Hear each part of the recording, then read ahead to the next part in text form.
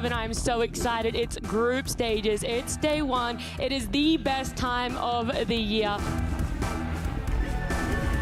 There's Slark, he's in though, he's onto Arteezy, BK beat up his Quid, but he's dying so fast, he's almost dead already, down he goes! The arena not up in time, Static Storm at least might allow him to catch Arteezy here, he's still silenced up, but he's still fighting by, gets the force F off, gets the Sunder now, as he continues to eat alive. The rest of Sonics retreating back into their base, but they're gonna throw in the towel, this one's over, Pi. They made it look so easy. They're still holding that BKB on Som. This to the hook shot, going into the duel, but we'll throw back here now as Som is stuck in the middle of everything. His Snapfire Kiss is doing so much damage on the losing box. He loses Insane, but the Atu trying to run away cannot manage to get out of all of the damage. And they call GG. Team Liquid realizing that RNG is just too powerful with this momentum.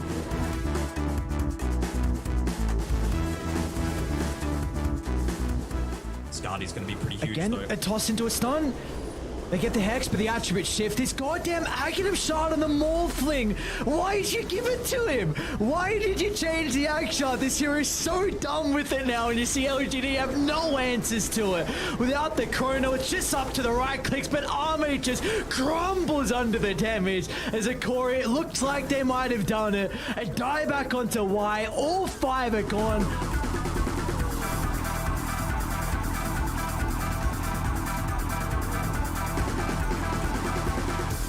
OG could go for the killing blow here if they want to buy back on Invoker. It's a, you know, a small risk to it, but Boomer forcing this. He's going to need it. Amar's in with a 3-man stun. They've killed off Yopaj. No buyback, dead for 2 minutes, and Terrorblade just evaporates under the damage that OG bring. They've got every kill they needed It's now. over. The buyback victory won by OG in this back and forth game.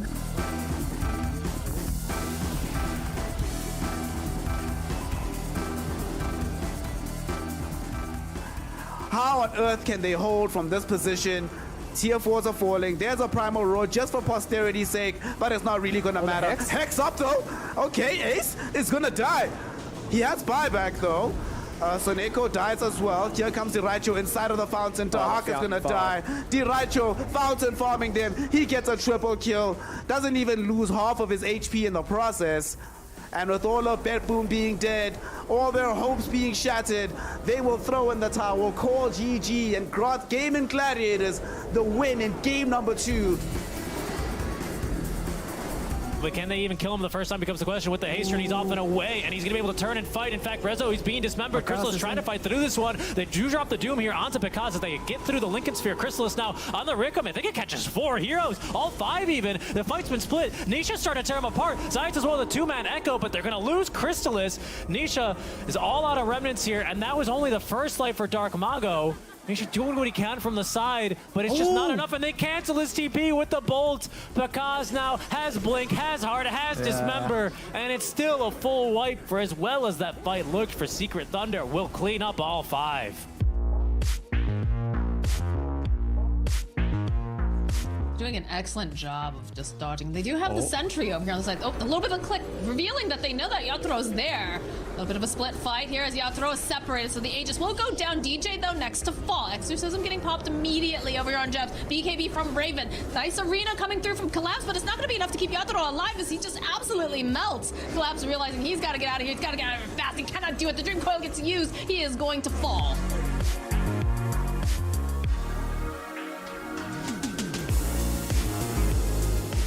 Trying to get the jump in there. Know that BKB was used prior on K1, so they want to try and commit to deal with the Sven. Static Storm's going to be laid down as well with a long Requiem, but it's just there's no synergy at the moment.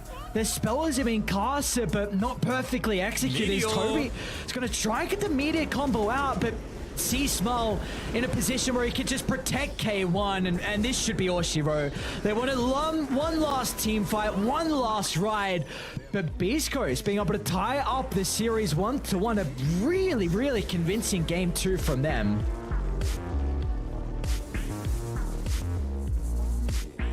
Because I'm guessing they'll just go throne here, right? Yeah. Looks like it. LGD Putting the he's wave going in there. for the He's creeps. Two more almost creeps. nuked the wave, and the coil is going to connect Side though. onto 3. Oh, but he's been caught. And Hex, he has Aegis, though, but no buyback. This is almost truly it for LGD here. 2 seconds to respawn, but Oh, the Chrono beautiful. awaits him. Arteezy mercilessly makes the jump, and even though I think there was an Andis active in there, hold on, he's still alive. Can he get out? No. Creeps, though, are about to kick in this back door as Ame makes the jump in. Okay, that might be something onto Arteezy. The Chain Frost might falls in with the BKB, and he's caught Ame with this one. Arteezy back into the fight. Chain Frost bouncing around, but not doing enough. Ame throws his body on the line, trying to stop this game from ending, but EG, it's just a bit too much. Arteezy now with the Chrono in the fountain, and that's all 5 dead, and that's GG. Well played.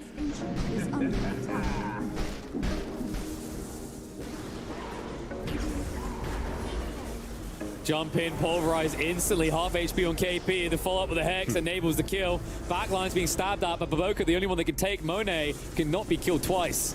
That's the problem. Will these get out with the spirits? Buyback is forced out of KP. Now you haven't got a leg to stand on. The Rack's likely to go down here. The only thing slowing it down is the Wraith Backdoorer. Drow Ranger getting a little bit low. Again, he has an Aegis, though, like a cloud is running in. It's like, please, I just want to hug you. Hug of death. It's going to be his death. Pulverize in the back, GG, that's it. Master will take him a hug on. filled with tears.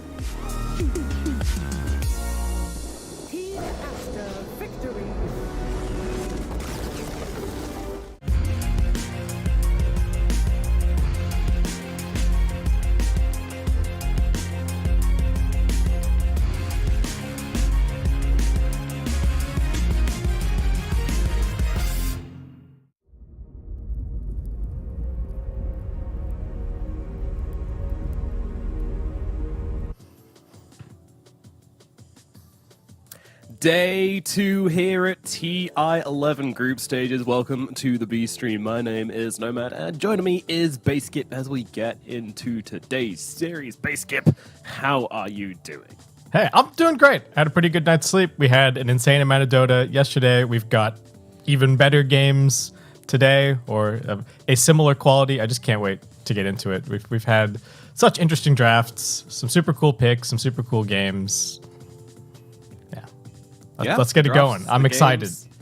I think everything has been kind of not as expected, which is kind of what was expected. So maybe it was as expected. Who knows? You don't know. I don't know. But what we do know is that EG were looking amazing yesterday, which I think nobody was really ready for.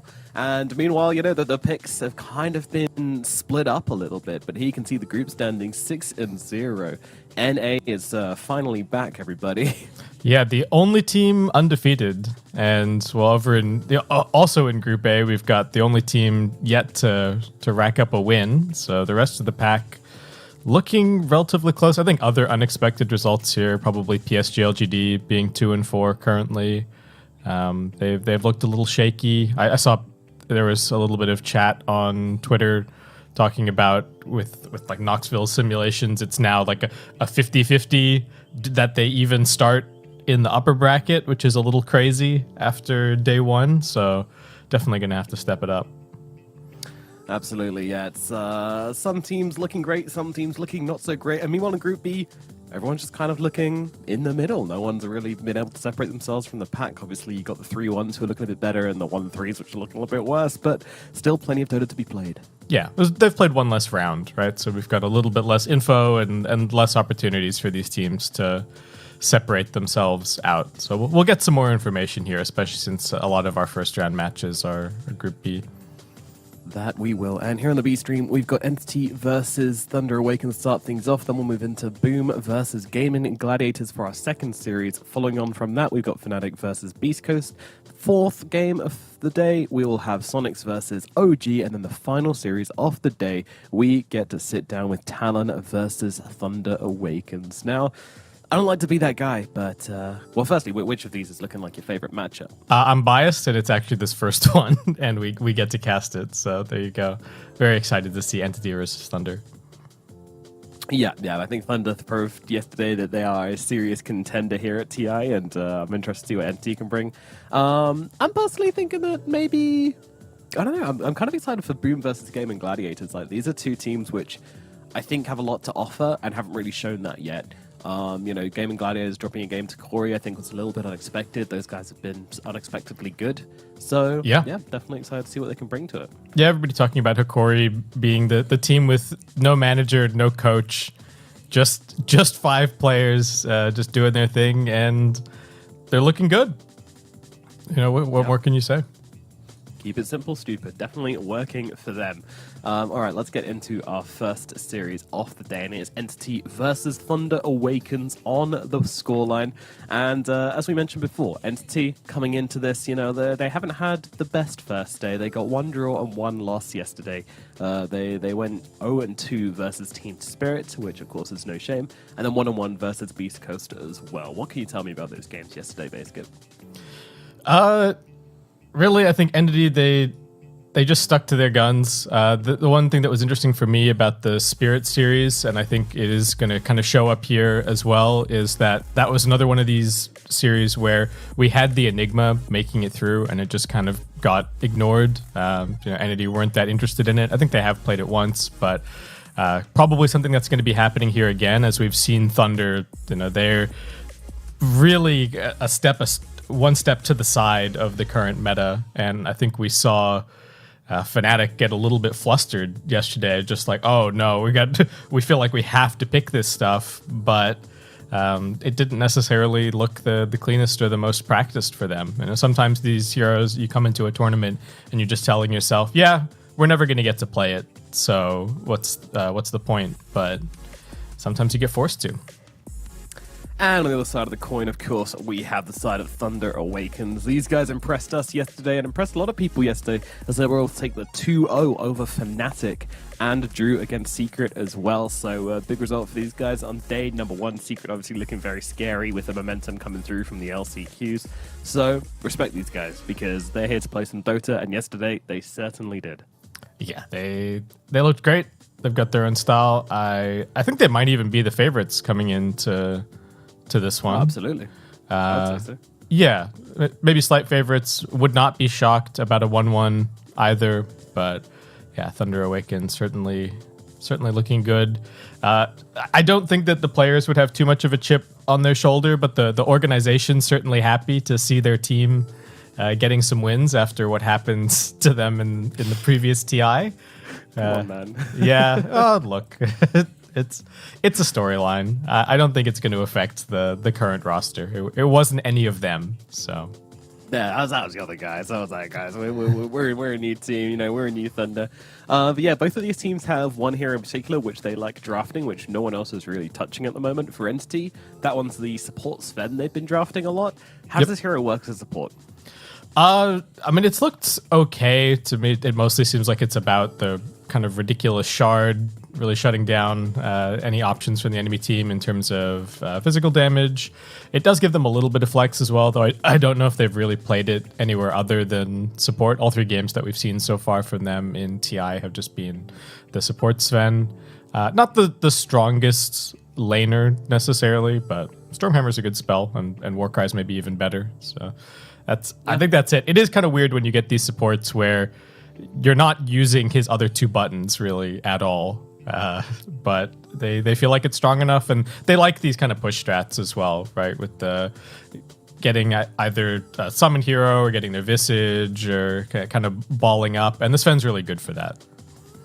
Yeah, and it does seem that physical damage is kind of the damage at the moment. Other than maybe Leshrac, we've actually seen a decrease in the amount of Lenas compared to the DPC, as well as a decrease in the amount of Zeus's, also compared to the Major. So it does feel like we're kind of lessening back a little bit on the magic damage and moving in towards kind of hybrid damage dealers or just pure physical damage dealers. So things like the SF, obviously a bit of a hybrid, and just some big right-click damage carries, very, very popular at the moment, so Sven certainly makes sense in that regard. Thunder, meanwhile, they've been leaning towards the Dawnbreaker. Yeah, they've loved the Dawnbreaker. They've been picking it up nice and early. It's looked really good for them. I felt yesterday it caught some teams off guard as well. Just to me, in the Last Chance qualifier, we saw teams forget about Disruptor, and we saw teams forget about Silencer. It was like, oh, I'm being glimpsed, or oh, there's still a global. And yesterday it kind of felt like it was, oh, there's Solar Guardian. Like, we thought we could go on this guy, but we just can't. Yeah, Yeah, it's kind of, I don't know, you stop playing against it for a while, then all of a sudden you remember how good this spell really is, and my god, they make some good use out of it. I mean, you know, you've got a team full of hungry Dota players that just want to go and kill you, and Dawnbreaker fits into that so damn well, and that's really been the Thunder MO, you know? If there is an option between doing one thing and going and killing their enemies, then they're going to kill their enemies, no matter what the one thing is. We've seen them leave Roshan's on 50% HP because someone's shown on the map. I'm like, well, got to go deal with that. Can't stand another hero being in our vision. Like, these guys are bloodthirsty, and it is great. Yeah, exactly. So, talking about the head-to-heads, you know, what lane are you kind of looking at here? I think mid lane definitely going to be important. Kind of a difference of styles between these two. You know, we've got kind of Dark Mago. He's got his set hero pool. I don't think it overlaps that much with what Stormstormer is doing necessarily. So that's where I'm going to be watching at. And Dark Mago really is, in a lot of ways, the heart and soul of this Thunder team. His super aggressive playstyle. They almost have two offlaners, right? He often ends up on like the position 3 on the net worth because he's just playing tiny with phase boots and a blink, and he's just running around killing everybody while Pakaz farms. So that's kind of where I'm looking. I'm hoping that maybe we get something interesting out of Stormstormer. I know he was playing some AA mid in pubs leading up, but yeah. Don't do that to me, man. Come on. I love the AA mid, but there's a chance. There's a chance. If somehow Thunder don't pick any catch at all or any jump at all, then maybe we see it. But yeah, it feels like a bit of a stretch, or maybe it's an answer to the Morphling or something. It feels unlikely though. I don't know. It's a bit of a meme, but you never know what Stormstorm is capable of. This guy is a very, very inventive mid laner, and I mean, you know, he can play a lot of things. I think another one we're likely to see from him is probably the Invoker. That was one of the ones which he was picked almost exclusively when we were looking at him on Hellbest Smashers. Yeah, his Invoker is really, really cool. Definitely a staple for this team. What else has he really been playing? I think there's been like a little bit of maybe some Lina. His Batrider as well is worth mentioning for the patch. I think he's 6-1. So this is maybe one of these series where we're not going to see the Batrider be ignored necessarily. You know, we've had plenty of games where it's been ignored, plenty where it's just been a second phase ban, but could be a priority for Stormstormer here. Again, talking about like Dark Mago's hero pool, I don't actually know what great matchups he has against the Batrider necessarily. Maybe that would lead them into like picking a Zeus or something, but not the same thing as having these tinies and these other run at you heroes that Dark Mago plays. Yeah, it's kind of, I don't know. I mean, I think Dark Mago's still got a pretty deep hero pool. Like, yeah, he's got like his Kunkka and his Tiny, which he kind of falls back on when needed, but I still think he can play like a wide variety of mid heroes, so I'm not really too worried about counter picks or his hero pool being completely countered by a bat or something, but you never know, they might just decide to ban it out. And Thunder have been more than happy to just kind of let through any heroes they want, like yesterday versus Fnatic, they just let them have Marcy and Enigma both games, they didn't care at all. Yeah, I think we might see something very similar here. I think the Enigma is actually going to be pretty far down on the priority list. And we haven't talked about it, but with the Batrider, we could just see Dark Mago playing it as well. It is a hero that's in his hero pool, in his wheelhouse. He's only played it once on this patch, but it's his 4th most played of all time. So certainly knows what he's doing on the hero, and could see it popping up. Yep. And there you can see the comparison between these two guys. Lil Ashrak being common. That seems to be the big one in the mid lane at the moment, doesn't it?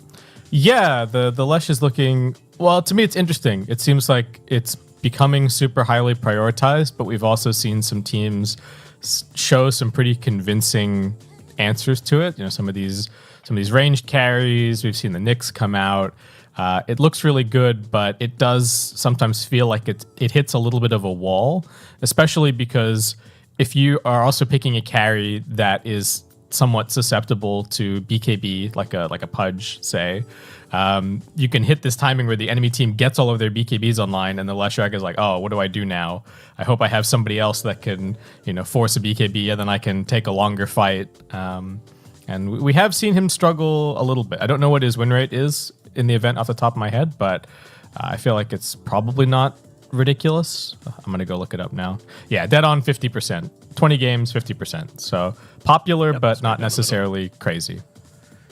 Yeah, it checks out. And there's been nothing really as crazy as we saw in the LCQs. Like in the LCQs, we saw some heroes sitting around like 80% win rate with some of the really high-picked ones, but that's kind of not the case anymore. Definitely goes to show the caliber of teams here in the group stage being much higher because the Marcy's sitting at 50%, Enigma sitting at 58%. The only thing we've got which is looking kind of really ridiculous at the moment is a Tiny, and that's only from 12 games, so the sample size there's still pretty small. So yeah, not really too worried about any of these major picks, and I think the Thunder Awakens are correct in letting through the Marcy and the Enigma if they can feel confident in that their draft can beat it. And if that's the style of Dota they're willing to play for the game because it just opens up so many more options for them.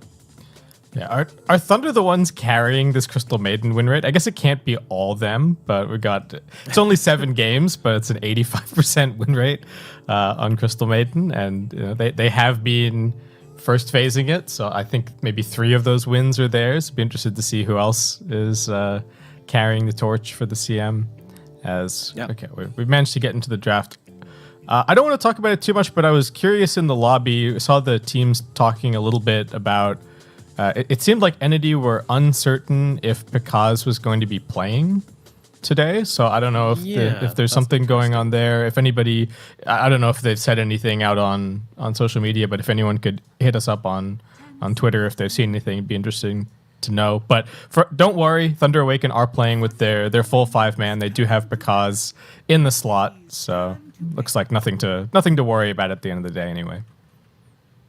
Yep, he's here. He's ready to go. And we are into the draft for game number 1. So let's get into it. Thunder Awakens versus Entity here at the TI-11 group stage. So I'm going to start things off with a ban on the Visage and on the Undying for the side of Thunder Awakens. Meanwhile, Entity, they're going to get rid of the Tiny and of the Dawnbreaker.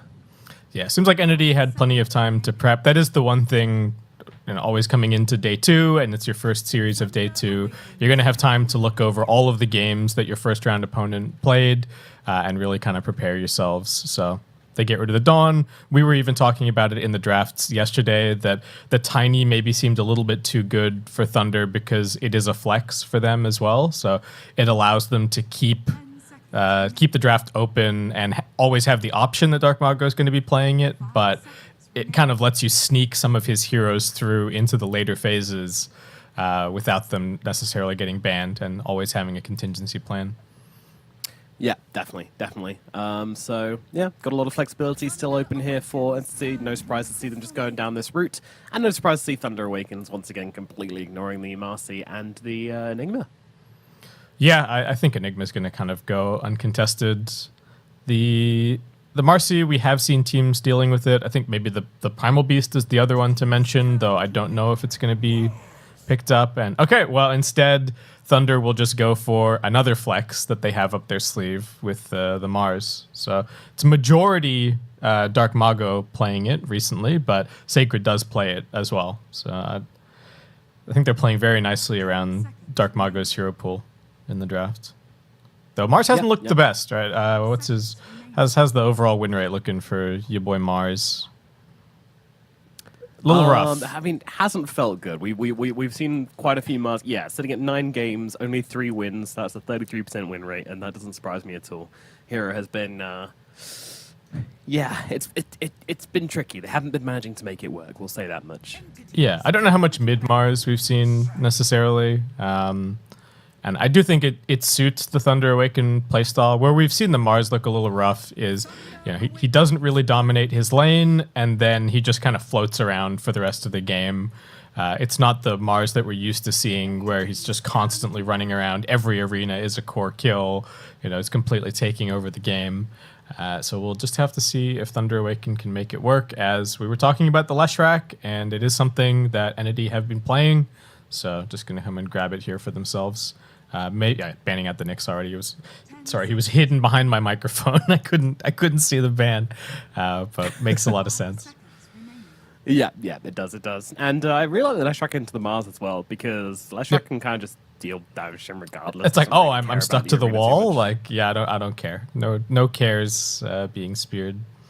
Yep, a nice ball walk as well. Oh no, my projectiles. Oh wait, Yeah, can't really use those. exactly. And okay, the Pudge is going to be banned. I don't think Entity really want it necessarily. I don't know if running Pudge and Lesh is the best idea. They're kind of susceptible to the same things, right? The BKBs are going to come out. Somebody's going to try and buy a Spirit Vessel. There's going to be a Scotty. So if Entity aren't going to take it, makes sense to get rid of it. Because has looked phenomenal on the hero, really. Yeah, very, very good. It's scary to watch, and it's one of those heroes which you can play, which is very high tempo as well. Yeah. Though his hero pool runs deep, so I don't think you're too worried about him getting banned out. He's almost, I think, even got the like different hero every game going. There's like a double up on Monkey King, and I think it's about it. So yeah, don't have to be too stressed on that front. And Silencer ban, where are we headed? We talked about the Morphling quite a bit yesterday, but it didn't seem like it was a huge priority for Thunder. Maybe if they, think that this is a particularly good game, they might go for it. But yeah, Monkey King the ban instead. So Entity may be looking at more of a melee offlane for themselves. Yeah, possibly. Options still very much open in that regard. The only thing which I want to make sure Entity do is they grab themselves, well, I guess they've already done it with the Marcy, but grab themselves something high tempo. If they want to go for this Fed again, then you just want something which can kind of play very actively and kind of jump in and give you that kind of cheap initiation, which Marcy can definitely do. So I guess they've already got that box covered. Yeah, for sure. I think that's fine. I don't think they need too much more. And in terms of what Fishman's playing, could see like his Chen maybe coming out. I'm actually really interested to see if Thunder Awaken are worried about that at all. They've already got the Crystal Maiden. They've got decent AoE, but at the same time, we've seen the Chen heals really thwart a lot of these like early game sort of team fight, go at you strategies. So maybe it's a concern, but okay, just the Brewmaster instead getting taken out. It's a little interesting that they would ban the Brew after seeing the Monkey King ban. I don't think that's a bad, I don't think the Monkey King is a bad matchup for Brewmaster. So if Entity were planning on picking Brewmaster, I don't know if Monkey King would have been the ban necessarily. Yeah. But still something that Entity have been playing and could be annoying for whatever carry Thunder Awaken are considering. Right? If you're talking about a team that's very much all about their position one, you don't want them to just get cycloned every fight. Yeah, you just don't want them in the air the entire time. And there's the AA coming out for the side of Thunder Awakens, so could be suggesting that they wanted to pick up the Morphling next. So that's going to have to be something which Entity do consider when they go for these double pick. Yeah, I think it's decent against the... It's like not bad against the Lesh. You're going to shut down the spell lifesteal, so that's nice. And when you're playing against Marcy, the carry is always going to have sidekick, so that's useful as Entity see two kind of squishy supports, and the Broodmother comes straight out. So there you go. That's going to be your Toby hero. Yep, there it is. The Brood and the Jakiro, both the second picks for Entity in this tournament so far for them. Things they feel pretty confident on as well. Yeah, I like their draft at the moment. They've got kind of all of their bases covered, it feels like so far, so they don't really have to patch any holes in the lineup with whatever the pure pick is going to be.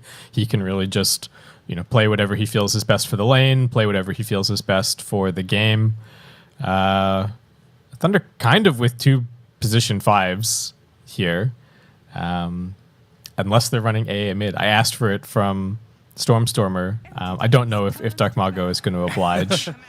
I'm not sure that's likely to happen, but they will grab a Legion Commander. That's going to give them some nice lockdown, and they've got a lot to work with this AA Blast. But is this going to be an AA mid or AA carry, or what are you thinking here? You mean LC? Sorry, I've inceptioned. LC, I've inceptioned you with the the Ancient Apparition mid. I want it to be AA mid, but I think the idea with this LC might be, I'm not sure who's going to play it, but I think we saw, I want to say it was Liquid maybe trying this against the Broodmother, where I think the idea for Thunder Awaken might be force an aggro try and then just leave the LC to like 1v1 against the Brood. And I was thinking about it. It's interesting because Brood is not a hero that can... So one, the Brood doesn't want to play into a tri-lane at all. And it's very difficult for you to swap sides on the map. So Thunder Awaken can kind of force whatever like laning matchups they want, and Entity just have to go along with it. So I think that might be the idea here, but we'll see. Could also just be something that they feel confident about against the Broodmother, and also looks okay from the perspective of get some dispels against the Jakiro, stuff like that. Yep, for sure.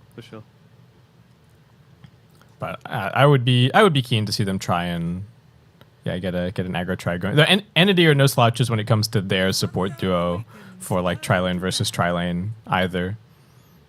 Yeah. And the read from Entity is that it's just going to be... Well, they're banning Dark Mago heroes, but... Yeah, that's interesting, because I'm fairly certain it's Dark Mago Mars and offlane LC. Yeah, I'm thinking that as well. I'm getting the impression that it's Dark Mago Mars Sacred on the LC, and then still just whatever Pekka's hero they think looks good. Yeah, I would have thought that would be the case. So we'll see. Maybe Entity missing the read here, perhaps. But maybe they know something we don't, or maybe they just don't really want to play against those heroes, and they know that if they pick those, then it would just be a terrible game for them. Either way it goes around. So plenty of discussions being had on the Entity side, but nevertheless, final pick Is it SF? now for them. Arc Warden. Oh God. Broodmother Arc Warden. Entity. So some gross stuff. Yeah, they have not showered this morning. I'm telling you that much. Entity have not showered this morning. They just rolled out of bed, come straight to their PC. They're feeling dirty. They're feeling sticky. They're laughing. They know how disgusting this is. Wow. What a draft. It's TI. There's no holds barred. No showering allowed. Yeah. Just ask the audience. Yeah. Just does their lineup actually fit together all that well? They don't really have, there's not a whole lot of frontline. I like the Arc Warden from the perspective of like the Arc Warden and the Brood and the Lesh. It seems like they should just be able to kind of play all three lanes, keep Thunder Awaken split up across the map. And then while they're doing that, hopefully continue to find pickoffs with their Marcy here and there. Oh, Sven. And okay. Yeah, Thunder Awaken going to go for the Sven. So it's just 3 beefy boys, 3 melee strength heroes for Thunder Awaken, just trying to get in on top of Stormstormer and mess him up. It's a carry Lesh. So Pure's playing the Lesh. It's a Stormstormer, Arc Warden.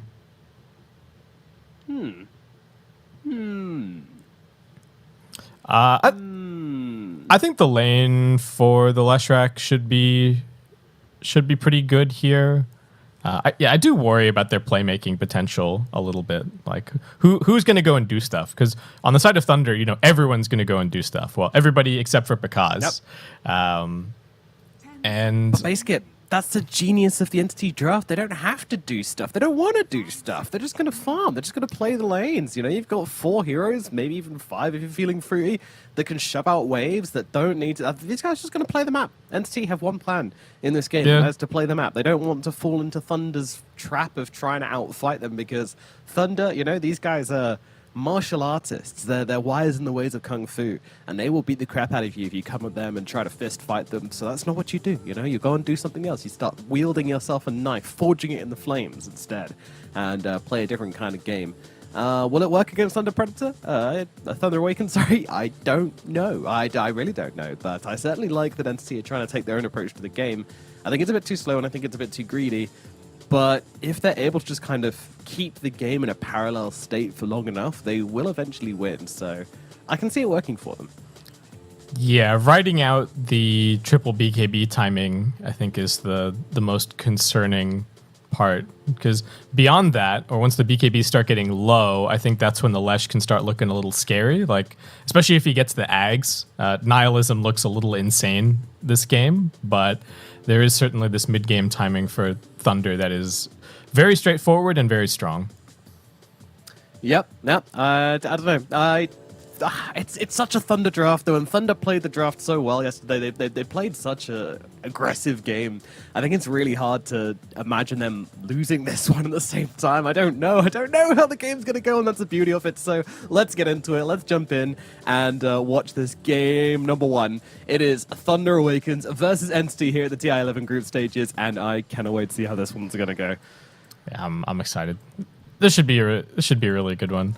Stormstorm has already got a Midas queued up, so you know what he's up to here. Have they dealt appropriately with the Brood? You know, the two squishy supports are probably looking a little nervously at the lineup from Entity. There's a lot of like, oh god, there's a Brood Mother on top of me. Oh god. Game number one. It is Thunder Awakens versus Entity here at the TI11 group stages, and I cannot wait to see how this one's gonna go.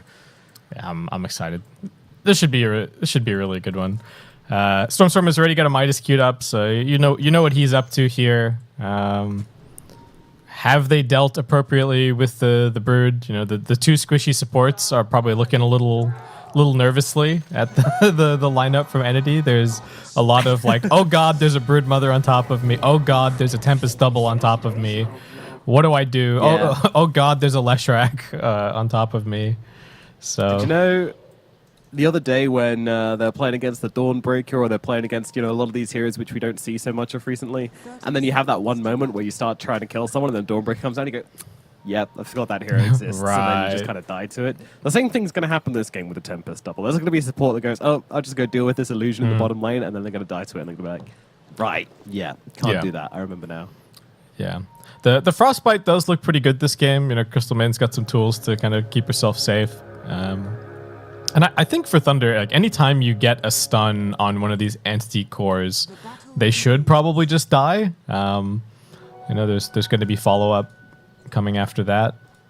And Thunder are trying to get this Legion Commander into the Broodmother matchup. So Toby hasn't committed any webs just yet, so they could still maybe try and swap it up if they wanted to, but maybe you just accept this lane for what it is. It didn't, the last time I saw it, it wasn't like the Legion Commander dominated the Brood or anything like that. It was just that the LC can't really die. So you can, it's kind of like putting Tide versus Enigma, right? Same energy. Yeah, big time. And sometimes you can just end up getting so much farm. So Sacred might be tempted to take the press the attack early on here.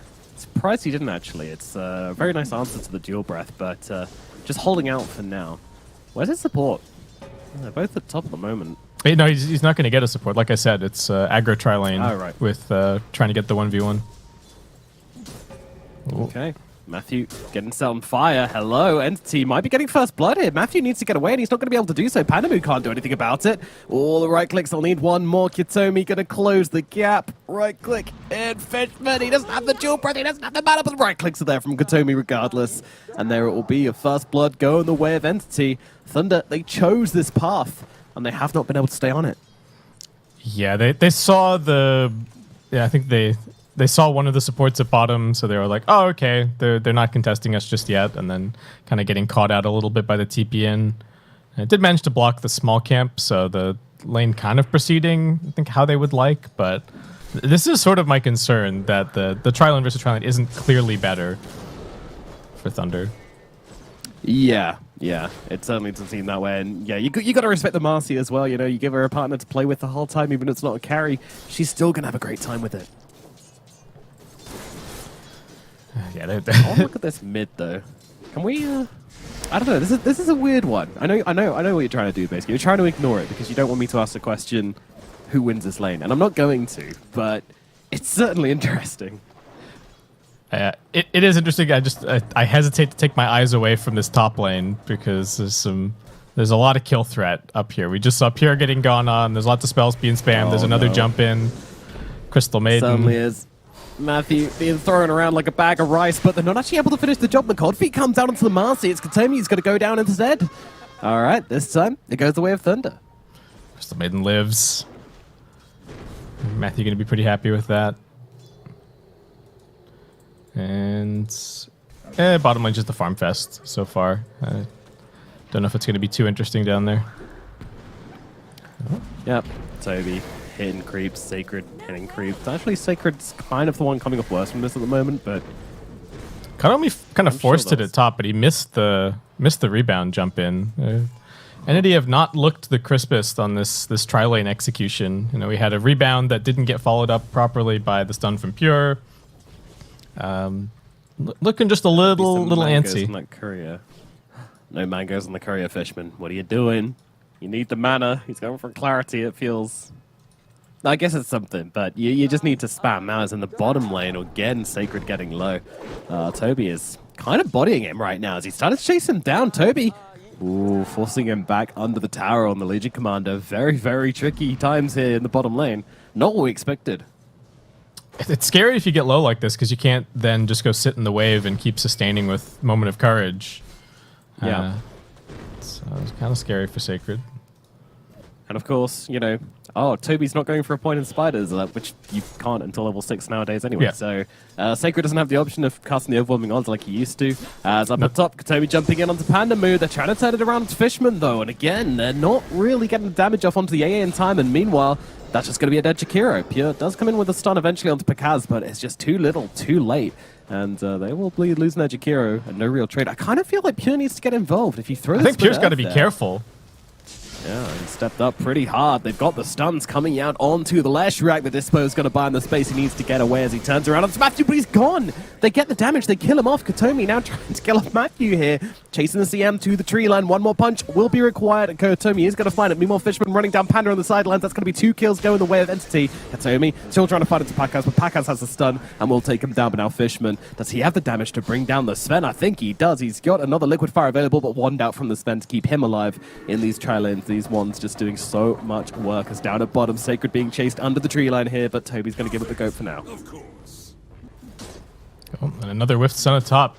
It's a bloodbath in this tri-lane versus tri-lane, but Pakaz definitely the one benefiting, just getting all the kills. So make another go onto Pure. Yeah, can't quite get him this time around. Kotomi's coming back in. Pandamoo's going to be the target. He certainly is. Yeah, Split Earth to follow up as well. They need a little bit more, but with the Dispose, they're going to be able to find it. Down goes the AA as Kotomi and Fishman now turn their attention. Nice 2-man dual breath as well. Pure getting involved and things going the way of Entity this time around. Jesus, what a brawl. Yeah, everybody's just half HP constantly, is nonstop spam.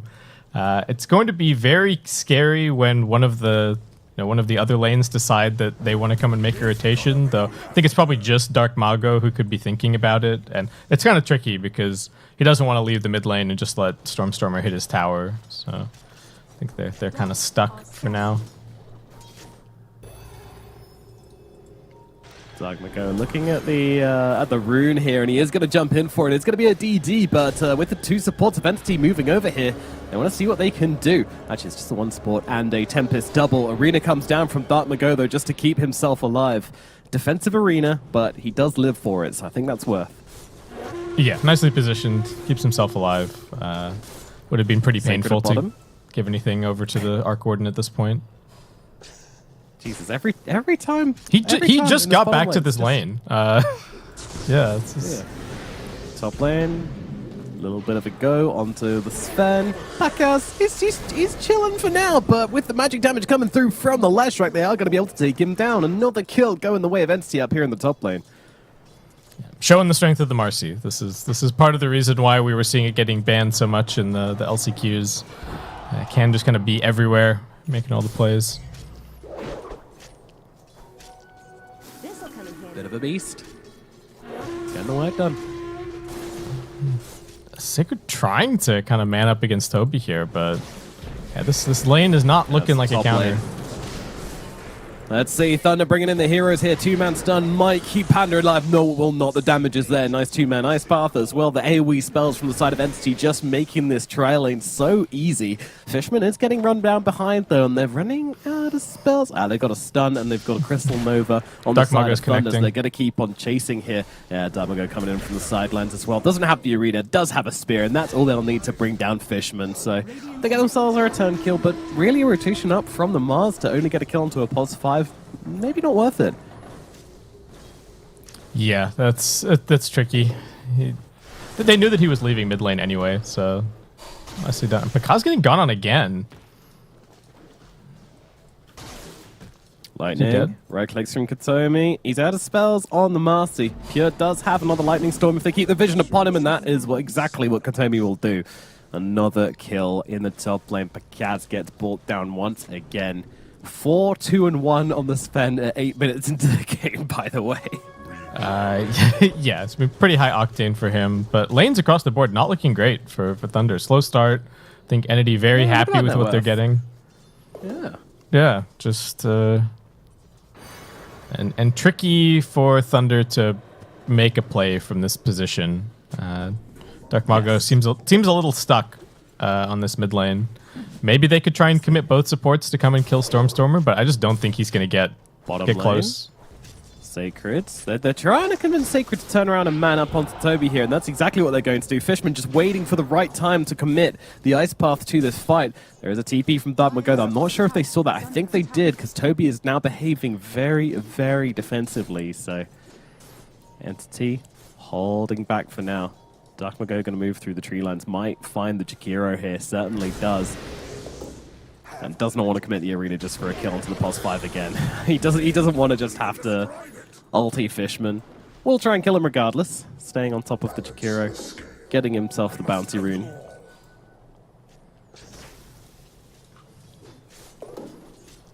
Well, yeah, this Legion Commander concept against the Brood has turned out to be maybe not exactly what they were expecting. At least he should be able to hold the tower for a little while, but they're continuing to put pressure on him. Look at this aggression here. This is crazy, and she uses that to press the attack, and immediately Fishman starts throwing out his spells, and they're just going to be able to run him down under the tower. Oh my god, Entity finding the Legion Commander and doing horrible, horrible things to her. They knew Dark Mago had already TP'd down. He's the only person on the map that can respond to anything for Thunder currently. So, Matthew might be in some trouble here as Pure cuts him off at the pass, and they'll give Stormstormer a nice little kill for that. There you go, friend. Have a bit of a boost too. By the way, is rocking around with the Midas at the moment. I think he's got a Javelin coming out to himself. Oh, as and they well. want Pakaz. It's a huge kill if they can find it. Pure trying to set up with a stun, does land the split earth there, follow up with the rebound as well. No chance of escape for the Sven. Laning phase, absolute domination from the side of Entity. As down in the bottom lane, it doesn't stop. They're going on to Sacred once again. Sacred comes back and dies immediately. 5k gold advantage. This is getting out of hand. Just trying to think what play can they make. Dark Mago is just he really wants to go and get involved with the arena, but Entity are just running circles around him, and there's nobody else. Everyone else is stuck in their lanes because just needs to farm. Sacred, in theory, he's been supposed to hold the bottom lane, but that's already kind of fallen apart, and just going to continue getting out farmed with this Entity lineup. All three of their cores are going to be farming nicely. And this is sort of my impression of Legion Commander in general. Just here it seems somewhat underwhelming. They're making a big rotation top, but Entity are not showing anybody. Yeah, Stormstormer's pinging. Mars is somewhere. I don't want to go out. Yeah. You tank the gank. You told me. Yeah, he's showing absolutely nothing here. Just using the Tempest double and now hiding in the tree line. Not willing to give anything up to Thunder here. Read like a book.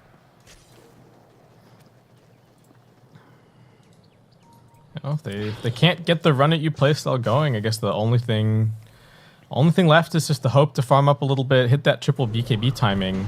Sacred getting gone on the top again. Yeah, it's actually Entity looking for the fight this time around, but pretty quick with the nice big overwhelming odds. That's going to get Sacred out to safety for now, as Pakaz just focusing on the stacks that have been made.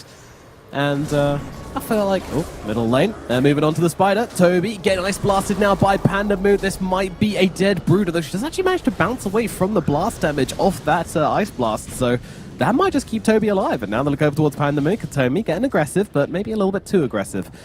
Backing himself away as Thunder will keep control of this area of the map. Sacred trying to run in here and find a unit, but he doesn't really have the health to commit to a fight here as Pure bouncing around Also just looking for a target. Entity just zerging through the enemy jungle right now. Looking at Matthew. Matthew, pretty quick on the Crystal Maiden, but under the tier 2, kind of feels safe. Maybe she shouldn't, as she's just going to get blasted now under the tier 2 Entity. It's going to take more than that to stop them. Yeah, certainly. I love this build from Toby as well. He's just rushing pipe. I don't think there's not very many offlane heroes that can do this anymore, but there is not that much damage on the Thunder side here in this early game. So if they can't get these kills, they are not going to get back into the game. They've kind of only got one avenue back in. And Toby really shutting that down with the itemization. And that's the thing, right? That's the Entity draft in a nutshell. You know, when they, as I mentioned, this draft is made to plateau the game. It's not made to kind of go and be super aggressive and at the enemy side of the map loads of the times. But with the start they've had, they can absolutely do that. Yeah, exactly. I don't think this is exactly what the draft was supposed to be doing, but they're so far ahead that they can kind of do whatever they want and extend their lead even further. There isn't really anyone on the side of Thunder that they're afraid of currently. Yeah. And they don't have to run around and go and kill Thunder a bunch of times, but they're gonna, as Pakaz tries to go for the TP out here. That's not gonna happen. Entity catch him down once again. 30 seconds dead on the Sven. That is his 4th death of the game, by the way. Pakaz, extremely unusual, unsteady start for him. Yeah, normally the MO is that Sacred and Dark Mago are making so much space for him that he can just farm wherever he wants on the map, but Thunder struggling to find anything. I think this smoke may have even been scouted by a despawning obs from Entity. So yeah, there is a reason that Pakaz is currently the highest XPM record of day number 1 of the group stage. Sitting at 979. He had a great time. And absolutely no surprise. Oh, jump in on Dartmago, looking for Stormer here. This is a big catch, and they are going to be able to bring down the mid laner. So the first big casualty of the side of Entity. There comes a duel, but that's going to go to the Jakiro instead. And they lose Pandamu as well. Looking to cross over towards Dartmago. Dartmago blink down to low ground. TP out. They don't have the catch. He will escape. So Thunder do get what they came for, but maybe giving away a bit too much for the Legion Commander there in the end. Still think it's a positive trade for Thunder, just given that you killed the enemy mid, you made some space for Pakaz. You're behind anyway, so the number's still going to be decent for you. But yeah, I don't know. It doesn't turn the game. On Jakiro. Yeah, he's going to get that attack range talent. Oh boy. Yeah, he's going to get you. Watch out, sniper. Jakiro's on the case. A new sailor in town. Fishman queuing up the Mask of Madness. Oh, okay. But yeah, gonna delay Stormer like all of about, I don't know, a minute, if that. Probably not even that. He's just gonna get back on his farming game with the Midas as well. Ice Blast mid in the middle lane. Yeah, they managed to catch out Pure again. These Ice Blast combinations doing work, but the turnaround killer's there, and they don't have enough damage to burst down the Leshrac either. So they missed through it. Unfortunate. I think the overwhelming odds didn't hit him. Otherwise, he was dead for sure. Dang. Very unfortunate for the side of Thunder Awakens, as they're just not really lining them up today. A little bit of a slow start to the day for them. This game looks very hard to turn it around as well, right? Like what I said earlier about plateauing, it just means it's going to be so difficult for Thunder to get back into this game. What is their path back in? I don't know. Yeah, I think it's just the multi BKB timing. Sacred's not even going for one. He's just looking for a blade mail blink. But yeah, I don't think they can just farm this one out. It's going to be too easy for Entity to just itemize against the Sven if he's the only one that's going to be worrying. Well, nice little assassination here on the mid lane onto Fishman. They will be able to take him down, but now immediately Entity coming in looking for some revenge. The Tempest double is here along with the real McCoy as well, as they throw everything onto Dartmago. But Matthew defending him pretty nice with the freezing field, but Toby just comes around the backline, snipes him with the Spiderlings. Matthew gonna fall as well, and it's gonna be 2 more dead on the side of Thunder Awakens. These trades, they just always go Entity's way. You get 1, they get 2.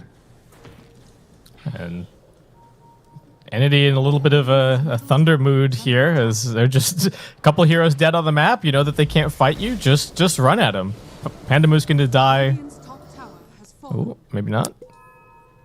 Moving, grooving, trying to get away. Oh, down to the low ground, Pandamu. He's he's Storm dead. blinks on him, but yep, here on the replay, you see him just about missing on the overwhelming odds. Was Secret, just you really on the want those edge. Spiders. Yeah.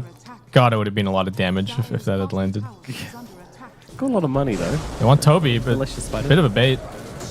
Yeah, it's a tricky kill with the whole of Entity sitting behind him. Sacred tries to run him with a duel, but realizing that that's not going to happen as, oh my god. It's just like a lawnmower. Yep. They're just getting run over. The Thunder Awakens team of the blades of grass under the blades of the lawnmower, just cutting away. Making that lovely, lovely fresh cut grass smell. Yeah, this one's a stomp.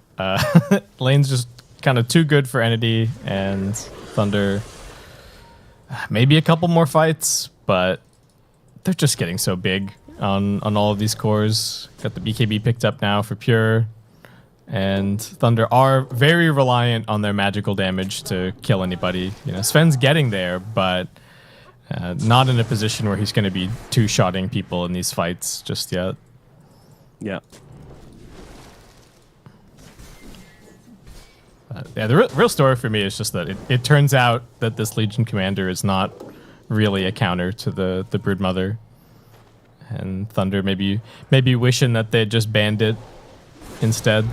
They clearly had an idea, but you know, sometimes it just doesn't work in practice. I don't even know that Sacred like necessarily got outplayed or anything. Just seems like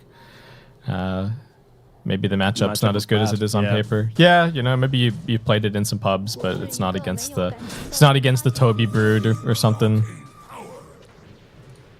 Thunder congregating up top, congealing up top, if you will. I'm going to look at the Tempest double here, but no real commitment as Katomi comes jumping on forward. Look at Stormstorm with the Tempest double as well, just trying to bait them in as the rest of the team coming for the background maneuver here, wrapping around here, but there is going to be a big arena to hold back the Broodmother, but they've already lost the AA, so there's not going to be an AA blast in this one, and Pure just shredding the supports in the background as Sacred is going to be one of those as well. And once again, I mean, nice idea from Thunder, but they just can't. They just can't fight. Can't do anything. Yeah, they can't take a single tier 1. They can't open up the map. Everything's getting constantly shoved in. There's just no room. Now fighting a steamroller. Yeah, it's probably getting close to the point where you might just have to pack it in. I hate saying that when there's, you know, it's a TI match and you haven't even lost to tier 2, but I don't see the path to victory. Get your BKBs and then maybe try a fight, and if that doesn't work, then I don't know if anything will. Yeah, Puck has it in.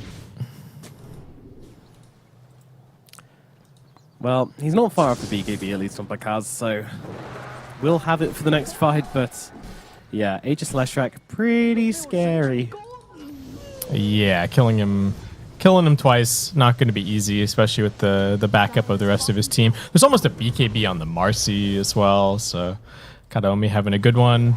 And they're just, everyone's getting so tanky. You know, they got a pipe, they picked up a mech on Fishman, people are getting BKBs.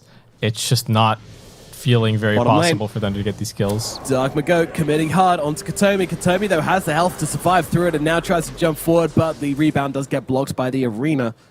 So that's going to mean that Dark Magoa is going to be able to escape. Didn't get a kill, but didn't die. Well, they see Pure. He's not an easy target, but they know that everybody just TP'd bottom. Yeah, they're just running across. Yeah, they're chasing right after them. Oh, Pandamu. Oh dear. Another death for the ice cream. And Sacred, he's got to get out of here. Anime running to safety. Do you think there's like a stock clip somewhere out there of an ice cream being run over by a lawnmower? Or do you think that's I hope so. maybe a little bit too out there? There's some weird stock footage out there. It needs to be said. What do we got going on at the bottom? I kind of found Stormstormer. He's actually dead. Yeah, I don't think he can survive this one. The bubbles. Yeah, the Venn diagram not going to save you here, my friend. All right. Stormstormer caught out of position. So Thunder finding something. Enemy has vision. Ooh. I don't know that they do, Stormstormer. I think they... That old chestnut. Yeah, they're just kind of... they figured you out. You are occasionally going to get punished for trying to play all 3 lanes. Yeah. Okay, well, it's a lot of gold for Pakaz. It's going to get him towards his Blink Dagger. Still keeping it competitive with the Entity cores in terms of net worth.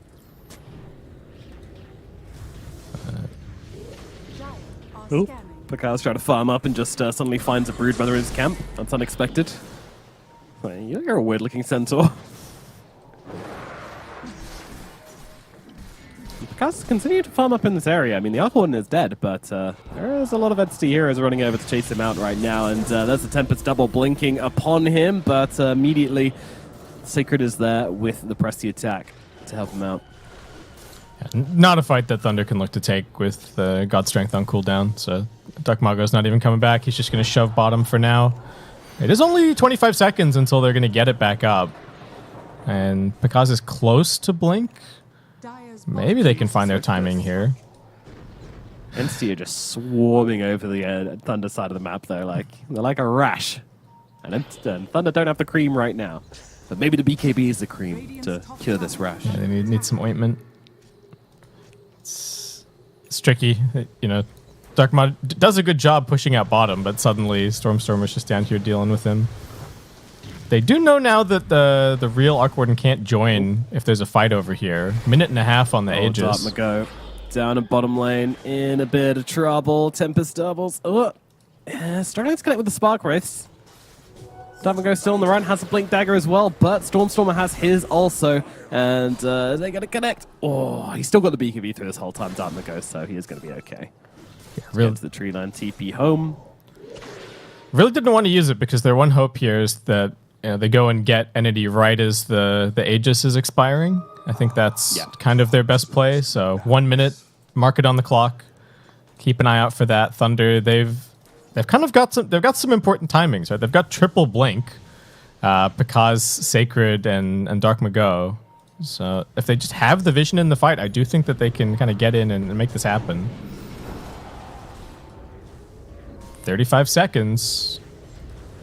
All right, Pure. He's got to be careful. Does have the BKB on the lash track, mind you, so not going for this Bloodstone build, which we've seen being very popular elsewhere.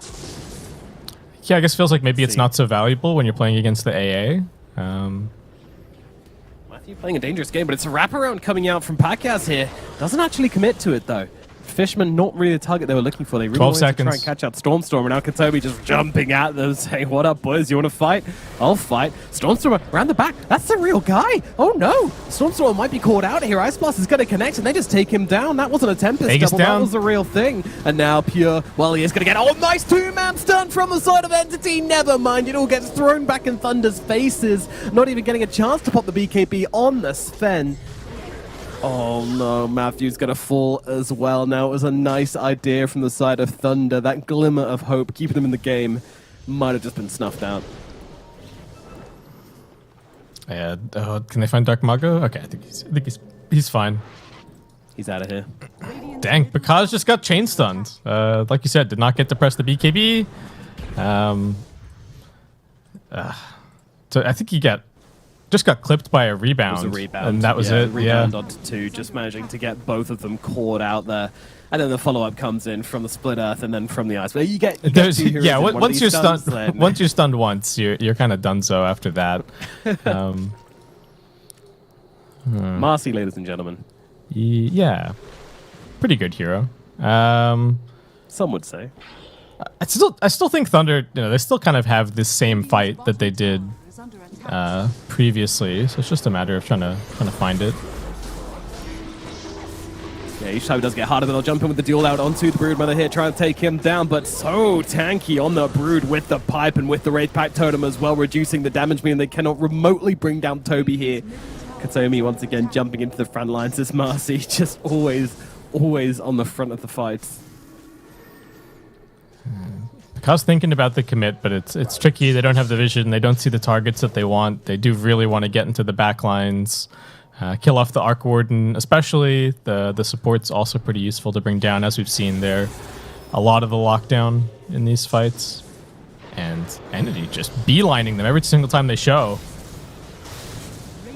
Absolutely. Pakaz's going to be the target here as they just kind of kill Pandamu as kind of like a side thought more than anything. And Pakaz's going to pop the BKB and the ultimate, but he's not even going to find a target to hit. It's a runaway BKB, the one thing they wanted to avoid. Blink across over the Macropyre as Pure blinks in, tries to find Matthew. Matthew's going to be able to get out though, but, well, Willie. Gleipnir comes through, but there's not enough reach on the side of Entity to go that far into the base, but still just hammering away at Thunder, really just oppressing them. Yeah, you can tell who the map belongs to. Dark Muggo's trying to sneak out and get these lanes out occasionally, proving to be somewhat difficult to pin down, but not really able to do too much for his team currently. Jesus, not a single point of dual damage on the Legion Commander. Nope, and 10 points of dual damage on Jakiro, which maybe says something about how this game is going. Yep. Who is the real Legion Commander this game? Oh, nice BKB timing on Katomi there. Immediately popping it when the Mars jumps in. No spear for you. It's still, I think that's okay for Thunder. It didn't really commit anything. They've been so disciplined with their BKBs. They know that it's the only way that they're going to win the fight, but Entity are not making it easy. And they're picking up a Hex as well on Pure. Mars getting jumped a little bit here. Is able to get off the arena and hold back Pure for the time being. Got to be careful though, he doesn't just melt to the damage. Air Blast comes through, only really landing onto Katomi. Pakaz's going to try and find him in the backlines. Might be able to take down the Marcy. Yes, he will. Pakaz's getting something done in this fight. Want to be the big turnaround play they're looking for. Start and go now getting targeted out. Has got the pressy attack though. No BKB for the Sven.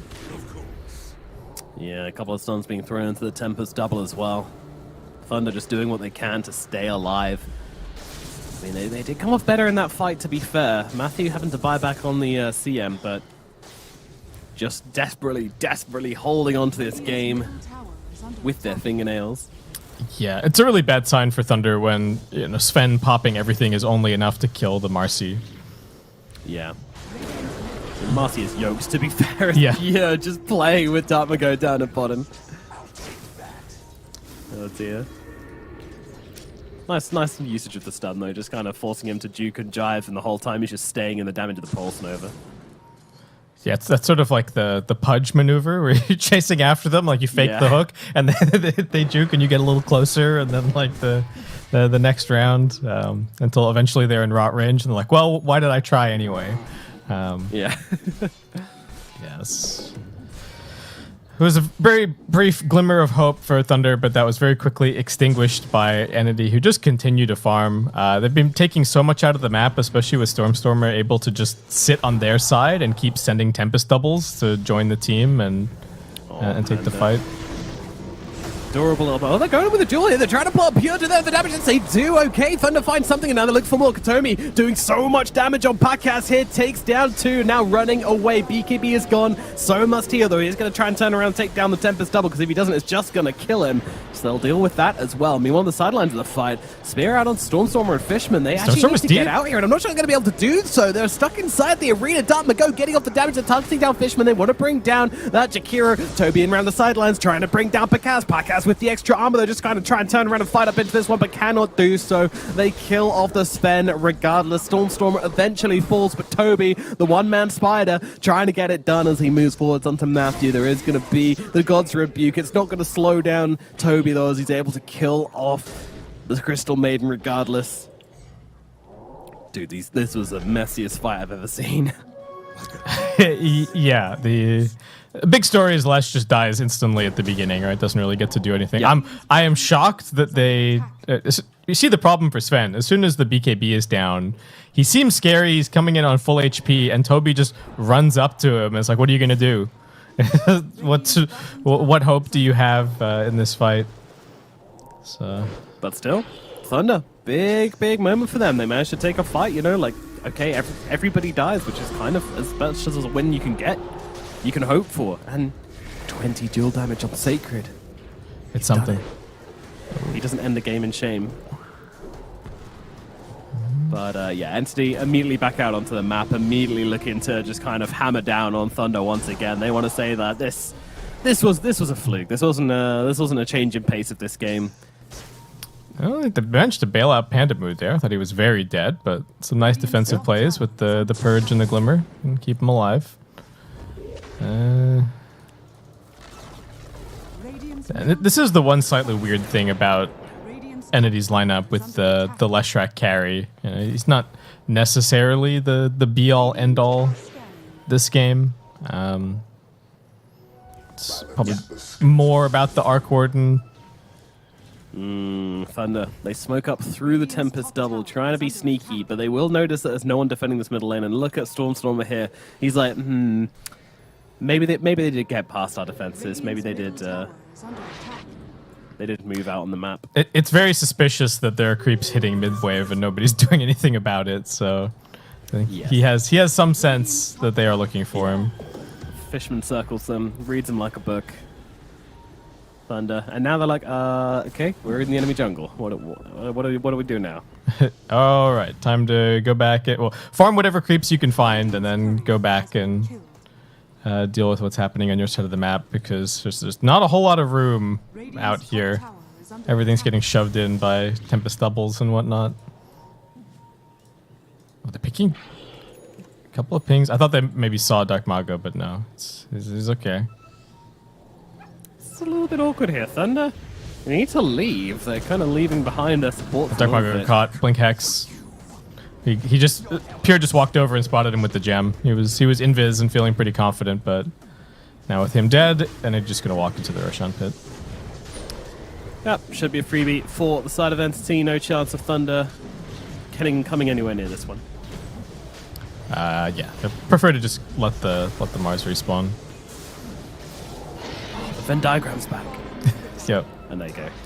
Shard for the Leshrac. That's going to give you the Split Earth repetitions, which are again very useful for sieging with, and also a nice Aegis for the Leshrac as well. So, feeling very happy. It's not going to be the fastest siege, but I think it is going to become a siege soon, especially once Stormstormer picks up this Octarine core on the Arc Warden. Like, this is really his timing for the magic arc. Is just having this Octarine plus the repeating Spark Wraiths. They can just walk up to Thunder's high ground and just spam Spark Wraiths everywhere. Put down the Split Earths. Yeah, put down the Split Earths as well. Like I don't know what you do as Thunder. This is going to be absolutely silly. I can't wait. Yeah, and like I'm not even sure Thunder are even going to let it happen. Like they're the kind of team which would rather just run out their high ground and run out onto the map and try and take the fight. Yeah, take a fight in the lane or something. Oh my god, just look at this wave of spiders emerging out onto the map. Is anybody there? Anybody home? Searching.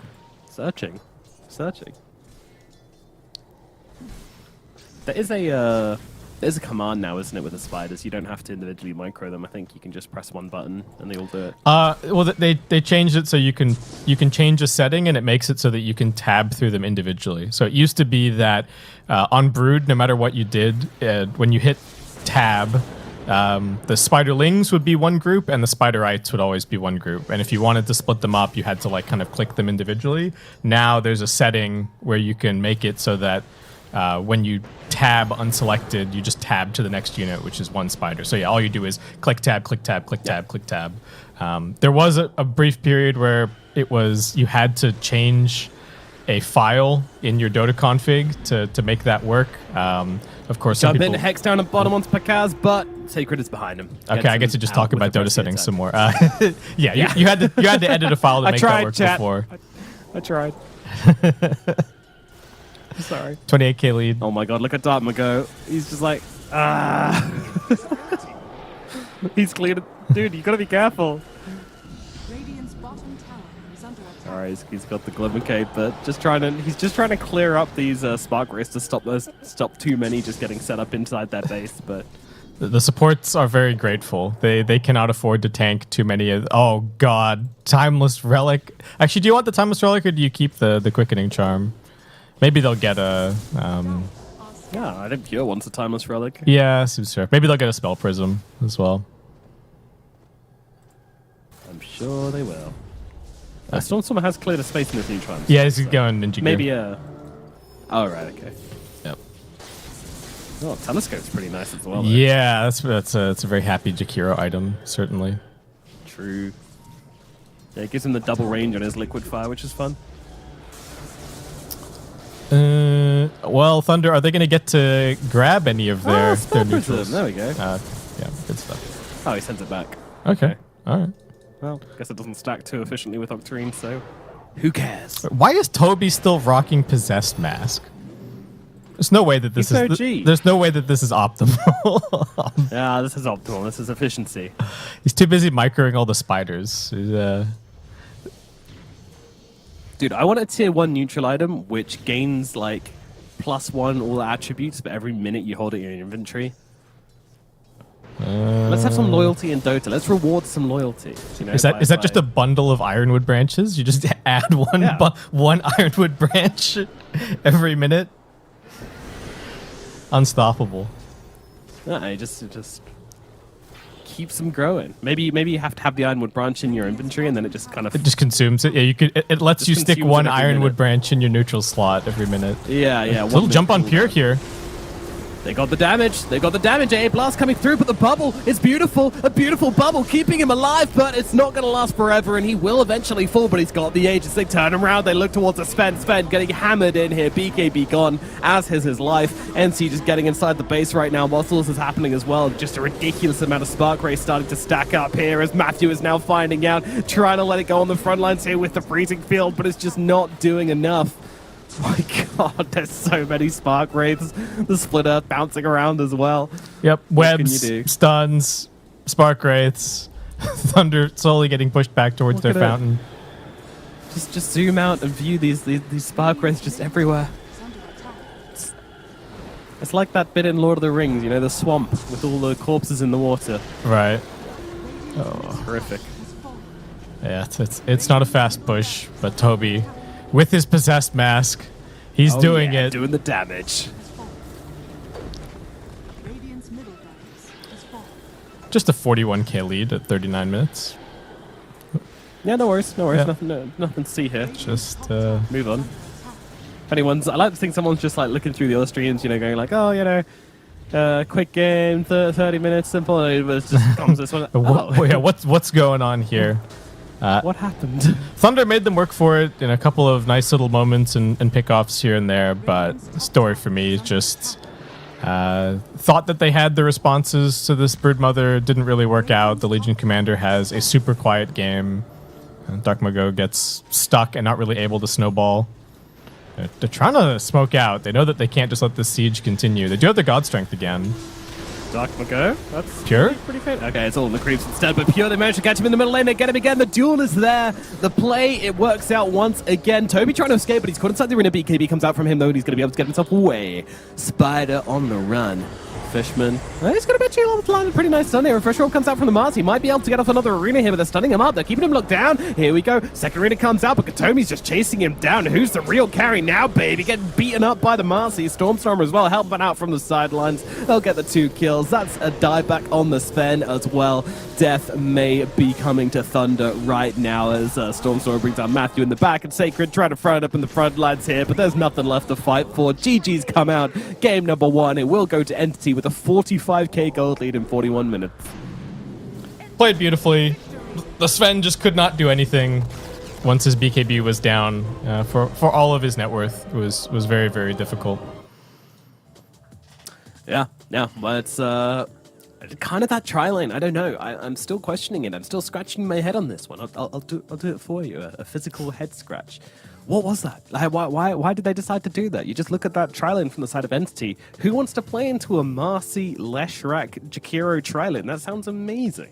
Yeah, they kind of made it work. You know, they got some kills on Pikaz, but like you said, it just once they kind of got level 4 and level 3, level 4, they just looked so much stronger. The Thunder Awakens supports, maybe if they had something other than the AA, because AA just used to be king of tri-lane versus tri-lane back when he had the old chilling touch, but back when I was a boy. back in Dota 1. Boomer skip. Yeah, sorry about that. But yeah, the Ancient Apparition just not really carrying his weight in that tri-lane versus tri-lane, and I think that's part of why they had to break it up. And then They tried to go and make things happen on the map, but it did feel like Entity read their rotations really nicely. Some of that is that the only hero that could rotate on Thunder Awaken was Dark Mago, so it's very easy. Oh, do we see Dark Mago on the map? Yes, fine. Keep farming all 3 lanes. If he's off the map, all right, maybe we back up slightly. We try and tank some ganks with the supports. And doing that, Entity just had such a massive lead. There was so much farm on Stormstormer and everybody else. Yep, double minuses doing its work. Spark Race, even the Axe helps you farm up a lot as well. It's really difficult. You just shove a bunch of Spark Race down in the lane. The moment the creeps come there, you get like most of the wave. It's very tricky to play into, very oppressive, and it's very hard to get back out of the map once this Arc Warden takes over.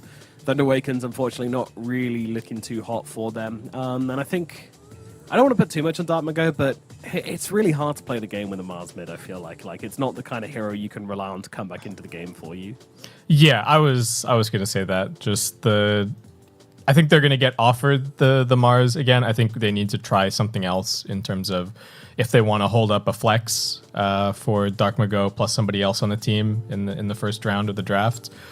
Needs to be a different hero, because just Mars has not looked that strong. They have a lot of confidence in it, but it was a tricky game for Dark Mago. Yeah, and maybe consider, banning the Marcy. I don't know. I feel like this hero is just cracked. It's so hard to play into, but I know Thunder Awakens have beaten it in the past, but Katomi definitely one of the Marcy specialists. This guy's been playing Marcy since it was released, spamming it in pubs and playing it in every chance he can get his hands on it, really. So he will take it, and it just feels just ridiculous. And at the end of the game, they're just smashing away at the carries as well. It was absolutely brutal. Yeah, he had a beautiful game. Just between even going mid and then forcing the arena out from Dark Mago, it kept him alive, but it was really tricky. And we've got Pure here playing a very nice game on his Lesh. Had a few whiffed stuns and stuff here and there, but did what his team needed him to do. Tri-lane looked all right, and handed him the MVP. Yeah, but didn't have the most damage in the game. That honor goes to Stormstormer on the Arc. I can believe that. Spark Race. Yeah, the Pure was just about, I'm going to go in, give all the vision for the Arc Warden, who is then going to go blinking in on top of these heroes.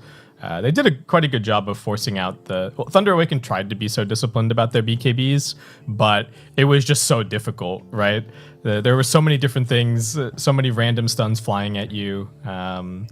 It was hard to hold on to them and get to use them to their full potential. Yeah, and overall, I think, a good game for Entity. I still want to say Thunder Awakens, they showed signs of life. They showed signs of being able to fight back against the tide, but eventually it was just too strong. They got swept away, but definitely gives me hope for game number 2. Fighting till the very end and even finding the opportunities till the very end. Very impressive from Thunder Awaken, but it wasn't enough. Entity hit game number 1, which means we will be going to game number 2 after this short break.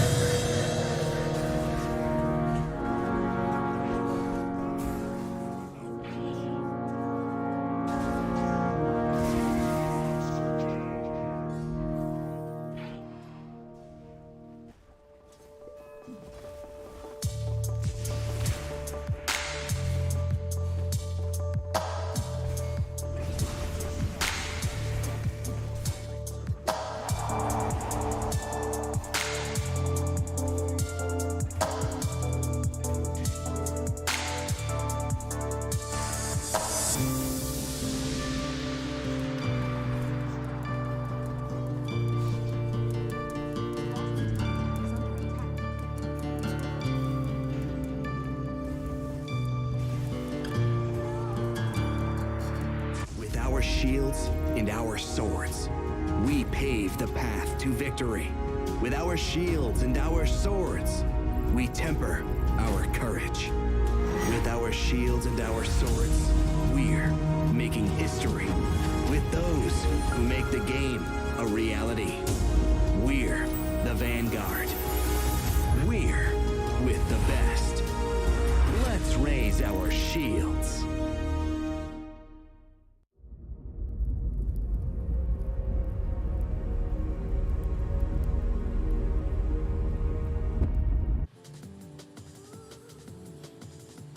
Hello, friend, and welcome back to the TI11B stream here in the group stage, where we are into game number 2 of Entity versus Thunder Awaken. Game number 1, Entity pulled out an Arc Warden, the first pick of the tournament, and they did wonderful, wonderful things with it. My goodness, it was a pleasure to watch. Now we're into game number 2, Thunder Awakens. They got to come back with a fresh, new, and funky idea. What's it going to be? Well, we know it's going to be something. This team ain't one to be 2-0'd too easily.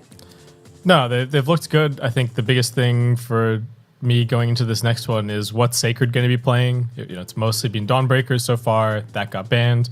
Played the Legion Commander in the last game. Didn't look great. I'm kind of looking over his hero pool here, wondering what's it going to be. You know, he's pretty good on Timber. He's played a little bit of Tide. They have some Centaur games. None of these super stand out to me as much as like the Dawnbreaker did, but I think his hero pool is going to be the big question for this game.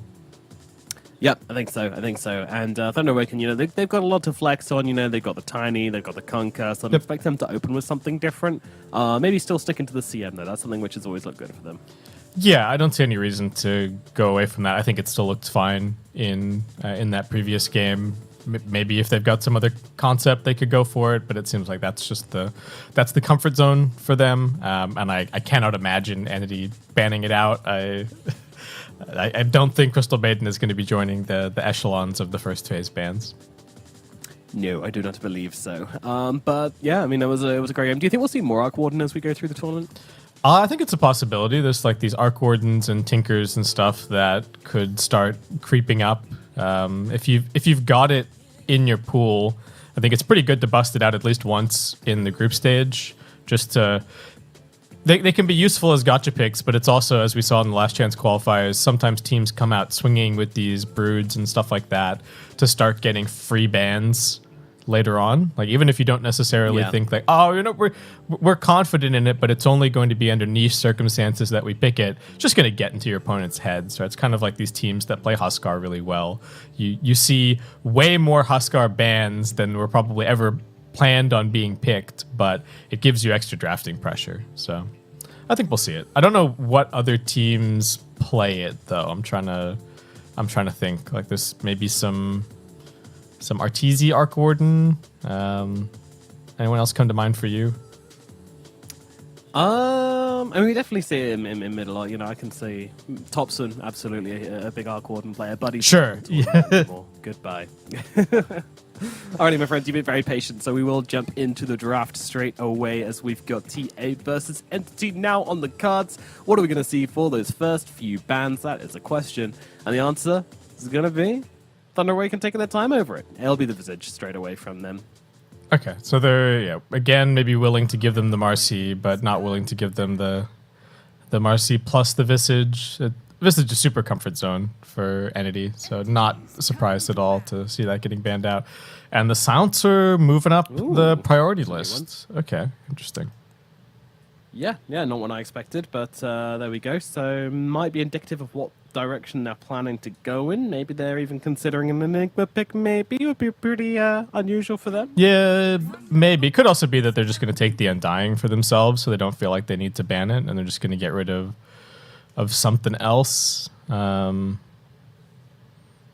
Yeah, okay. Well, Entity stick to their guns. No real reason to change things up too much. And Thunder Awaken will be the ones to take the Marcy. Okay. Yep, didn't want them to let this one through, and they do not. They'll grab it themselves, so it'll be a Marcy for TA. Definitely indicating a change of pace in though. They are rattled a little bit here, feeling like they need to get rid of this hero so that Entity can't play with it.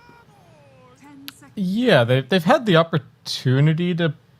actually, I guess they didn't really have the opportunity to pick it in the Fnatic series because Fnatic first picked it both times. Yeah, so maybe they don't care about it enough to ban it, but it does still look like it's a high enough priority for them as entity. This Nyx Assassin has been picking up steam, and as we saw, this Lesh does seem to be a bit of a flex for them, so makes sense that we're going to see it coming out. And it doesn't feel like Thunder really addressed the Leshrac in the previous game. The AA looked okay, but not a hard counter at all, and all it ended up doing was Pure just adjusted his item build and didn't rush the Bloodstone straight up. Yeah. And obviously picking up the Nyx Assassin to stop Thunder Awakens getting their hands on it, so that makes a lot of sense. Yeah, and the heroes just looked pretty good in its own right. Maybe the one concern here is going to be the lightning stage not so great, but I think I've said that a whole lot over the LCQs and the groups, and then we've seen these Nyx Assassin players are more than capable of just shenanigans, right? It's like, drag a wave behind the tower, double wave, block camps. They still make sure that their offlaner is in a decent spot, though it might be tricky this game with Undying and Marcy. The Undying especially, we've just seen how strong he can be in some of these lanes. What do you think, Mark? I guess you can't see it on the version of the draft screen that we're looking at, but when you look at it in game, Undying is just standing there with his swarm of flies extending across like the entire screen, and Marcy's just kind of awkwardly having to stand there next to him. It's like, I didn't sign up for this.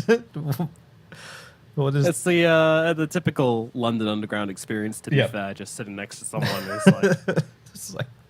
But I got absolutely disgusting. I'm not getting up. I don't normally get a seat. I'm not going to stand. It's just politeness, you know? Yeah. Just wouldn't want to be rude. Wouldn't want to make him self-conscious or anything. Yeah.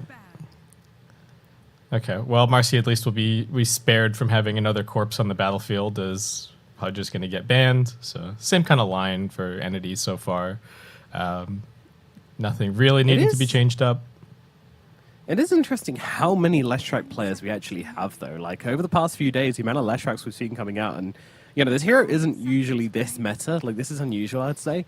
We're seeing so much of it, and, like, there's so many Leshrac. Like, I mean, Entity, they've got 2 Lesh players. Stormstorm is a great Lesh, Pure's a great Lesh, and we've seen level 30 Leshes all over the place as well. Like, people love this hero.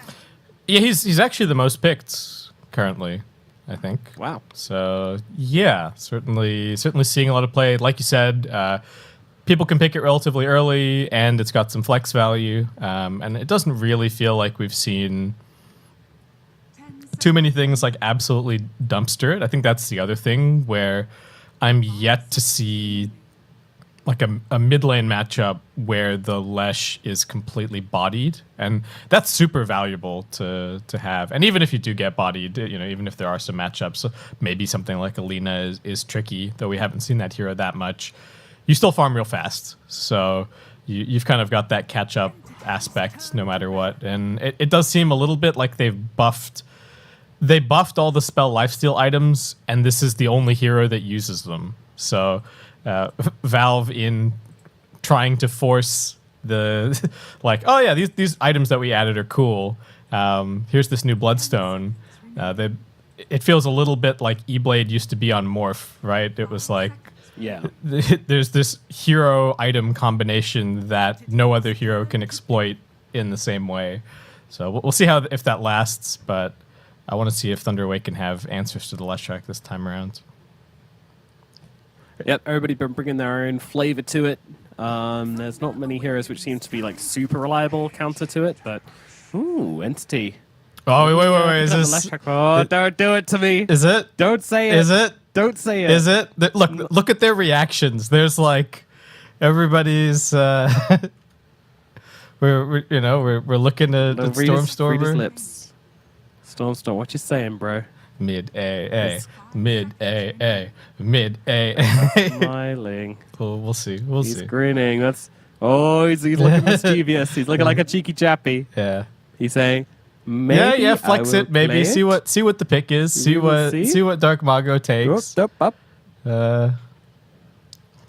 If you look at his Dota profile as well, he's actually got the AA taunt featured as one of his 3 items. I was hovering over people. So yeah, we're excited because he has played it in pubs. The build is kind of weird. You max Chilling Touch. You get when I saw him playing it, he got stats. Yeah, almost every game he does that. He gets stats. Occasionally he'll get like a point in, if his ward gets destroyed, he'll get a point in W, just to give him a bit of high ground vision. But yeah, I've literally watched like 2 or 3 of his replays now in first person perspective the entire time. Anyway, we're baiting everybody anyway. It's I still don't think it's going to happen this early on in the draft. Like Thunder Awaken already have a bit of catch. All they need is like one more hero to get on top of it. But that's not one of them. Not yet. No, and so now looking like maybe Marcy Core, Marcy 3. Maybe we were asking about like, oh, what's Sacred going to play? Maybe this is the answer. Already. Yeah, it might be Marcy or Undying as the 3. So okay, I'm kind of down with that. I still like the, in general, Thunder Awaken still sticking to kind of their strats. Lots of burst damage this game. Yeah, my goodness. Oh my god. This is their answer to Leshrac, isn't it? Just try and burst him down. It's about the only thing you can do. But when he gets that BKB, there's really not much to deal with him here. Yeah, burst, and I guess not having too many heroes that are needing to clump up in the fights. Hoodwink's going to play back. Zeus is going to play back. Yeah, true. Not clear what Pakaz is going to be playing just yet. And we've seen the Drow already banned out. Any of these, I don't think, yeah. Yeah. So Entity, I think, do still need some kind of gap close here, especially if it's going to be AA mid. God, they're going to... Stop it. Okay, I'll stop talking about it. Toying with me. Playing with your emotions. Give it to us. Come on. Okay, what else is there for Stormstormer? There's still an Invoker. They could see why they shouldn't arc. I was just about to say. I was like, could they just Arc Warden again? Like, good. Doesn't seem like a great matchup for Zeus. Hero's the one talking here, so they might be asking him what his preferred carry is at the moment. Whether that's going to be the next pick or whether they're just setting up for it, hard to say. Yeah, we are kind of ignoring could just be Lesh mid AA5, and then Entity are just picking a 3 and a 1 here to close out the draft. I guess that comes down to what are you willing to play into the Marcy, especially if you're the Marcy Hoodwink, especially if you're playing with AA, who's a relatively weak laning support. And Entity, it's you twisted our arm. Well, the dream is dead, Nomad. I'm sad. We can keep trying. We can keep trying, but we believed. Not today. We had hope, and now it's gone. Now we just have to watch another Arc Warden game. I don't like this hero. I'm gonna come out and say it. I just so brave. Yeah, actually, yeah, it's probably not a. it's a pretty conventional opinion. What a hot take. Yeah. Why do you say something so brave and so controversial? All right, buddy. Okay, so that does probably mean it's just going to be your Lush 1. They are giving Toby the last pick of the draft, and that's the read from Thunder as well, as they're getting rid of some offlane stuff here. I would have hated Lycan. I want to see him brawling this time around. I want to see him something which can get in their faces, can mess them up real good. Give me a... I don't want to say Mars, but I will say Mars. Yeah, kind of tricky. I guess the Undying is putting some pressure on your hero pool here for Toby. So like, I don't know if we're gonna see Brew or whatever else.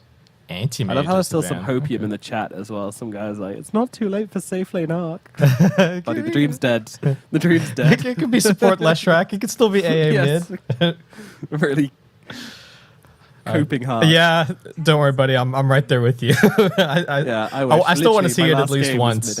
Maybe if Entity are secured upper bracket or something, we can convince Stormstormer to play the AA mid. But do we have them again? I don't know if we have them. I don't know. Yeah, we're gonna have to be very sad. We've got 2 of their games, right? We got Secret versus Entity tomorrow. All right, nice. That's when we'll see it. Yeah. Okay. That's Perfect. We'll save it for then. Yeah. Bring it out in the most important moment. Void ban. Okay. So what would that be against? I don't know what this Toby hero is going to be. What's the Because hero? You want something that can get on top of the Arc Warden. I think we might see a bat. Luna. For Entity. Luna going to come out for Thunder Awakens. They're finding the pace here. This is what they want to do. Control the game. Run them over. They certainly can play very fast with this lineup, which is a little bit of a potentially a weakness for Entity. They are not the best against a group up. Like they're more looking to play similar to they did in the previous game with the Arc Warden TPing around, Nyx Assassin scouting ganks, throw an Ice Blast, like play the entire map, and there you go. So is it Lesh 3? No. Naga 3. Offlane Naga Siren. ¿Qué? No comprende. Yeah, no sé. No, okay, no answers here. All right, we don't know what this is. This is a bit of a curveball coming out from Entity here as they pick up Tohobi Naga Siren in the offlane, completely unexpected. Okay. So I don't even think it lanes particularly well into Luna, so that's another confusing aspect for me. But yeah, I mean, I kind of see him like sending all of the illusions on the Undying and making life a little bit sad for him. The one way that I'm like conceptualizing this is thinking about it as a slightly buffed up version of the Sammy Naga from the LCQs, where like even if this hero isn't necessarily the one getting big farm and buying carry items, it still does a lot of what we saw from him in the previous game with the spiders and the scouting and the lane cutting. And I think Entity are just playing to like completely split up the map and just buy time, let the Arc Warden hit his critical timing. So I think that's the idea. We'll see if it works. I mean, they are picking the Naga into some pretty decent lane shove. Like I think Dark Mago should be able to handle keeping these lanes on lockdown so long as he isn't dying to the Nyx Assassin too much. So we'll see. They can kill the Tombstone as well, right? They can song and kill the Tombstone. Yes. They did play this actually into Beast Coast yesterday. Did they win? This isn't the first offlane Naga they've done. They didn't. They lost. But they had actually had a very, very good game on... Oh, no, she didn't have a very good game. She had a terrible game, 1-7. Went for the Meteor Hammer. So... Okay. Very interesting idea. Very interesting stuff. Entity flipping the script somehow in this game number 2. Let's get into it as Thunder Awakens face up versus Entity once again here at the TI11 group stages. Can they even things out, or is it going to be a nice clean 2-0 for the side of Entity? These drafts have been so interesting. Neither team has that much team fight here. I guess it's like Song into Nyx stun with some Lesh stuns on the one side, and Thunder. They've got some reasonably big buttons with Thunder God's Wrath and Eclipse, Tombstone, but yeah, sure. Not the overwhelming team fight that we were seeing in some of the LCQ games where it was like, Tide on one side, Enigma on the other side, Chronosphere, like all this other stuff. Yeah, nothing insane. But, I mean, you're right, that song does give you the good reset, gives you the ability to go and kill that Tombstone, and can get you out of some sticky situations if needed. How many spark rates can you get down in the song duration? I guess it's only 2 sets. It's a 4-second cooldown, and it's a 7-second song duration. Well, that's 4 spark rates with the Aghanims. That's going to be quite a lot to play into, but Thunder going to push forward and try and fight for the bounty here, but Toby actually denying one with that mirror image, so looks like it's going to be 2 for 1 on the bounty runes. Yeah, pretty nice. They got some damage onto Sacred at the start here as well, and they are going to... Okay, so they're going to stick the Ancient Apparition in the Undying lane, so not giving them double melee against Undying, and they're going to have... We've been seeing this a lot from pretty much every team here in the groups. just swapping the support lanes, whatever way they feel is the best way to set it up. And now we have the action camera. All 3 lanes at once. Oh my god, so much information to take in. Your eyes better be working independently of each other to see all the stuff that's happening right now. All we need is the action camera on all 5 streams at once. You can watch 15 lanes and try and absorb everything that's happening. That is the only way to play Dota, actually. That's the only way to watch Dota. That's what I want. That's what we should make stream A. You just have to enter a trance and just absorb everything that's happening. Your eyes just fading out, absorbing everything at once. Maximum apertures. Matthew getting beaten down up here in the top lane. Katomi trying to chase him down, but won't be able to do so. Early days, only 1 spell. And that Impale is on CD. Yeah, the double stun is a little spooky up here. So this lane should be pretty high action. And Naga not doing great down bottom so far. Needs to be said. They are waiting for the wave to push. There's triple range creep currently, so all of his farm is waiting to come in. All right, Toby. Last hit check. Oh, nailed it. Number 1. Gotten. Hup, hup, hup. Oh, missed it. Missed a range creep. Oh, denied. Come on. Come on, Toby. Yeah, nice. Gets another one. Oh, there's another one. He gets 4. Come on, make it 5. Nice, beautifully done. Beautifully done. Oh, stunned out though. Doesn't get the next range creep. Very hype though. 6 last hits on Toby. Love to see it. Perfect play by playcasting by me. Give this man a raise.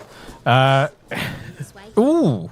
All right, very nice from Katomi at top. He eats the tree so that they can't get the bushwhack. Yeah, that's what that tip is about. Very nice. Indeed. And yeah, it's going to be Zeus versus Arkward at mid. I feel like it's a pretty tradey lane. I don't think either of these is going to get too aggressive. And then maybe Zeus can get a bit of an advantage with the magic damage later on, but I don't think the Arkward is particularly going to care. Yeah, I think the first few waves are okay, but I don't know what the Zeus does once Arc gets like level 6, level 7. What you do once you get 2 fluxes thrown on you. It's not like you're going to man up to him at that point.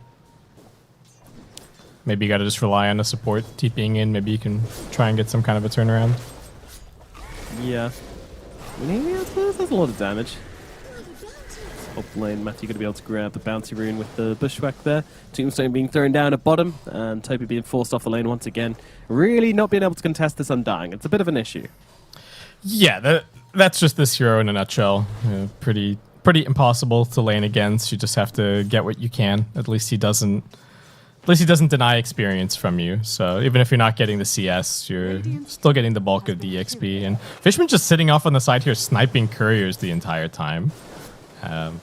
Pretty happy with that. Yeah, Toby getting very aggressive on Pacquiao's here. Yeah, not doing bad. All right, a little bit of a trading going Entity's way. I'm starting to having my faith in this Naga offlane restored a little bit. Oh, nice last hit from Fishman. Important last hit from Fishman there onto the banner creep actually. A little bad if they didn't get that one. Yep, pretty nice. Just gonna be a water rune apiece at mid. Nothing too shocking there. I do think the Thunder offlane would like to be putting a little bit more pressure on, given the lane that they've got. But as we said, it's just kind of tricky with the Nyx Assassin. Can't really go on him, and if you try and go on Pure, Katomi's gonna kind of bail him out. So. Yeah, just a lot of trading up here at top. Not really any big commitment. Oh, big commitment on the top lane, but immediately Sacred just comes bouncing in with the rebound. So that's why. A very annoying offlane hero in Sacred to just stop them being able to get anything done.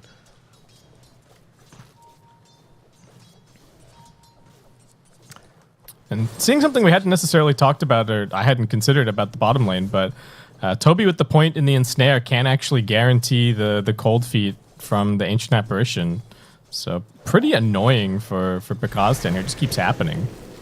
Yeah, they're going for it again here as well with the Chilling Touch coming out as well. Let's see if they've got the damage. Toby needs a little bit more. He does have the mirror image. Doesn't even need to use it though. It's going to be Fast Blood going to Toby down at bottom. Looking for Panda as well, but under the tower, Panda will be safe.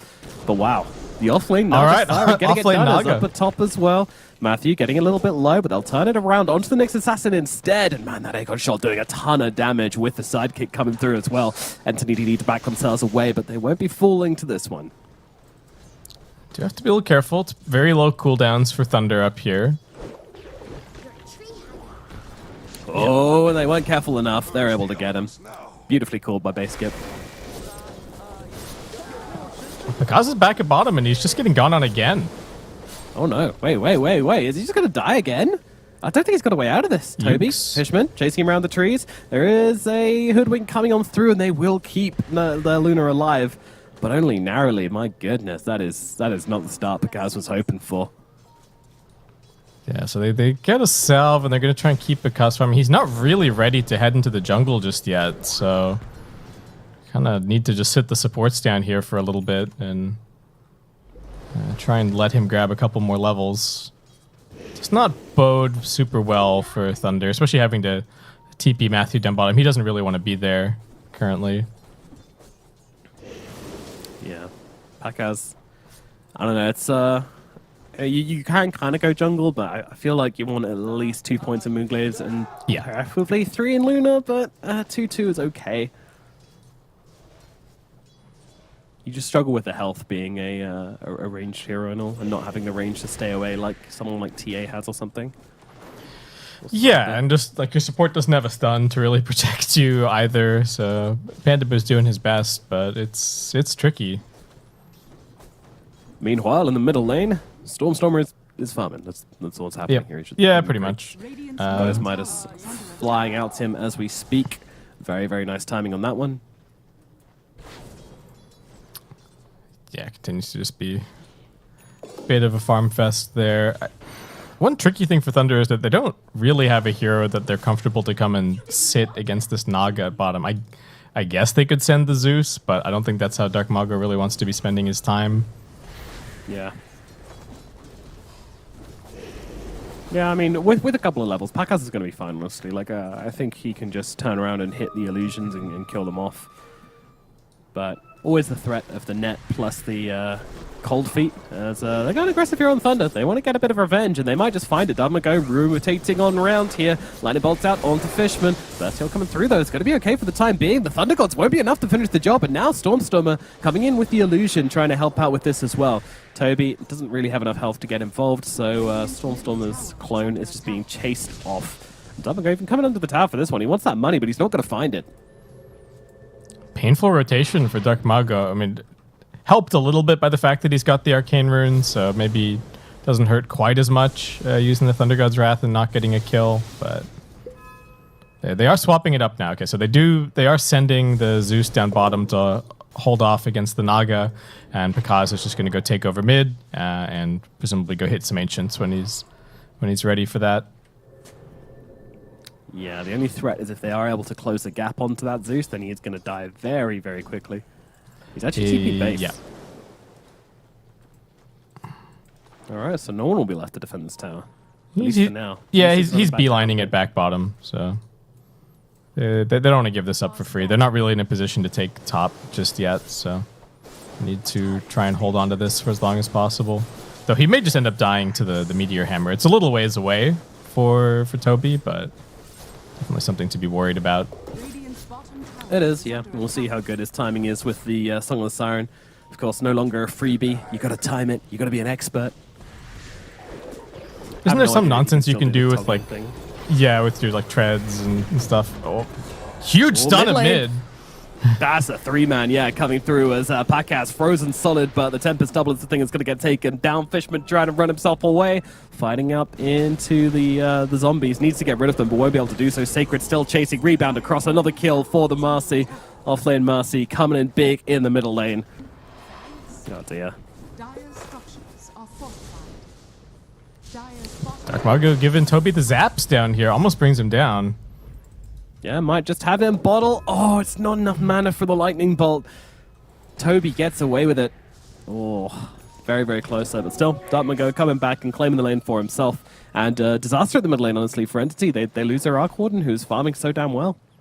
Yeah, that's pretty rough. Didn't lose any Midas efficiency, but still, that's very painful. And very nice rotation from Sacred. We said that he was the question mark, and so far looking good on this offlane Marcy. Doesn't need to do anything too flashy. You're just gonna farm into a BKB, try and get in on top of the Leshrac and the Arc Warden, and just tear them to shreds. Pretty simple game plan. Yep. Nothing too advanced coming out. Just play Marcy lol. That's it. Yep. Just press R. Ooh. Dark Mago, gotta be kind of careful. There are some TPs available to come and help you, and you do have to be somewhat cautious of the dive. They don't have a point in the song just yet. Toby just maxing out the mirror image so far. Get a little bit more farm acceleration going. Yeah, meanwhile, a lot of heroes turning up to the middle lane on the side of Thunder. I feel like they want to maybe pressure with this catapult, but I don't see how they can do that with all their creep wave being done. No, not going to be the case.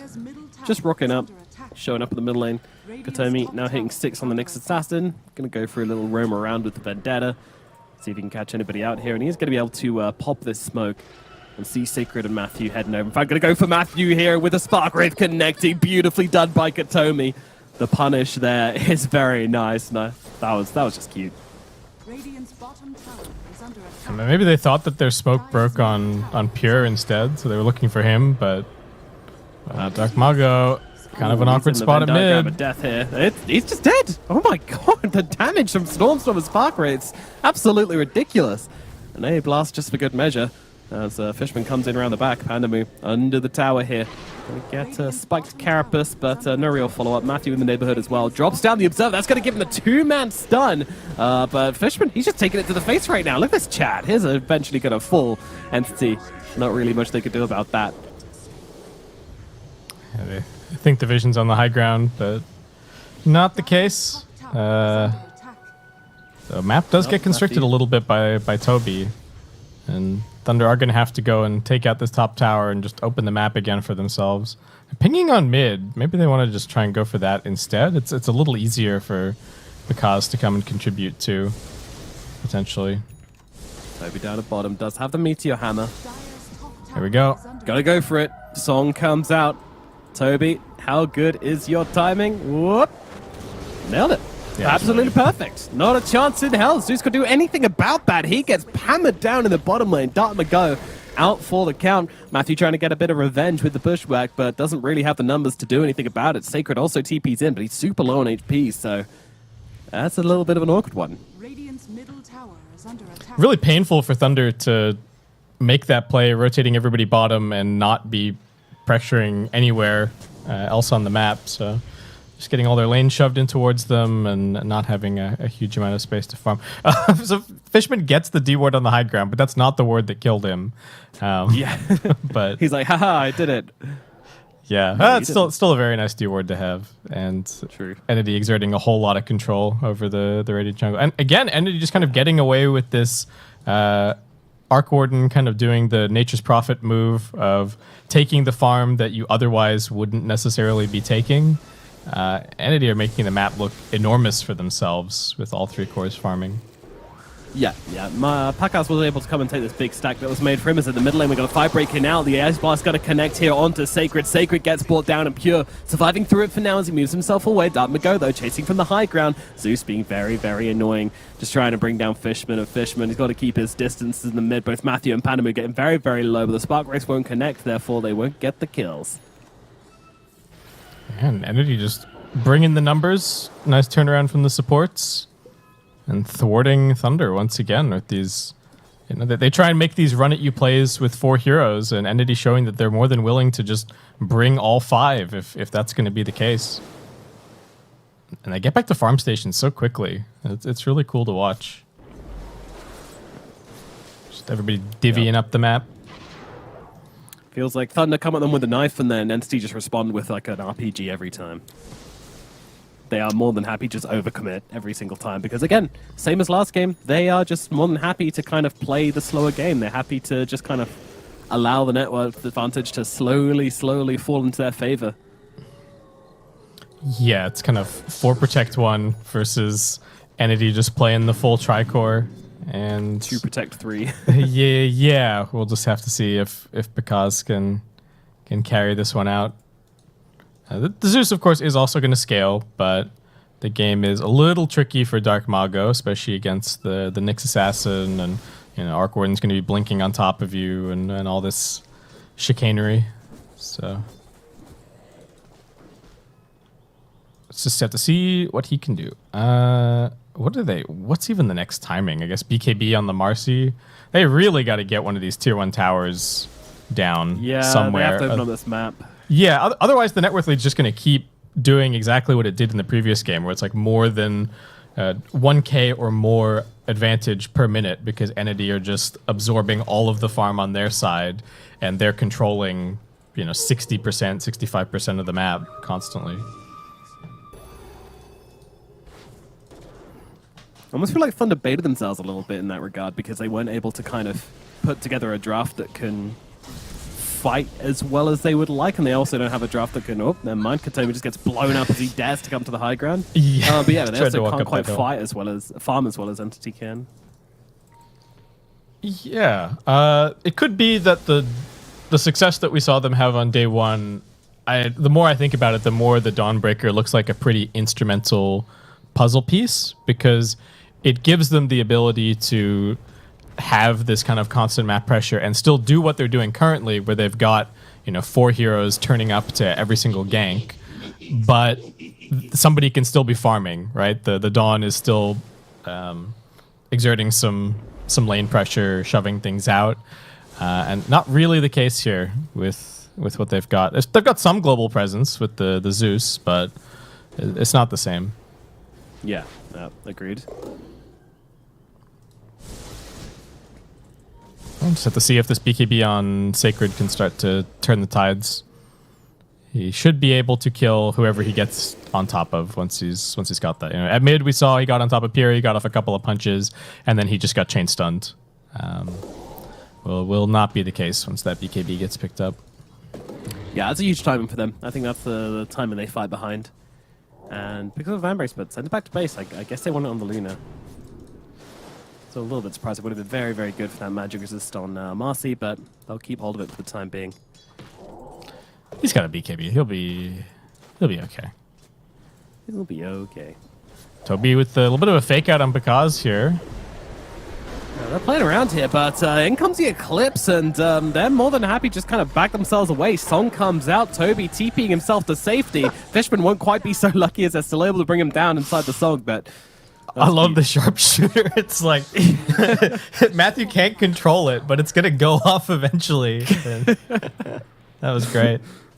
Might have wanted to choose a different place to TP there. But so Hoodwink had to leave. Hoodwink is fully asleep, and yet it's just shoots him in his sleep. Yeah, she's still winding it up.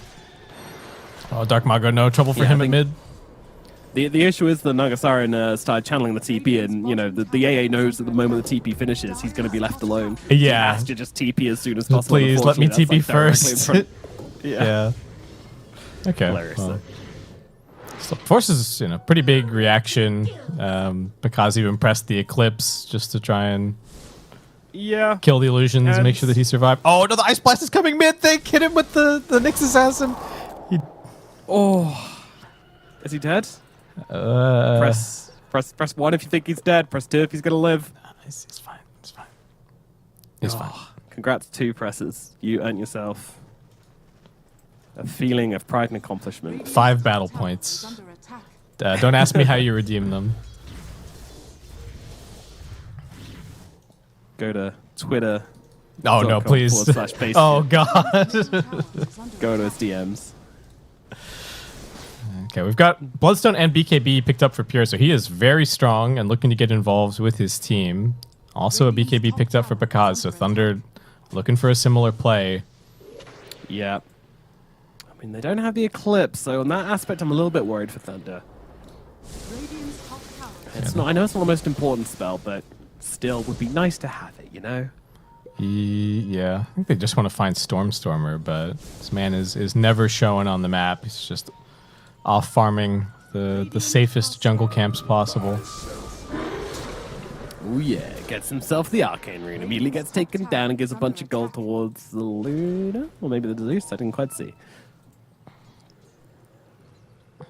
Well, poking, prodding, but Entity's still just the ones farming more of the map. Toby is in the enemy Ancients currently, just taking full control here, keeping top lane shoved all the way in.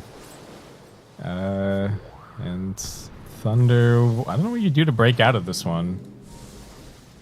Just like Entity just reading every rotation, continuing to have some nice and somewhat obscure wards down. You got to kind of do this against the Zeus, right? You can't. Can't just put everything up on the high grounds. Yeah. Put a ward in some trees. Put a ward on a cliff you wouldn't use. Put a ward in some steps. Get crazy with it. Well, Thunder, again, you know, kind of things getting a little bit boring, which is not what they want. They want to fight. And again, 8k gold advantage now sitting for the side of Entity, so yeah. Well, for anybody who thinks there's kind of only one way to play Dota at the moment, I think Entity are showing that that is certainly not the case. This is a split push lineup, or a split push game plan through and through, and it's working beautifully. Yep, 94% win rate. Gaben likes it. We like it. It's definitely tickling everyone's pickle at the moment. Tickling Thunder's pickle, but in a different way. But Sacred's unleashing into the mid lane. He wants to try and take down Pure, but Pure manages to get off the BKB. Bloodstone coming out as well. Sacred still chasing him, will run him down. The unleash is enough damage, and now A-Blast coming on through. They're going to try and get their revenge onto the Marcy, but in comes Luna, throwing down the Eclipse. Toby getting low, trying to get away. Bushwhack connects, the kill is there. Matthew gets him down, and I'll move across towards Fisherman as well. It's another kill going the way of Thunder. And now they look towards Roshan. Thunder, have they just got themselves back into this game? Yeah, Pure thought he was way stronger than he turned out to be. Karomi tried to bail him out by blinking on top of the Hoodwink ult, but even with that, Sacred tore him a new one that fight, and losing 3-0, that's a very, very quick rush for Thunder. Yeah, 6% my ass. Jesus. All right. Who they giving this to? Aegis on the Zeus. Okay. Ooh, okay. I mean, I guess that's always a possibility of them just dropping the song and the hammer onto Dark Go, but... Yeah, because at least has the BKB, so... Yeah, but I still want that battering ram, you know? Yeah, I see it, but... I don't think they can win a fight if Zeus dies without getting any damage off. I think that's the problem. Like, sure, Pikaz is doing quite a bit, but...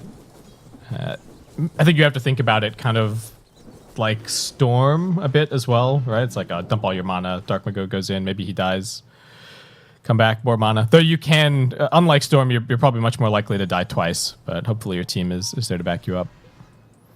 Oh, Pikaz at top is an Ice Blast coming his way. Stormstormer moving over. Ice Blast now on the mark. Pretend you didn't throw it.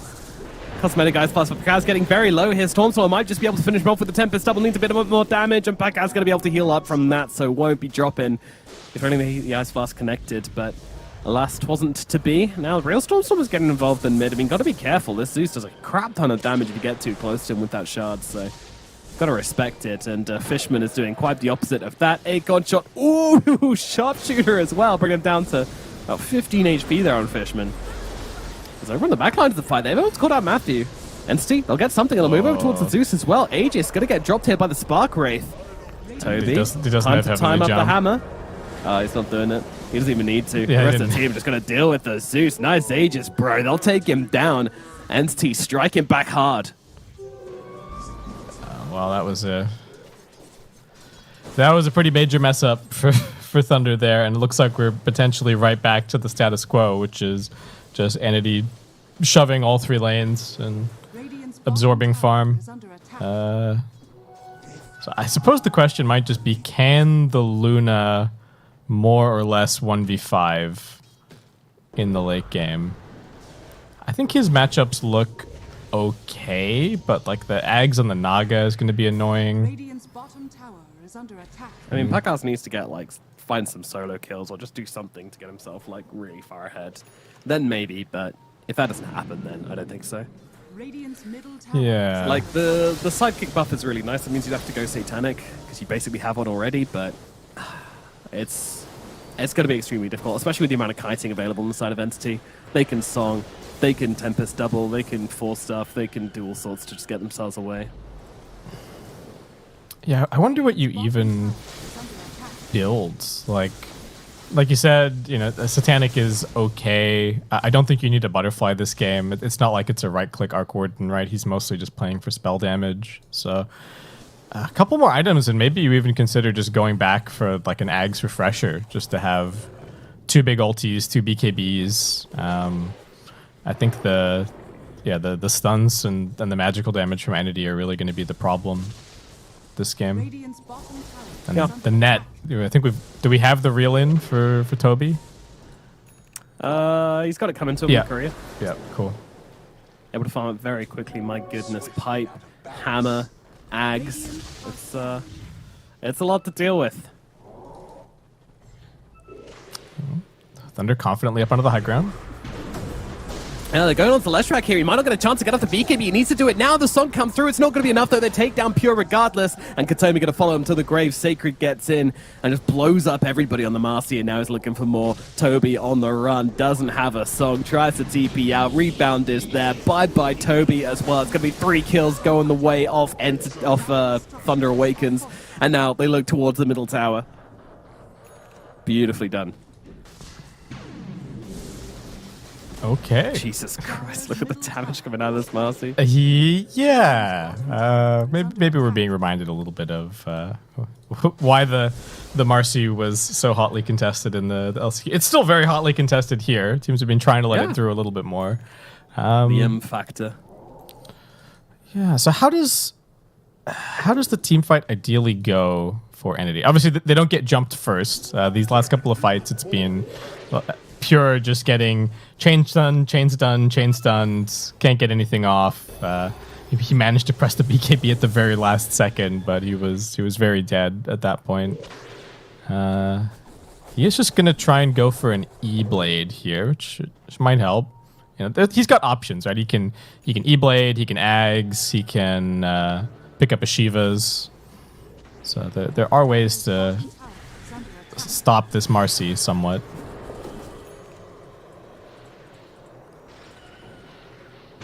And this Axe from the Arc Warden being so annoying as well.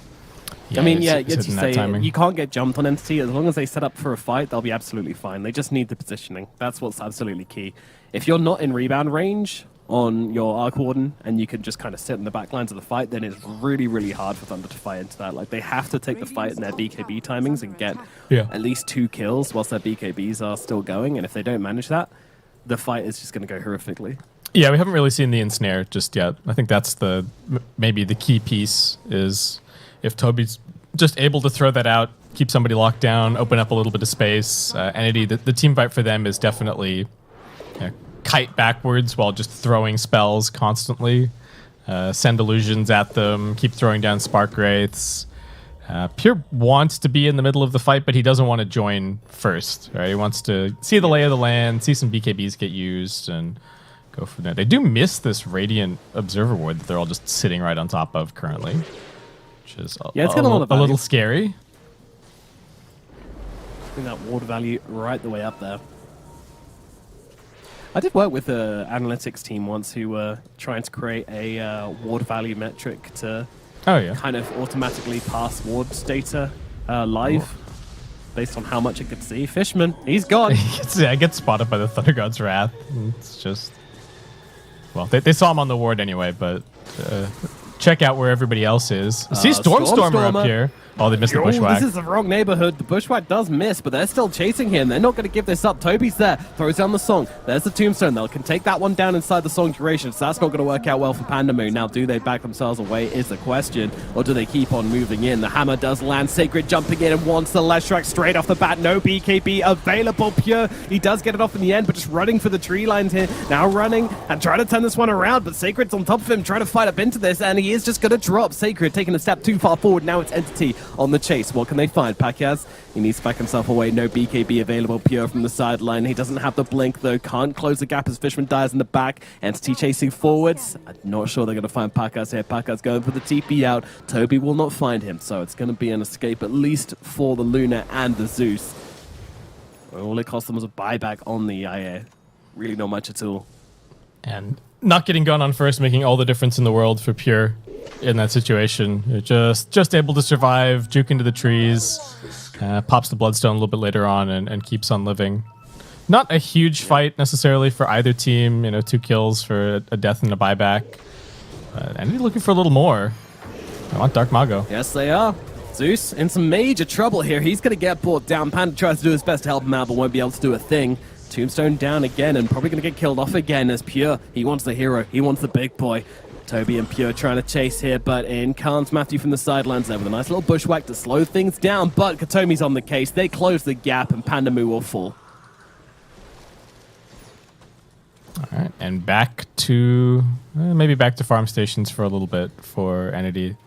Still haven't quite hit this full timing on Stormstormer just yet. Yeah, he wants his Octarine. Then he'll be a happy bunny when he gets it. Has got the shard queued up, but of course they could just kill the second Roche for it. It will be up in 1 minute and 20 seconds. Thank you, Nomad, for this update. What else we got going on? We got a Scotty on this Luna. Pakaz just trying to get into a Linken's to maybe try and deal with this net.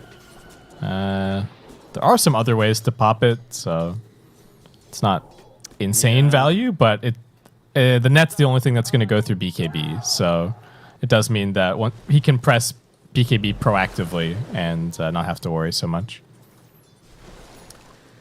Yeah, I don't know, I'm just a bit concerned that this Luna won't be able to get enough done in these fights. Like, I kind of feel like she needs like Swift Blink or something, just jump the backlines, commit to the fight. You know, you can't take these long drawn out engagements. Does feel very similar to the previous game, like Sven with the BKB, just you're large and in charge while the BKB duration is running, and then as soon as it runs out, you're just going to get kited into oblivion. So yeah. Or even get an axe and just throw it onto Sacred and let him jump in the backlines. Like I don't think that's bad. Oh, immediately getting stunned up here. Pure also going to be able to follow up with the splitter. The A-Blast coming through as well onto Sacred. It is going to glide through him, so won't be healing much from that. But a Katomi just gets blasted. Another move across towards the Nagasara as well. She's singing, but with the Eclipse coming on down, might not be enough. Pure gets on top of him as well. Tries to land the stun, forced off away though. Going to stop it happening. Pure going to get the high ground, but won't be able to get up the damage onto the heroes. Turns across to Pandamu instead. Pandamu going to get burnt down. Tries to top plot Flashco and fight up into this as they are taking a lot of damage on Pure. Pakaz does find the entry point with the Zeus, but Pakaz has gone. The damage is too much from the Arc Warden from the low ground, just blasting away at them right now with all these Spark Rays, with all of these Gleipnirs coming off onto the side of Sunder. They just can't fight into this right now. Sacred, last hero left alive, and the Spark Rays are just coming through thick and fast. He's dead. There's nothing you can do about this. Gleipnir's just going to delay the inevitable as Sacred does fall. Snowstorm's TP'd in as well. He's looking for the last one. Gets on top of Dark Mago. He wants to finish the job, and he's going to be able to do exactly that. Oh, never mind. He's got a BKB on the Zeus. Still, though. Oh, no. Not how you want that one to get forced out. Yeah, exactly. Well, that fight, to me, the saddest thing was that they missed the sharpshooter. So otherwise, the Naga was just 100% dead, but instead, Toby gets to come back in, still be useful, be a pain with the ensnare, and they're just going to walk into Roche. Yep. Stormstormer in the pit with Toby, taking down the big boy. Thunder not in the neighborhood just yet. Aegis on Toby, okay. Yeah. Stormstormer really just wanted a shard. Okay. I guess just Pure, just don't go in first, right? So hang way back. And we can see on the replay here, the sharpshooter just sailed on by. I think he may have been still in the AoE of the song, so it was another one of those no-look sharpshooters that he had to hopefully land, and it didn't happen. Good burst on the Lash, but as we can see, the game gets very difficult for Pakaz once his BKB runs out. I don't think I've seen this Arc Warden shard before. The magnetic field the pushes pushback enemies out of the area when cast. Yeah, and it like randomly gives magic resistance, which is that plus the pipe on the Naga is actually gonna be pretty darn good against the Zeus. Yeah, wow. it's a lot of magic resist. Get in the bubble, boys. Everybody nice in. Healthy area as Zeus actually going to pop the ultimate here as Thunder just scouting in the area. But it's going to be the Undying that gets pulled down. Entity just able to gun down this poor old support. And they swipe his gem as well, which is not great. Big deal. Yeah, feeling like Entity have really just hit their timing. It takes a long time on the Arc Warden, but he farms pretty darn fast. And Thunder, not clear how you deal with this now. There's just going to be a wall of Spark Wraiths that you have to try and get through every single fight. Yep, and I don't think there's any ambition for Entity to go to the high ground just yet. Like, they're more than happy to just take over the map, do what they did last game, accumulate a massive advantage, and then go for the death push when they're like 100 gold, 1,000 gold ahead. Do have to respect the high ground potential of the Zeus, of course, so that's making it even more annoying. Gonna delay things a little bit. That's probably what Thunder have to kind of rely on here, for at least until the Aegis runs out. They do have good swing back potential. You know, they win a good fight on their high ground. They do push reasonably fast, and we've seen what Luna can do, but I just don't know that Entity are going to give them that chance with what they're up to. Top side, Stormer is going to lose his Tempest double at least. That's going to be 300 gold to Pakaz. That was a very juicy creep. Entity looking at mid. Darmago got to be careful as Katomi. I'm really tempted to go and sneak closer here, but can't really close the gap. Can't really get onto the Zeus, who's just being so cautious. This map control is so annoying from Entity. There's illusions, there's Tempest doubles. Thunder just cannot get their waves out onto the map. They even bottom's just getting chipped right now by illusions. What are they gonna do? Do they even have a smoke? I guess they just feel like they have to sit here. Because kind of leading the way with the Shadow Blade, but yeah, it's so cautious from these guys, though. Yeah, they really feel like they can't push out any further than this. Maybe I meant it down mid. Yeah, that'll be that. That's about all he can do. It's a sorry state of affairs for the side of Thunder, but at least they have control over this little plateau here. Is Stormer. He's just running up the high ground with his Tempest double, and the rest of the team following behind it as well. Toby can't quite close the gap and get off the ensnare, but it doesn't even matter. Poor old Pandamu is just going to get killed off. What's that? You're trying to leave your base? No. Get back in there. Entity are definitely the bullies, just stuffing Thunder Awaken in the locker currently. They do not seem to be able to find a way out. Yeah, trapped deep in that locker, and the keys have been thrown into the river and are floating down towards Roshan's pit. At least you got Mantas to keep the waves shoved out, Thunder. At least you got that, but they've fallen back into the same place they were at before, and again, you can't do this. Not versus Entity, especially when they're playing this Arc Warden. Once you're in your base, it kind of feels like that's it, so we'll try pushing out, but Sacred just immediately getting AA blasted. They're kind of looking for the Leshrac in the backlines here. Don't forget, he's not the one with the Aegis. It is a Naga Siren, and Calm's a sharp shooter, but it's going to miss. So Toby with the song. Just going to reset off this one. They don't want to fight with the BKB down on Leshrac, and once again, poor old Pandamu just getting taken out as these Tempest doubles on the sidelines just doing so much work. The Hex out into Sacred, he's going to die as well. Stormstormer's Arc Warden getting taken out. It might be losing the illusions don't have enough damage to take down the Tempest. And now Toby looks across towards Pakaz. Pakaz getting hexed up for the time being. Stormstormer's on top of him as well. They have the damage to take down the big carry hero. The Luna is gone. Does have to buy back, but man, cannot do anything inside these fights. The chain hex. There's 3 hexes, 2 on the Arc Warden, 1 on the Lesh. Absolutely cannot do anything without pressing their BKBs. But like we said, they can't press them early either. Stormstormer's just inside of the base with the Tempest double. He's trying to kill Pandamu again here. If he gets him again, it's gonna be so sad. It's so sad. Oh god.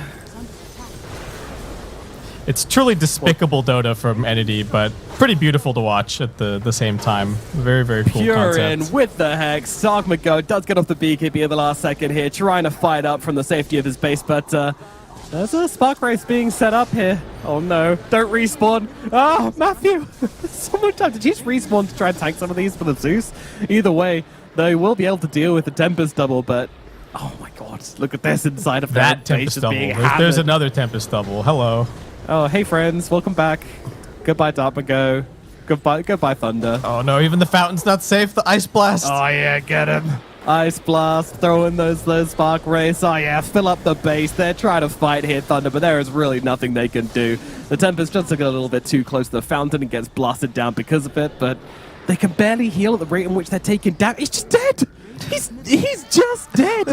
Entity aren't even really pushing. Like, they only just took the first lane of Rax. They managed to get Pakaz to respawn without too many problems. See what they can do in this upcoming fight. Yeah, without too many problems. All right, Pakaz trying to find the back lines here. Can't quite do it, though. Fishman and Katomi so damn low. And now the song, the Meteor Hammer perfectly chained out onto the Luna. She's just come back alive. They might just kill her off again. The Spark Raves to just run her down. What can you do against this? It's absolutely ridiculous. Wraiths everywhere. Well, Good GG. God, a GG exclamation mark called by Matthew. Thunder, they will bow out of this series. Entity getting the double Arc Warden victory here. Just looked absolutely impossible to play into at the end. Yeah, really, whoever is preparing to play against them later on, it's going to be, oh, they they picked a Brood and an Arc Warden and then another Arc Warden. Really cool performance. Cool to see some more heroes coming out here in the TI-11 groups. And man, that looked painful to play against for Thunder. All right, are you ready, basically? This is a challenge, and you guys in Twitch chat can play along as well. Arc Warden did 58,900 damage. How much of that was Spark Race? How much damage do you think he dealt with Spark Race in this game? So out of 58k, yep, 46,000. 46,000. Okay, all right. Give a minute for people to start typing. A bit slow with the one finger typing, but correct answer is 37,000 damage that was Spark Race in this game. Absolutely ridiculous. 10.7k damage dealt only to the Zeus with the Spark Race as well. How much was Gleipnir? I should look myself actually. Gleipnir 7,900. Yeah, okay. It's always a little bit more than you expect. More damage with Gleipnir than he did with Flux or his right clicks. Right. Yeah, it's not about the auto attacks for this Magic Arc Warden, but it feels like this was a very tricky kind of stylistic or like strategy matchup for Thunder. Just getting run around in circles, Entity splitting the map constantly. I think Entity, fantastic laning from them in both games. Thunder tried, game one, they had the LC didn't work against the Bird, and then this game two turns out that the Ancient Apparition Naga Siren dual offlane is really strong. So Entity having plenty of creative things up their sleeve. Very cool. Yeah, I think if Thunder had been able to get an advantage in the laning phase of either of these games, we would have seen a totally different game and a very, very close game coming out. But the fact that Entity just had their number with these laning matchups was kind of the death blow for Thunder Awakens. They really couldn't fight up into that.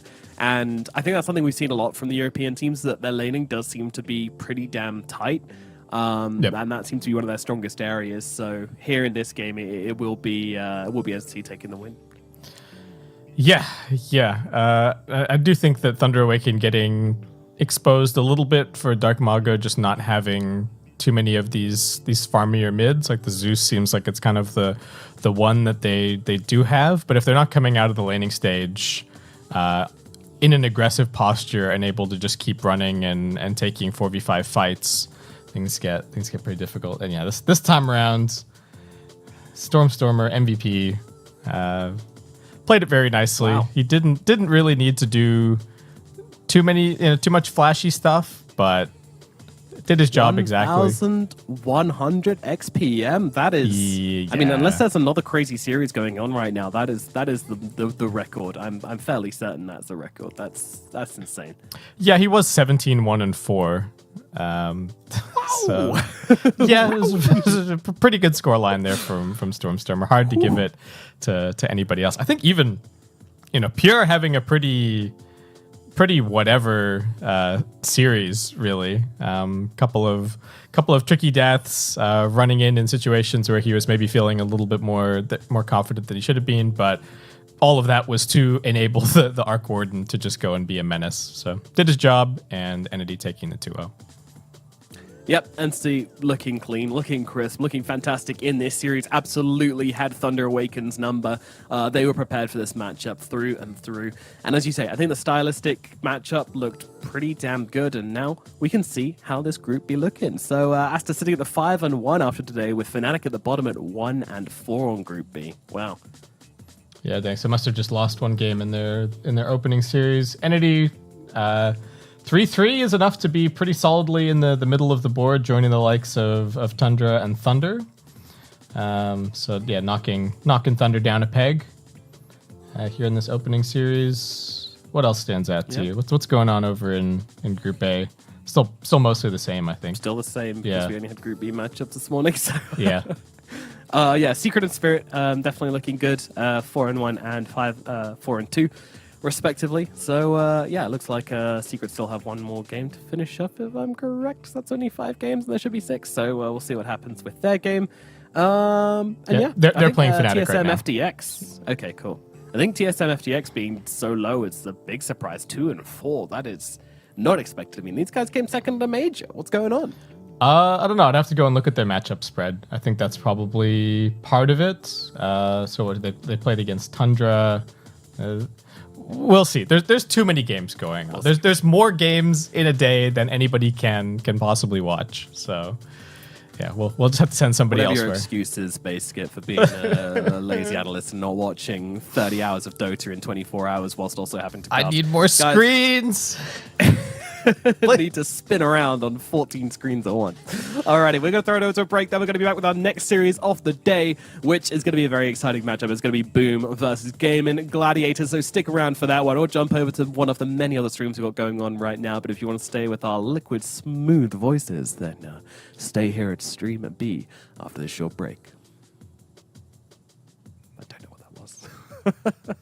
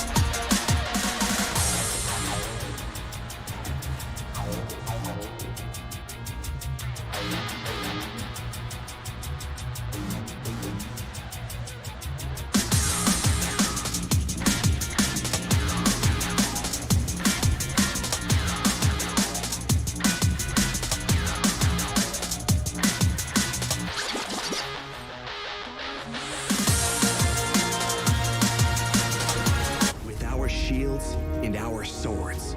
We pave the path to victory. With our shields and our swords, we temper our courage. With our shields and our swords, we're making history. With those who make the game a reality, we're the vanguard. We're with the best.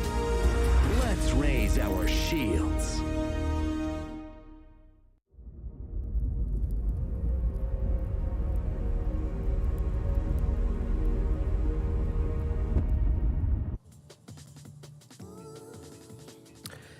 It's time for a matchup which a lot of people have been looking forward to, mostly just because it's kind of funny. We got Boom versus Boom. That's right, Gaming Gladiators playing off against Boom Esports here in the group stages. My name is Noman. Joining me is Basecamp. Basecamp, how are both these teams looking coming into this one? Well, a little bit of a shaky start, I think, for both teams, especially Boom. They are maybe underperforming compared to expectations so far. They haven't had the easiest matchups necessarily. It's like O2 against OG and RNG. Hakori are surprising people. They're looking really good. It was a 1-1 series there. And for Gaimin, a little bit stronger, though their 2-0 was against BetBoom. They also went 1-1 against Hakori. They've also been 0-2'd by OG. So this one should be interesting. Should be fairly close, but I think more pressure on Boom to adapt and change up what they've been doing.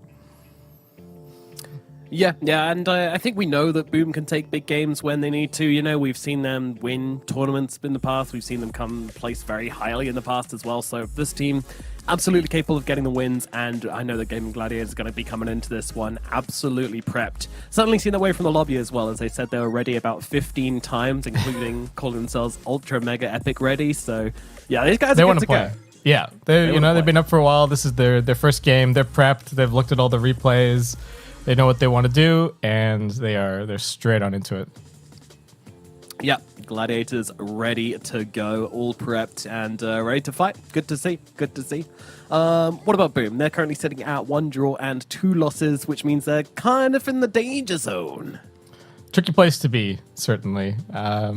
Like we said, just going to have to pick it up if they want a chance of making it into that upper bracket, which is what everybody is gunning for, and people have been talking about how difficult Group A is looking. They've still got plenty of hard matchups to come, though. Gaming Gladiators not going to be pushovers either. That's good. Look down there. We've got a draft. Oh wow! Oh cool. What's that? What do you Marcy pick over there? Oh yeah. Wait, I'm turning natural, the wrong way. Very natural. Oh no! The mirror image. Everyone's just illusion is completely shattered now. We ruined it. Dang. All right, we got a bounty picked up from Gaimin, so Boom, pardon me, gonna let that through the draft. Boom themselves are gonna grab the Tiny and the Enigma. Now an SF coming out from Gaimin. Draft's too fast. Everybody's prepared. Quick one. Yeah, okay. Enchantress gets banned. What else is still in the pool? So Gaming Gladiators going with this was the last chance qualifiers for sure. The Marcy, Shadow Fiend, even the Enigma. I'm feeling more back at home here. Even the tiny Enigma like as a lane. That's very, very kind of cookie cutter, very stable, very annoying. For any pause 5, anyone that's played against that lane can attest to getting tossed back into Eidolons is not fun. Even this Crystal Maiden ban, I think, is like one of the few heroes that deals reasonably well with this kind of thing, because the damage is good against the Eidolons, and then also you've got a pretty reasonable attack speed slow on the Crystal Nova, so it makes it easier to kill the Eidolons before they split. But Boom, very much securing this lane for themselves. So he needs to go wash his face. There's still some yawning there. None of that. It's noon already. Ultra mega over there. Yeah, come on. I'm sure they're fine. Once they get into game, they'll perk right up. Okay, so the Shadow Fiend for them, I think, is mostly on at least from what they've shown so far, it's mostly been safe lane, but they do have, they certainly do have the flex. They did play it once versus BetBoom, but yeah, that was one game on the safe lane. So But I think it's still one of Boom's like top 4, top 5 most played heroes of all time. So Which Boom? Boom the player. Yeah, he's a Shadowfiend specialist. Loves it. Absolutely loves it. Maybe we got to go with Boom and Boom Esports. I'm not doing that. No? Chat can figure it out. They're very high okay. IQ. Don't worry. We the audience can figure How can Boom possibly lose? True. Boom's going to win here, I reckon. That's my bet. My bet is that Boom is going to do well. This is the battle for the Google result. When you type in Boom Dota 2, who do you get? True. Yeah. That's actually true. Which one is going to come? I'm going to test. I think you get the team. I don't think you get the player. Maybe if Gaming Gladiators win TI or something, then Boom will be the most famous Boom in Dota 2. But the player's nowhere to be seen. All right, this guy needs to win TI. Yeah. He's literally not even on the first page. That's embarrassing. Yeah, I mean the results are customized for you as well. So of course your SEA bias is coming up there clearly. Oh no, I've been outed. Curse you, Google. Well, damn. These guys, they got a lot of team fight. They got a lot of tankiness. They got the Lich coming out now for the side of Boom. This is a hero they've been having some fun with. Pretty good. I love what they're throwing down. Yeah, it seems like they probably had something planned coming in here. Just get some more team fight. Leave those core spots really open for whatever they want to put on Jackie and Yopaj. Ask them for the matchups that they want. And Rubik coming in. So the whole story of the Last Chance qualifiers was, how do you deal with Enigma? We saw some Silencer attempted, didn't always look great. There was a whole bunch of other, there were laning attempts with Gyrocopter, all kinds of different things. I didn't see anything that convinced me too much. I think the best I saw was like have a laning counter and then have a save. Less about interrupting the black hole, more about like only give him a one-man black hole and then just bail that hero out with a swap or Pudge Hook or something like that. But it is a pretty good Rubik game. You got Avalanche of Steel, Enigma spells, Lich spells, also pretty darn good. Though that does mean maybe one of Marcy Rubik is going to be 5 unless they're playing Marcy as a core here. Yeah, option's still open, I think. I think you can do either. And they'll keep it that way, probably. Might reveal it in the next pick. Not sure. Let's see. Yeah. So yeah, probably Tofu playing the Rubik. And yeah, Celery's hero pool has kind of come under some pressure here. There's still a Chen, which doesn't look terrible. I have seen that lane against the Enigma go okay. It's kind of weird. Like you're going to take one of the Eidolons, but then use it to punch the other Eidolons. And you do just kind of play fast, which Enigma is a little bit susceptible to, though he is at the end of the day still a big teamfight hero, and that is sort of the rock, paper, scissors against the push. So just have to wait and see this game and go for the Pango. Yeah. I mean, I think the Rubik is mainly an answer to the Enigma, of course, but definitely a lot of usage for it this game as they bring out the Pangolier for themselves. Here they've relied on a lot throughout their careers. Yep. And for good reason. It's a very reliable hero. Always gives you some good team fights, some good lockdowns, some nice anti-carry. Yeah, and seems to do fine in the game even when it struggles in the lane. Like yesterday we saw Quinn get absolutely bodied mid by Nothing to Say in that Sonics versus LGD match, and then he still went on to put together a really fantastic performance on the Pango, so not too stressed, even if there are some laning counters out there. There's still... So the one thing that we have been seeing a lot is like the Bloodseeker bans when the Pat Rider... when the Pango is coming out, but not a thing here, and Boom are just going to go for the Bat Rider for themselves. Okay, we actually get a Bat Rider pick. They've been few and far between, but here it is. Yeah, I think this is the second one we've personally seen, but throughout the tournament. Let's see what his stats are looking like at the moment. I think he's actually dropped down out of the top heroes contested. But he is now... This will be his 6th game. So congratulations back on your 6th game. 41 bans. Yeah, 6th game, and this might be his 2nd win.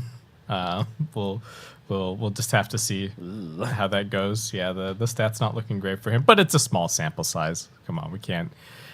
We With can't. 41 bans, the hero's clearly good. It's just being kicked out a lot of the time. Yeah, people just do not want to play against it, and we'll see if this laning matchup is everything that it's cracked up to be for Boom. I mean, they're certainly picking it, expecting that okay, this is something we're very happy with having against the Pangolier, presumably against the supports as well. They've got a pretty good setup to do.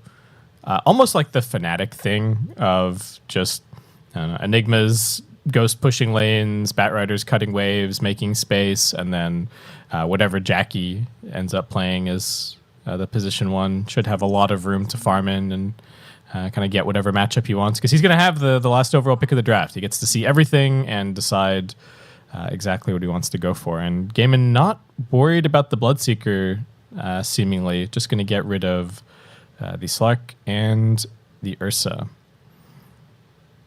Yep, no, that's going to be their choices of carry to get rid of. So these kind of strong laning and then take over the game heroes, they just want to get eliminated. Yeah, so what's Ace going to play? He's played some Brew, he's played some Beast, and some Enigma, and I think that's about it, actually, so far. So Brewmaster gone, Enigma taken, Beastmaster not looking phenomenal here necessarily. You don't know your matchup. I feel like it's a bit of a risk. Yeah, maybe something else. I don't know. There's a Centaur. What else have we been seeing? There's been lots of ranged off lanes still, but you have to pick blind here.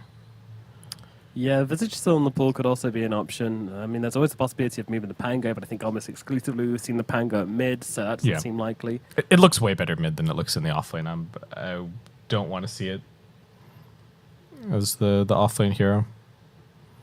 Yeah, I think it's Beast or Visage, I'm pretty sure. Yeah. I just have to think about the matchup spread, I guess. What's the worst case scenario? What are Boom going to Got a bit of camaraderie coming out from the side of game in here, a bit of hands in the middle, and it's going to be the Beastmaster. Okay. What do you do here if you Boom? Or do you just Naga? Seems decent. What else? Yeah, it's been the popular option, that's for sure. I've seen a lot of that.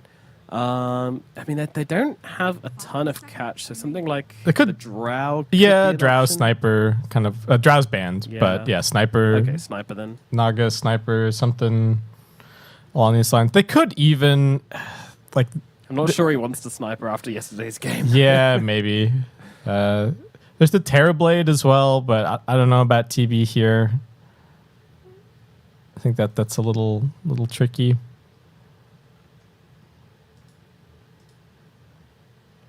What do you do, Jackie? What's the game-winning hero? Your team is setting you up for success.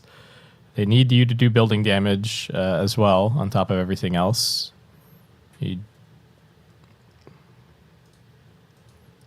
Mushi scratching the head, trying to access that brain power.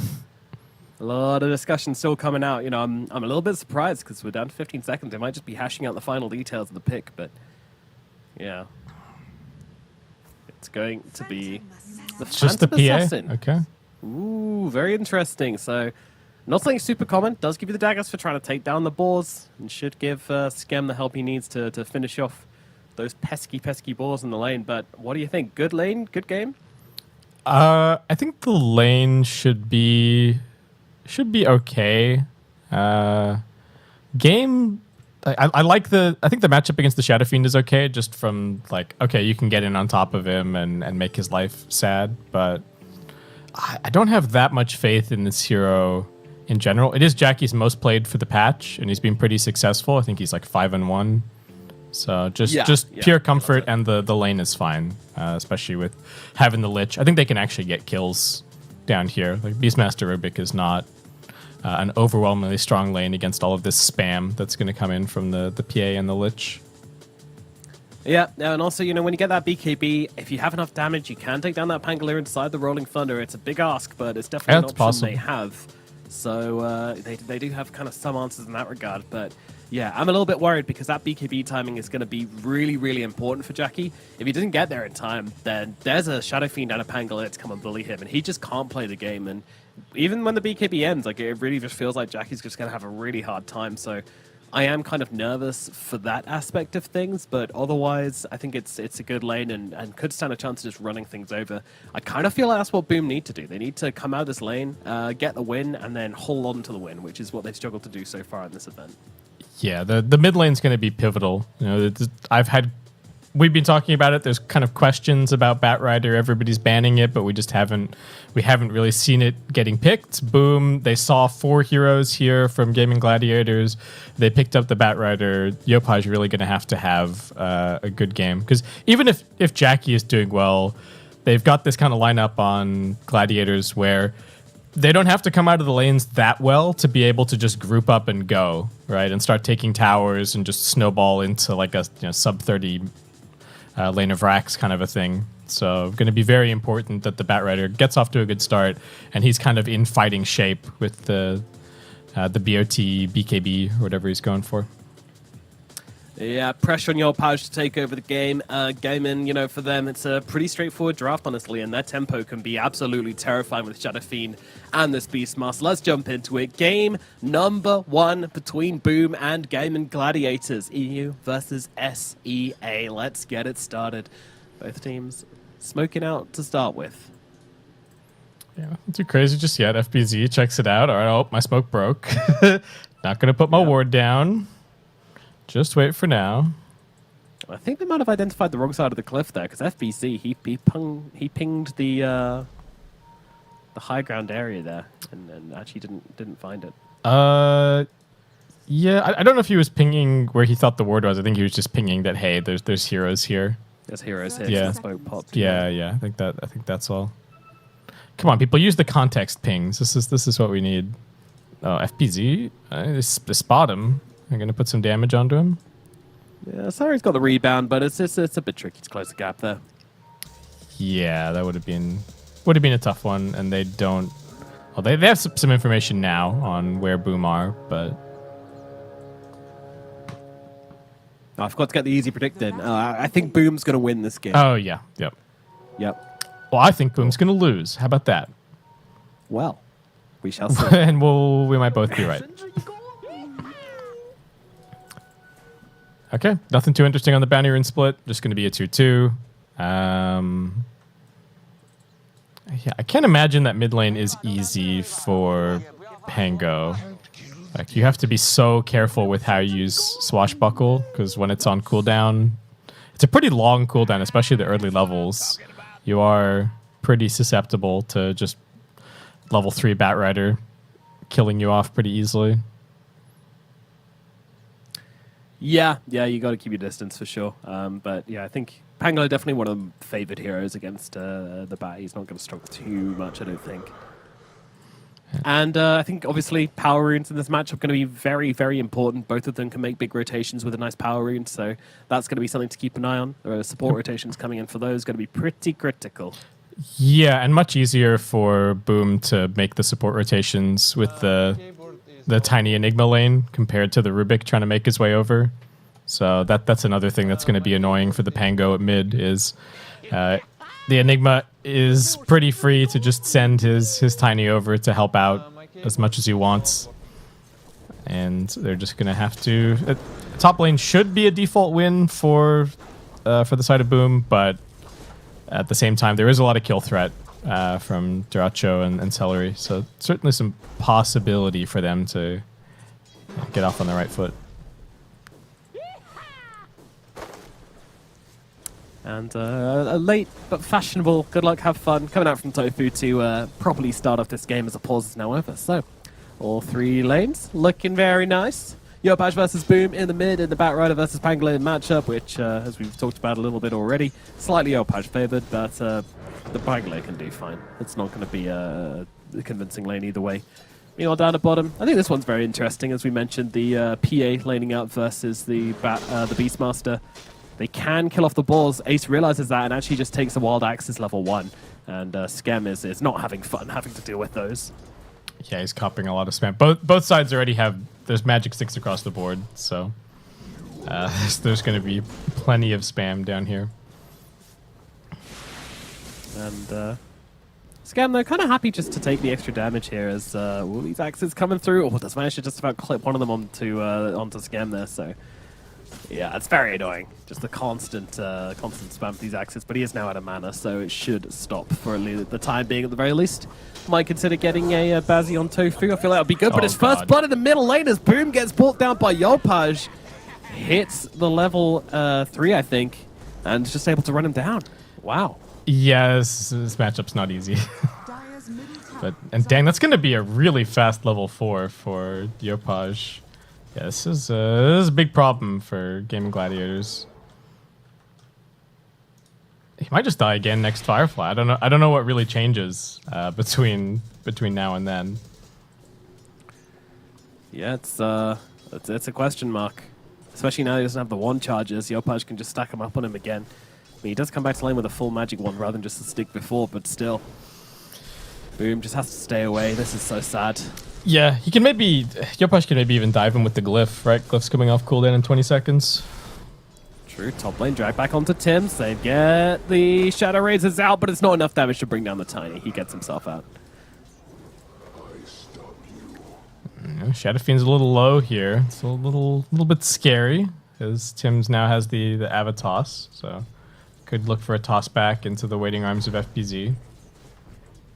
My god, look how zoned out Boom is in this lane. Goodness gracious. At least he's able to come in and get these range creeps, but yeah, it's a rough one.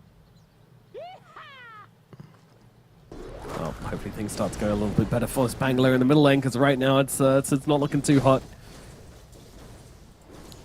And meanwhile, up at top, things just looking a little bit more peaceful now. They're out of mana. On the Shadow Fiend, the kill potential is kind of gone for the time being. Yeah, sidelines have calmed down for a moment. Support's looking to unblock camps, just start playing the next little part of the laning phase. Maybe start making some rotations over towards mid, like we were talking about. Looks like that's the plan from Tims. He's going to stack a camp and then run over to contest. I don't think they can help Boom that much, unfortunately. And yeah, they're really coming over and putting the pressure on Tims and Scam, both rotating over to check out the 4-minute runes.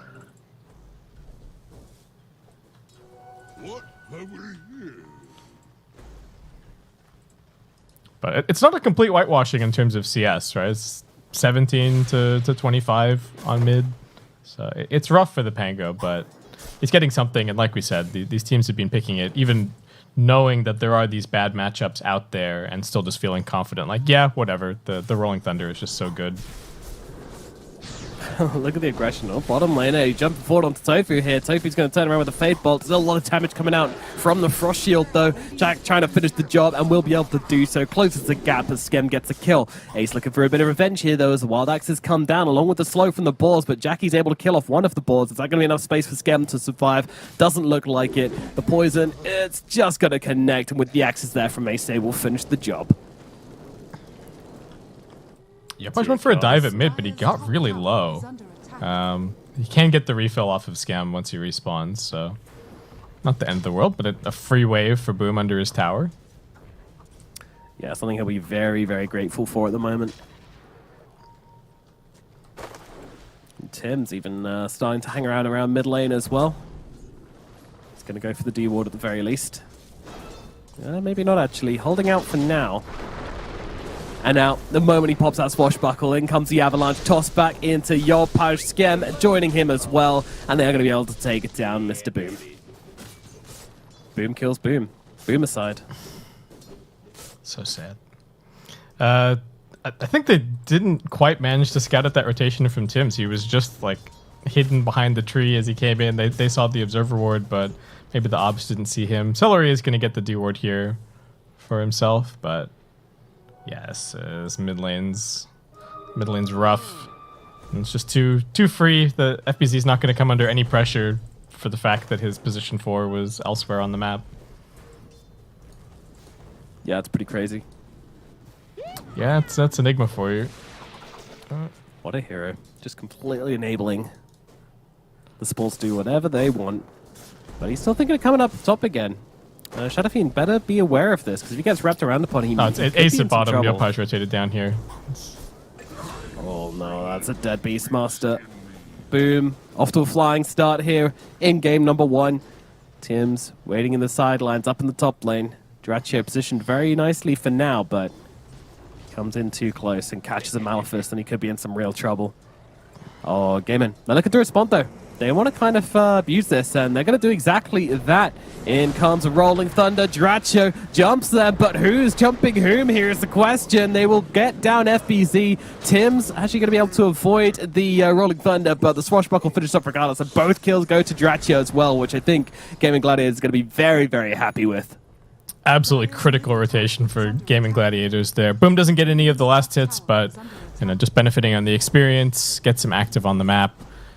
Really needing to respond to some of what Yopaj has been getting done, since he is completely taking over the game so far. And still so much pressure on the mid lane. We got tons of observer wards, support rotations. All of the emphasis is being placed here currently. Dire's middle tower is under attack. Yeah, it's very intense, and that makes a lot of sense because, as we said, these rotations have already been the critical factor of the game, as Tim's with the Frost Shield upon him. He's got to just about survive Boom's onslaught for now. Yopaj coming over the trees, does have a lasso, got to use it onto Boom, and he doesn't stand a chance to survive in this one. Or does he? Oh, nice catch from Scam, beautifully done with a Sinister Gaze, brings down the Pangolier. Dang, the Boom supports on land have just been destroying the Pango. There was a toss interrupt on a shield crash before, and now we've got the Sinister Gaze on the Swashbuckle. He's not having a fun time. Very tasty supporting. Looking good. Oh, crush him. Yes, Batride's off to such a good start. We talked about him needing to control the game well. He's currently sitting with 8 minutes boots of travel and 300 gold in the bank as well. Ready to just come out to any lane, and any lane's going to be bottom now. They want to punish Ace once again. Raw comes out, but they're ready for it. Boom going for the Rolling Thunder, chaining it onto Jackie, but actually changing his mind and then moving over towards the support instead. Trying to find something to bounce off here, but it's not really working out too great for him. He needs to finish the job here. Swashbuckle in, gets the kill, but Yopaj now looking to run him down. Tofu's in the neighborhood, though. Looking to stop this almost from done. happening, so Boom's going to be okay, yeah. Yopaj can actually be the one in some trouble. A jump forward from Boom, and the Swashbuckle gets the kill. Game in. They come out with a win down in the bottom lane. Oh, man. That is so painful for the side of Boom. Like, losing your mid, losing your carry, nothing else is really happening on the map, and this Pango that you counterpicked and shut out of the game is now just right back into it. Yeah, look, there's no worse. He's not even that far behind anymore. It's in front of FBZ and Jackie at any rate. That's all that really matters. And the Beastmaster hasn't really been shut down. Ace is farmed up very nicely. It's going to be super easy for them to just rally the supports with him right now and start looking to muscle down some objectives. This is why I was harping so much about like Yopaj. He is still #1 in net worth, but he needs to have a phenomenal game just to control the pace so that the Enigma and the Phantom Assassin can both kind of farm up, since they're not going to look to be active for ages. Well, Illusion Rune grabbed by Boom. Not the ideal fighting rune you're looking for. Okay, they are trying to make a play with this smoke. Not willing to give away bot tier 1 to the Beastmaster for free, but Gaimin seem to appreciate that there is the potential for this defense. Keeping their heroes in the area. It's only level 4 on the Tiny. Tim's not bringing that much to the equation here. It's going to have to be Yopaj doing all the damage. Oh, this is cute though. Throwing him in with the Batrider here and throwing down the Frost Shield or something as well. Yopaj though taking some heavy hits. He needs to survive through this. He's not going to do so. And now the return Chain Frost bouncing around. FBZ goes in with Black Hole, but not really getting a whole lot done. Tofu on the run. Might get taken down here. Sinister Gaze comes on through. Toss back as well, but he'll throw down the Fade Bot onto the FBZ, and with the help of Boom, will bring him down, but will die to the avalanche from Tim's. Boom though going to chase down Tim's and probably get the kill here. Swashbuckle is available, and the right click finishes the job. Boom now on a killing spree, recovering from this middle lane miraculously. Was that better than just giving them the tower? I guess they weren't trading anymore. They've already taken the safe lane tower for Gaimin, so just wanted to get a little bit more out of the black hole. FBZ making the rotation. Every death for Yopaj, I think, is very costly for Boom, because he can just die. He absolutely needs to have BKB in these fights. Otherwise, all of the nukes are just going to obliterate him, as we kind of saw in that last fight.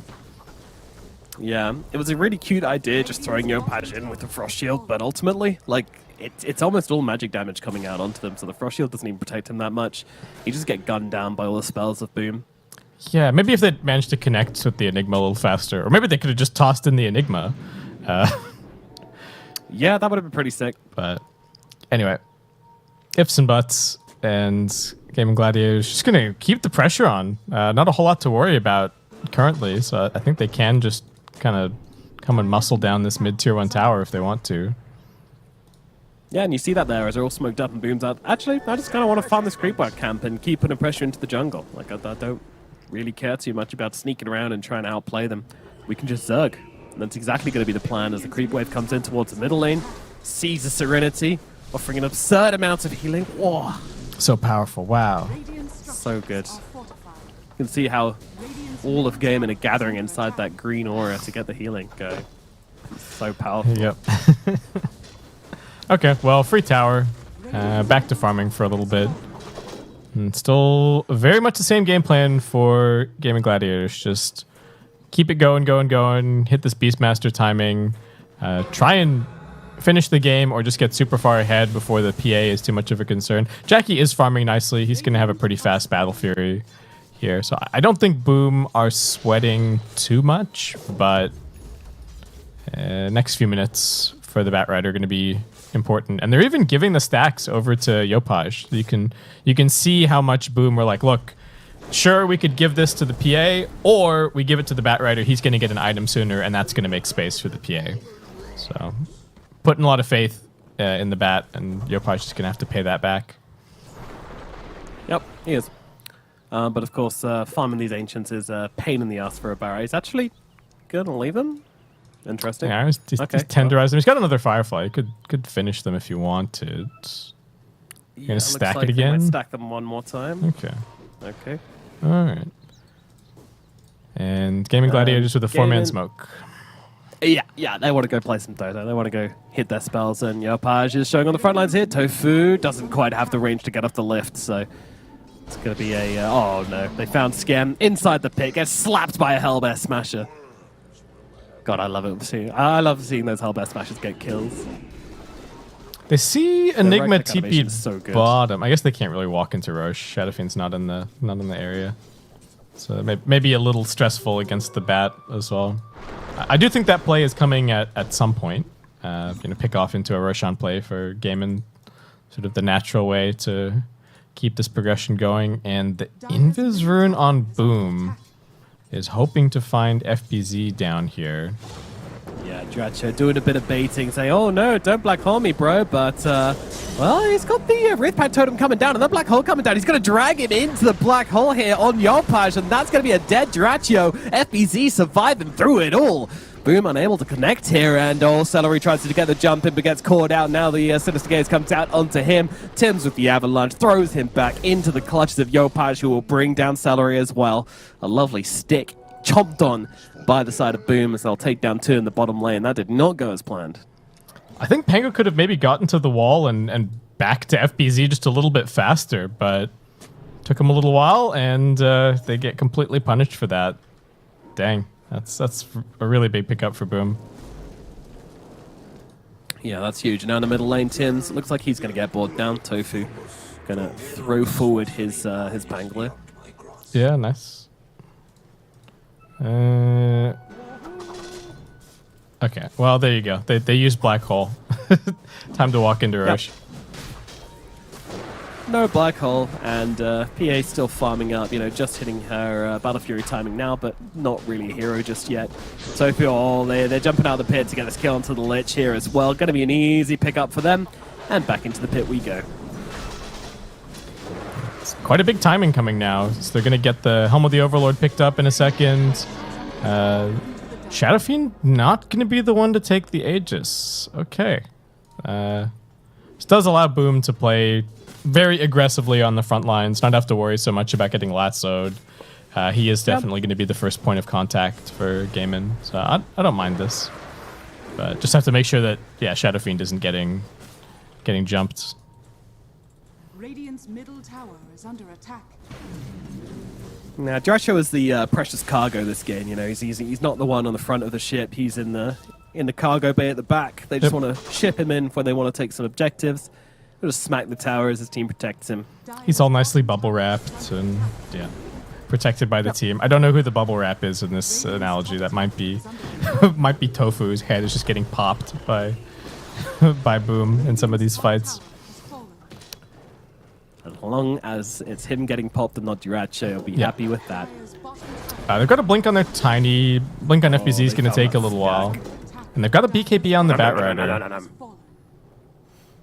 Oh man, there is nothing worse than getting a stack taken. Yeah, this is painful. That's my hot take. I absolutely despise it. It's just. Especially when you're telling your carry to like come farm this. Anyway.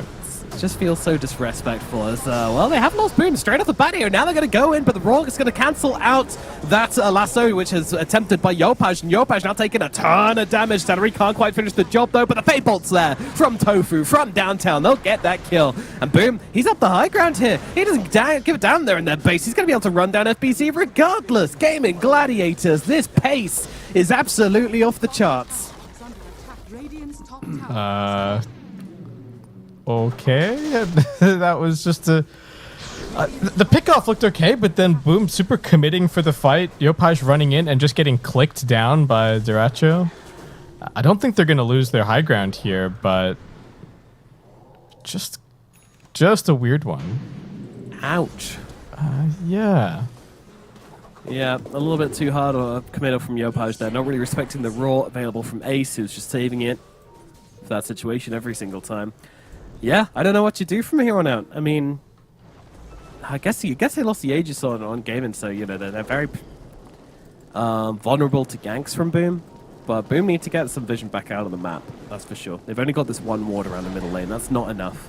The Hawk's scouting them here, but all right, not gonna be able to get anything. Yeah, they do need to kind of get out onto the map, get some more vision, get maybe some kind of threat going in the side lanes. Jackie's doing what he can, but really not where you want to see your Batrider currently. It's just, you know, sitting and trying to defend buildings. Much prefer that he's making space by, you know, cutting waves and finding some jungle farm in between. Oh god, is Dyrachyo going to one-shot him? Doesn't have long on the Shadow Blade duration. He's going to try. He's running at him. He's looking for it. Oh, he's going for the They thought he went back the other way, but Yopaj did not. He's... A swing and a miss. It looked pretty. Ooh, they scanned that PA is in their triangle. They're coming back. Ace marching up here by himself is quite the play. Wait, they didn't see him. What? Oh, so I think he shield crashed and then he broke the blur, but then he ended up on the other side of the trees, and and didn't see him.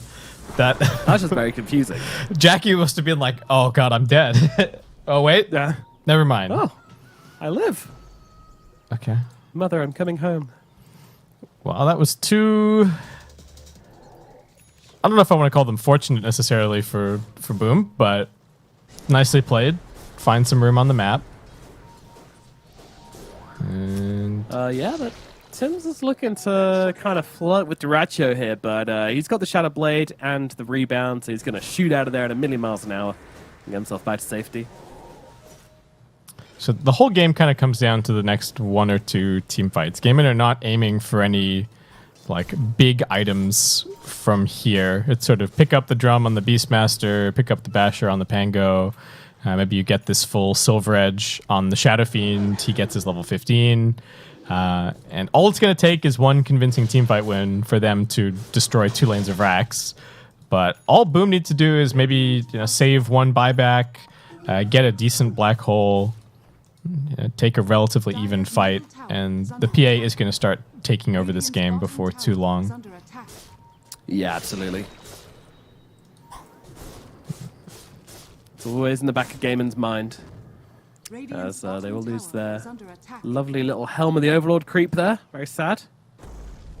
But Gaiman, once again, looking to keep the gas coming. Keep accelerating into this one. I mean, they know where Boom are, but what do they want to do? Looks like they want to retake over the triangle and look to put pressure on towards the middle lane. Are they going to pick up a gem somewhere as well? Man, Rubik is actually quite farmed. Tofu's managed to pick up an Aether Lens and a Blink Dagger, so definitely some big playmaking potential for him, and makes FBZ have to think twice about how he's going to be using the Black Hole in these upcoming fights. Yeah, I'd actually really like to see the shard from Tofu, because you can lift people out of Black Hole if you get that, right? I'm not sure. I think maybe not. I'm not actually...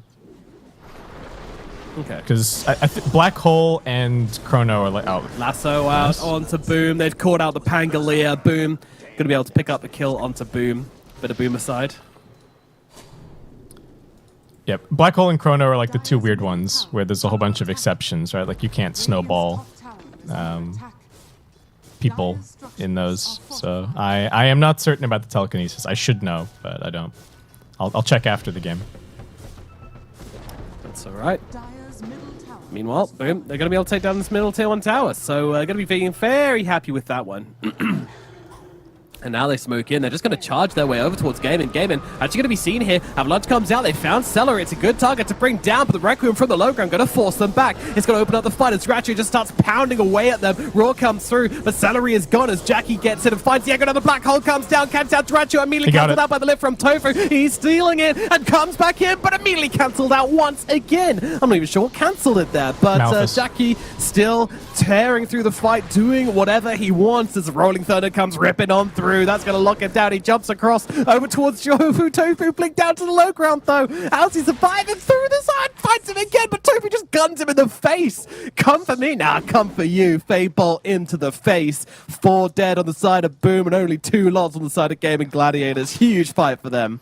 Diracha absolutely turning it around with that Requiem from the low ground. Just sending Boom back, massive. gave Gaiman a second to reset, get the jump onto the Batrider, who didn't get to do anything in that fight. He just got roared and was absolutely obliterated. And Rubik's still holding on to the Black Hole at the end of the day here. I don't know if Tofu is just going to sit on this. It is a long while. But yeah, so we see this again. They get the jump, but they can't immediately kill off the Marcy.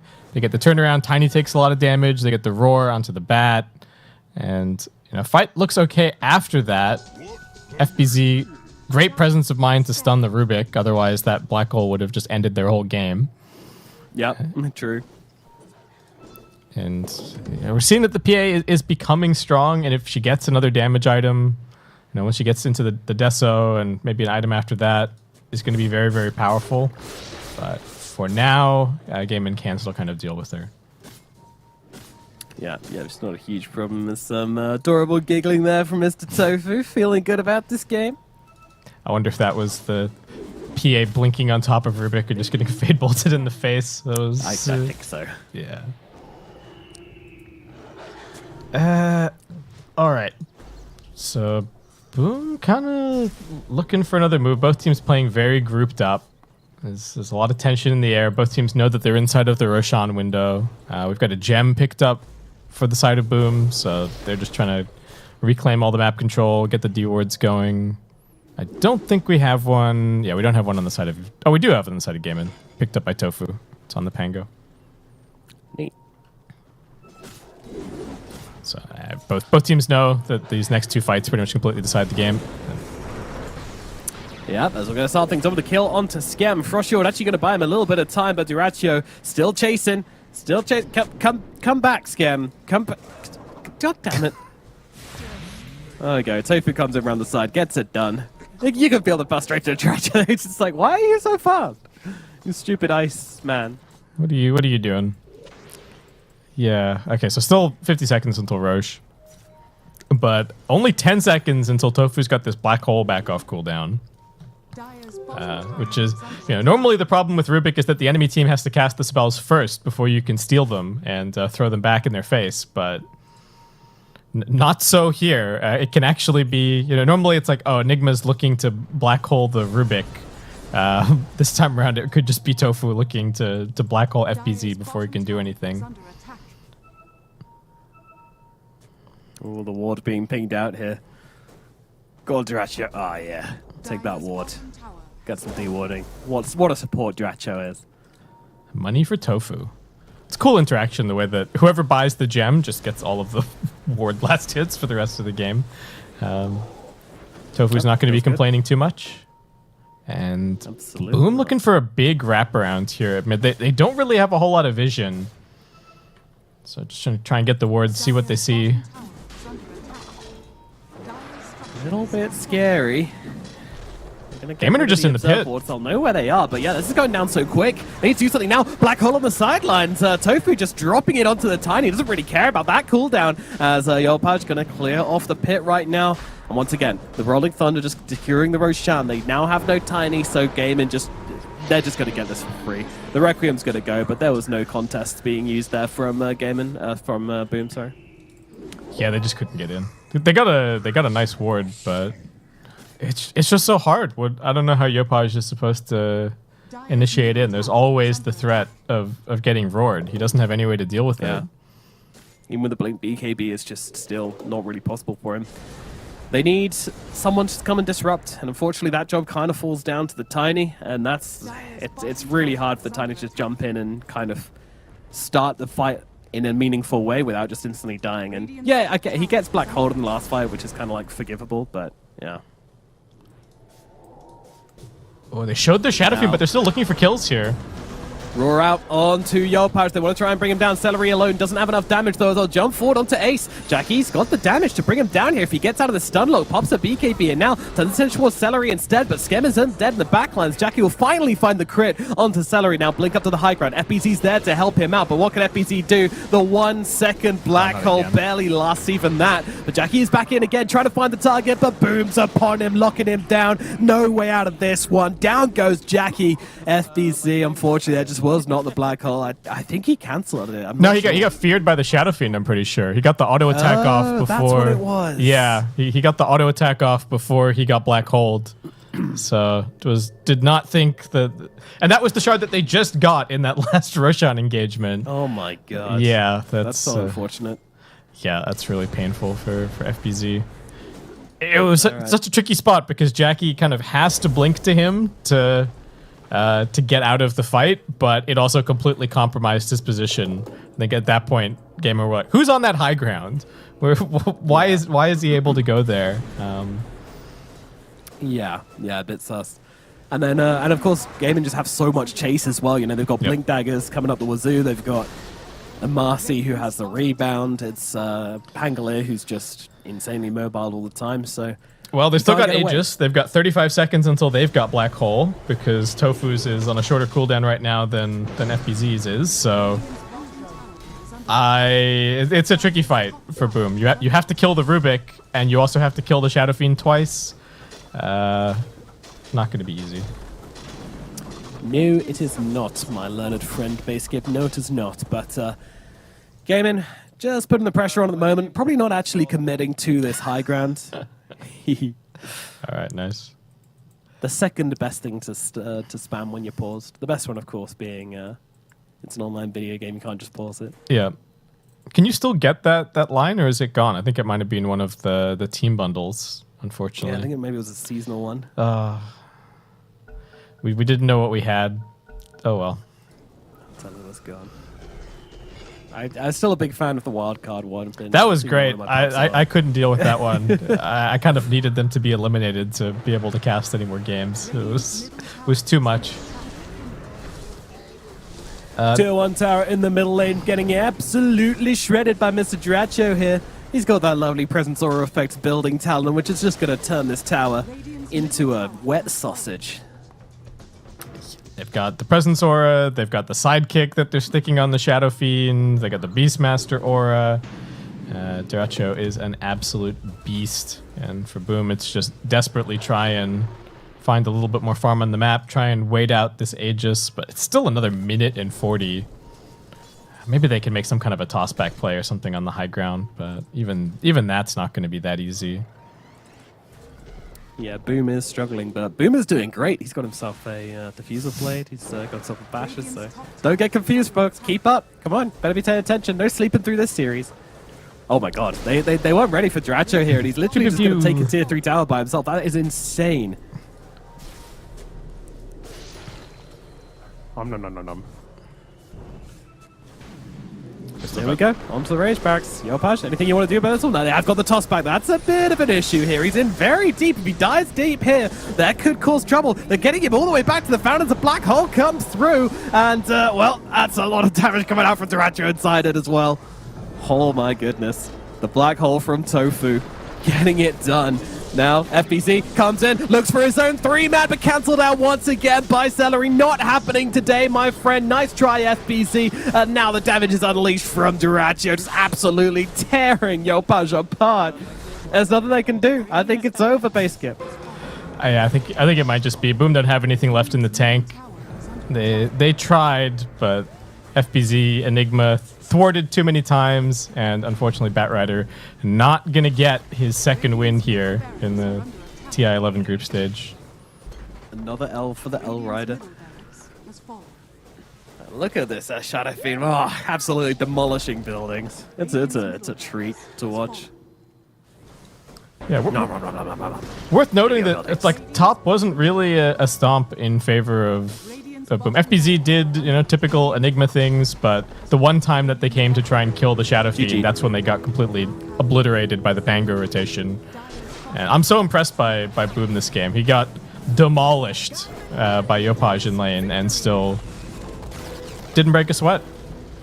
Yeah, it's kind of the way the team rallied around him to make sure that he still had a good game. Like, they still put all their faith in him and just committed 100% to his rotations and absolutely brought him back into the game and then some. So Boom's still having a fantastic performance against the team he is named after.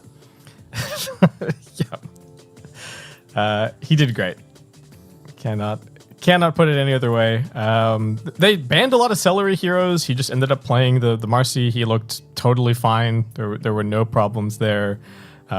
Great game from Tofu. I think Tofu was my MVP. Yeah, he had better black holes than FBZ did at the end of the day. We'll maybe see a couple of those here.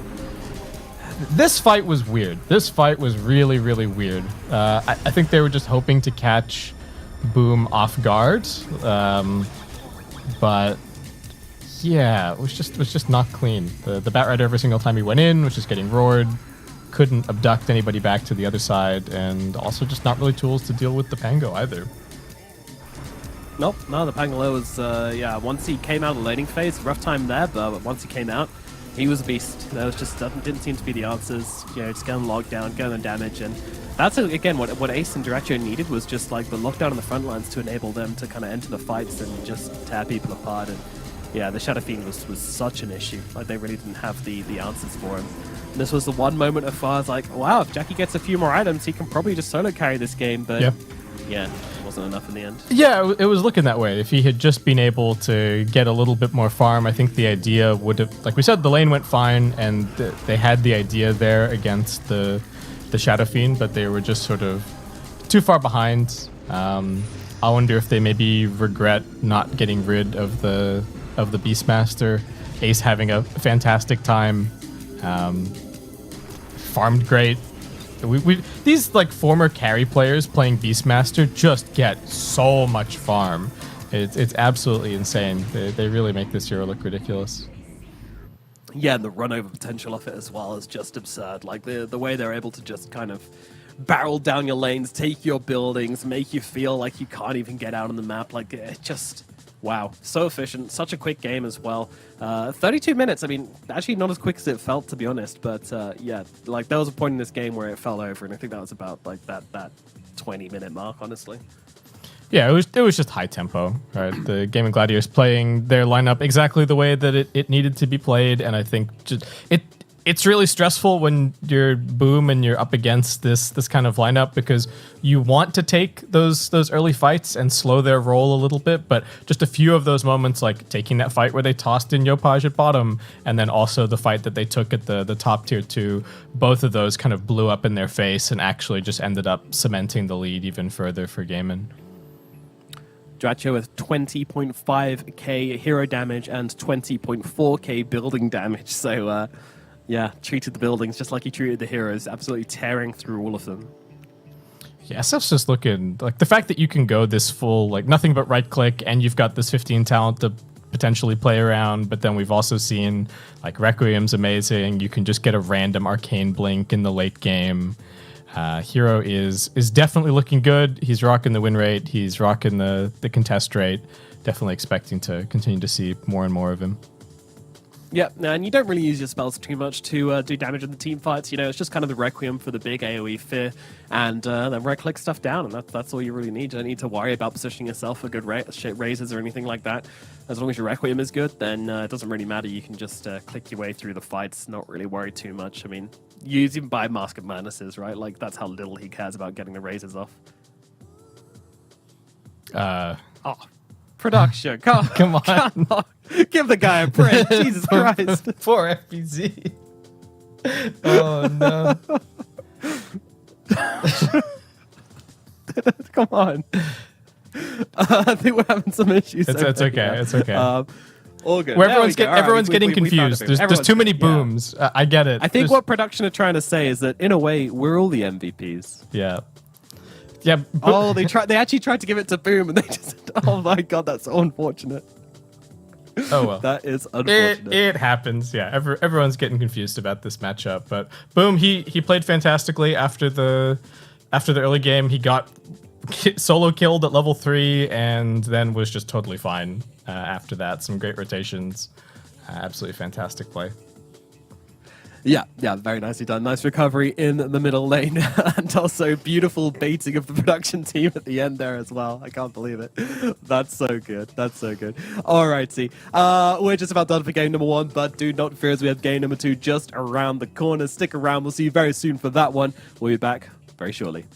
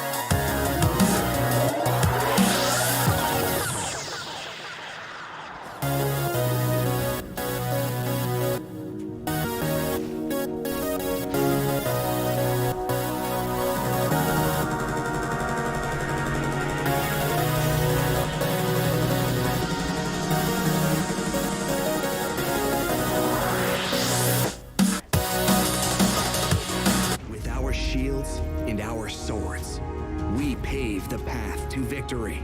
With our shields and our swords, we temper our courage. With our shields and our swords, we're making history. With those who make the game a reality, we're the Vanguard. We're with the best. Let's raise our shields.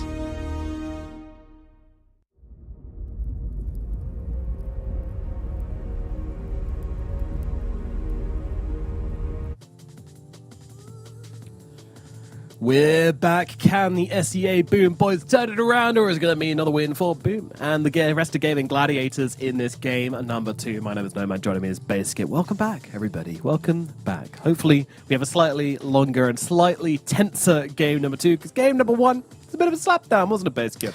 Yeah, a little bit. Lots of Diracho slaps from the Shadow Fiend. Didn't really manage to keep him down, even with the Enigma denying in his lane and being a nuisance. FBZ, he had a tricky one. There weren't that many counters to him, but his team was just melting so fast, and Yopaj kind of struggling. We'll just have to see. We said that Boom, they need to show us a little bit of a different look. It feels like that last game was a little bit more of the same from them. So I'd agree. Yeah, I don't know what it's going to take to kind of get them back on track. Maybe some FBZ Pango, something that can be a little bit more active. Not sure. Yeah. I mean, I hate to blame anyone in particular, but considering the start which he had on the Batrider, I really do feel like it was kind of his job to take control of that game and just stop them getting run over like this. But the first kind of 2 rotations he made were pretty good, but then every single one after that, the next like 3 or 4 were just like really kind of just dug them deeper into this hole. Yeah, so they tried to killed the Beastmaster the first time early on, and they kind of caught Ace off guard. And then both of the other times that he rotated bottom, they got some kills, but he died both times. And that just kind of slowed down his progression throughout the whole game. It took a really long time to get the BKB online. Even by the time that he had the BKB, he was still just getting roared in every single fight and dying, because there wasn't really anyone else that Gaimin had to be worried about. And yeah, it goes to expose some of the weaknesses of the Batrider, though I do think there was a ton of pressure on Yopaj that game, both because he had the lane win, and then he was the one person that was in any kind of position to hold off Gaimin through the mid game. Yeah, it was his duty to control the entire tempo by himself. There was no one else in the team to really help him. I mean, that is the slip side of Enigma, is that yes, you kind of secure a lane and you open up your support to kind of rotate a little bit more, but he himself can't really contribute much. And I think if you do go for this Enigma, then you need to kind of counterbalance that with a less greedy carry who can kind of commit something to the early game. And PA is not that hero. PA is just wanting to get that Battle Fury, farm himself up, and not really contribute to any fight in any way until he's already gotten a couple of items down. So yeah, Yopaj is basically playing alone, playing with the supports only, and that's not enough. That was not enough. So yeah, big things to improve on for game number 2 here for Boom, and it has been a journey for them already. They're having to kind of readjust on the fly very quickly, and that's not easy to do, especially under the pressure of the fact that you're playing in TI. So what are your expectations for this game number 2?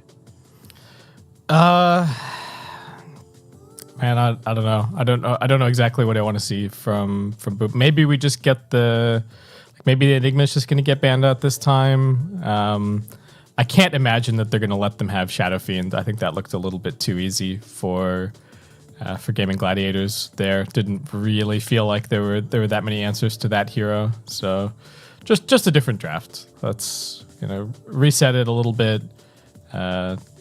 Try and get Boom on something just a little bit more aggro, I would say. Yeah. Do you know what the pick order was for game number 1? I can have a look. So we had Gaimin were first pick, and they were on Dire. Right. Okay. So this game, it's going to be Gaimin going to choose Dire, and Boom going to so pick. It's the same setup, actually. Yeah. Okay. Interesting. So that means Boom had selection priority in the first game, and they took Radiant, I guess, or second pick. not 100% sure. Yeah, hard to say. I mean, what do you think the mentality is going to be like now for Boom? Because they're seriously looking at, the possible. Obviously, there's still a lot of group stage to go, but they are looking at a serious possibility of having to fight their way out of the bottom two, which is not what they expected to be. Like, some people even had Boom as favorites to, make it to the grand finals or win the whole thing, and this is not the start they were looking for. Yeah, I think it's got to be tough. I mean, they are all pretty veteran players, so I don't think it should be rattling them too much. But I do also feel like they're not playing with an enormous amount of confidence, so it's going to be important to kind of turn it around soon before that atmosphere completely settles on the team. Right, every loss is going to weigh on you a little bit more. They've got good. They got a good coach. They've got good support staff around them. But there's so many games, but there's only so many days, right? It's a pretty condensed group stage. So yeah, the turnaround's got to come soon. Hopefully they've got somebody on their team that's a bit of a clown and can try and, lighten the mood a little bit. We'll keep an eye out on the cameras once we get into this next draft.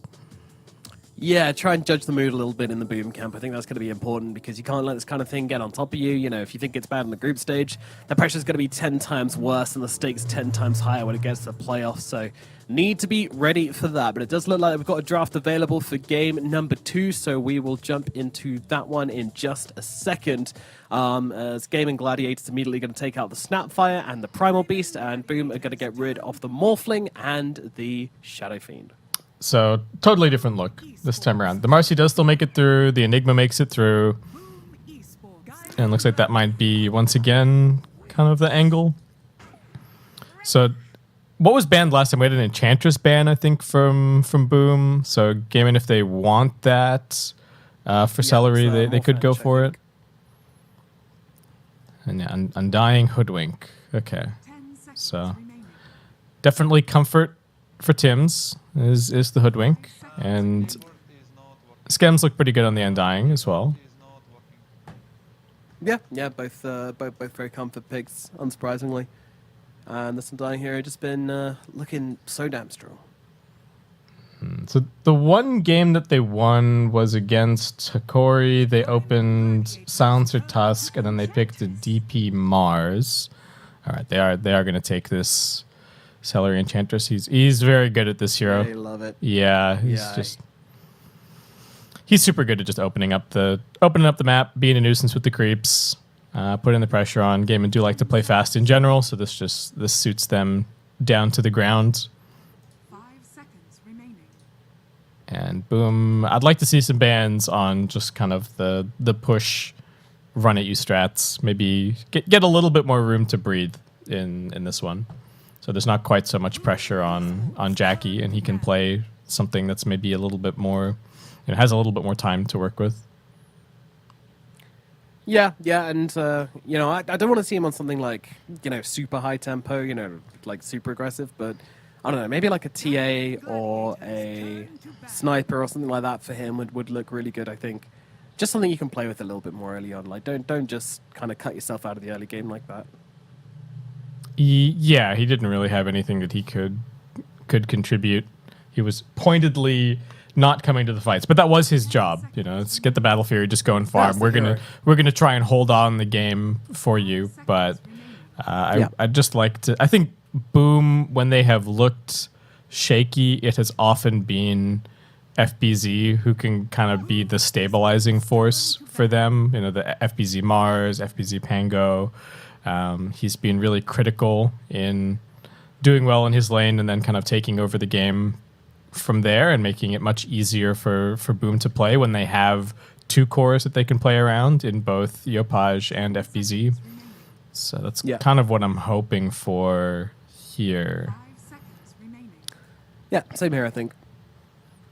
But putting Pango in the offlane is tricky. The hero doesn't always look amazing there, and it's already quite strong lanes for Gaiman. So I think that is something you're thinking about. And okay, they are getting rid of some of this pushy stuff. The Lone Druid getting banned out. Yeah, the Enchantress always going to be a pain in the ass to play into in lane. very, very difficult. Doesn't seem like there's a whole lot of input from the other members of Gladiators on on the draft here. Everybody's chilling. Yeah, it's just kind of. I'm not even sure who's it's Tofu who's clicking the buttons, right? We don't see him on camera. 10 seconds remaining. No, so they have who's their coach again? I don't want to get this wrong. Metup. No, The coach is. it's a Mortal Faith, right?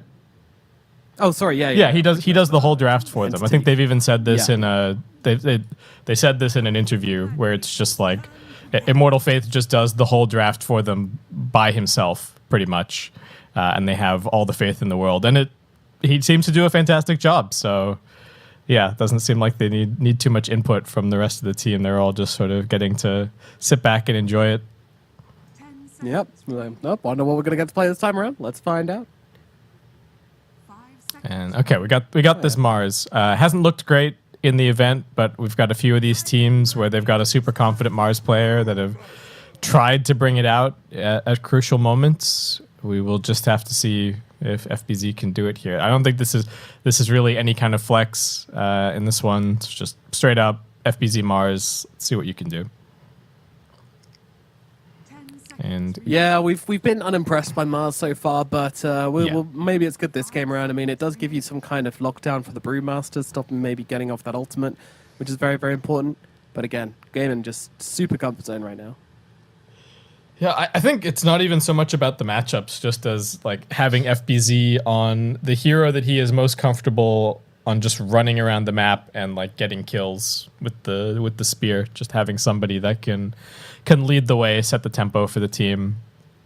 Sure, they maybe have the tools to kill the Brewmaster off before he gets the split down, but I think for Boom they're just trying to find some comfort, really, and it's a little worrying. They haven't had necessarily the best team play, but certainly very, very strong individual players on the roster, so maybe just give everybody a super comfortable hero, and we'll see what happens.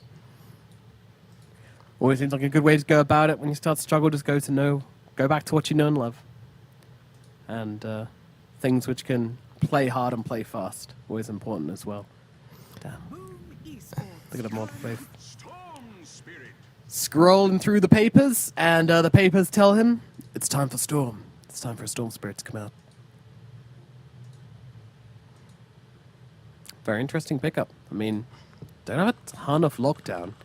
Hoodwink and Mars, they got something, but... Yeah, it's not super easy, for sure. Not like, it's not truly instant initiation, so that's tricky, and the Storm Spirit can kind of wreak havoc on the Undying and the Hoodwink in the back lines. Just find them, bring them down before they're able to do anything. Also prevents the Batrider coming out as well. I don't think Batrider and Storm is a matchup which most mid laners love playing into. Ooh. Pudge going to come out for the side of Boom. Okay. Yeah, it's not bad here. Gaming Gladiators have to play a fairly clumped up team fight, so good from that perspective. Gives Boom another option in terms of some lockdown, so more ways to catch this Storm, give him a hard time. They don't know what the laning matchup is going to be just yet, but I think Pudge Undying can probably handle most. Oh, they do know, actually. It's Brewmaster plus Marcy Enchantress, one of the two, so it should be fine. Brew does have quite a lot of damage over time with the haze, so Pudge Flush Heap certainly going to be useful for that. I don't think he's going to be brought down in the lane. Should be just fine. Okay, so survivable lane for Jackie and a hero he can fight on. Boxes are being ticked right now. I don't mind what Boom are putting out, but at the same time, actually, I do kind of like it as well for the Dismember for the Brewmaster. I was about to say, yeah, if you can get on top of the Brew, then you've got the lockdown to stop him getting off that split. So yeah, I like it. Yeah, there aren't that many ways to interrupt it thus far. So definitely something to be concerned about. And I think the Pudge also just a good early fighter, and that is kind of what Gaming Gladiators are representing currently with the Brewmaster, the Storm Spirit. The only question left for me is, are they just going to be all kind of early fight and go from there, or are they using the Brewmaster and the Storm Spirit and the Enchantress as like a springboard to have the sort of be all end all late game carry for this match? Yeah, that is a question which will be answered soon, I would imagine.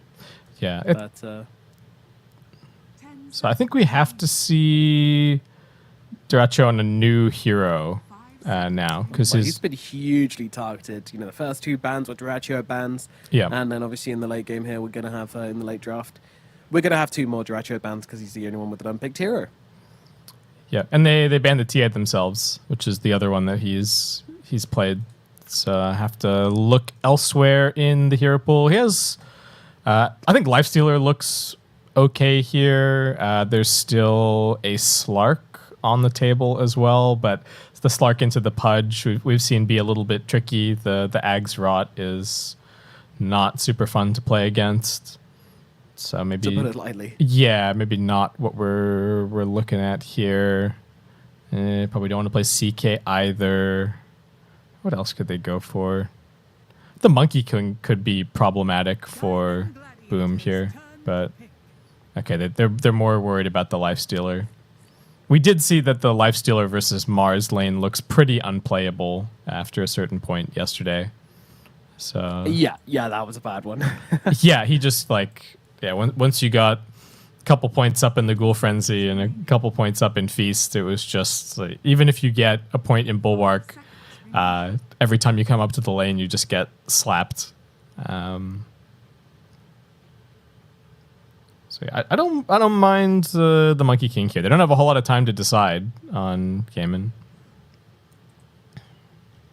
Yeah, it would be a classic. Alternatively, could go Sniper. Or the Faceless Void. Okay. So another hero that can get out of the arena. Does give them kind of that be-all, end-all late game, potentially. Yep, gives them the Giga carry, which I think is going to be very strong. I'm a fan. Yeah, I'd say I'm a fan. Okay, so what are you doing if you're Boom? What are you asking for Yopaj? My keyboard is not working.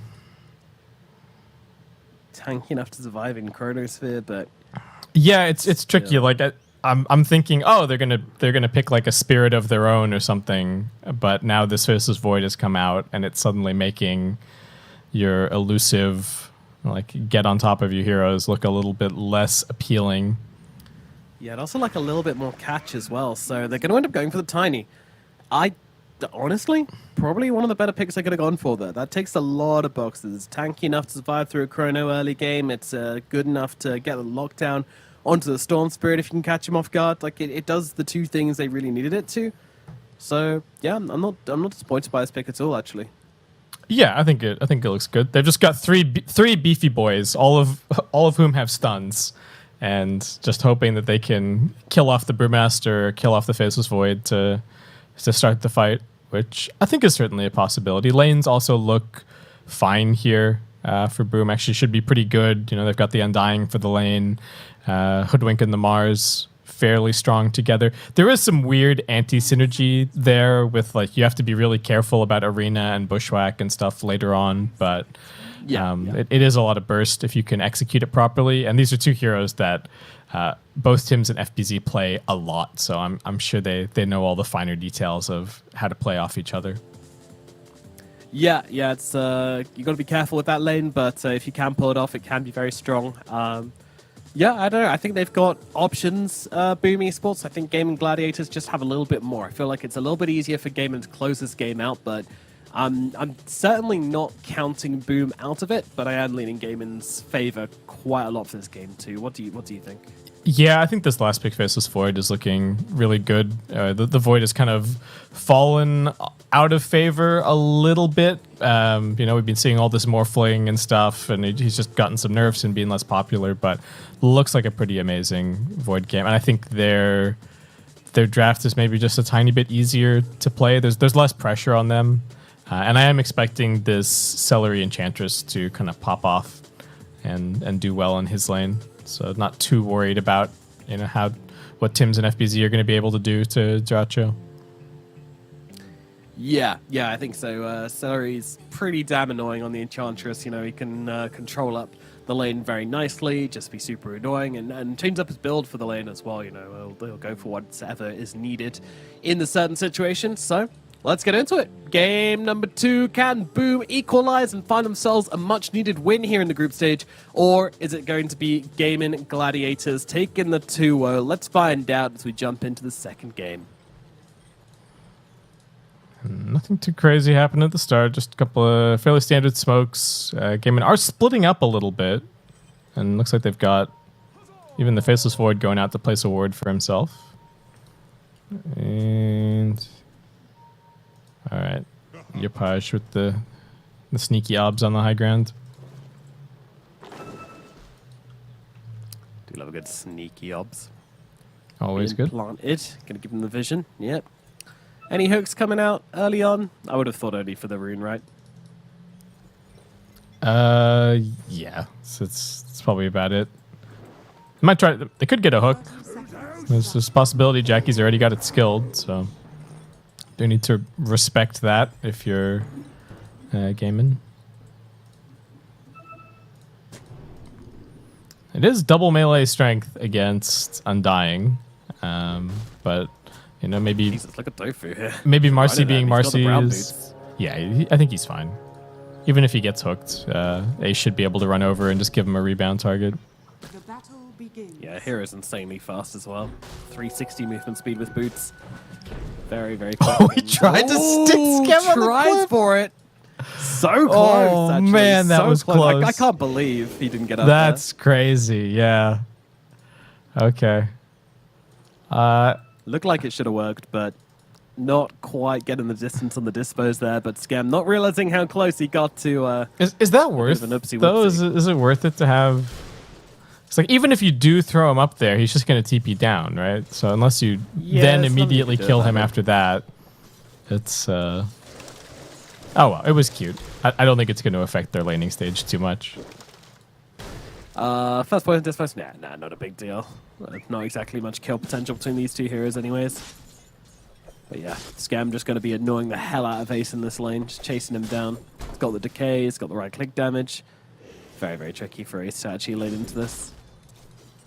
Yeah, Tofu's already on the shenanigans. Block both camps and make his way through with the creep drag.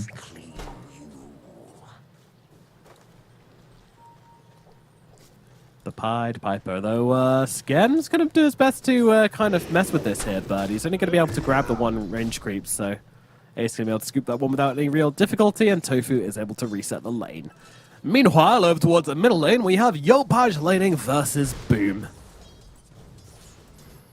Yeah, quite good for the Tiny early on, especially with his base damage. But Storm Spirit can still get CS just fine with the Remnant. It's not a crazy interesting lane. I think the kill threat is pretty much all going Tiny's way. I don't think it's not very easy for Storm to chip the Tiny all the way down to the point where he can kill him off early on. Tiny's just a beefy boy. That he is, yeah, that he is. And over at top, so we have Tims and FBZ on the Mars and the Hoodwink, laning up against Dracho and Celery on the Faceless Void and the Enchantress. Probably very unlikely to get any kills in the top lane for Gaiman, but certainly good at putting the pressure on. We'll see if Boom can set up for any kills themselves here, because that's kind of what they need to look for. Yeah, I think the only point that they might have some kill potential is once they get start getting some of the bigger creeps up, but before then, yeah, not a whole lot of potential. Maybe some turnarounds, like if they, if Boom whiff the execution and you get the time dilation on you and you're just getting clicked by impetus shots. But other than that, should be fine. Yeah, I think it's all going to be okay. So, what are the biggest timings we're looking for in this game? Well, Blink Daggers for Boom. You know, Blink Dagger for Yopaj, Blink Dagger for FBZ. On the side of Gaimin, a little bit more up in the air. I think they can afford to chill a bit more. It does look like Ace is going to go for a Wraith Pact here. And not even necessarily an item timing, but the first couple of primal splits always going to be important. Just set the tempo for the game. Yeah, that's true. That's true. Always a good indicator of how well a team's going to do, judging by how much they get done with this first split. Jackie getting dragged back into an entire creep wave here. Doesn't have the flesh heap. Could be in some real trouble. There's a lot of damage coming through from Tofu and Ace, but my god, they just turn around. Skem smashing in this poor Marcy. She has to take a step back as Undying arrives, but it's first blood in the top lane. Sorry, Observer, as yeah, they're going to get the kill onto Celery. This is what they need. This is what the FBZ Mars pick is about. Just give him a good lane, and he will be able to carry you to victory, ideally. There's a big difference between the offlaners right now. Ace has all of 9 CS, and FBZ sitting pretty up at 21.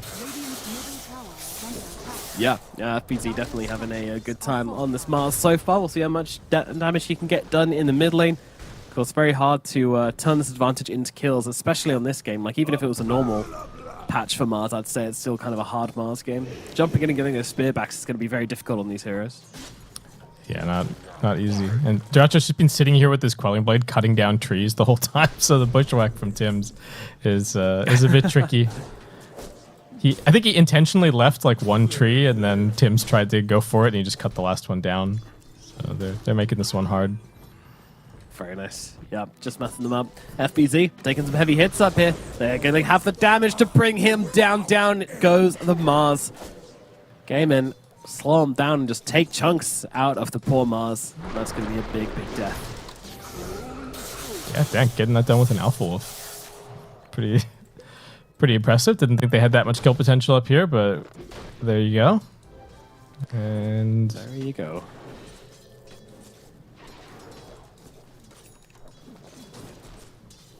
Tofu just doing that annoying gameplay thing where you just throw your enemy support into the hard camp and let them take a ton of damage from it.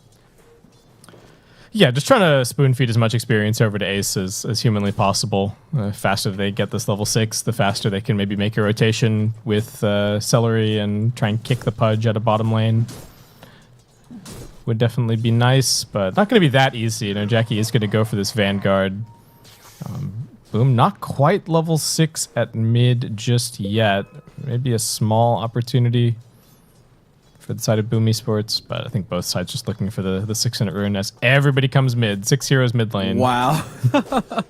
Absolute brawl in the middle lane right now, and it's Yopaj who is going to be able to bottle up the DD, so he's going to be happy with that one. Yeah, everyone's looking for one another's wards. The Radiant Obs, turns out it's over on the Dire high ground, so I don't think they're going to find that one for a little while. Skem managing to sneak in there. Yeah, managing to get past the sentries. Find the deep vision. Yeah, DD from Yopaj, you know, could potentially turn into something, obviously not like the big impact rune, like a haste rune or something, but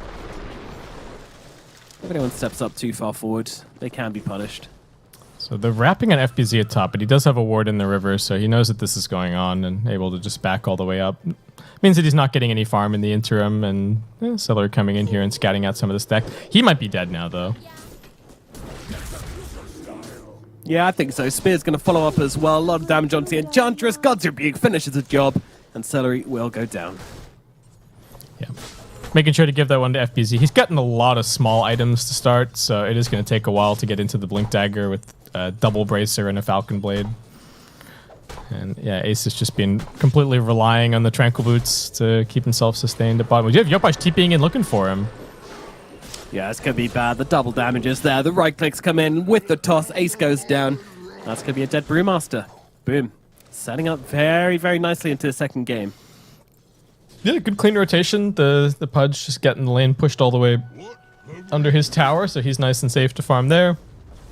And tricky for Gaimin to kind of find their first rotation. They don't want to go down to the Brewmaster's lane until he's got level 6. So I think for now it's just kind of everybody hit the farm, try and grab a couple of levels. A little worrying for Tofu that he's still only level 2. I mean, he'll get the tome eventually. Barrel forward onto Tim's, but nice little bushwhack to hold back Tofu and Boom. But Boom's still chasing. Yeah, he's still That's all the mana on the Storm Spirit. FBC's coming over. If they can punish. Yeah, they're realizing they need to go for Boom here. Oh, they don't have the push. They got the spear, though. FBZ finds him. Very nicely done. And now Boom, he's in a whole world of hurt. Can Roshan deny him? Nope, Roshan will not oblige. And now it's going to be Scam getting the kill onto the Storm Spirit. As soon as that bushwhack lands, I think they just gotta... They got to give up. It sucks because you're telling yourself this squirrel should be a free kill. Not so. Yeah, but sometimes you see that tail. It's hypnotic. You just can't help but try and go for it. But alas, lures them into their demise. Well, beautiful little spear from FBZ as well. Yeah, things looking good for Boom across the map. All 3 of their beefy cores farming well. Ace very much shut down, and really it feels like the only play that they've got is to try and get these levels up, get the 6 on the Brewmaster, and then try and use that to punch through.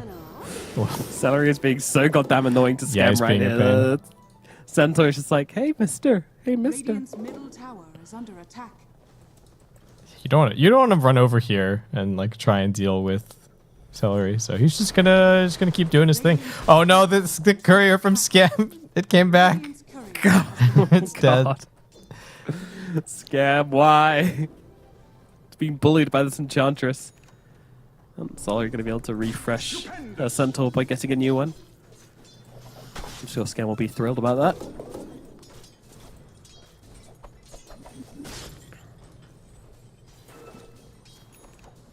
So, quiet early game, but maybe not the end of the world for Gaimin. Okay, now the Primal Split going to get used at bottom.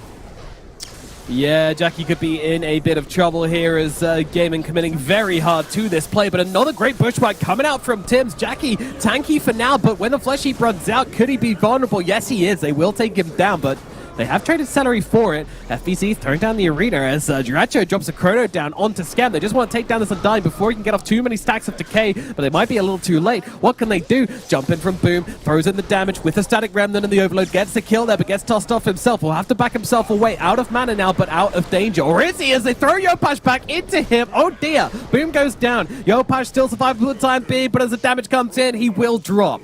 GG, they do have the damage, and they will get themselves this area. But Boom are not done yet. They're still sticking around the area. A spear going to connect. Oh, just missing onto Jirachi there. Didn't pin him to the tree. And that was a combination we were talking about earlier. Jackie's back into the fight, but I'm not sure what he can really do here. 10 heroes bottom lane. How many stuns did that Centaur get off? I think he got to press Hoof Stomp 3 times on Celery. It was a little bit insane. And tons of damage dealt, but there is a lot of HP across the board on both teams. So, and ends up being, I think, slightly Gaimin favored. They take down 2 cores in pause 1 and pause 2. They only lose their mid out of the core exchanges. But they don't progress on the map, really. It's just back to farming until the next Primal Split's off cooldown. Yeah, pretty much. Chill time. But Gaimin, they say no chill. We want to play. We've got a Storm Spirit. He's ready to do some Dota. Yeah, they're thinking about it. They see Scam in the river. They might just go for the softer target, but... looks like Boom wants Tim, so he wants to start onto the Squirrel here. And going to be able to do exactly that. Tims, though, moves across to the sidelines, gets a bushwhack off. Tofu going to miss with the rebound here. And once again, Boom overcommitting to the kill here. Or isn't overcommitting, actually. There's no one TPing in here from Boom, so they will just be able to get the kill. Boom kills Tims. Ace. I was worried there. I was really worried they were going to TP heroes across, but they're going for a play on top lane onto Ace, so... Yeah, it's the Blink Dagger reveal for Yopaj. And they're looking for another one. Scam with the immediate smoke up. Actually going to try and backstab at mid, and Jackie just TPs in. No cares in the world. Absolutely no hesitation. Know that they do not have the damage to bring him down. Yeah, yeah. If they went on him, the rest of the team was wrapping across, so they would have been able to punish really, really heavily for that. So Gaimin, they definitely don't get too enticed by the option there, and they stay disciplined. Yeah, Boom are doing a good job of exerting themselves on the map and finding these opportunities, using the blink. I think there is still, there is kind of the plan B for Gaimin, which is Void is farming. He's got a Midas. He's in theory going to be the king of the late game, so long as they can keep it relatively close, heading over there. But definitely not what they wanted from their Brewmaster plus Enchantress out of the early game. Yeah. But Brew can still be annoying, even when he doesn't have a whole lot of net worth. The Primal Split is still a huge pain. Yeah, it doesn't really need the items too much. Vlad's always going to do enough, really, for the fights. I'm sure he'll turn into a Wraith Pact as well, because everybody needs a Wraith Pact these days. It's just so fashionable. Yeah, gotta have it. Gotta have it somewhere on the lineup. I wasn't sure what the build was going to be. Bottom lane. Going on to Jirachi here. They've got a lot of damage with the Sharpshooter coming through as well, and it will be enough to bring him down. The Faceless Void is dead. Beautiful little combination there from the side of Boom, having just enough in the tank to bring down Jirachi. Mid lane now.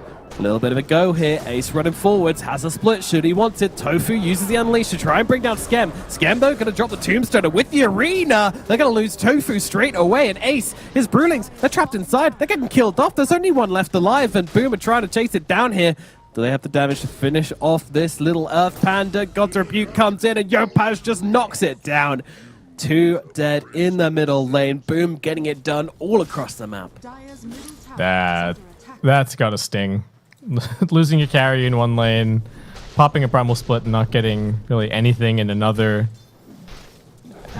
How do they get these towers? It might be like Celery just having to start chipping them down with the big creeps.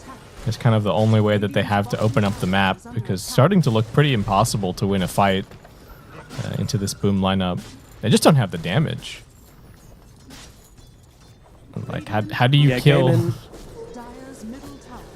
Gaimin are really going to have to take a page out of NC's book, but Celery has been able to take the tower bottom, so they're going to kill him off, but he's kind of doesn't care. I've done my work. I've done my job. I've already won. Yeah, I don't think he minds dying there at all. They desperately just need to create some space on the map for everybody else to be farming, and they cannot afford to let Jirachi slow down. He's the only one that's really looking good to head into the late game for them, and that's what they're looking for. They just want to keep tabs on the Faceless Void and keep killing him off. Ooh, Tofu. He's got the vision, so he knows just to stay in the tree lines here, but knows that Jackie is being very, very obnoxious here, and probably assuming that he's got a team behind him as well. Tim's going to come in and get the D wards, so vision in this area now has an advantage for Boom Esports. So Gaimin, they'll back themselves over and just play in their own jungle instead. Picked up a Witchblade on Boom. I think he's hoping to find some kind of a kill with Tofu.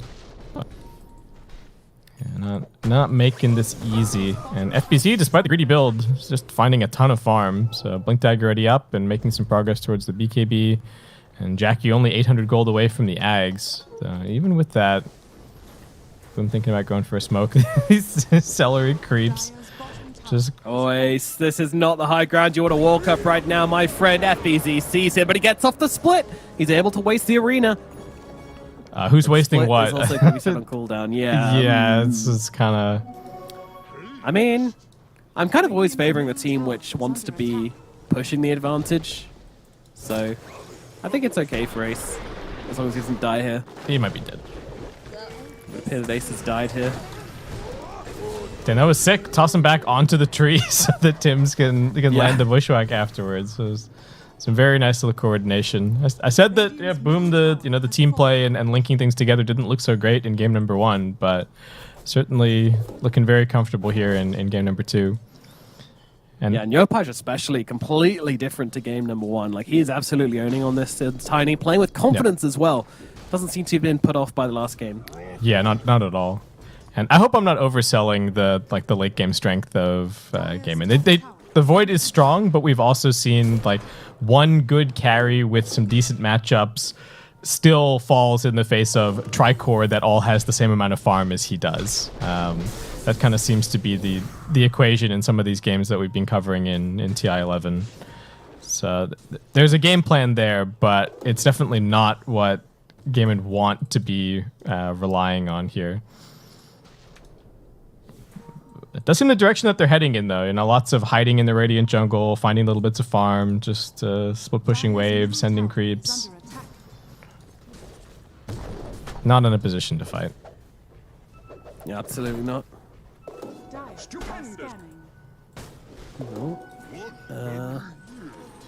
Yeah, Garen just hanging around bottom. Tim's was kind of looking for...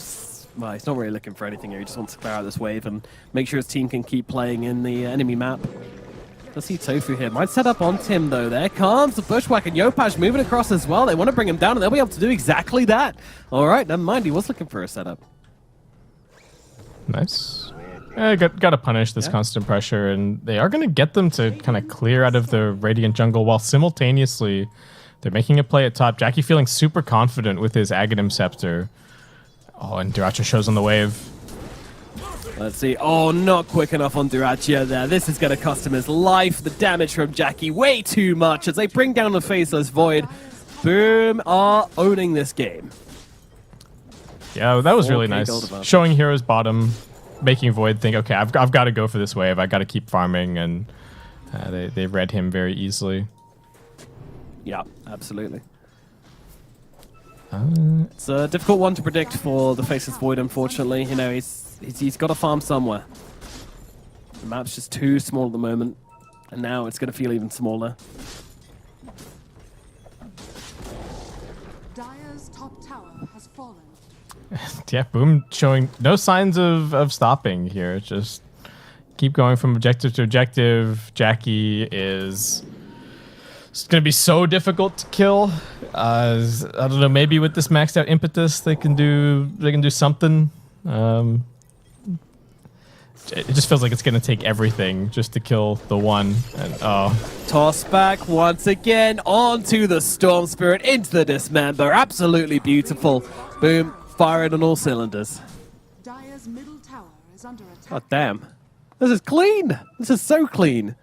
Yeah, really making it hard for Gaimin to be anywhere on the map right now. And as you say, you know, the comeback isn't really there for Gaimin just yet. Like, they need more items on this Faceless Void. You know, even if Boom do overextend or get themselves into a bad position, it's going to take so much more to punish them as Ace goes down on the bottom side. Yeah, you couldn't see him. He was trapped off of the screen, but it was Ace. Was dying.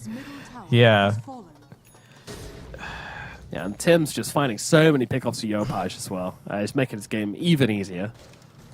It's super tricky for the Storm Spirit and the Brewmaster because there aren't really soft targets. So we've seen a few attempts on Tim's and they have been able to bring him down, but all of the cores from Boom are really tanky. So you can't just pop a Primal Split or use all of your mana on Storm and like go and find a kill somewhere on the map. And not having that kill threat is letting Boom get away with murder in terms of the positioning on the map. Like, Jackie just doesn't have to be near his team at all because he's basically unkillable.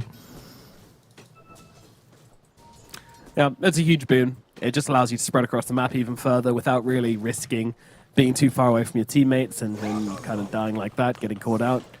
So it's really hard to do. They will get there in time. They will be able to turn it around, and that just means that Gaimin have even less options. But looks like they're gathering now. Maybe they want to go for a smoke with this Wraith Pact to complete. I mean, okay, it's not the most convincing timing, but they're going to try and make something happen. That's all they're saying. They can't let Boom get away with just farming all 3 lanes, so they do have to try and do something, but... Again, they see Yopaj, you don't really want to go for him. You see Jackie, you don't really want to go for him. Is it just poor Tim's who is the target again? Spot him with the obs. Storm's still over at mid though. They don't have the jump. And instead just gonna have to go and deal with the lanes. And now it's kind of Boom's turn. We've even picked up a gem here for Skem.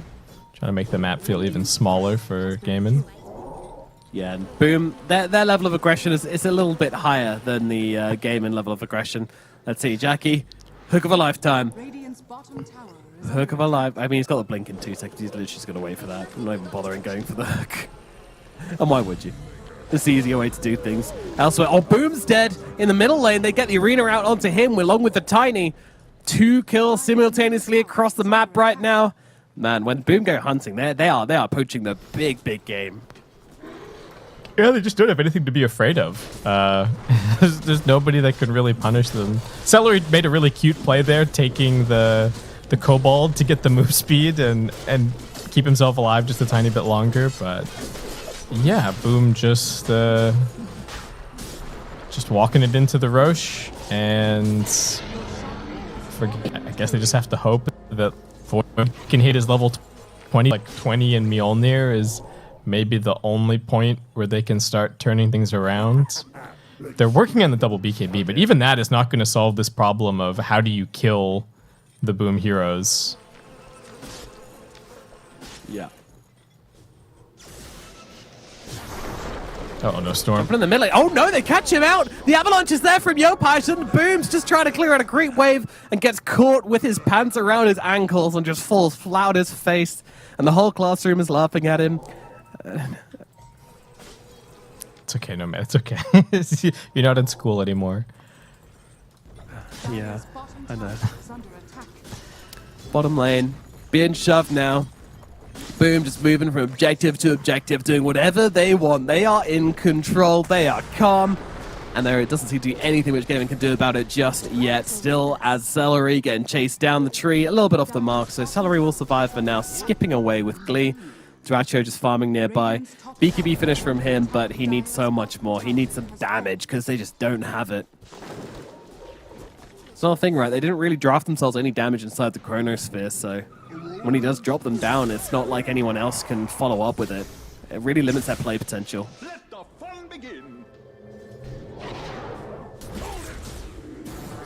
Top lane, FBZ. Playing around with them, they managed to catch out Duracho again. He just cannot survive at all. The man has a BKB, by the way. He should be able to survive through this. And now they get the Brewmaster pre-primal split. Ace is going to fall as well. It's another down on the side of Gaming Gladiators. And oh, by the way, they found the Spear of the Tofu, in case you were wondering. Yet another hero falling to the might of Boom. Into the trees they go. Jackie's on top of him, and that rot just tearing through Tofu. Tofu trying to bounce away. Spear off the mark. Tofu moving through the tree line there, using the extended movement speed. Oh, beautiful hook from Jackie to finish that one off. That was just style points. No reason for that whatsoever.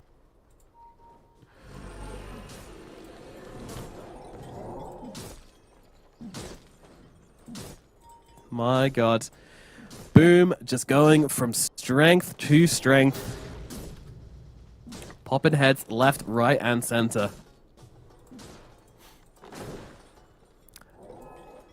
High ground looking like it's going to be attempted here. Still 2 minutes 20 left on the Aegis from Jackie. Tower starts being pummeled. I mean, their push isn't exactly impressive. At least not until the Tiny gets here, but also no shard on Tiny, so he's not going to do a whole lot for now.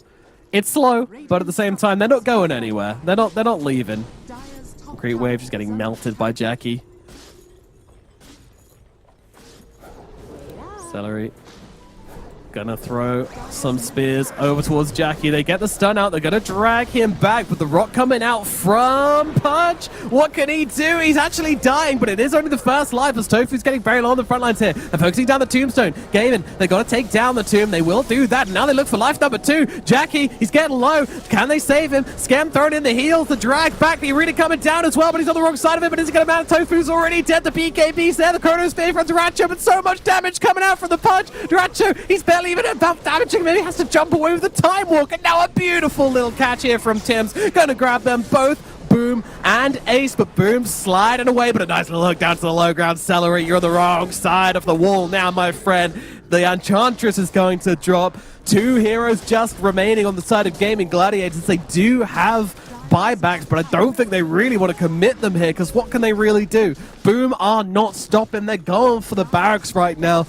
Gaming, they don't really have an option on defending this one. And yeah, you see Duracho down at bottom here. He's literally just leaving. He's not hanging around. He's not trying to defend this one. He's got no Chronosphere. They used everything they've got. The well is dry for Gaming at the moment. And Boom just going to start tearing through the base.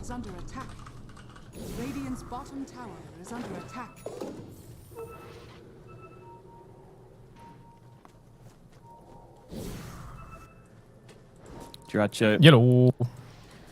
TPing out. Oh, hello, Baseskip. I am back. Did I miss anything? I don't feel like I did.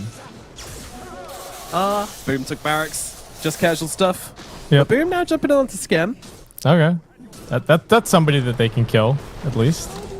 Oh, this poor Celery just getting obliterated. Yeah, it really is. And these stuns from Tim's. Go on the way of Ace. Oh, buyback from Enchantress, actually, but it looks like they've already taken down Ace. He's just going to get torn apart, and Tofu, not long for this world either, healing up a little bit with that Unleash, but he will fall as well. It's just, they can't fight without Chronosphere at all. They couldn't fight with Chronosphere, to be fair.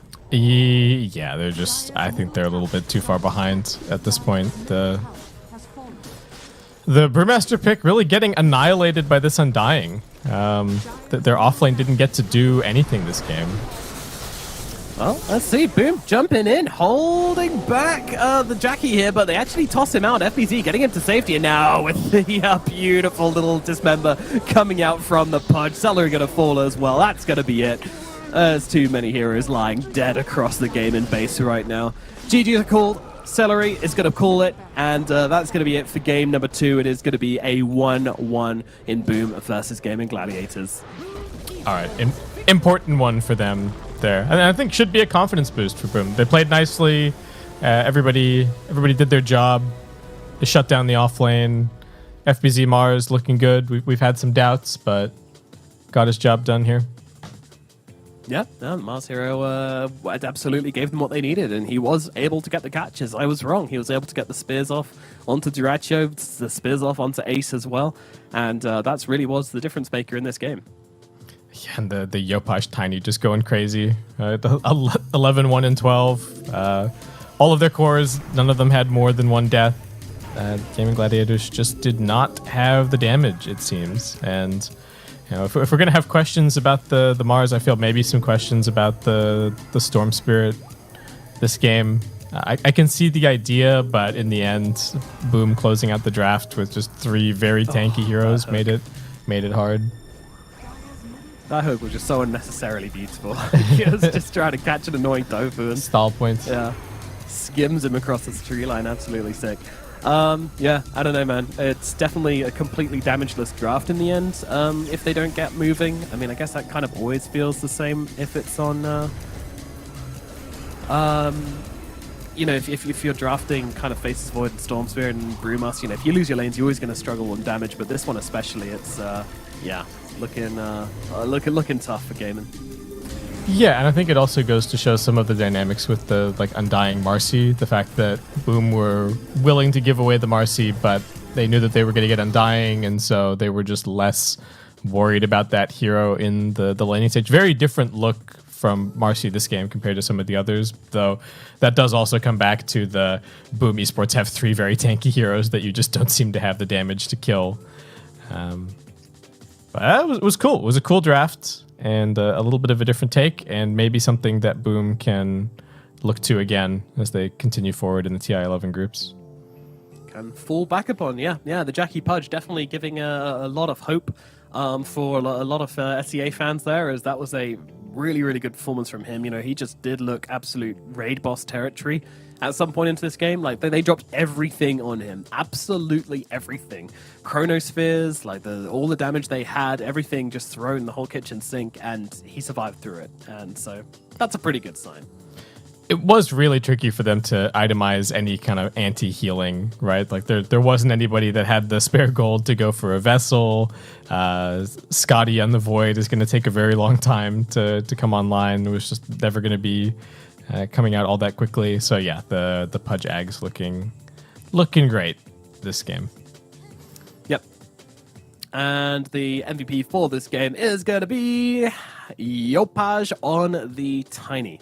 Just out on the map, making so many plays, absolutely dominating, just no hesitation in his gameplay whatsoever, always going from target to target to target. Complete turnaround from game 1 as well. He looked great. Yeah, super comfortable, some great tossbacks, finding the clutch initiations on some of these Gaming Gladiators heroes. Beyond just Yopaj, I was so impressed with Boom putting together some of these little combos. Right? Toss back into Bushwhack, the spears back, everybody setting up for hooks so that Jackie could get the easy hook into Dismember. it was just great. Yeah, synergy firing on all cylinders this game for Boom Esports, which was really nice to see. And I think something which has been lacking for them, honestly, is that kind of team play, that interconnectivity, but certainly put it together. I think Tims and Yopaj especially just played together really, really nicely. They were able to just set up for each other so well. Tims constantly hunting, and every time he found something, Yopaj was there to give him the damage he needed to finish the job. Yeah, 100%. And yeah, for game, I don't think this is a tough loss for them necessarily. They're still doing pretty well in the group stage overall. I'm not sure who their next opponent is. I'll have a quick look at the schedule. Looks like they're playing RNG a little bit later on Stream C. So if you're looking for more Gaming Gladiators action, that's where you're going to find them. That should be a pretty hype matchup. Yep, I think so. And meanwhile, Boom Esports, they're going to be all the way over on Stream E, playing up against BetBoom, who have not been looking fantastic, but I think they're able to get themselves a draw today at the very least, so maybe they'll put up a bit of a fight. We'll see how that one goes. But for this stream, we're done for this series. Next, we'll be moving on to Fnatic versus Beast Coast, and we'll be handing the baton over to Seek and Strike and Pilar Diet for that series. So adios, thanks for watching. We'll be over on the A stream later today if you're looking for us, but we're going to take a series break now. Thanks for watching. Hope you enjoyed the series, and going to take a quick break now, but stick around as we'll have Fnatic versus Beast Coast up very soon.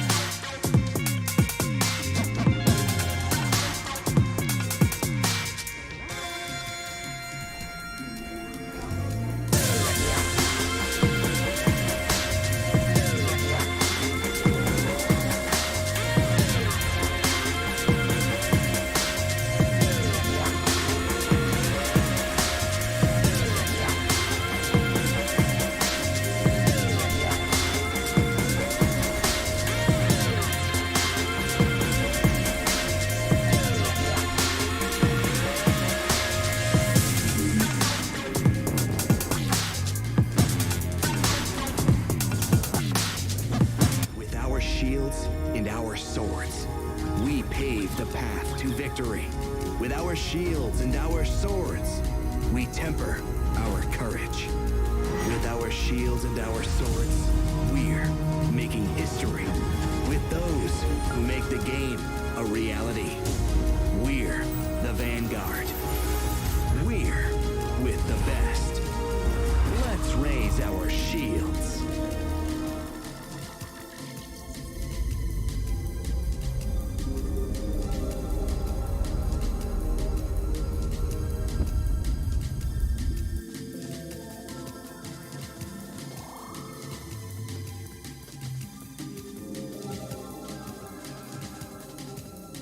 Going to get started with our next series of matches. Pilot Iron Seeking Strike here on the call with you as we've got two teams now going head-to-head, Fnatic and Beast Coast. We'll take a look at those Fnatic players here first and start discussing them. But yeah, I mean, these are two teams that definitely need to find a win here.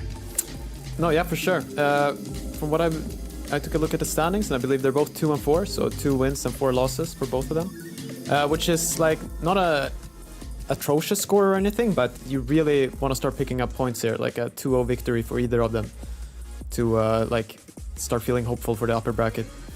Yeah, absolutely right, especially because now with two teams getting eliminated from each group at this TI, it does get a little bit scary to be this low here this early on. As take another look at them.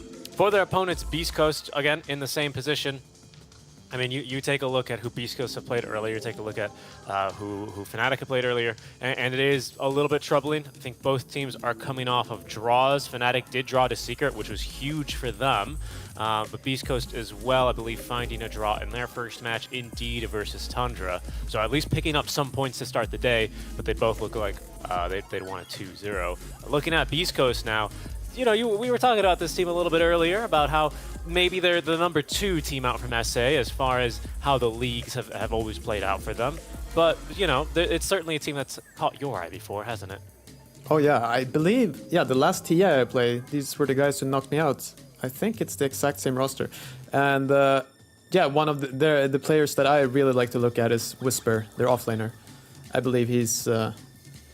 like he could make the claim to be the best offlaner right now, like out of anyone. But I mean, maybe that's too much to say. So maybe at least you can say top 5. Yeah. So I really enjoy, especially watching how he lanes and like what heroes he wants to pick up, because he has a bit of a style by himself. Yeah, that he does. I think whenever I've been watching, as we see our draft now in front of us already, the opening picks coming to, we'll get to this in just a second. Yeah, the last thing I wanted to say was whenever I see a bunch of pros, you know, the TI pubs have been completely stacked, right? Especially when you watch the top players and then you catch the streams. It's always Whisper, like, really changing the fate of these games with his offlane picks. He's been playing a lot of Enigma, making a lot of big moves, which is, I think, now looking at our draft, is why Fnatic are going to take that one out in the first phase here with that Enigma Primal Beast ban. Beast Coast open up here on Radiant with first pick and do get their hands on the Undying. But Fnatic respond with a Marcy Ench, and there's going to be maybe some C-Smile Batrider. I'm not too sure where that's going to end up. Yeah, no, Batrider is also, with like connecting it back to Whisper, he is one of the offlaners that plays that hero the most. So this is definitely a flex pick. Like either mid, because Chris Luck, yeah, he plays this hero too, or Whisper. They both enjoy it a lot. And I do believe he's kind of the guy who invented like a certain Batrider offlaner build. I don't know if it's still popular, but it's when you go the upgraded drums. What is that item called? The bongo boots. Yeah, boots bearing. Exactly. You basically rush those, and you become this zooming missile, and you play very aggressively, not trying to farm for like refresher orbs or octarines. Like you go fight early. But we'll see. Need a few more picks, and then we can see who's gonna play him. Yep. The early Undying pick as well, you know, certainly another hero that wants to fight early, so maybe trying to pair up the item builds and the progression. Part of me to play a bit faster, as we can see on camera, the side shot of Hector, or Tito, as they call him. Considered to be one of the most stable cores in SA, especially with the way that Beast Coast play around him. You know, the 4 protect 1 play style.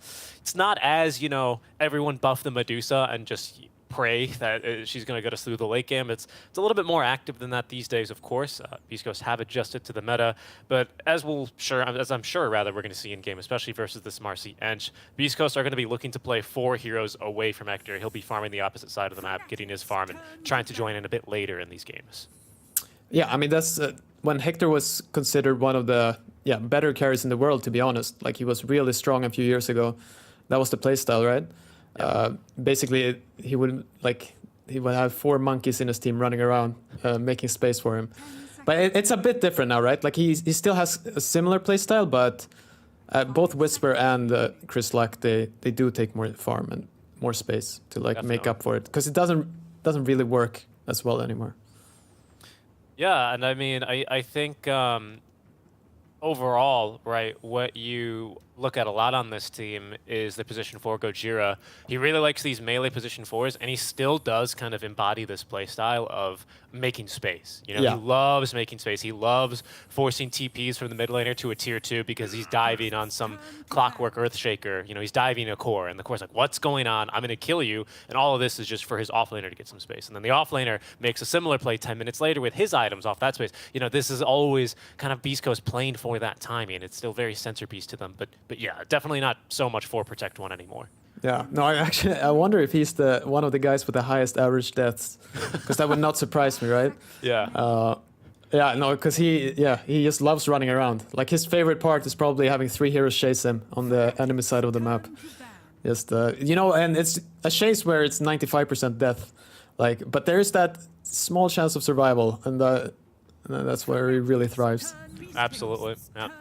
Taking a nod towards our second banning phase now. That Oracle Invoker Slark removed from the pool, and Fnatic banning out a Tiny Tusk and Bloodseeker.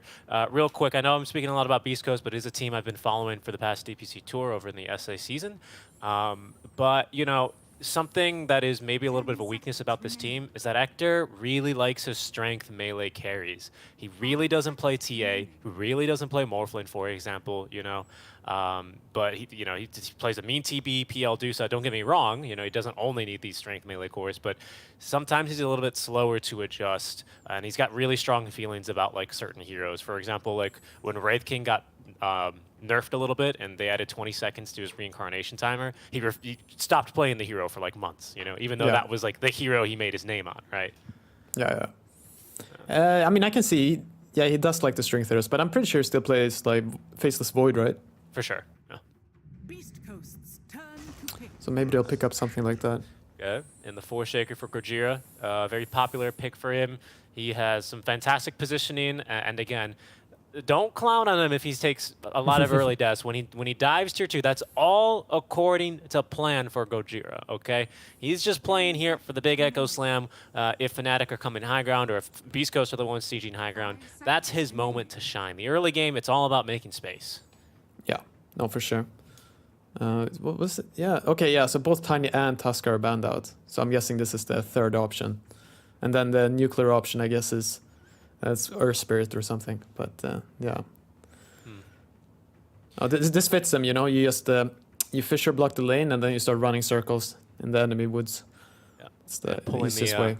Pulling the enemy support like this Enchantress will maybe try and chase him around, and that'll give, of course, perhaps this Whisper Batrider offlaner, right? Lots of space to get his CS in.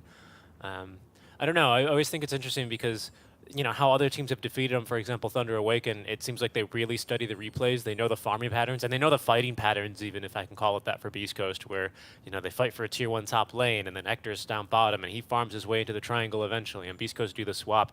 Thunder, the way that they've defeated them, have kind of been smoking and anticipating those moves and just catching Hector completely alone. That does sometimes shatter the win condition of Beast Coast. I'm really curious how Fnatic are going to be, playing this one out.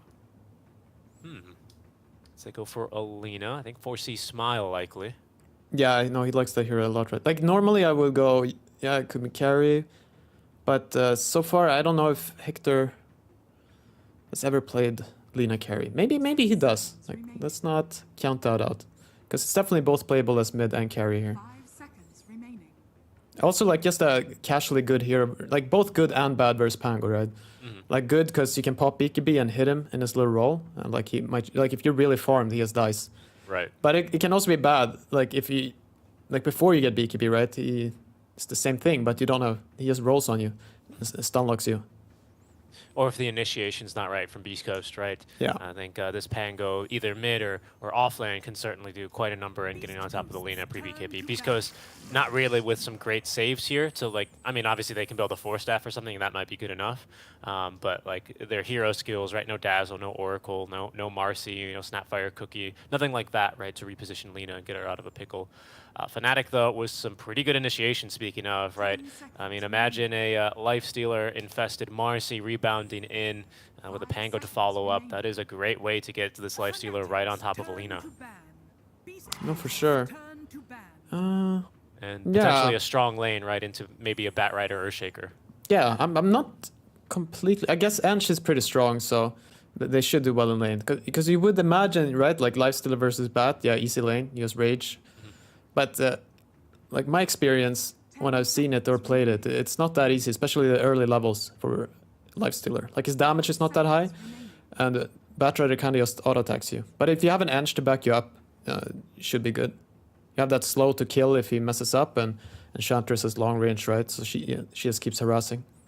Feels difficult for Gojira here, right? If you get, I forgot what was it, Ghoul Frenzy applies to slow or something, right? Onto Earthshaker. Sometimes these Lifestealers in lane might even go for the Orb of Corrosion with Enchant. Like that's a lot of slow stacking, and Shaker will suffer a bit there. Okay, now I'm really curious what carry Beast Coast are going to go for. Because as you said, like a lot of its favorites are banned out, right? Bloodseeker is someone he loves to play, but they banned that the second they picked Pango. Does like Chaos Knight. It's just this the Pango kind of messes up all of his illusion options, but you could still go for like a Terrorblade here. It's not terrible. Juggernaut, okay. A little bit more of a basic hero, but comes with this inbuilt BKB, right? We've actually got both of them, the Jug and the Lifestealer here, so can maybe fight a little bit earlier here if they kind of need him in these fights. So some pretty standard lanes so far from Beast Coast. So sometimes they really throw a wrench in the works of some drafts and will run like an Ursa position for something a little bit wild, but not the case here. Pretty straightforward draft from Beast Coast that they're proposing. Yeah. I mean, the lane Undying Juggernaut is mostly you just farm, hope the Undying can 1-on-2, right? The synergy is not great. It's like decent, right? You can lay down a tombstone and hope like to slow them down a little bit, but most likely all you can do is farm. Oh, that's a last pick Hoodwink. Yeah, 24th pick Hoodwink here for Fnatic. We'll see who locks it in. Yeah. So yeah, I'm wondering, maybe they're discussing it too, if this is a core Marcy. Or if they're just going to keep this Hoodwink. Let's see who picks what here. Hanuel is, of course, the Enchantress. And the carry is Lifestealer, of course. But now I'm wondering, okay, DJ Hoodwink. So it's DJ. It's a 4 Hoodwink, right. Safely in Lifestealer, and I think nothing too surprising. So it is the mid Pango, and yeah, jabs on the position 3 Marcy. Yeah. I don't think... Yeah, Juggernaut probably does not enjoy playing against the Marcy like this. It's the... You have this problem, right? When you spin, he could just pop sidekick on himself and fight you back, like in the spin. Luckily for the Juggernaut, though, he has Stinger backing him up with an Undying. So DJ is very annoying on these range heroes to like harass you, but Undying might just be too strong here. Especially the first 2-3 minutes, he should be able to make enough space for Hector to just last hit. But later on, that lane might get very annoying.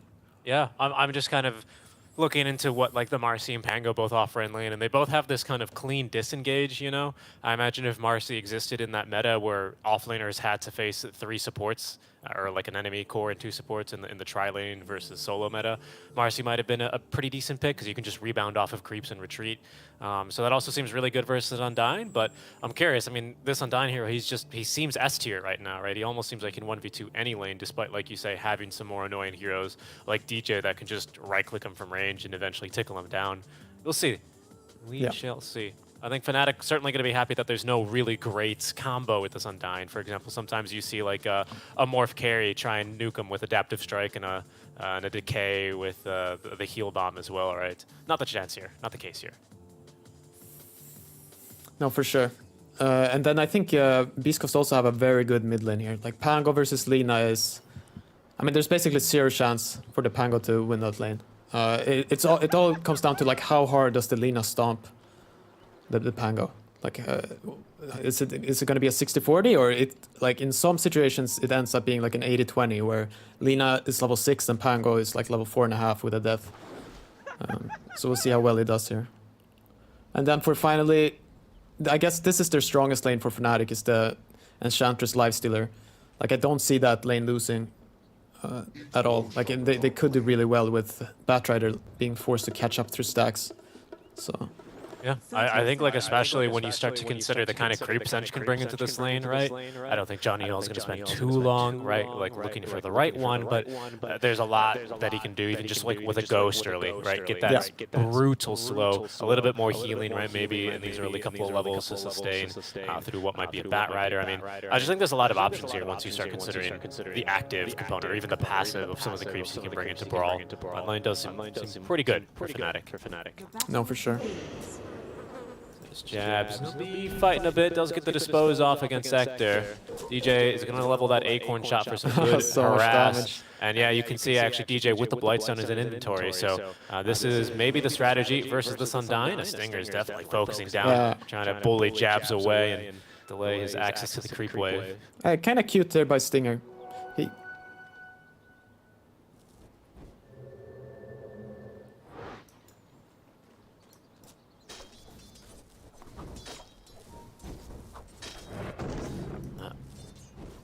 As they'll finally get right to some normal laning. And we'll see Armel at least with some access to the creep waves now. Yeah, a little pause. And something cute Stinger did, he picked up a Ring of Protection as his starting item. So to counter this Blightstone that he knew DJ was going to buy. Yeah, get a little bit of bonus armor, right? Yeah, so you basically cancel it out. And it's cheaper than the Blightstone, right? So you won with 100 gold right there. 100 gold, that's a couple of centuries or whatever. DJ, I mean, he's still happy to have it, but Stinger with a great read, as you point out. Yeah, it's going to be more efficient here. And I mean, and this is exactly what you do on Undying, right? You just kind of tank waves and make some space, as we can see now on our little try shot. Yeah, I feel like Fnatic are playing this lane very well. Like, whenever Jay feels like he's under pressure, he just backs off and lets DJ, like, basically be the core and get the last hits. So I think they quickly will turn around this lane when Undying starts running out of mana. That's true. And even though he does get that 100 gold efficiency trade, hold that thought, Stinger. Under tower, tanking a shot or two, and it's DJ who gets first blood there off an Acorn shot bounce. Yeah. I was going to say, well, I mean, he takes the death there, and I'm not sure, I mean, he probably didn't want to feed first blood, unfortunately, but he does at the, oh, Januel, top lane, look at him, he's chasing them very far away from the lane. Whisper will get this 7 stacks of napalm there without any stick charges. Januel is dead. But, you know, as a result of bringing this Ring of Protection to lane, you don't start with the casual 5 mangoes that you generally see, right? Yeah, I don't know what the trade-off is. I think, yeah, I would probably buy the Ring of Protection too, but I don't know what's better, really. Maybe, like, it's just better to be brainless. Just literally spam that mango button, but yeah, should be okay. Oh, Armel, he does die in the mid lane. That's just a solo kill. I didn't think actually he'd get him, but see Smile, he persists, he chases. Very efficient here already. 2 points in the Dragon Slave, and at 7 max stacks of Fiery Soul, does get the kill. No, that's what I'm saying. This matchup can be horrendous. No, because but what can you do? Like, Lina is literally just going to be right-clicking you. So what you have to hope is that the lane equilibrium kind of bounces back and forth, so you can use the tower to help you blast it. And then, yeah, that's it. And then you get level 6 and you start rotating, or people come and kill the Lina for you. Yeah, and that's going to be a bit harder. I think maybe DJ can look to set something up with Bushwhack to set up for a Rolling Thunder once it is level 6, but it'd have to be maybe Jabs, you know, rotating. And he's keen to fight down bottom. There's going to be that passive, giving him a bit more lifesteal. The spin, trying to cover Stinger, who keeps himself alive, and Jabs overextending. He's going to die here. Yeah, definitely overextending. Like, the second they see that tombstone, they should just back off and be happy. I think this was really big for Beast Coast. A mid lane? Oh, okay, sorry, I got a little excited there. See Smile is fighting versus Armel, forcing him back, and thought about going for more there. I think for a second, he right-clicked. He issued an attack order. But you can see here, there's no more regen for this Pango. I mean, he maybe has to run and collect a bounty rune, but yeah, this is the sad state of this matchup. Yeah, and Gojira's going to cut access to his own bounty, and he's rotating over, and will collect the 3-minute Dire bounty. One hit away from dying mid lane there. He almost dies in the meantime in the mid lane. I mean, it is not looking good for this Pango, to say the least. Yeah, luckily him, he has the ward, so I think he saw the Shaker camping this boundary. And top lane, I think it's the Batrider. Yeah, the Batrider is struggling heavily. 5 last hits. But he did get that kill, so I think, yeah, his net worth is still fine. He's still doing okay there. The dual null tally gives him lots of stats for a bit more base damage in an attempt to CS a bit better, but we can see Pango back in the base. Armel chugging on the bottle as he TP's back mid lane, and another 2 water rune refills for C Smile. He's had access, I think, 100% of the runes here mid lane so far. Yeah. No, it gets annoying too. When Lina hits 6, like she'll literally just use the Laguna Blade to harass. Yeah. Like you don't care about the damage. Like the regen is, oh yeah, here. There it is. There's Here a the Dragon auto Slave. attacks. Look at the swashbuckle away. I'm all just breaking vision. Oh, but it's so difficult, but they will lose Hector down bottom in the meantime. Yep. DJ and Jabs eventually stringing together the spells for a kill. Jabs needs to be careful not to die to these death-lusted zombies. But it's okay. DJ instead is going to tank that one for him. Yeah, that tombstone is, wow. Oh my god, nice. They got him? Yeah, he got a lot of levels, right? So level 2 Soul Rip, and he just underestimated the damage. Oh my goodness. Yeah, that was a level 1 tombstone. I thought it was a level 2 tombstone. I wasn't expecting that build here. Careful mid. DJ doesn't get hit by that LSA, so he's actually going to find the latch onto C Smile. Armel looking to give chase, but he doesn't have any spells. There's a wand as well as a fairy fire, so C Smile shouldn't take a death here and won't. But it's a good time to rotate here for DJ. Refills the bottle of Armel and maybe sticks around for the minute 6 rune power spawn. Top lane though, this lane is starting to look a little bit scarier now, isn't it? Yeah. I mean, the Ench is always in danger, right? But yeah, the second here you don't have rage and they start doing this stuff, it gets not very enough mana annoying. for a Fisher, but there will be in just a second. Gojira, okay, I said he's a little crazy, but he's not going to be this sicko mode. He might cancel that TP. No, Oh, okay, was close. That was smart by him. When he saw the TP, he turned around. If it was a little faster, that would have been huge. Raven would have missed like 2 waves. Back under tower though, and bolstered by the safety of Rage, he'll be A-okay. Mid lane Armel still a bit further back from level 6, and C Smile threatening with that big Yeah, he's nuke. gonna have Laguna. Ooh. Yep, not just threatening, even using it. He's like, just don't worry, I got the level, and he's got the rune as well. Putting the points into that Laguna Blade. Invis up. Armel, of course, has scouted that one and just has to abandon this creep wave. He has to see this position. Oh, goodness. In comes now. Gojira rotating through. There is a ward in that mid lane that is going to be scouted, and C-Smile's not going to want to miss more CS here. But both supports from both teams here in the mid lane here, or in the vicinity. Yeah. No, Armel is desperate for this level 6 here. What does he need? He needs like one or 2 more creeps, depending on the denies here. They split an experience now with the supports. Gojira trying to throw this fissure, but will be stunned. Soul Rip level 2, but they set up for the kill. Good stun from range. Swashbuckle wasn't ready in time, came off goal in a couple seconds after he died. And with Tombstone to cover here, this might be a tier 1 tower siege, pardon me. The wagon is here from the minute 5 wave. Yeah. Let's see. I mean, he will TP it. Do they have Glyph on Beast Coast? Can I see? No, they don't. Okay. No, so he can probably TP in with Pango and get the 6 here. Looks like it. And Tombstone is down. DJ still lingering in the area, though. A bit lower on HP. He's looking to set up something. Maybe just we'll go top instead. Or snipe the Shaker Courier. Ooh, stunned up. He's on the wrong side of the fissure and can't give chase. So Gojira saves his Courier. Yeah, gets the Arcane Boots. It feels good. Pretty decent timing there. Whisper as well, getting some solo experience. Raven does have to maybe be a little bit careful now. He's about to get 6 on this Batrider, and with Gojira nearby with a stun, he has to be ready on that Rage. Bottom lane here. Jay popped ultimate. He's giving chase. A little bit of ring around the rosy. Nice job there with the pathing for Beast Coast. Stinger has been recalled to this bottom lane. Hector was actually really starting to suffer here versus the Marcy. Yeah. I mean, that's just the power of Sidekick, right? Like, the trades are impossible. But I don't think Undying can stick down here. Gojira like, mid. Yeah. Does steal the regeneration rune. And a nice little sidestep there onto Armel.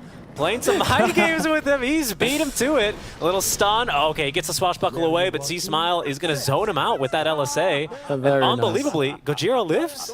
No, that's what he does, right? We were talking about. He loves that type of stuff. It's already good, right? Like, he already completed his objective when he steals that regen rune. But then, 5% chance of living, and then you can smile. And he dances his way into life there. Sends Armel, his little Pangolier tail between his legs, running back to the mid lane and down to regen in the fountain because he's all out of mana. He's a bit sore that he has to waste even more time now. Doesn't even get a little bounty for a kill. But now they'll try top lane instead, where DJ expecting the lasso is here in time. Raven as well. Gojira just a little late there on the fissure. And the follow-up stun's not there. With plenty of support from Fnatic, he's got a TP away and leave Whisper for dead. Yeah, I didn't see the start of that, but I don't know. That seems very optimistic kill. Like if you have Echo Slam, like maybe you can pull that off, but otherwise I don't see it. He has Infest too, right? Oh, I didn't even skill Infest, but he could have Infest, so... Oh, Stinger. He hops the ultimate and Legion drops Tombstone here. That will at least secure another wave here. Wave secured for Hector. Like I said, everything for Beast Coast, that's the goal, but really was expecting quite a fight here.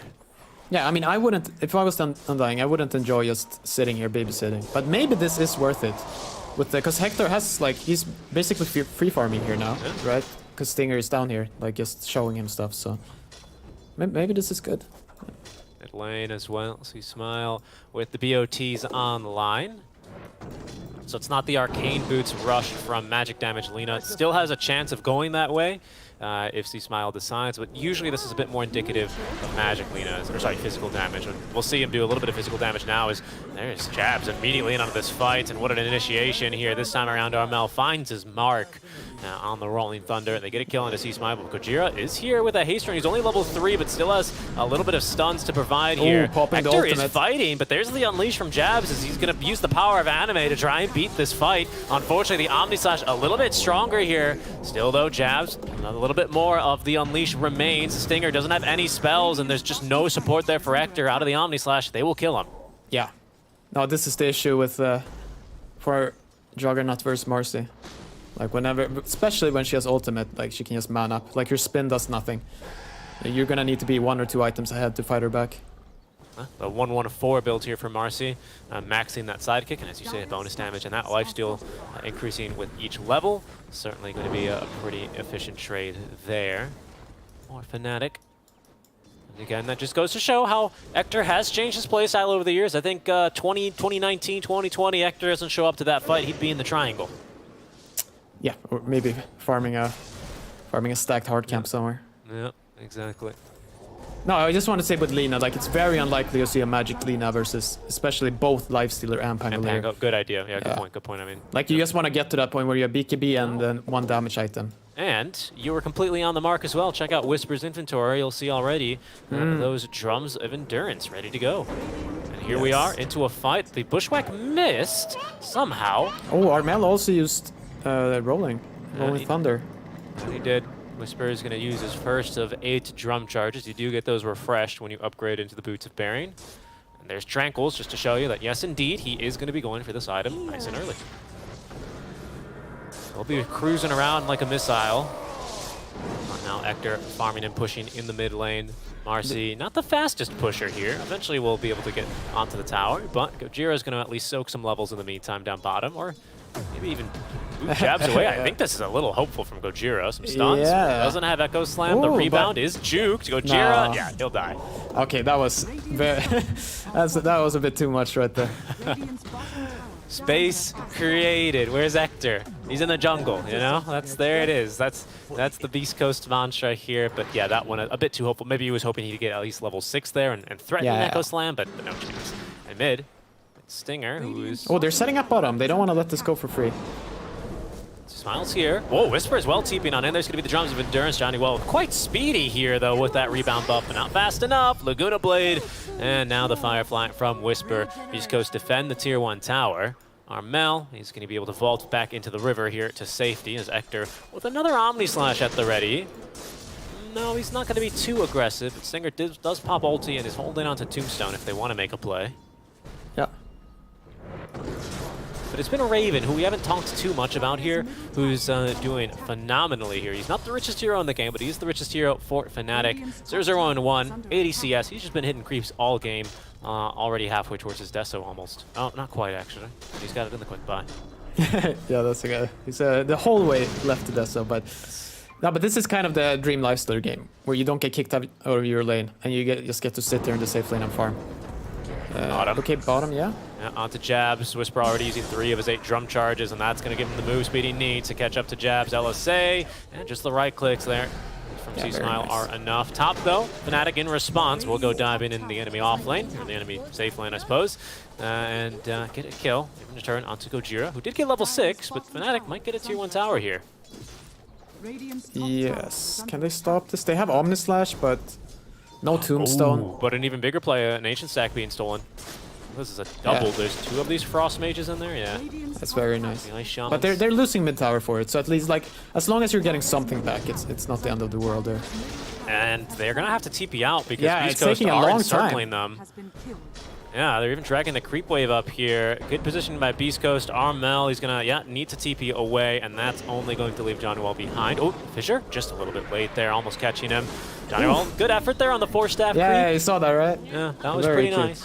That was a clever play. That's the lovely stuff you like to watch here when you can actually use the power of micro and all that stuff. But just a little bit too slow to get out. To take the stack, really. Stack taken. Yes, stack was fine, but you can also like if you look at the net worths, right? It's not that big of a deal because they got to farm elsewhere and they got to pick up the mid tower, so you don't cry over that stack. And now Beast Coast set to work on the top tier 1 tower. They also did a decent amount of damage to bottom, but it's still Fnatic, of course, who are going to be able to eventually claim Beast Coast's safe lane tier 1 tower, and they don't look too keen to defend here, just using the Fortify. I bet they're thinking about okay, so there's no TP on Raven, so them defending.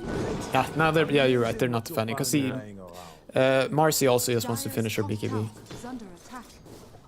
Or okay, maybe not. Let's see here. Okay. Armel is in the area. DJ setting up the stun on Hector. He is going to hit it, and there was a TP out immediately completed, I think. Yeah, indeed, that was Stinger. Maybe could have provided a Soul Rip or something to change the outcome of that. Tower denied that by Fnatic, and they will just pretty much assassinate Hector. Yeah, so that play that Fnatic set up, right, like, it should never work. Like, first of all, he should dodge the Bushwhack with the spin. And if he doesn't dodge, then maybe he can get kept alive with the heal from Undying, right? But East Coast were kind of greedy and not really ready for Fnatic to go for that hopeful play. Now there's a lasso. Armel, this time, maybe he's a little bit too greedy. Beast Coast Ward being pinged now by Armel. He says, nah, it's probably right there. Oh, Hanoel is just going in. Yeah. And Jay is here. No BKB though. But Raven is here too. Oh, but they're on top of C-Smile, and Raven there with the Infest is going to force out an Omnislash from Hector. Does get the spin away. He's got his healing ward down as well. Seems like Fnatic happy with the trade for mid laners and the +1 now onto the Earthshaker. And that is now a fresh BKB for Lina purchased after the fight. Maybe it was on the Koi or on the way out, but that infested Marcy, man, is... the thing about Marcy is you don't hear her coming, Yeah. There's no Primal Beast. No. No, I just want to talk about something like making these plays that in the perfect world should not work out. But you have to like take opportunities or make opportunities where your opponents can make mistakes, like forcing mistakes. So that's a perfect, like, DJ doesn't lose much by TPing up there. Right. Like, even if he spins out of that Bushwhack, it's not a big deal. But the upside of getting that kill it's so worth it. Yeah. Armel's game now feels a little bit more stabilized, right? After that kill, he's got a full Diffusal Blade ready. That's a lot of damage for him. Yeah. So a lot of the time, you do want to go for these plays where if the enemy plays perfect, yeah, they're not going to die, but you do make mistakes. Yeah, and worst case scenario there for DJ, he just farms a wave, gets some experience, maybe he gets killed. Water under the bridge for Fnatic. Yeah. As mid lane, it's going to be Jean-Noel who forcing them back a little bit there, finds himself a Dark Troll Summoner, and just starts diving tower with it, as you do. Some serious damage. Down bottom, though, the Bushwhack once again catches C-Smile. He's got BKB, even a mechanism now for Stinger, as they put up the Tombstone on the high ground. That'll send already Armel scattering. Actually, Armel rolling in is what I meant to say. It's Raven who is going to get out inside of the Enchantress. They're going on Gojira at the same time. Okay, never mind. He gets out. Yep. Marcy they used a bunch of their ultis, but I don't know. Yeah, I don't think they can take advantage of this. No. Maybe they could have forced the Roche with the Flesh Golem, but it doesn't seem like they want to. And this wave here is going to give Jabs, or Jay, his, pardon me, BKB, immediately queues up Basher. This is the build on Marcy. Yeah. No, so this is an even game. It's quite an interesting game because everyone is, like, you and me casted a bunch of games yesterday, right? Where there was always one core, like, struggling and, like, not hitting their timings. But here, everyone's hitting their timings. Like, Batrider's gonna complete his BKB now at the same time as Marcy. Lina has BKB, so, like, everyone has their items that they want. Raven has Deso, Armal has his Diffusal, right? Well on his way towards Linken's already. And at the same time, Hector's about to hit this Manta style, so, like, basically comes down to, like, your draft now, right? The heroes you picked and how you play. So, like, no excuses in items, that's for sure. And this is always when I like to draw some comparisons to supports as well, right? As Beast Coast are going to start up the Roche when even they can make a little bit of a difference. Jean-Noel going for a bit of the damage dealing, the Puppy Enchantress, right? Plenty of damage, Max Impetus, Treads, and Okay, they're smoking up here, though. No, let's see. How do they get this initiation? You're going to put this damage to work as Jabs trying to find the jump. There's going to be the Infest Bomb on a Whisper. Pops the BKB, does manage to get onto the high ground, but Hector is worse for wear here. The mech heal. The Tombstone focused down in the pit. Jabs is going to pop the BKB, but Roche is low. BKB now for C-Smile as maybe the Fissure of Gojira allows him to counter-initiate with the Shard as well. He finds another stun, and the Omni Slash only onto Armel, but Hector eats a Bushwhack, and now a Sharpshooter in return. 1-for-1 trade so far. Roche still, of course, center of the attention here. About 2,000 HP on this objective. Raven has Rage, so man up here. Looking for the fight now with the Deso, the minus armor onto Stinger, and a big Impetus shot. That's going to be now advantage for Fnatic. Beast Coast not giving up this easily here. C-Smile still in the vicinity here. Casual Crystallis now on this Lina. So we can really start pumping in some damage. Yeah, so no BKBs are up. Lifestealer reigns supreme here with his Rage. It's only level 2 though, so only 4 seconds of magic immunity. And with Roche so low, yeah. It looks like they're going to just make the play right into the pit. East Coast, they might not have an option to try and contest this, especially now as they're going to lose their vision. There's no Blink Dagger here for Gojira. He did go for Shard first. And as a result of that fight, it's Fnatic who are going to leave happy with Aegis on Raven. Yeah. Yeah, quite an interesting fight. You can see there, like, Lifestealer really is chops through everyone right now. Like, there's no... What's the extra armor added? They have a mech, right? But it doesn't even give armor anymore. It only gives armor to Undying.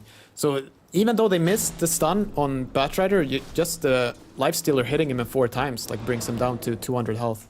And it makes it very awkward for him to fight.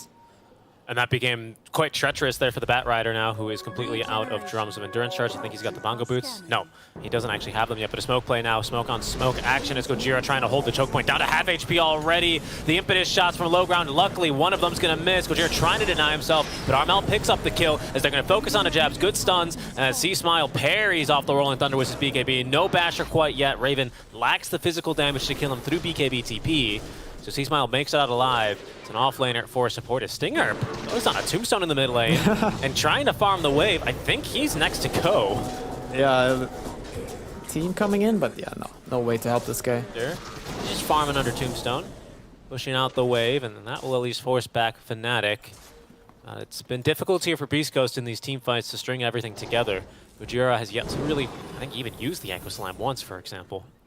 Yeah, without Blink Dagger here, it seems hard. And as we talked about before, right, like, there's so much casual magic immunity on Fnatic, with both Rage on the Lifestealer and Rolling Thunder for Pango.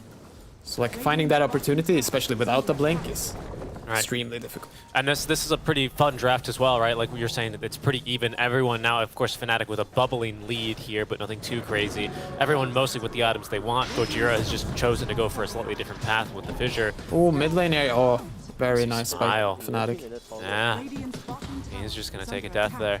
Jabs making the jump in. Ooh, this is... Oh, and they're picking up the bottom tower at the same time. This is... It's very good for Fnatic. Starting to look a little rough for Beast Coast. Okay, so he did, yeah, he went for the Boots of Bearing. So 8 charges are back. And they regenerate, I think, what, once every 3 minutes, which is something. Yeah, don't really count on that. Shouldn't make too big of a difference, but at least it's not an item you feel bad buying late game or in the early game, because it'll still at least be a little bit useful. Sometimes drums, you run out of charges and you're like, yeah, I guess I sell it now. Yeah. But this one feels nice, Jean-Noel. It's underneath the ward. Whisper, no Blink Dagger again. Did go for the Boots of Bearing first, so can't quite catch up here to his mark. Yeah, but Beast Coast still, like, their lineup still makes sense in this game, where if you can just get a few more items on this jug, like just Omni Slashing a Rolling Thunder could just kill the Pango if it doesn't hit a nice shield crash. Let's look here, they're smoking up. should not be able to catch Hector here. The triangle. They're done it once before. Armel, his smoke's gonna break, and this time Hector much faster on the Blade Fury. Jab's just gonna let him go. Yeah, he had like 2-second cooldown of ultimate. But he doesn't have, he's very close to Basher, so then it gets super difficult for this Jug to play. Lina too, like if you get this Marcy on top of you with BKB, Basher, Unleash popped, I don't know what you do. Like you need to lasso this guy, you need to lasso the Marcy. And that'll be Basher, one of eventually 2, perhaps 3. Raven does have one in the quick buy, but he is going for the Linken's first on this Lifestealer. And Armel is deciding, I think I saw Linken's as well for him, right? Yes, Yeah. also a Linken's here. So just looking to neutralize the threat of the Batrider lasso. Yeah, no, I mean, for Bat, I would even be fine with this. Like, just, you could lasso DJ if he is out of position, but most likely you need to lasso Marcy. Like, she'll just have too much impact with what she got right now. Yeah, the Basher is coming out. Like, she's so strong with these items. And Linken's now for Armel. He's feeling quite good. His Couture with a nice stun there to continue farming the wave. A secondary stun for good measure. But he's caught by the Bushwhack. He's just on the edge of his own high ground, but a huge bout of damage there. The level 2 sharpshooter DJ essentially with a solo kill. Okay, they're smoking up. They see, I think they see the double damage top, or it's just out of vision from that observer ward. Yeah, I don't think they see it. Okay, smoke bottom, Hanuel is going for the... He has Basher. Yeah. He got him. And he did get him. Hector, no TP away. Maybe not even able to farm the last rage creep. Oh, he can't get it off. Nice job there. The Dispose put him away from the healing warding. Couldn't get off the Omni. Was looking a little dicey there for Jabs, perhaps, but he'll make it out alive. And the Juggernaut, not as lucky. He'll take now Hector's 5th death of this game.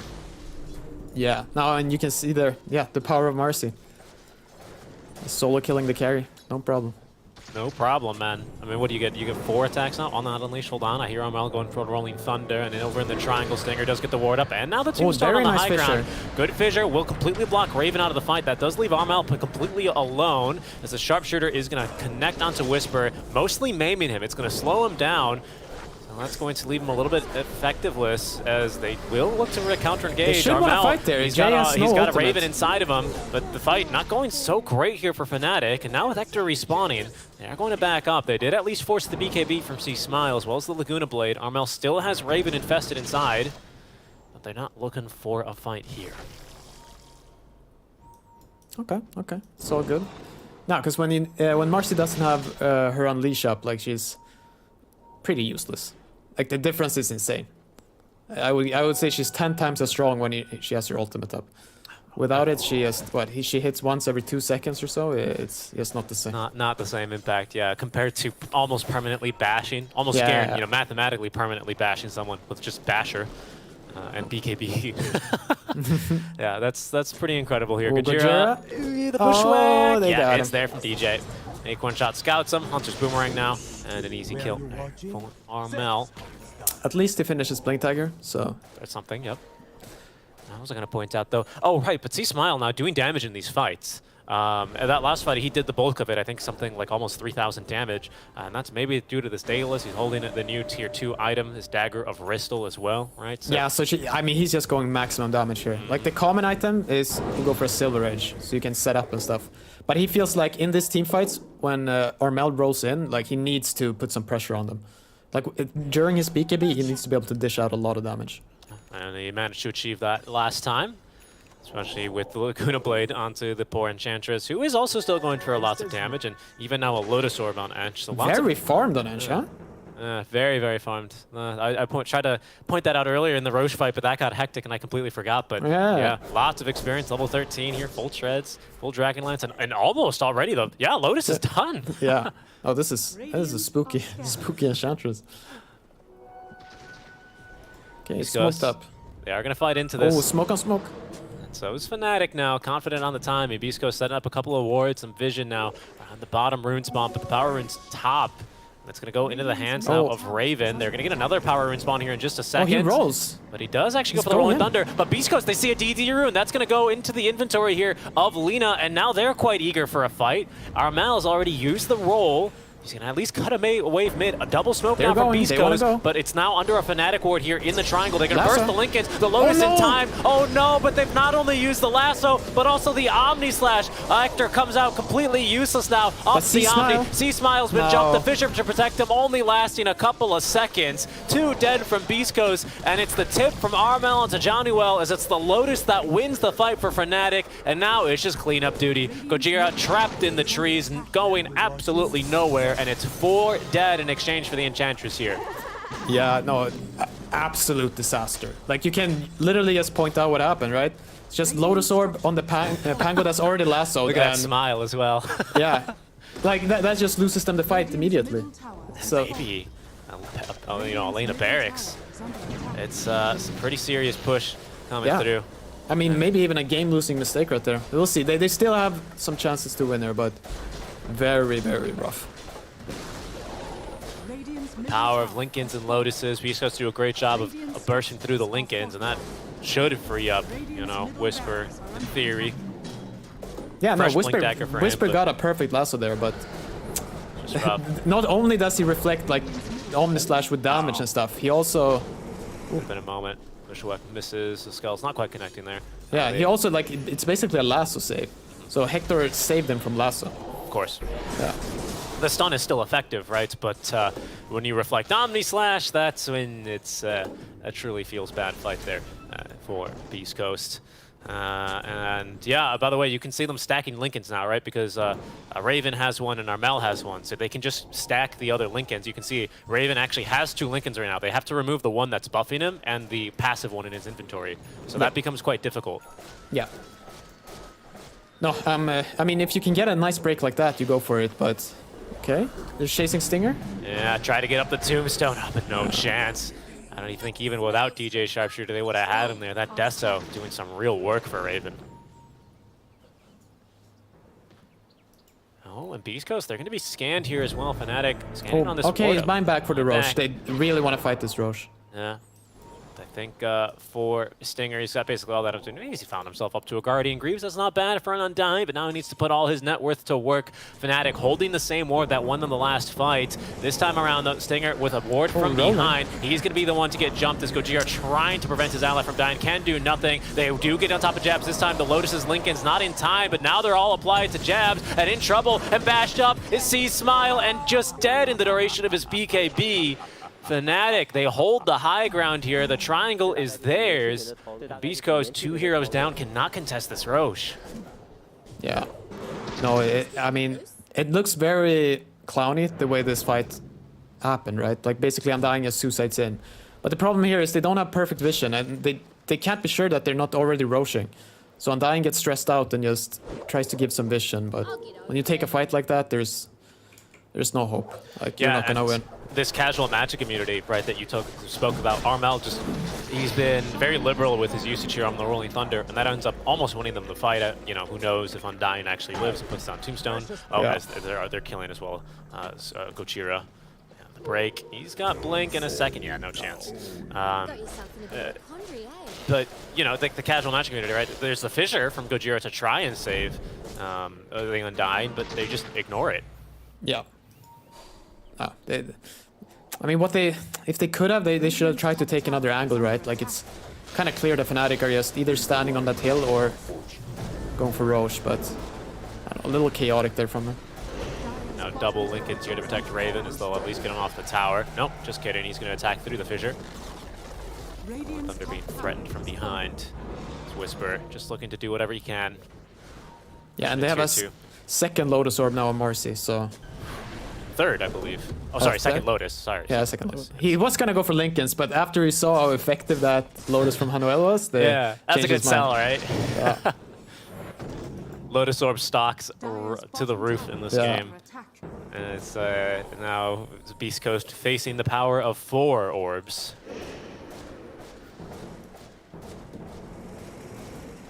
Holy Thunder is going to be used, and they go now. Stinger is going to be the target. Boots of Baron, the Dispel from the Greaves actually trying to get him to safety underneath this Tier 4 tower. He will live, actually. Yeah. That's Rolling Thunder down, and the there Echo we from go. Gojira, maybe the first one of the game. I forgot he was an Earthshaker, and maybe Fnatic did too. They're going to cleave through 2. Oh, can he infest? Raven needs to find a way out of here. Omni Slash is at the ready. Raven continuing to fight, though. They have gotten See Smile. He actually got caught, I think, trying to scare away the rest of the team. And there's going to be another stun from behind. It's going to at least unleash Ector now onto Johnny Wall with the spin and the shard. Johnny Wall falling fast. He's going to have enough regen, though, to live through this one as Ector finally with the kill. But C-Smile in trouble, doesn't have BKB, has got Raven right on top of him on his second life. He is going to die back now. And Fnatic, they are going to survive through what could be the death throes of Beast Coast. An amazing Echo Slam to try and turn it, but now a bash onto Ector. Does get the spin off here. Armel did jump in, doesn't have Swashbuckle, but Raven, he's feeling very confident here. Without the Lina, who can just, you know, outrange him and kill him with the damage, he is unleashed onto these barracks. A second, well, almost a second lane of barracks there for Fnatic. Yeah, I mean, they might just go and pick this ranged Rex up in mid.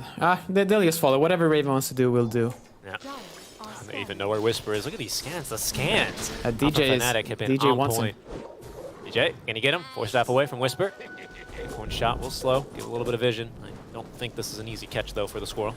No, so what I think happened is, like, C-Smile forgot that they had Aegis. So, like, during when he was respawning... okay, he's fine. He's fine. They're just picking up the Rax there. Yeah, it looks like they kind of want to abuse this buyback here. Maybe end the game. At least the target right now, Megas. Beast Coast with not a lot to fight with, at least not a lot of damage. Ector just not really cutting it in these fights for the most part. It's all this Lina for now. The Fissure, it's not quite isolated. And there's actually the jump back in with the Infest. They're going to try and at least nuke through Stinger. He will live at least long enough to get down the Tombstone. But Gajira, he's been caught out and killed by DJ. Another solo kill for him. The Infest will come out as Ector being forced back to his fountain here. Whisper doing what he can. Trying to defend this bottom lane of Barracks. Let's get the blink away from Armel. But they're mega. Up against, their backs against the wall here with the Megas. C-Smile respawning, Beast Coast. They're going to be having to play a very difficult game, from here on out, if they're looking to get back into this one. And Fnatic, they're threatening to go for more. That's a second Basher now, up for Armel. A third, actually, no, Raven didn't go for a Basher, pardon me, for AC. It's funny that you see all these Lotus Orb and Lincolns being used. Kind of hard to deal with this Lifestealer. Yeah. 2 Lincolns and a Lotus. Especially when you're relying on maybe the Strat Rate a little bit more reliant on the catch, on the lasso doing something, right? Yeah. Fair enough. Ector going for some budget damage as well. I think he's got a Crystallis coming his way. Just hoping to be able to do something. Oh, okay. It's DJ going for the solo kill. He's got it again?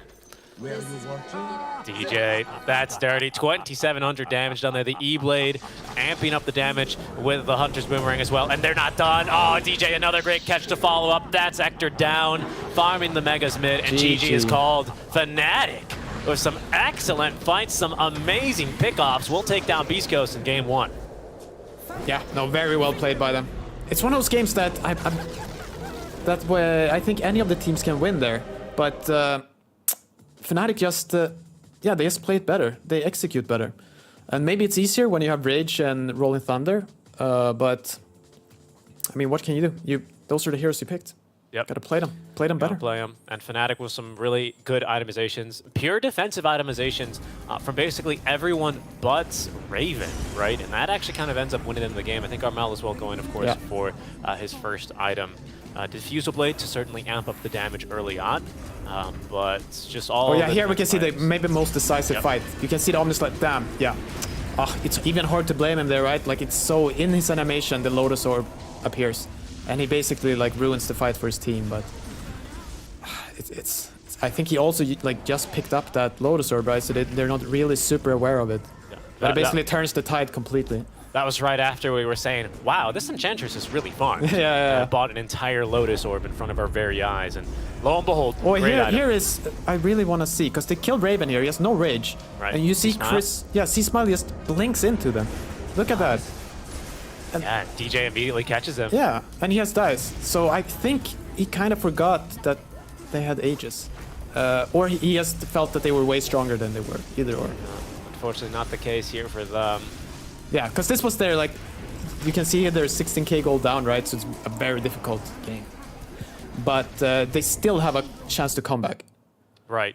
I think, you know, that's always something that Beast Coast have sometimes struggled with. It was the late game fights, you know, the decision making in fights sometimes not always there for them. You know, there's a specific game on the main stage, I think, in their series versus BetBoom in the Stockholm Major that comes to mind. They did end up prevailing in that series. It was a best of 3, but some, you know, also questionable jumps from C-Smile, you know, kind of echoing what we just saw there in that last highlight. But, of course, nothing to downplay how well Fnatic played that series. Again, especially to me, what stood out to me was DJ's map movements. Like you said, from the early game, he was incredibly impactful, right? Going for those moves with, you know, like TP in top lane, right? Super low risk, high reward. And then it just feels like from there, he was just always looking for these potential pickoffs, these potential +1s. Low risk, high reward. And he ends up, I think, largely due to him and Januel, of course, winning them the game. No, yeah, definitely a support diff right there. I think Stinger also had a really good game going, but just they never ended up in situations where the Tombstone can really shine. Yeah, like maybe if they somehow could have timed a Roche fight with a BKB, like maybe that would have been something, but I'm guessing they were always a bit scared of Armel's role. But yeah, you can see DJ's scoreline there, 9. Yeah, there he is, MVP for sure. For sure. 9-1 and 19 or something. Yeah, it looks like and he got to end the game with some like show off plays. Yeah. Yeah. And that's going to leave him feeling good. Yeah, 9-1-19 is incredible here. What also caught my eye was wards placed. You know, I think especially for Beast Coast, that was especially problematic in the last 2 fights that they tried to take in their own triangle, right, in their own Ancients area. DJ, I assume, or maybe Johnny Well, I'm not sure, but the warding was phenomenal. It felt like Fnatic were constantly always fighting under their vision for these crucial late game fights. No, for sure. I mean, you have to be honest with like those wards. It's kind of obvious, right? It's just a ward on the high ground. They had one more little sneaky one on the wrap, but yeah. The support's able to give the vision advantage for Fnatic, which is going to lead them to a 1-0 victory for Beast Coast. Of course, they still have another shot. Both teams desperately looking for points here, as Fnatic are just going to slightly edge above Beast Coast now in the scoreline for this group. We're going to be going to a short break, and when we come back, we're going to see what Beast Coast drafts for game number 2 versus Fnatic.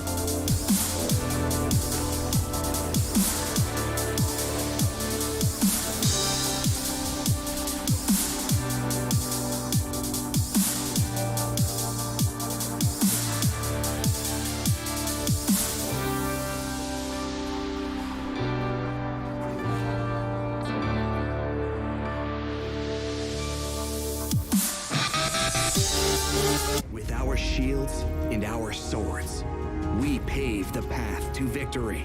With our shields and our swords, we temper our courage. With our shields and our swords, we're making history. With those who make the game a reality, we're the Vanguard.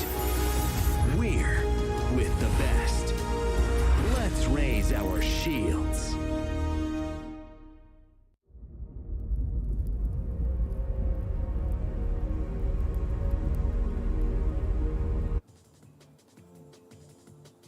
Hello everyone and welcome back to the TI-11 group stage. We're about to get underway with game 2 between Fnatic and Beast Coast. Two teams that are lagging a little bit behind here after the first day of group stage. They both had a draw heading into this match, Fnatic versus Secret and Beast Coast, I believe, versus Gaming Gladiators. And in we go. Now it's a game number 2 draft already underway. Beast Coast, they're going to need to get a win here, right? Because then things now into day 2 of groups start looking a little rough for their chances at playoffs. Yeah, so that's what we talked about before we went into the series, right? Like, both teams really would like to pick up 2 points. Obviously, that's not possible for Beast Coast anymore. So they will have to like fight for that 1 point. But Fnatic, if they could get a 2-0 here, they can get their hopes back of hitting that upper bracket. Because I haven't even thought about it, right? So the bottom 2 get eliminated, and there's 4 who go to the lower bracket, and only top 4. So 4 out of 10 teams get to go up to upper bracket. And you have to imagine, like, this is basically the 20 best teams in the world, right? Like, maybe you could argue like a few teams here and there, but at least, like, they're very strong teams, and you have to place top 4 out of 10. So hitting that upper bracket it's difficult. And every point matters. So gotta go. Absolutely.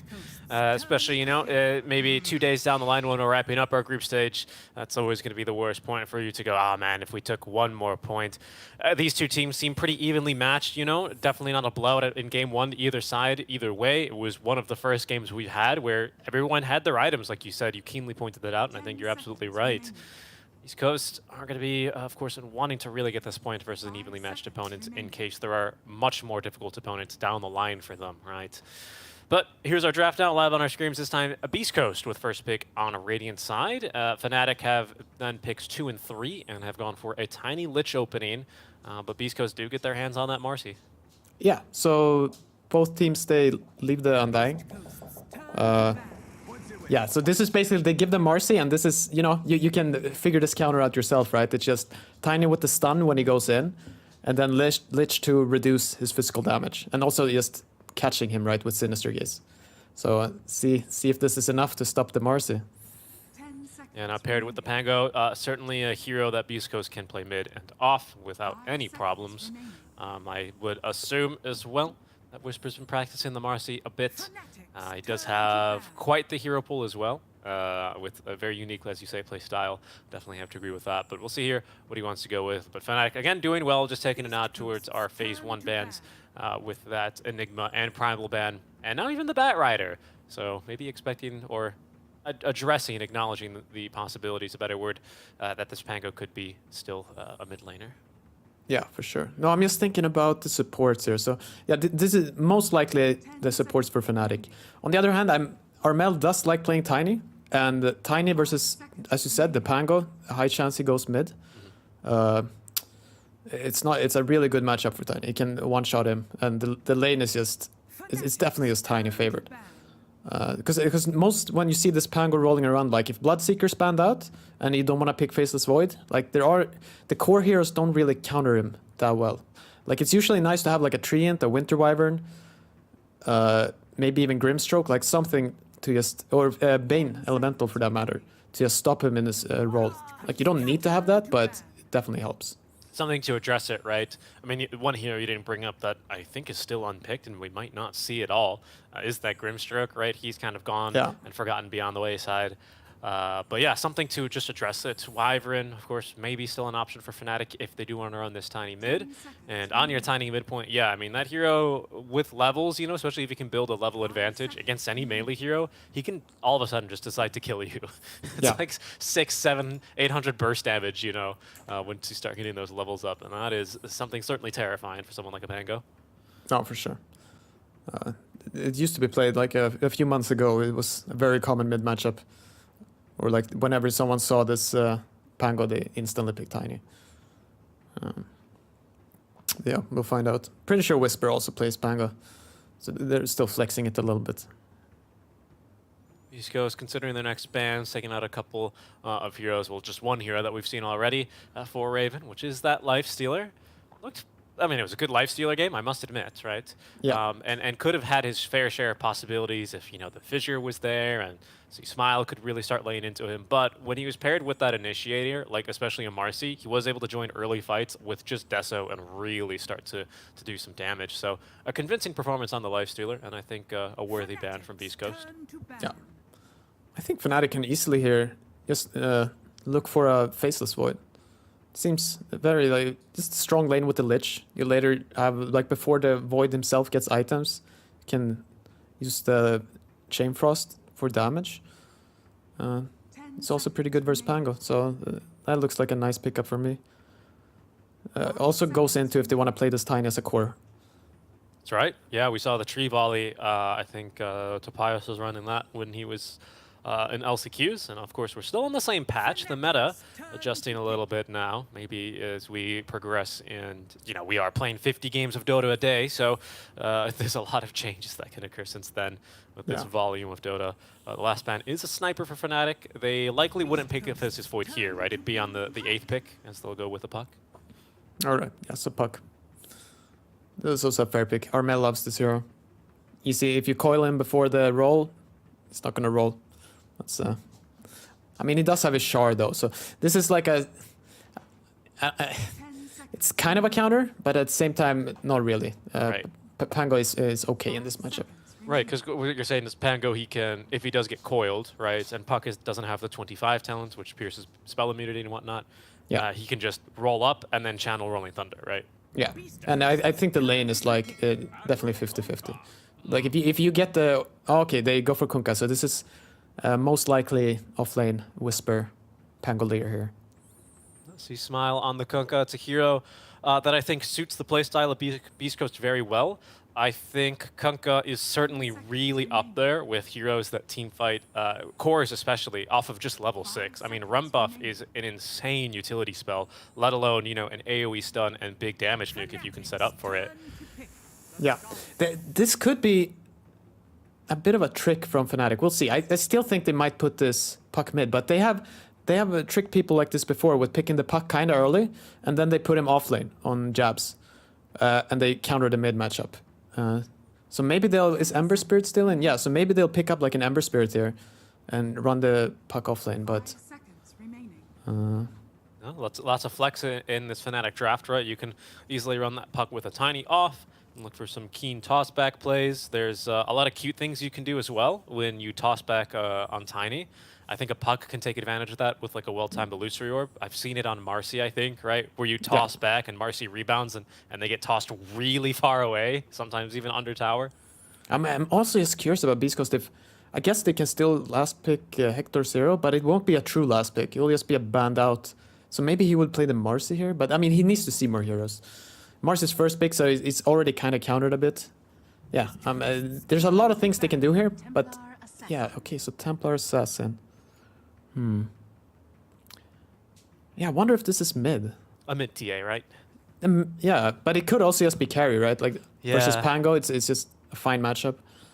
It would be. I mean, okay, so my problem with this maybe being a mid TA is if you do, I think you have to pick something like a Lesh carry, right? Like something, like I think you can't really afford to have like a TA, a Puck off lane, and then like, I don't know, a Jug, right? Just Faceless Void? Yeah, or a Faceless Void. That's where I think they might run into some not enough gold on the map problems, right, to get these heroes online, especially if Beast Coast can get a decent start and start fighting them early. But yeah, perhaps, I mean, it's possible. It's certainly possible. Yeah.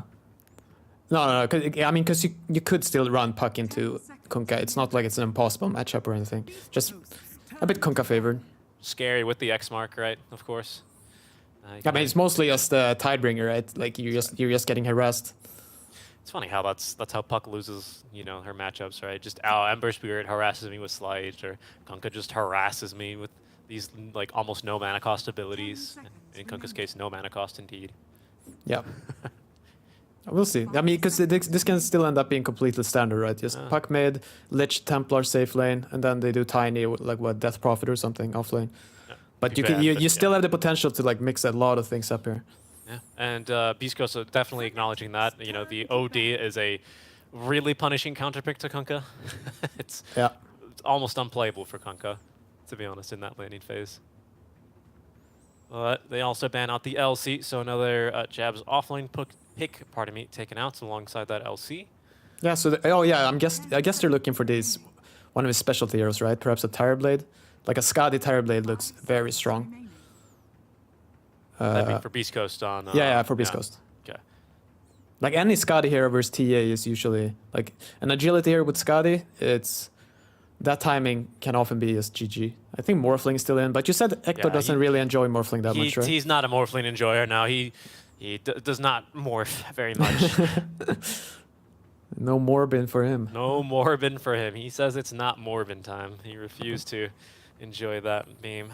Yeah, everyone else did it, but. Let me see here. Let me take a look at Hector's Super Pro Tracker. And yeah, he did play. He has one match of it on record. He didn't win that match. You know, of course, that doesn't really have anything to say about whether or not he'll play it here. But yeah, traditionally, he really does not enjoy Morphling too much. Okay. So let's see. I'm curious. Is it all going to be very standard or? Yeah, Fnatic actually banned out a Beastmaster, which likely means they acknowledge the possibility of like a Kunkka carry, a Pango mid. Oh, true. Kunkka carry. I even forgot about that. I'll explain that ban. Whether it'll come to fruition or not, we're about to see. Beast Coast with, what is this, 9th pick or 23rd, depending if you use your captain's draft notation. Yeah. All right, well, what are you thinking here? Do you like the Kunkka safe, or do you think he should just run mid versus Puck? Maybe Puck. I mean, I like a Tire Blade. Looks super strong. This goes like a Medusa. Okay. I mean, Medusa not a very popular hero anymore, but it does fulfill every criteria we want, right? Agility hero, go Skadi. So yeah, maybe they know something I don't like. I mean, it's still a fine hero, right? But it has received a couple of nerfs during the past year here. Yeah, it is going to be lots of physical damage, though, from Beast Coast right into this Frost Shield of Lich. So that has the potential to do a lot of work here. Yep. We'll keep our eyes out for that, but it's likely then to be the Marcy 4, Shaman 5 here alongside this Dusa Fnatic. Likely looking for an offlaner. Again, they've got some flex as well. They can run this Puck off, choose a different mid. Is that something you maybe look to do? Run like I mean, I just said the hero before, so I'll say it again. Something like a Leshrac mid here into the Kunkka. Run that Puck off. I mean, looking at the camera, Jab's talking a lot. I feel like he's getting another hero here. So most likely, I mean, what can you do here? You can pick... what do you want? Like, for some reason I was thinking of Underlord, but okay, they go for a Tidehunter instead. Just some fat guy who reduces damage, you know? This guy has his swing, his anchor swing. Anchor smash, yeah. Yeah, no, I like Same anchor thing. swing. Anchor swing, yeah, he swings the anchor. We'll call it that. Yeah. We'll call it that. So yeah, you can just get into his face. It's quite Little bit of, can be a hard lane. Yeah, that's right, especially with the snakes coming on in to secure waves or secure last hits for Hector and just doing a lot of magic damage to you otherwise. The Dispels feels pretty good, obviously, for Jabs. You know, you can Dispel and get off a Ravage mid-fight, which would be disastrous for Beast Coast. A little bit of uncontrollable damage, right, on a Kunkka Cleave, on Medusa split shot. So there's a chance that that accidentally does get procced and maybe ruins a fight for Beast Coast. But they also have a Hex to deal with him. How well do you think Raven's going to fare this game? This TA into a very likely Skadi builder on the Dusa. What's the concern there, and how can Raven look to kind of skirt around that and have a little bit of a better time this game? I mean, the thing is, when Dusa hits Skadi, it's just you can't manfight him. Like, you can't do an honest, like, Templar can't like blink in and start hitting the Medusa. Like, you're more working around maybe getting shard, so your trap silences, and you try to pick off this. Like, pick off his team, basically. Leave this Dusa alone, 1-on-5. So something like that. But yeah, I think it's a position 5 Marcy. Like, his job is basically just to make space for the Dusa, like buff him, tank smokes, help him farm maybe. And but because I'm not completely sure about this Tidehunter pick. I think he'll do well in lane. But later on, they have the Rasta wards. They have the Rolling Thunder. Like, maybe they do have enough stuff to just kill him a lot of the time. Because I'm pretty sure Kraken Shell does not... Like, the wards damage do not get blocked by the Rasta wards. Oh, is it because it's like a different damage type? I didn't know Yeah, that, I'm not sure. I'm not sure. They might be, but I feel like I've heard that somewhere. So we'll check. Someone can test that out. It also gives I think the Rasta wards still do a bunch of damage to Roche as well. Yeah. I think they fixed the amount of damage. They were at one point doing ludicrous amounts of damage to towers. That was addressed, but they still do actually a lot of damage to Roche. So I think you could be right, because there is a little bit of a damage type on those. So we'll head into game here for game number 2. Fnatic do take down Beast Coast in game 1 after some hotly contested mid-game fights. Give them the space, the time, the items that they need. Yeah. Beast Coast... Pardon me, a little bit of a different draft now, but still looking to probably fight, still looking to fulfill their core mission, which is get Ector some farm. Yeah, and if you want to like just quickly like speak about the Beast Coast draft again, this is more in their style, right? Like their old school style. Ector on a Medusa, like a farming hero, like that with clear timings, and the rest of the team just fighting together.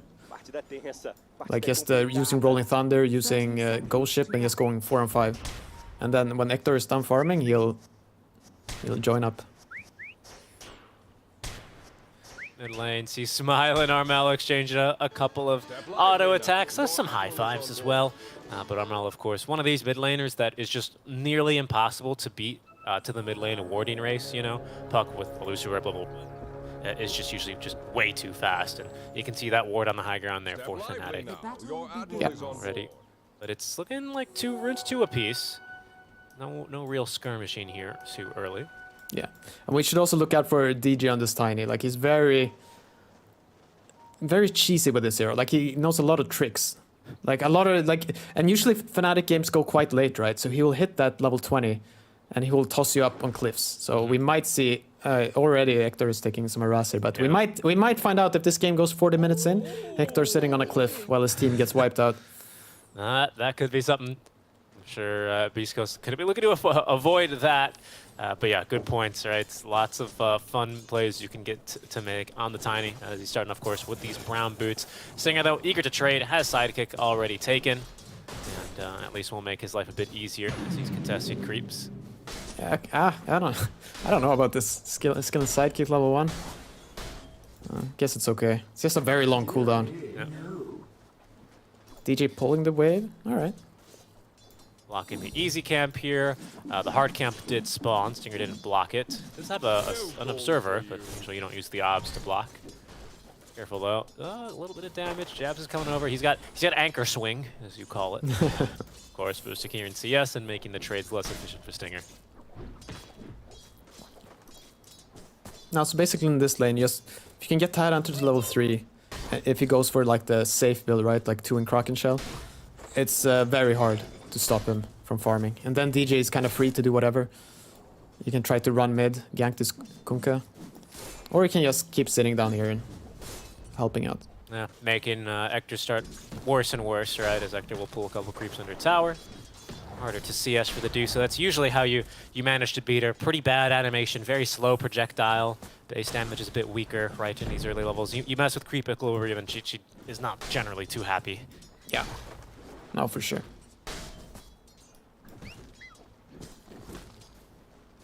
At least Whisper's doing good. Yeah, I don't think this matchup is too hard for Pango. Can get a bit more difficult later.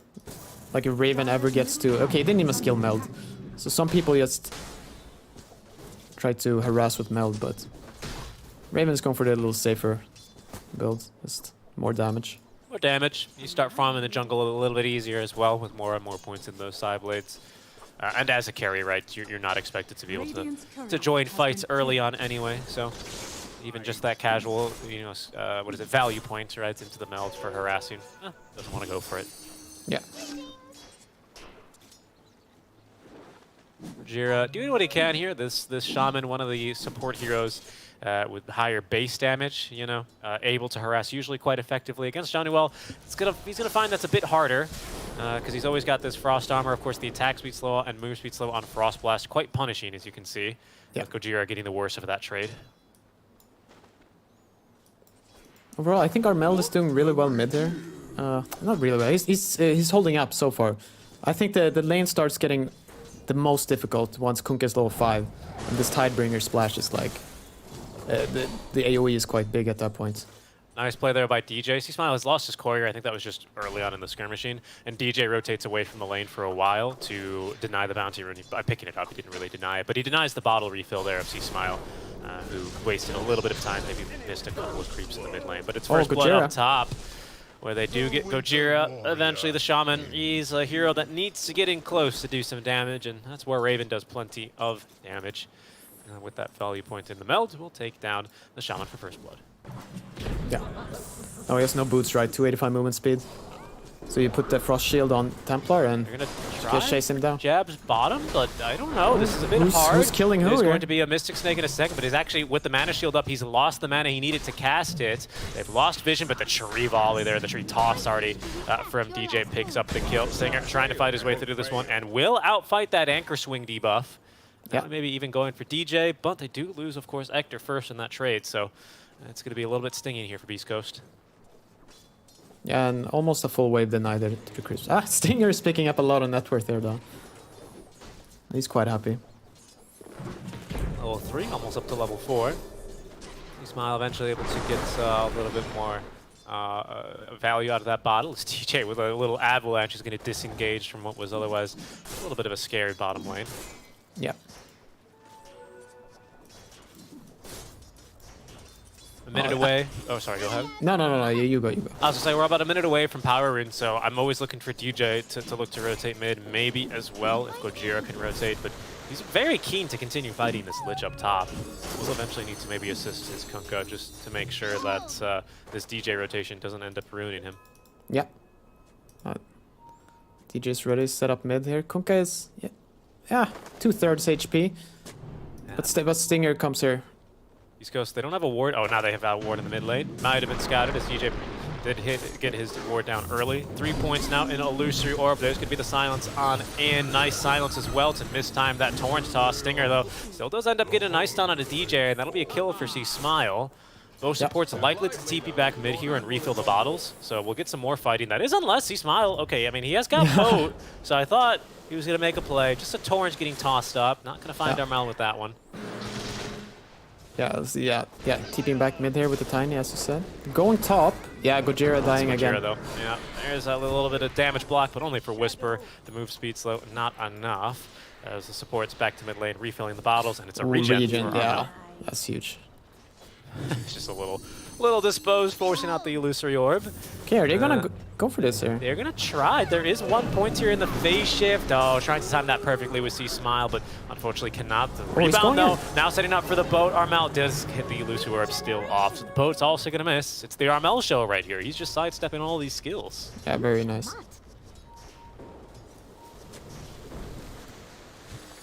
Yeah, they cannot do anything more here. On bottom lane, Medusa is just trying to farm the best she can versus Tidehunter.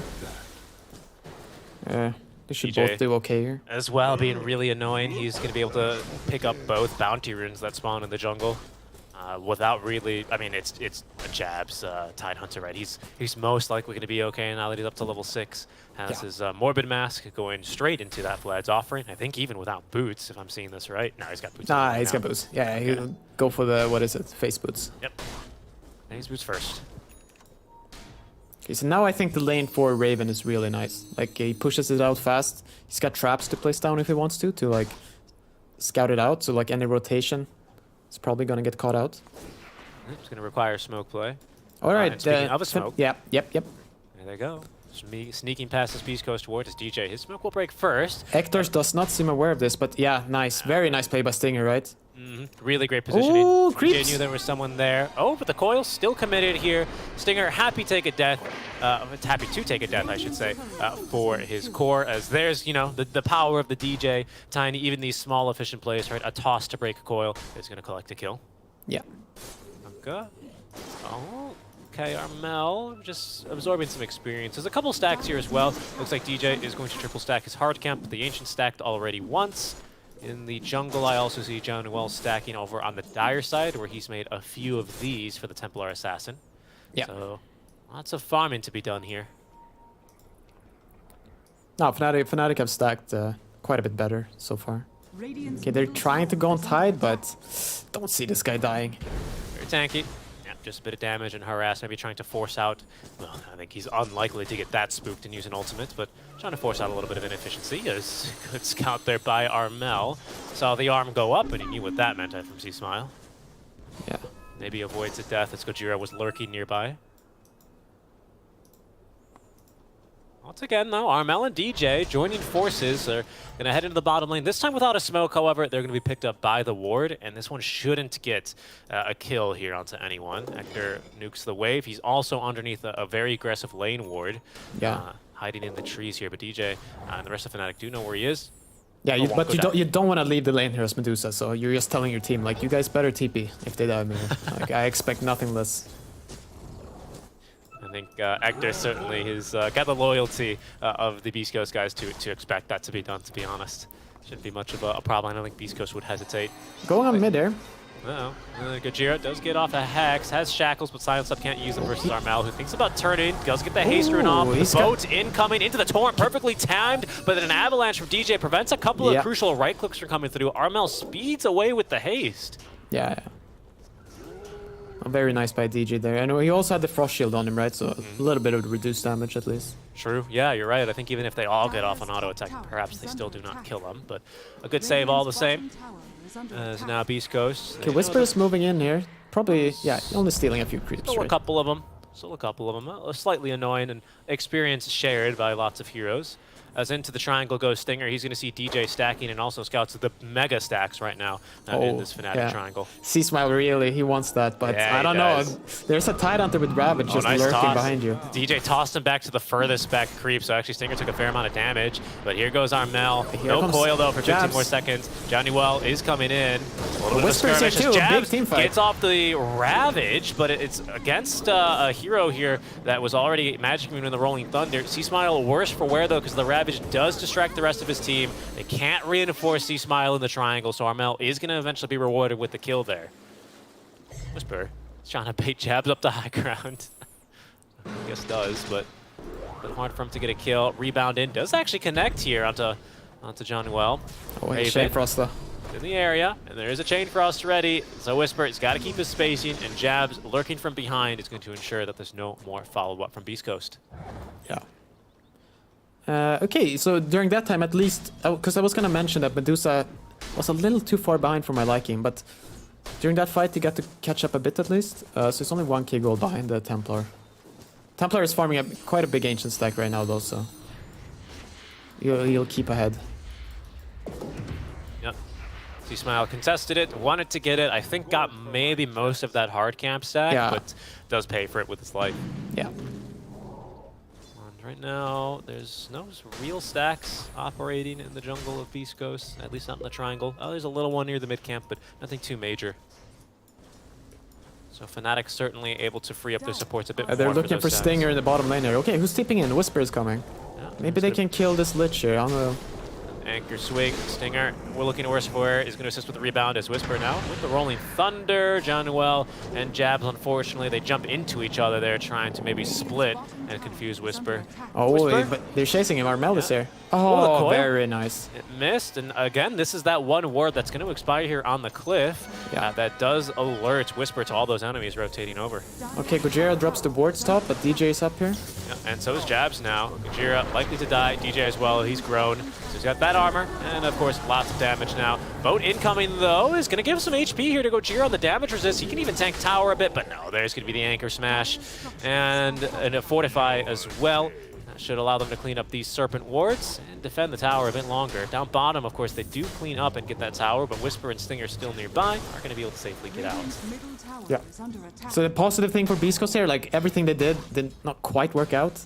No tower, they lost Gojira, but at least Hector is farming, and he's kind of keeping pace with the top guys on Fnatic here. And something that feels pretty nice for this Jabs Tidehunter is, you know, Tide, this hero that can kind of sit in front of towers and just be tanky and clear wave after wave. And when your push is not as good, like it is for Beast Coast, eventually the Dusa will push with items, but obviously she's not there yet. Yeah. He's very effective here, even without Ravage. Now he has it, but by the time he TP'd here, initially, he didn't have Ravage, and he just doesn't care for any of the damage the Beast Coast have for him. So he's finding a lot of utility on this Tide. Oh, for sure.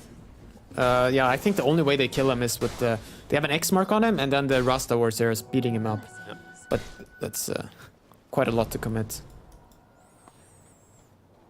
Witchblade is being fetched to Armel now in his courier. That's going to be a lot more damage output here for him. And of course that bonus armor, which maybe makes a little bit of a difference here for him too. I think Int heroes for the longest time were always craving some sort of item that was buildable for them that gave them armor. Remember when everyone was going like, what is it, a Blade Mail? Back when Blade Mail had, I think, the robe in there. You know. I think it was a time where Face Boots was popular too. To, like go on every intelligence mid hero. Radiant's top tower is For now, though, of course, Witchblade seems to be quite popular among the Void Spirits, even sometimes Pet Riders as well, picking them up. Radiant are scanning. See, though, Beast Coast smoking around through their jungle, are going to be able to at least get some good D-wards up. The jump's a little early there. Mini rebound from Stinger shouldn't really change the outcome of this. They're also going to scout a stack mid-progress, so Stinger, with the rest of the Unleash, is going to look to follow those up alongside C-Smile. Raven, sorry, make that Armel. He's going to they're pinging him out, right? Rune. Pinging out Hector. They're going to go for him. Fnatic, they're not plenty falling of for time the... to defend him here, yeah. Yeah, nice. TP's coming in.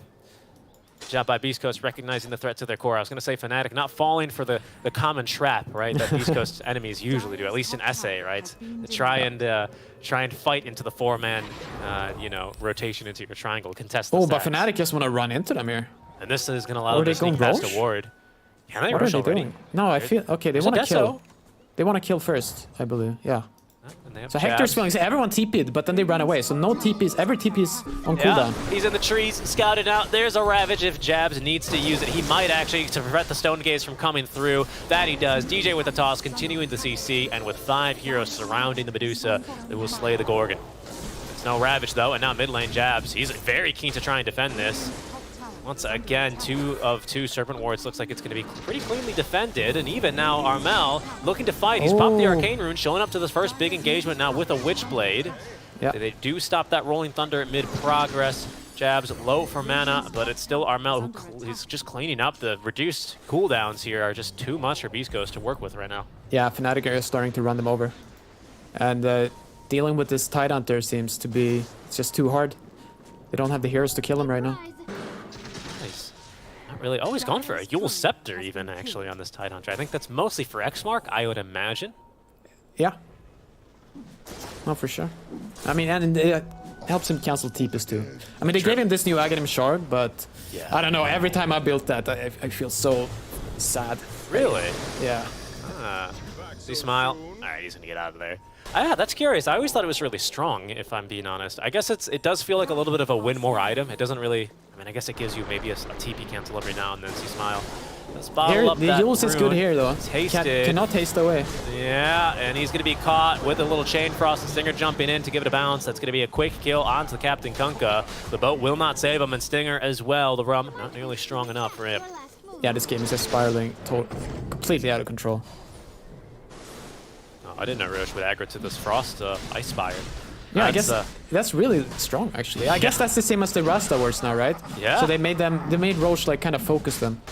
So, and that carried over to the Ice Spire. True. No, you're totally right. The same way he tries to focus down Tombstone, but of course it just spawns too many zombies. Yeah. Poor Roche, man. They need to buff his intelligence a little bit, I think. Look, he's just standing there. Come on, Pi. This is cruelty. Fight back. Come on, brother.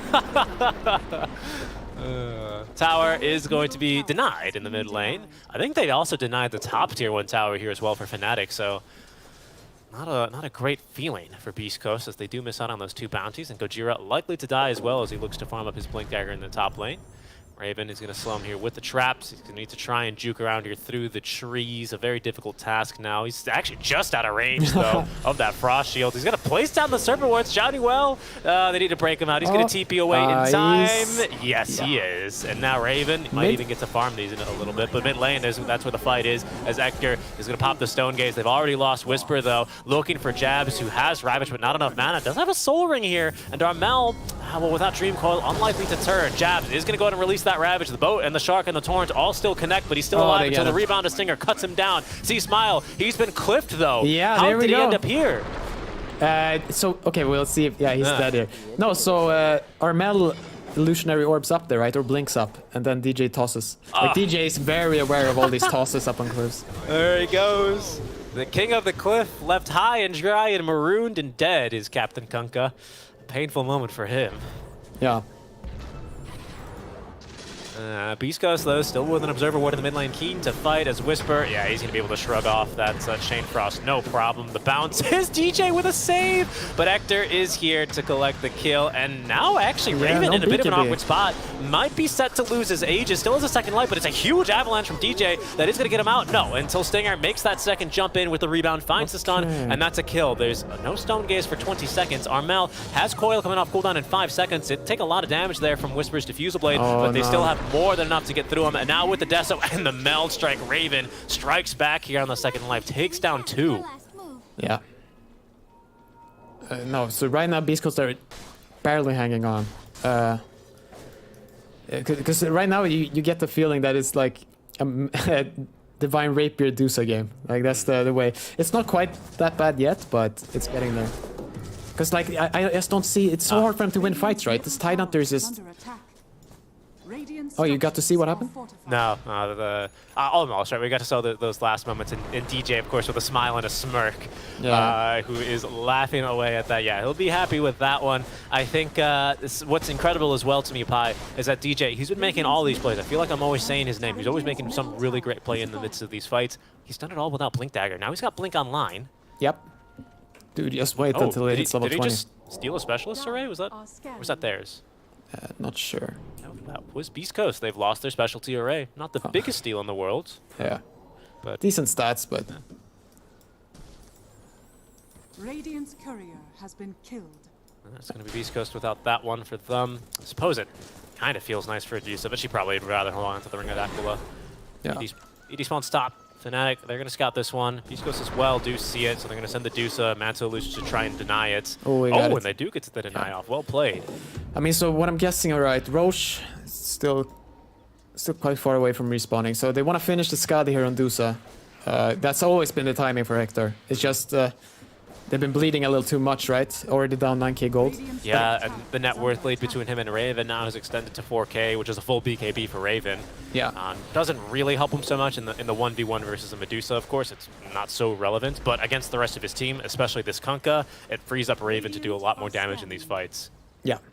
No, so Beast Coast need to keep the lead can't grow bigger than this. And then they have their chance there when they get Skadi and Dusa to have a fight. Like, they, as you said, even though Raven is ahead on item, like, Dusa with Skadi might just be strong enough. Exactly. Yep. You get to dispel it once, and I think there's no Manta, right? Yeah, no Manta on the TA, just building into damage with Chrysalis and Deso in the quick buy. Sorry, Chrysalis and Daedalus is what I meant. He was already got the Deso.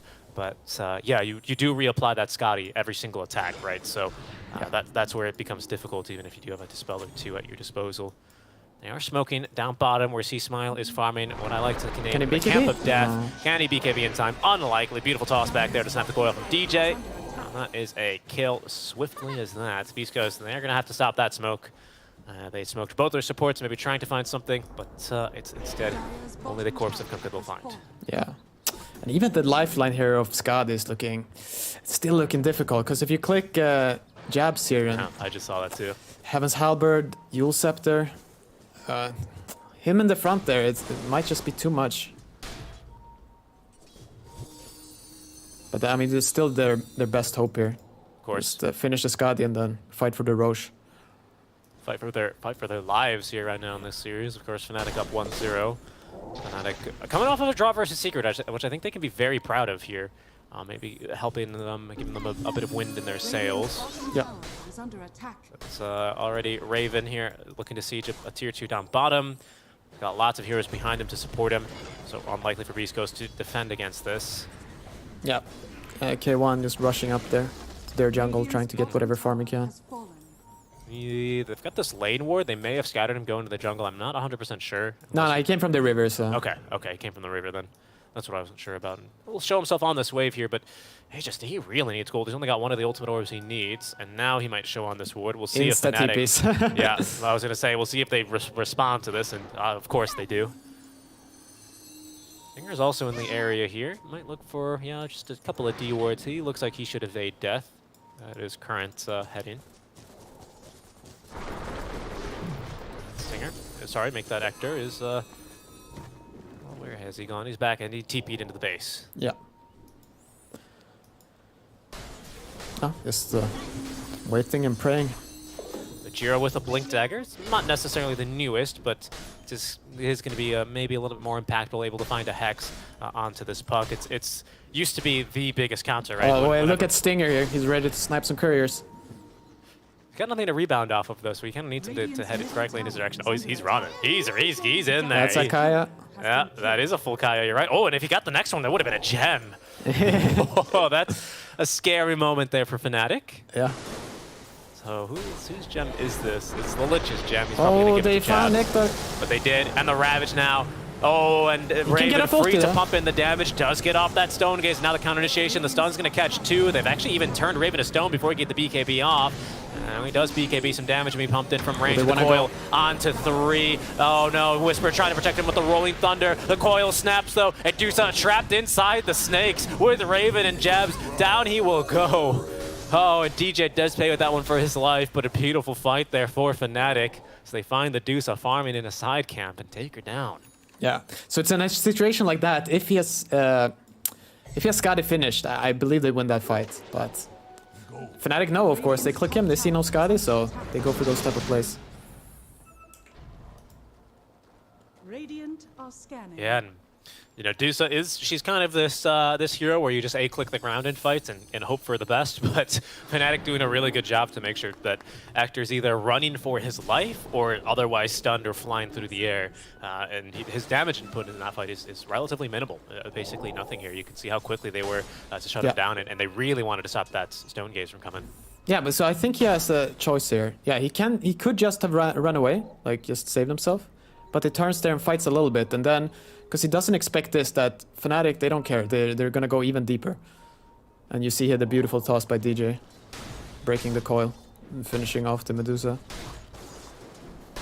Oh. No, because he is that him? Yeah, that's Ector. Yeah, that's the when you get tossed moment. Yeah. Ooh. When you get tossed, he's like, I got off my Stone Gaze. Yeah. You shall. Oh no. Oh, the Dream Coil. This DJ Tiny, he's a problem for Fnatic's opponents here, and certainly for Beast Ghost in this match. Some pitiful attack speed with level 2 Grow, but that's fine. He's all about the tosses. Exactly. Showing mid, Gojira with Wings, maybe looking for a Hex. C-Smile is scouted. That's going to be the Torrent on the way in, which actually does find a stun here on a Johnny Well. They don't snap the coil. C-Smile nice pops Hex his BKB. There's going to be the Hex. Gojira with patience. No. Oh, they can't quite connect the Rolling Thunder stun onto him in time. And now C-Smile, he's going to die. Raven showing up to the fight now for his 11th kill this match. Gojira with another stun, but that's a fast chicken here, Pi. Uh-oh. Raven. Yeah. Sorry, that's Jabs that time getting the kill onto Gojira. Yeah, I mean, luckily for Beast Ghost, Roche is not up yet, but unluckily for them, they just died with a couple of heroes, and yeah, that's no good. BKB as well popped, such as the long Roche time. It's one of the longest I've seen. I think maybe this is max Roche spawn time of an extra 3 minutes. It means that they'll have their ultis and they'll have their BKBs up again, but of course, for Beast Ghost, they have no way to be sure if Fnatic, if they're not on the map, if they're doing Roche, and well... Yeah. That's a great jump there. Okay, Heaven's Halberd at least onto Raven. There's still lots of magic damage coming through. And now there's the Eye of Skadi here for Ector. This is the fight to reveal it, but a Ravage catches 3 with the Chain Frost bouncing around it. Collects the kill onto Whisper. Ector now, he's completely isolated. DJ with the toss back. What an amazing toss. But where's he gone? The rebound. Actually, Ector, it puts him back, nearly back onto the high ground, but he's out of mana, has no Stone Gaze. Trying to support him here is Chris Luck, but the meld strikes. It's just too much. John Well with the kill credit there onto Ector, but it's C-Smile who takes a very quick second death as soon as he respawns without a BKB, and Fnatic without second Roche will go onto the high ground and start taking down some buildings. Yeah, they might just call it there. Oh, tough game, tough game. So maybe they'll... Yeah, it looks like they'll try for one more fight there. Because they don't feel like they've gotten an honest shake, you know. But at this point, you're 20k gold down. It's not easy. Fnatic, you know, they're likely to immediately back up and look to do Roche, who is almost guaranteed to be spawned by this stage. There he is, respawning in 6 seconds. Second Roche with the Aegis and Axe Shard. Let's see if they're gonna go. East Coast, you know, they might look to fight there, right? Because there is gonna be no Ravage. Rolling Thunder's ready. Maybe. An opportunity for Beast Coast to mount a comeback. Yeah. But they'll do it without a mid lane of Barracks, and they'll do it without a melee Barracks top as well. Armel in position to break smokes with Whisper has kind of managed to sneak in a bit here. He's under ward. Oh, they're under traps. He's going to get too. the Rolling Thunder off. There's going to be Japs just running straight in. He wants to do one thing, and right now that's disarm the Medusa.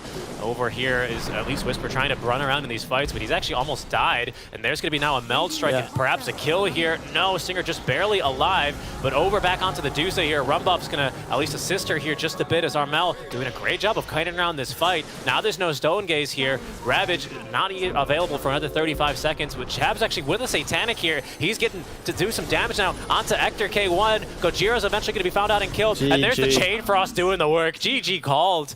Fnatic, just impeccable fights here as they will be able to dismantle Beast Coast 2-0. Yeah. No, you can see how annoying that Tidehunter was, right? He literally doesn't care about anything. He just runs up to the Medusa and, yeah, keeps spamming Halberd, keeps spamming Yules, keeps anchor smashing. It's unplayable, absolutely unplayable. Yeah, just a bit too impossible there, right? And of course, with Satanic at the end, he's able to dispel himself. He's got lifesteal running the whole time. I mean, just a bit too difficult for him. And unfortunately, not a whole lot for Beast Coast going for them this time around, right? 6-31 is our score line, and Hector just not really able to get the farm he needs, and then eventually the space he needs to do damage with the farm he's amassed by the end of this game. Yeah, no, I mean, the Dusan definitely never got rolling, right? And, I mean, the only really strong lane they had, the Kunkka versus Puck there, they didn't really manage to put enough pressure on there. On the... Because that was the only hero they could play with the Kunkka mid.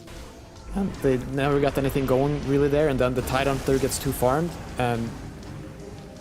Yeah, there's just no place. Here you see Hector living. Hector's smiling soon. But then he realizes the truth. Fnatic are gonna go. Yep, and they're just gonna kill him again.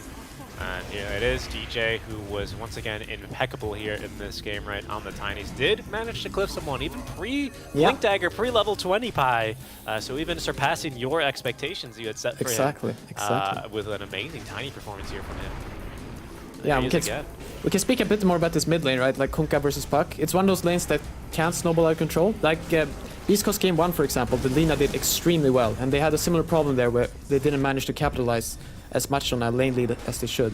But this game, almost equally hard matchup, maybe a little easier. What did you see here? Yeah, did you see that there's a toss back, but Marcy had already initiated the rebound with Shard, so that's why I was like, what happened? Where did Hector go? He got rebound sharded back after a toss. So, I mean, DJ with that fight, in that replay alone with 2 toss backs was just kind of incredible. Yeah, no, it seems like he has the free game, right? Just tossing people wherever he wants. Yeah, but it's going to be Fnatic who get the 2-0 here to clean up their series, and that's the 2 points that they were desperately looking for. I believe they were 2-4 after, or maybe 3-4 to start the day, and 3-5, something like that. And now they rise to a much better scoreline and start dragging down Beast Coast. They are going to be a little bit more in the red there on that Wikipedia table. And of course, with 2 teams now getting eliminated at this group stage, it's not exactly where they want to be. Still early on, still lots of Dota to be played for them, but East Coast certainly starting to maybe see the writing on the walls a little bit here if they don't manage to turn things around. Yeah, yeah, they should end up being 2-6 now, and Fnatic being 4-4. So Fnatic can go anywhere, and Beast Coast, they kind of have to fight there to like even stay in TI. Still a lot of games left, as you said, but this is the point where you do want to pick up a lot of points. And we can see, yeah, neither Raven or Armel dying. Armel performing really well in that mid matchup. Like every time we glimpsed there, he was really good at staying just out of range out of Tidebringer, dodging it with phase shift, like getting runes, just really nicely played in the lane. And then later in the game, I don't know, no complaints from me. It was doing everything he should. Yeah. The mid lane King Usurper, as he was, of course, the one to win the 1v1 versus Sumail. Oh, yeah. In the tiebreaker. Looked really darn good here as well, didn't he? I mean, obviously going deathless, but I like what you highlighted there, right? He really did kind of make this Kunkka feel lackluster just with the amount of ways he was dodging spells or interrupting combos with a Waning Rift, right? While still dodging spells. It was highly impactful here and really... It made it feel like C-Smile didn't really get much of a game in, which is not something we can always say for Beast Coast here, but very well played here for Fnatic, who are going to find the 2-0, and Beast Coast looking a little bit worse for wear after this next series. Yeah, for sure. Fnatic should be really happy about this, and they played really well too. That's going to take us to our break. But when we come back, guys, we're going to have our next series live for you here over on Line B on Stream C. Thank you guys so much for tuning in. Next up is going to be Sonics versus OG. Stick around, guys. We'll be back with that in just around 10 minutes. We'll see you then.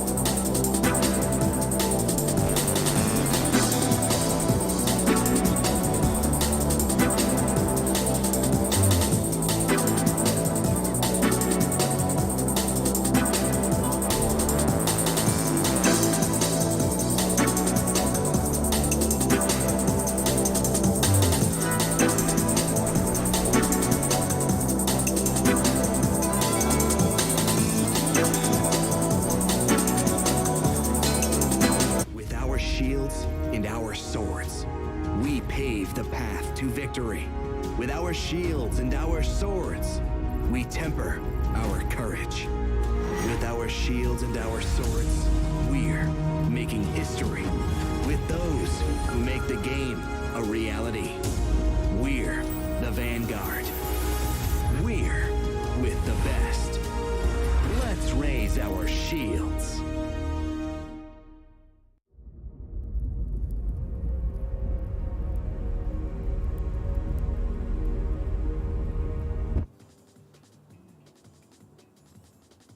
Hello, everyone, and welcome back to the TI-11 group stage. We're here over on Stream B, about to begin what is going to be our 4th series of the day, if I'm not mistaken. Pi, it's sometimes hard to keep up with all the Dota action, but we've got quite a hot and spicy one coming up for you guys here. It's going to be Sonics versus OG. Of course, the Young Guns taking on some of the more veterans over in the scene of NA, and a team that you're quite familiar with, actually, aren't you, Pi? Yes, yeah, we talked a bit earlier, and I played with 4 of the players in Sonics. Latest was TI9, where I played with MSS. Okay, no, Fata I played with earlier on C9. That was quite a while ago. Laszlo was the only guy I have not played with. And then we have we have MSS, we got Yawar, and we have CCNC, Quinn. Boys. All very good guys, very fun people, and also very skilled. Unfortunately for them, they haven't had the best start. I believe they are 2-6 right now. And they have to face this OG team coming up, which they just suffered a few losses, but they're still very strong. Yep. There's Quinn getting ready for this match as well. Stretching out the neck, getting his shoulders relaxed, ready to carry the team from I'm sure an impeccable mid lane performance is what he's hoping for here. And yeah, just, I mean, a group of guys that have been together. You follow the lineage of this team, and maybe we'll talk about that more as we'll look at OG first, right? Of course, Amar, right? Here's BZM playing together. Hansha back in New Zealand when they were on that Creep Wave team. Misha as well, the team that OG is building, the captain around, finally able to make it to a tournament here. Taiga, a little bit more of the experience, calm, cool, and collected head for the guys. And of course, Yuragi, their carry. Certainly an exciting team to watch. Have turned lots of heads. They're 2 for 2 in the ESL events that they participated in, 1 being the major, of course. But I think this is one of their first big lands other than the Riyadh Masters, where they've had their full team and not any stand-ins. That did just receive a pretty tough loss at the hands of LGD as well, which weren't particularly close games. I think when we were watching a couple of replays a couple days ago, you were talking about how OG has this style of Dota where they're not playing for the next 5 minutes, they're playing for the next 20 minutes, right? And that's what they're looking to do. And maybe that's why people make fun of Amar and why he's always farming. But that's what he's doing, that's what he's building for. LGD not allowing them to get there whatsoever. And we'll see if Sonics can look to replicate that and find a victory here for themselves. Yeah, and I do believe you were talking about them not having the full roster for any LAN. And I don't even think at Riot Masters, I believe it was Shu who was the stand-in as well. So I don't think Misha has made it to a single LAN this year. I think I remember Misha being there, though. I remember him on stage. He did this lovely interview where he was uber excited. I think they were missing their coach. I think they might have not had Chu there, potentially. I'm pretty sure she was the one playing, but I could be wrong. So if someone wants to know for sure, then you just have to check it out. I'll double check though. Yeah. We see here, yeah, I'm guessing, let's see the bans. Oh, people are still banning Razer versus OG. I mean, I can understand that. It's you have to show some respect, right? Yeah, I mean, absolutely, right? Just because he's young, this Amar fellow, doesn't mean that he can't teach you a couple new things in Dota, right? Sonics certainly doing their best to stay away from that one, as OG are going to open up with the Clockwork. They've got first pick here on Dire side, and Sonics with last pick on Radiant. Yeah, a little curious, Primal Beast getting left out. I mean, people look at Clockwork as a bit of a counter, right? So they're already preparing if Sonics pick this hero up. And I don't think either of these teams are like Primal Beast lovers, you know what I mean? It's not their favorite hero. It's not like EG or who else did we watch? We watched some other team earlier. Like, there are quite a few teams who really want to get their hands on the Primal Beast. Yeah, and I think for good reason. I mean, the heroes kind of looked like he's dominated every single game we've almost seen him in. I don't know if we've seen him lose that much, but certainly one of the more contested heroes, as he does feel like he contributes a lot to the game, and especially your draft, right, when you consider this from a drafting perspective. The Sonics, they will pick them here, 2 and 3 combo being in the Snapsire, so lots of reptilian love here from Sonics in the opening phase. But this might be an off-lane primal, might be a 4 or 5 primal, could be a mid primal. You know, picking him so early on doesn't necessarily shoehorn you're trapped in one direction or another. Another reason why he's so contested. No, for sure, exactly. And yeah, I'm curious to see, because I think, unfortunately for Amar, like a lot of his heroes have received nerfs, right, the past few months. Yeah. Probably a lot thanks to him. So I think he's. I haven't caught a lot of OG games, but I've seen a few Tidehunters. I believe the games they won earlier, they stuck to their racers and stuff. But yeah, I'm curious to see what they'll pick up for him here. I know he pulled out a Timbersaw as well at some stage of the tournament. Already I see 2 strength heroes, so I'll go ahead and bring it up for that, right? Yep. OG as well, of course, picking up this Morphling 8th pick for them, or 4th pick in the draft, is one of the breakout carries in this meta. I think we can both kind of agree there. And he's going to be in the hands of likely your Agi, I believe. I'm not sure if BZM takes him mid, but they're banning to protect it, right? This AA. Yeah, I mean, I think they both actually play him. And even when Morphling was not a very strong hero, they were one of the few teams that were still picking it and having, you know, not great success, but at least winning some. I think they had some epic games at the majors where they came back with like Morphling Invokers, stuff like that. That was when the hero was way weaker. Now he's one of the stronger ones, as you pointed out, becoming more and more popular. By the match, maybe here in the TI group stage. Just once again, some more bans likely aimed towards Amar. Lots of the papers there in the hands might just be kind of Amar's most recently played heroes. I mean, he has been you know, kind of a game definer for OG in lots of their matches previous to this event. I'm in literally the same boat as you. Unfortunately, we're casting a lot of games and don't get to watch all of them, so we haven't really seen too much OG on our stream. I did catch a game there that they lost to EG where the Primal Beast was mid, and their counter to this Primal was Invoker.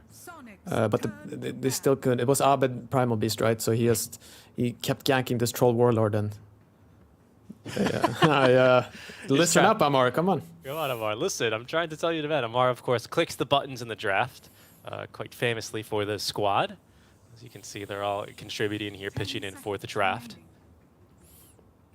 Yeah, I mean, we have the famous Amar test. I really enjoy that one. Like, if you're not at least what did it bring? Like level 15 or level 12 on a hero? Like don't bring it up. I think that's what it is. I think at the time back at Stockholm, I believe if you're only bronze tier on the hero, Amar would not let you play it. That's the Amar test. You had to be at least silver. But yeah, perhaps now that of course the Amar test has been in effect for a while and it's won them a major, perhaps they are going to you know, increase the level of the Amar test. Maybe down the line, right? It'll be you have to be at least a platinum tier on a hero or something like that for Amar to allow down through. But Sonics not allowing through. I think what is a Grandmaster tier hero.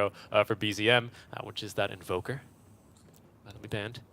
Yeah, banning out the comfort heroes here. And I'm betting, like, I haven't checked out the drafts for the earlier games, but I believe OG have lost 4 games in a row now. So you can, like, kind of take a look at what those teams did in bans, and I'm betting they're copying them quite heavily here. Looking to replicate them, maybe adjusting a bit to whatever you are thinking your draft is going to head into as far as its direction. And I'll take a look now, actually. OG's in the last couple of drafts to see if there's anything we can glean from that information. Yeah, because earlier, yesterday, right, we were watching Bet Boom, and unfortunately they lost their first 6 games in a row. They picked up 1 game, I saw earlier today, and they had to face the same bans every game, and that can be quite frustrating. Yeah, as for OG, you are correct. They did lose their last series yesterday against Evil Geniuses 2-0. And now versus LGD in their opening match of the day, they also suffered a 2-0 defeat. Both games were, at least game 2, which I did manage to catch mostly in full, mostly because it was a very short match here, was, again, short. Pretty one-sided series there versus LGD. And the bans were similar. I can see in the last 3 straight drafts here for OG, their opponents have banned Clockwork. This is the first time they have not faced a Clockwork ban in the first phase, hence the first pick from OG. Maybe that explains something there. Okay. No, I mean, I quite enjoy this here. It's also fun when if he gets to complete Aghanim Scepter. It's usually if they play him as a position 4, right? I'm not sure if it'll be Misha or Taiga playing this hero. Guess it depends on what Amar will pick up here. Batrider picked by Sonics.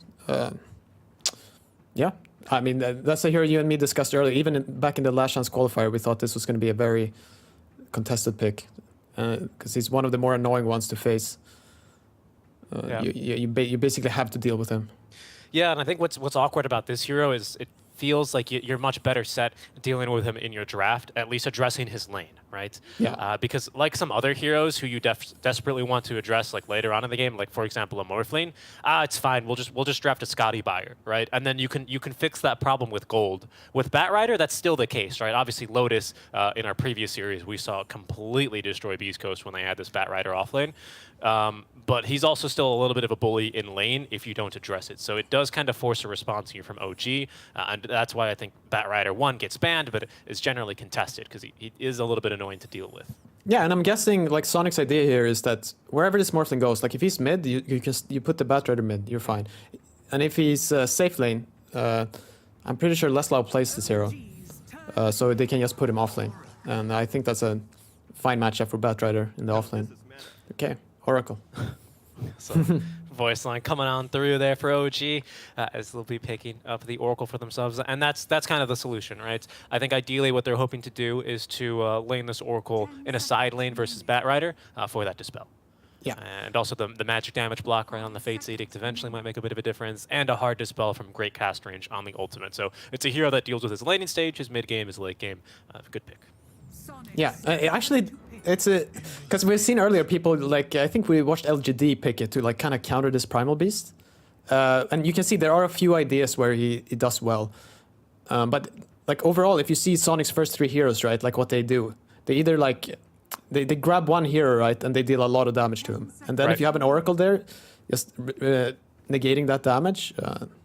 It's huge. So this might be the first Oracle pick where I go like, yeah, nice. I see it. Nice pick. I'm seeing it. Plus, if we want to talk about more strengths of this Oracle Morphling lane, which might end up being the case, maybe they put Clockwork there to tank, but not if Batrider's there. We'll see what the lane ends up being, right? But if I allow me to hypothesize, right, if it's going to be this Morphling Oracle lane, it's not the most aggressive lane, maybe not a kill lane, but it's so much regeneration in this lane. And with a Dispel, I just don't know if you ever kill Morphling, especially with Fate's Edict, being able to morph Agi and then give him a couple of Purifying Flames. All of a sudden, he's full HP, and that's cost your full mana pool, right, if you're a Batrider. Yeah. Just going like that. OG will pair it with the BZM Ember Spirit. He's a guy, I've been pretty open about my disregard for Ember Spirit, especially in the last meta. I didn't really think he was a hero that did a lot, but he's a guy who always constantly proved me wrong, so I'm going to learn from my past mistakes and keep my mind open on this Ember Spirit hero right now for OG. Right now, I'm not seeing a lot of great lockdown for him, so I definitely see the reason for this pick. Yeah. Death Prophet, okay. Both Quinn and Leslau play this hero. So I'm curious who they want facing who here. Maybe they don't want to put the Batrider into Oracle Morphling. Maybe they read that lane is not that good. But Death Prophet, even if they put it mid, it's a very strong lane versus Ember Spirit. Like it's just one of those, you get right click, and you don't really care about the slight, right? Because you can just heal up. Like either you Spirit Siphon the Ember, or worst case, you Spirit Siphon a creep, and you're fine. This is looking really close to OG's. I think this is their first or second game in the entire event versus Boom Esports. This draft looking very similar. They got a Clockwork, an Oracle, and Ember Spirits, right? 3 heroes of the same. But their carry was a TB, and they did get their hands on that Amar Razor. So looks like they're maybe coming back to a few comfort heroes here. Is what I'm seeing. This is not the first time they picked Oracle. They did win with it against a Primal, and funny enough, against a Snapfire opener as well. So it seems like it's kind of this coordinated 15th pick for them here. That's their response. Yeah. Okay, so they ban out an Ursa. So they're preparing here for Amar. Because I was thinking like maybe he would want to play Viper this game. Like it's not terrible. Like you have both Oracle and Clockwork to back you up. Like it's quite nice. But if they are banning Ursa, I don't believe it doesn't make sense that you want to pick Viper. Yeah, it's most likely some melee hero. I don't know what though. This is the Titan. I mean, sorry, Timbersaw. But I wouldn't want to play Timbersaw into Death Prophet and Batrider. Yeah, I'm curious. What are they going for here? I'm just looking at his previous heroes. Well, his Mars has been banned. He's been picking a Razor. He just played his first Tidehunter game of the tournament. Other than that, it's been a Razor, Solardo a handful of times, Timber a handful of times here. And That Mars, and I think that's him on the Mag. No, that would be him on the Razor, likely. Yeah. OG flexed him in there. No, because you could pick Tide here, right? Like, it's pretty good versus Bat, but that Prophet is one of the better heroes. Where, like our previous years, right? We saw this unkillable Tide, but like until you get like a lot of items, that Prophet kind of just shoots you through when you're a Tide hunter. So Sonic's with the last pick, so they'll ultimately get final say against whatever Amar is looking to draft himself here. You can see scratching his chin here, looking for the pick. Sonics, what do you think? Have they dealt with this Morphling enough? It seems, obviously they still have their core to pick, but they're probably going to be picking with that in mind, right? It's something that can actually take the fight to this Morphling a bit better. Yeah, I mean, usually you look for like illusion heroes, right? That's probably one of the reasons they picked up this Ember. And they're most likely going to pick a hero that's at least decent versus illusions here at the end. Yeah, Sand King. Okay. Okay, that'll be the first Sand King for Amar this tournament, I believe. Yeah. If I'm not missing anything here on these drafts. And that's another solution, kind of guards, right, against some of these more illusion picks. For example, PL or TB, I think, which is still in the pool. Yeah. So we'll see here what they... It's kind of, I mean, if you ever want to see an anti-mage, this would be the game. Absolutely free lane. They don't have any catch for it. They have like Searing Chains. That's it. Yeah. So, I mean, I would be down, but they'd probably pick something more normal. Maybe a stuff Faceless Void. Okay, Drow Ranger. Also pretty good. Okay, yeah, that's going to be a hero, right? Those marksmanship procs allowing you to get through all that high base armor of Yuragi. So as soon as you get even just a casual Crystallis, someone's going to need to get on top of Yawar, break that passive, or otherwise keep Yawar protected. Yeah. I mean, the only problem for Drow this game is they do have a... Like, Sand King will end up having a Blink, right? They have a Waveform. They have Hook Shot. They have Fire Remnant, so they can get on top of him. So, that's always a little spooky when you're a Drow Ranger. Yeah, that might be problematic here for Sonics. We'll see how OG look to apply the pressure and especially win. But yeah, I think that has to be a hero. I imagine Yawar himself was pretty comfortable in calling for, right? Hey, we're giving you last pick. What do you want to play this game? They might suggest a couple of ideas, but you know, a Drow Ranger into this much catch, you know, I think, 4 heroes with built-in mobility here already is looking like a little bit of a challenge, right? Yeah, I mean, you do counter... Like, if you get your items, you're going to own this game, right? Like, you get your Hurricane Pike, maybe a BKB, Manta style. Like, whenever you hit this Morphling, he's just going to die. Yeah, and you've got a little bit of a save, some repositioning, right, which might be good enough for a save for a Drow Ranger. It'll be Fata laning with him, likely on the Snapfire. You got a Primal Beast to act as a wall. You got Leslau as well to get through, right? Quinn probably weaving into these fights on this Bat Rider. So there's certainly a lot more than just Drow Ranger that OG also have to contend with. We can speak about this Oracle as well, right? Because it's a hero we've seen before. We weren't super convinced by it here. In the hands of Taiga against this specific opening, they've won with it. We've kind of hypothesized why that could be. What are you expecting to see from this Taiga Oracle then? What am I expecting? Yeah, he's gonna... I don't even know what lane he's going to. I'm expecting him to go with the Sand King, like as a 4 position. Then he'll just do, maybe he'll stack more depending on how the lane goes. Like, if they can pressure, he'll obviously stay there, but if he can't, he'll look to like rotate on the Bat Rider, right? That would be something I would suspect. Okay, I like that. Rotating Oracle. Zochi are going to smoke on up. Sonic's a bit faster though out of the gate. They'll be nearly everyone mid lane. No, this is Leon. Let's get down on the spray. Yeah, very nice. Let's allow it. Take my energy. So I'm interested to see Quinn play this Bat Rider. Like, I don't remember him playing it. I mean, obviously, if you would check his profile, right, he probably has like 300 pub games on it. But I don't think it's his most like comfort hero when it comes to these like official tournament games. So I'm curious to see how he performs here. And I don't know how the matchup is either versus Ember mid. I would suspect it should do very well. I think just like a little bit too much damage that you get to get through Flame Guard, like for Flame Guard to be super viable and to be enough to protect maybe for BZM. But, you know, BZM ready, starting with a stick. 2 GG branches might turn that into a wand even quite early on. And of course, a faster bottle. It's going to be on the quick buy here for him against that rider of Quinn. As both teams with wards here on the high ground, but OG hiding behind some trees, do break line of sight. That's going to allow him to get a pretty decent jump here on a Quinn. And maybe even an additional bounty run here, if I'm not mistaken. Nah, 2 and 2. 2 and 2. Okay, but they get less allowed to scale Spirit Siphon level 1. Not the biggest deal, but you do prefer having Crypt Swarm. Securing that early range creep, right? To yeah. Usually being the goal. Also as well with the casual Blades of Attack. Now that's something I've seen quite a bit actually, but usually it's Gloves of Haste. No, this is just for the Falcon Blade, right? Right, right. That's right. We can already see him in that left side of your screen getting a bit harassed by Misha. MSS eager with the trample. Bit of bonus damage as well from Lelis being put to work. BZM bullied a bit here in this first wave. Just stacking up the stick charges, but Quinn did get denied, unfortunately, there on that one range creep. Taiga taking a lot of damage from Fat there. And he didn't even get the range creep, so unfortunate. Yeah, a little bit painful for him. And Damar is not going to be a big fan of these frost arrows in lane either, will he? No.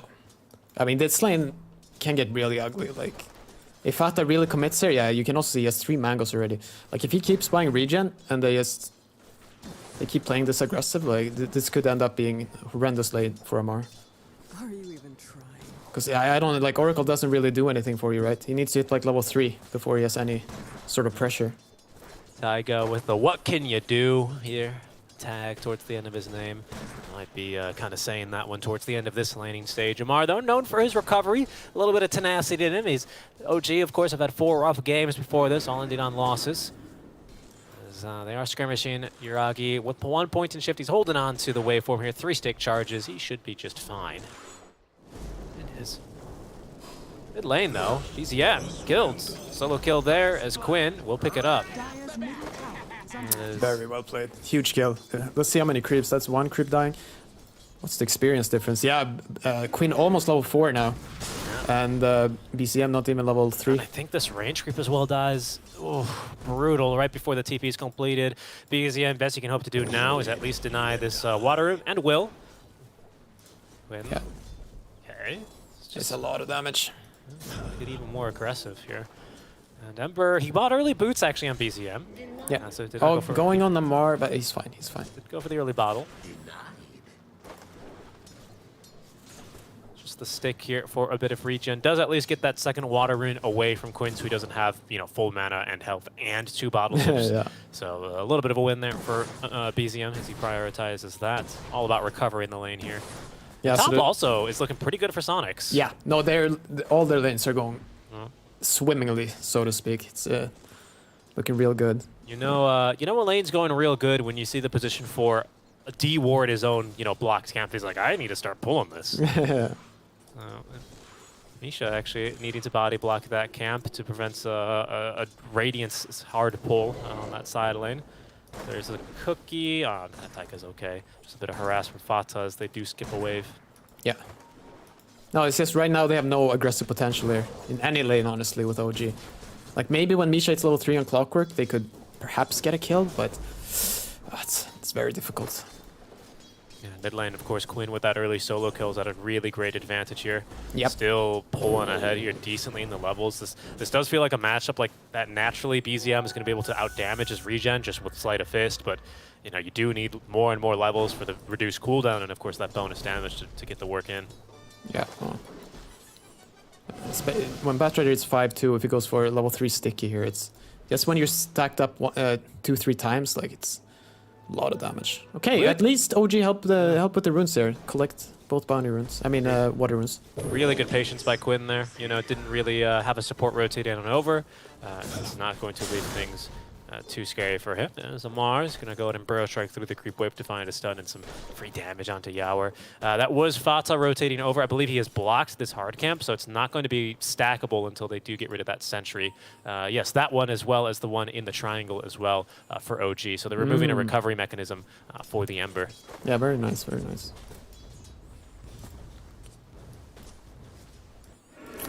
Looking elsewhere, yeah, mid lane has calmed down a bit, especially since they denied Quinn the refill here. I mean, yeah, denied his bottle charges, so.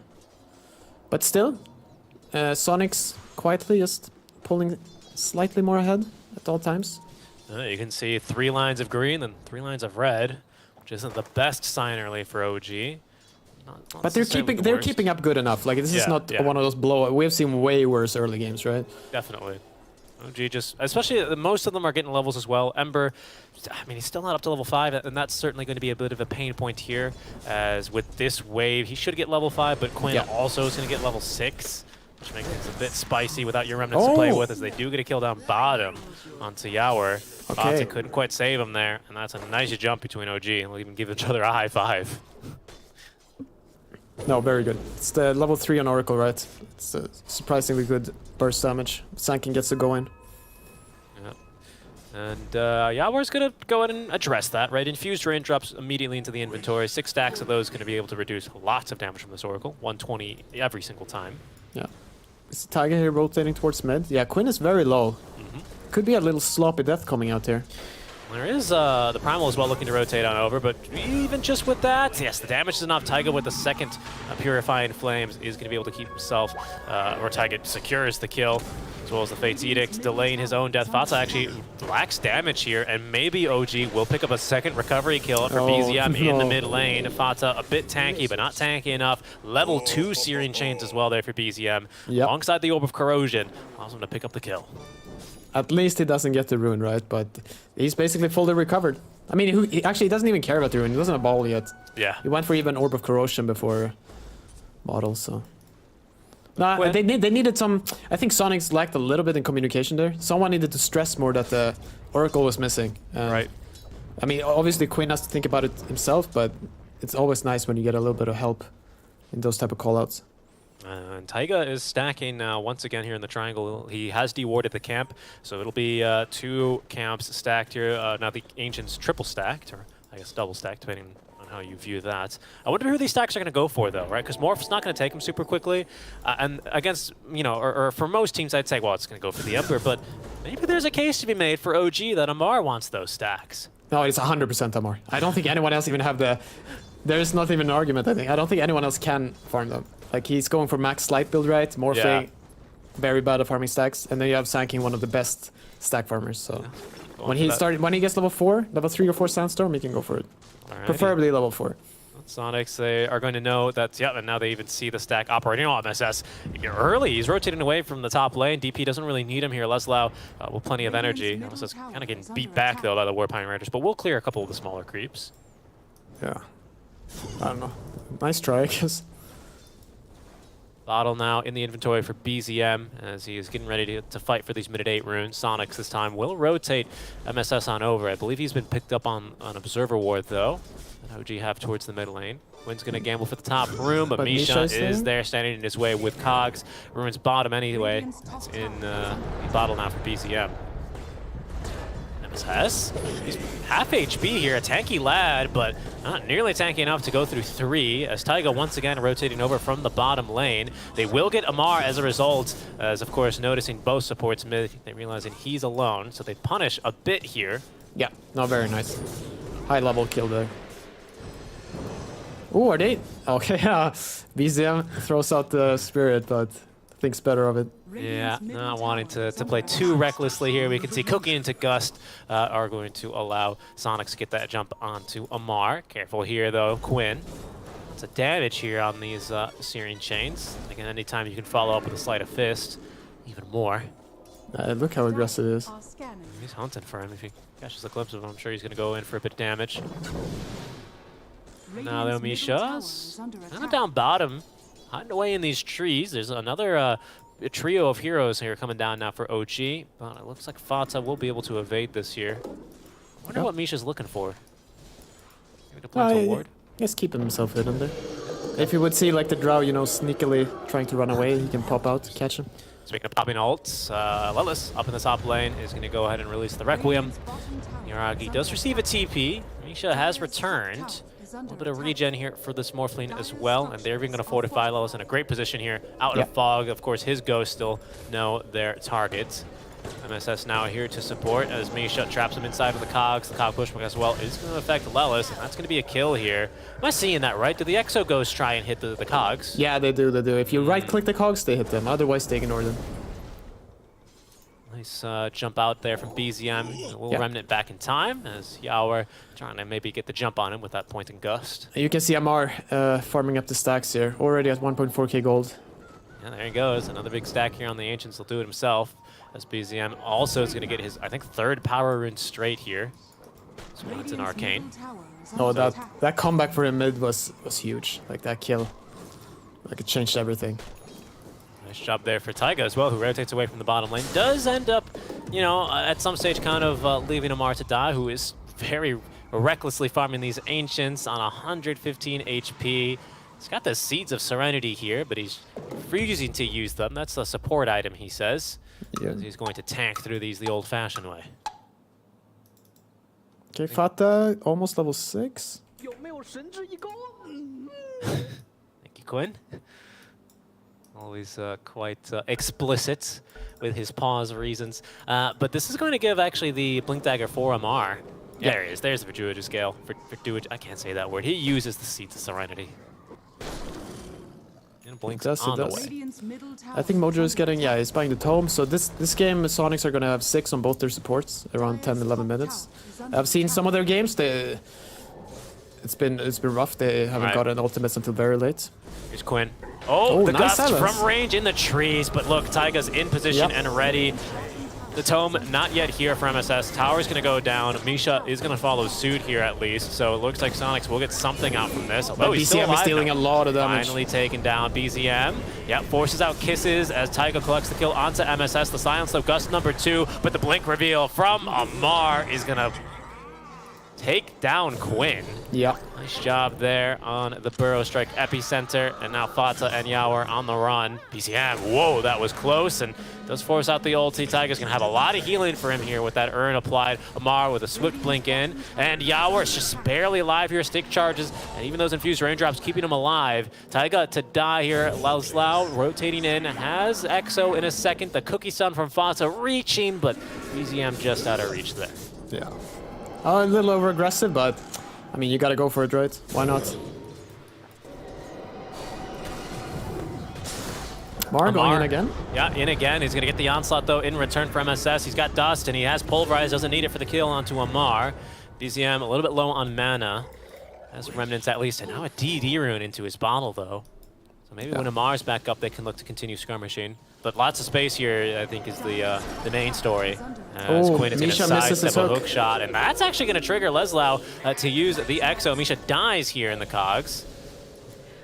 Yuragi, though, he's still being chased down. Quinn has lasso. Yuragi, of course, strength gaining up, and Taiga with a dispel. Yeah, that was a hopeful one, and even Lalslao being pushed back. BZM activating that DD rune, and the damage is immense. Here comes Amar. Quinn might not be out of this one yet. The Flame Break's not going to cancel the TP. Amar does get the blink off here before the Firefly puts it on cooldown, but BZM can't quite catch him here with the Searing Chains.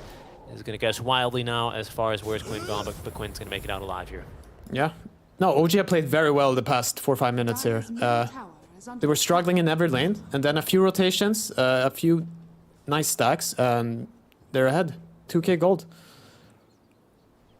And it's very important for their heroes, right? Like this Morphling, it's been very quiet. It's just farming up. Wants his Mata style, wants Aghanim. And maybe you'll see him fight. And BZM is just, yeah, he's fighting all the time, but still collecting the net worth.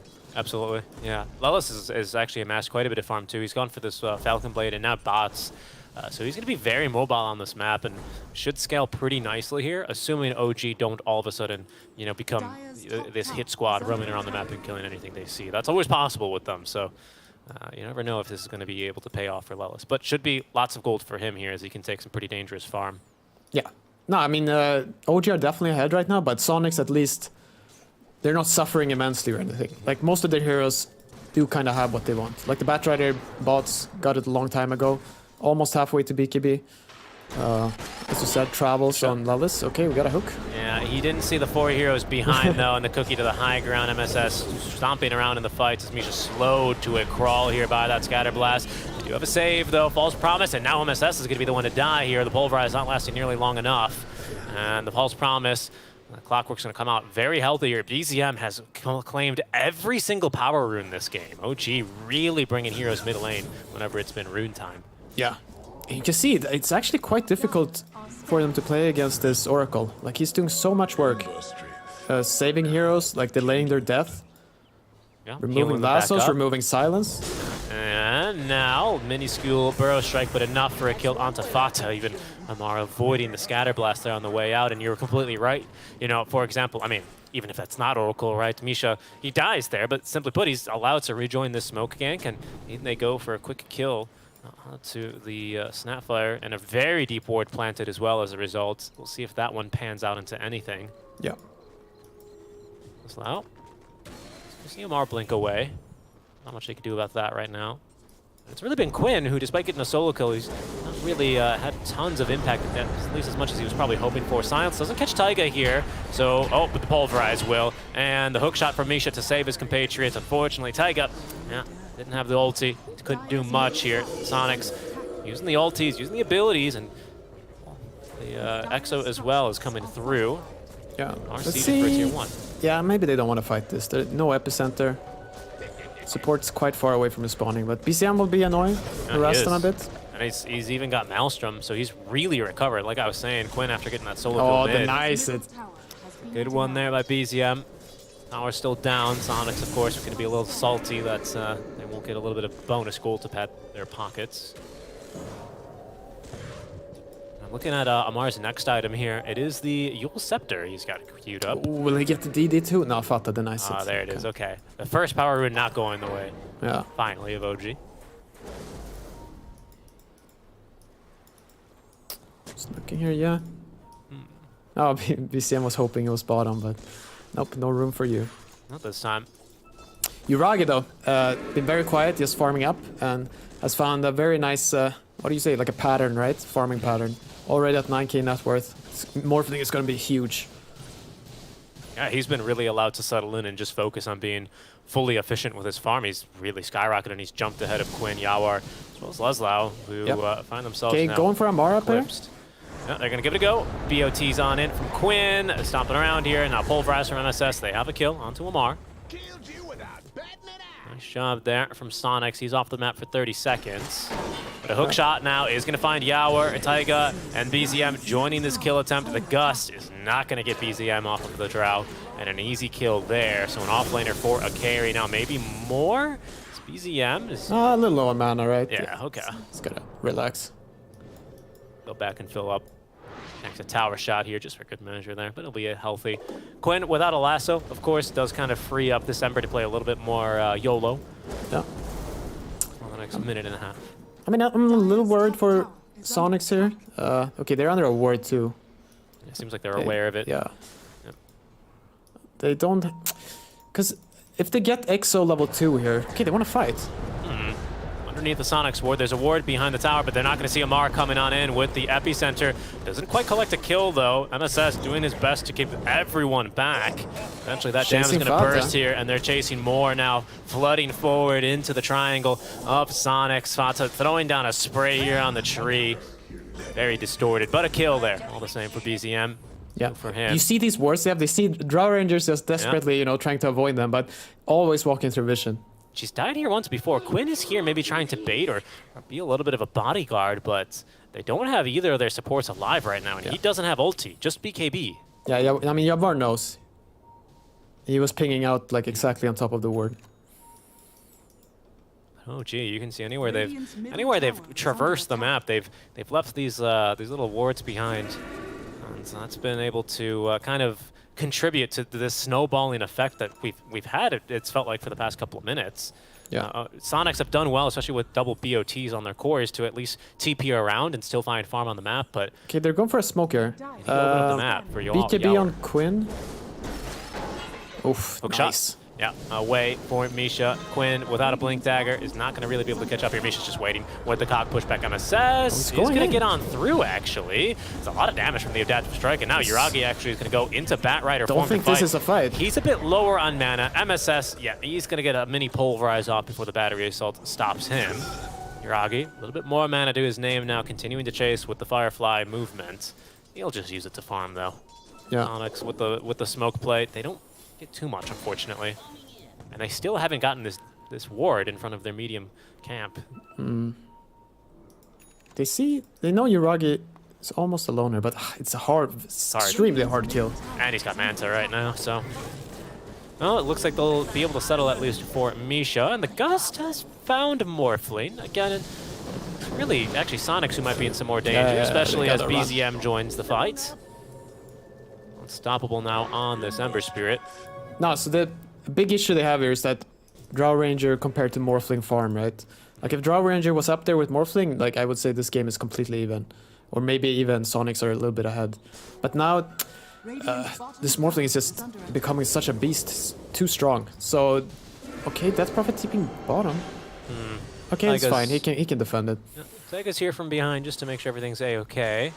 No, so basically what I want to say is that when Death Prophet gets your BKB, that will be Sonic's Lasso mid timing. onto BZM. Sorry to cut you off, Pi. In goes MSS now, but the counter initiation. Amar saving them from the Pulverize, and now the Epicenter getting fully channeled up. Quinn pops BKB, but he's less than a quarter HP. Has Lelis nearby, though, with the Exo active. The kisses, they will get down Amar. They save Quinn in the process as well. So it's something here for Sonics, but BKB charge forced out for that. Yeah, and they had to use every ultimate they have, right? Don't like it. Yeah, Exo used here.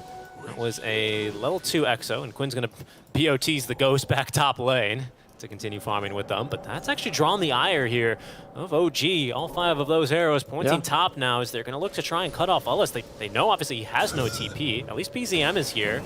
The rest of the heroes they're going for him. Briefly stopping Roche, but they want this kill onto the DP first. The heals out from Exo are going to give Leslau a little bit more survivability here, but no one TPing to the tier 1 tower. He's as good as dead, and is. Kill for Yuragi. So now I'm wondering if they want to go Roche or if they just want to put extreme pressure on, you know, like just... Okay, Yuragi, he is... going towards... Yeah, Roche. He wants to Roche. So you've picked up casting quite fast, not committing too fast until he really started hitting Roche there, Pi. Well done. And then he had a choice, right? He could have cleared out their triangle and then like taken the top tier 1 tower. But I mean, it's basically anything he wanted to. No Exo, no Snapfire ultimate, no Lasso, so the map is free. You're exactly right. There's even 10 seconds till Quinn has BKB, so there's just no way, and he doesn't have Blink. There's just no way he shows up. So you're right. He did really have a lot of choice there, right? Is why you weren't sure where he was going to go. But he feels like Roche is the move here, and he will be the one as well to pick up the Aegis here. First Aegis for him. Yep. Only Sonics, they can breathe a little bit easier now. They've lost some heroes on their map. This pesky ward is actually going to expire. This one Taiga put down right next to Lelis. Still actually standing as Quinn and BZM are skirmishing a bit. Got Fata behind for some support. TP to the tier 2 tower is going to be Taiga. There's actually quite a few Sonic heroes here. Not really sure, though, if it's Sonics who wants to be fighting. Just a Hurricane Pike now here for Yawar. Of course, he can always look to set something up with a Silence. Ember doesn't have a Dispel for himself quite yet. I believe he's going for Manta Ember. Yeah, but he has the Oracle behind him, so... Exactly. You're always fine. Very frustrating to play against. Radiant's top tower is under attack. And what's Yuragi? Yeah, he's going for Skadi. And that will, like, even maybe when DP presses BKB, perhaps he can just kill him through it. Sonics, they're going to go for a fight here, but Amar, oh, lovely little bit of a burrow strike. They're perfectly timed. There's a rock throw from MSS, his new Axe Shard. Does catch Yuragi there. Quinn pops the BKB. Yule Scepter from Amar, self-casted to buy him a little bit more time. They almost actually onslaught him out of the Sandstorm, but he's still Innovis, so they can't go in for the Pulverize. But in the meantime, they've already lost Fata. And in deep as Leslau has Exo, but he's only got one more Spirit Siphon here. And as his BKB expires, he's trying his best not to expire alongside with it because OG giving Chase a nice little sidestep there. As Amar will miss there on the counter initiation. It's a 1-for-1 trade here. Yep. Wow, but, I'm surprised he holds on to Exo. I mean, they like BKBs, but it's not unreasonable for them to still look for a fight. Yeah. Yeah, I'm just wondering. It seems hard for him to just get in there. Yeah, and even if you get, let's say he goes Blink Tiger on Batrider, right? Like, he blinks in Lassos and then he gets saved by Oracle, like, then what? Right. Yeah, and Taiga, he can stand even that much further back as he has gone for this Aether Lens. Yeah. He's acknowledging the looming threat that is this Drow Ranger, going for the E-Blade, sorry, the Ghost Scepter next. Maybe an E-Blade, but I don't think the game will really extend that long for a really luxury item for someone like an Oracle. But yeah, I mean, he's definitely building just to be ready, just to be there for the save. It feels like that's all he kind of needs to do this game. Yeah. We have a little smoke here by OG. Misha with his jetpack. leading them into the triangle. They're going to see these Ancients getting pulled back. That means there's someone nearby, but the Rocket Flare is not going to quite catch Lelis. He's hidden a bit further back, tucked in the trees behind his tier 2. Yeah, just clearing up some creeps here. Yawar closing down on his BKB. I mean, I say closing, he's still 1,000 gold away, which at this stage is that's gold that's hard to come by. Oh, Misha as well. He's actually scouted MSS, rolls on up with him with that jetpack. MSS, you can stomp around, but you're staying in here, says Misha. A little bit of a high five exchanged. MSS, uproar, yeah, put the hook shots, and Damar in to secure the kill. Yeah. Yeah, I'm wondering. I guess they're waiting out the Aegis. Still 2 minutes left though. And they're slowly just getting slightly outfarmed, right? But at least they do have 2 travels. Travel on Batrider and travel on the Death Prophet. So they're quite annoying to deal with, right? They're so fast. They're always teleporting to lanes, pushing them out. Exactly. Yeah, really making BZM expend his pool of Fire Remnants and TP Scrolls. Doesn't have bots himself, doesn't go frags. A slightly different, more heavier fighting build, I would say here, between a Manta and Maelstrom here for the Ember Spirits. But with this Aegis, I think OG are still pretty pleased with what they've been able to accomplish with it. Yeah. English. Yuragi has a full Eye of Scotty now. He's, of course, has the full Manta and is building into his Silver Edge here. So just maybe a little bit more damage, a crit, a way to initiate a bit easier into these team fights. Yeah, no, so they see these travels, right? And Sonics are being very sneaky across the map. So if a Morphling comes up with Silver Edge, like even if you like pop BKB and try to TP out, right, he's probably just gonna kill you through it. Right. And let me ask you the age-old eternal question, right? Sonics, they're cutting waves. For what? Question mark. For what? I mean, for what? For right now, it's the Yawar BKB, right? Yeah. And basically an opportunity to fight. Like right now, yeah, if OG dove their base, they would fight, you know? Otherwise, what do they do? Like, how do they win a fight? They need to see them, like, heavily out of position. Or Roche. So I'm expecting... Ooh, well, they're diving the base, but of course there's Aegis for 30 more seconds. Deals a lot of damage here. Yeah, he's actually going to save him here. Aegis expiring in 20. We'll see if they can still get a use, but Yuragi is going to be just about fully healed. He looks like OG are going to go ahead and back off. They didn't really force much there, though. I think all BKBs and ultis still ready to go for Sonic, so they're actually going to just retreat into the fountain, regen up, and I think they just might smoke out and maybe look for a fight. BKB, oh, it's just 200 gold away, though, for Yawar. They're so close. Yeah, they're smoking up anyway, but he needs to finish this. Absolutely. I think he'll get it off of this wave. Never refuse gold. Yeah, he should. And oh, he's just shy. He's just a bit. No, he's got it. Okay. Yeah, he got and this is a big opening for Sonics. Finally, they feel like they can make a move here, and BZM just might be the perfect catch. But they need someone to immediately get on top of him. That could be Quinn here with the blink dagger. BZM got the still silence off, but he has a Manta style. He has haste too. Yeah, wow. He has a haste and a Manta. He didn't even use the Manta there. He was feeling good there, Pi. He was the cool, calm, and collected one. Oh yeah, he was.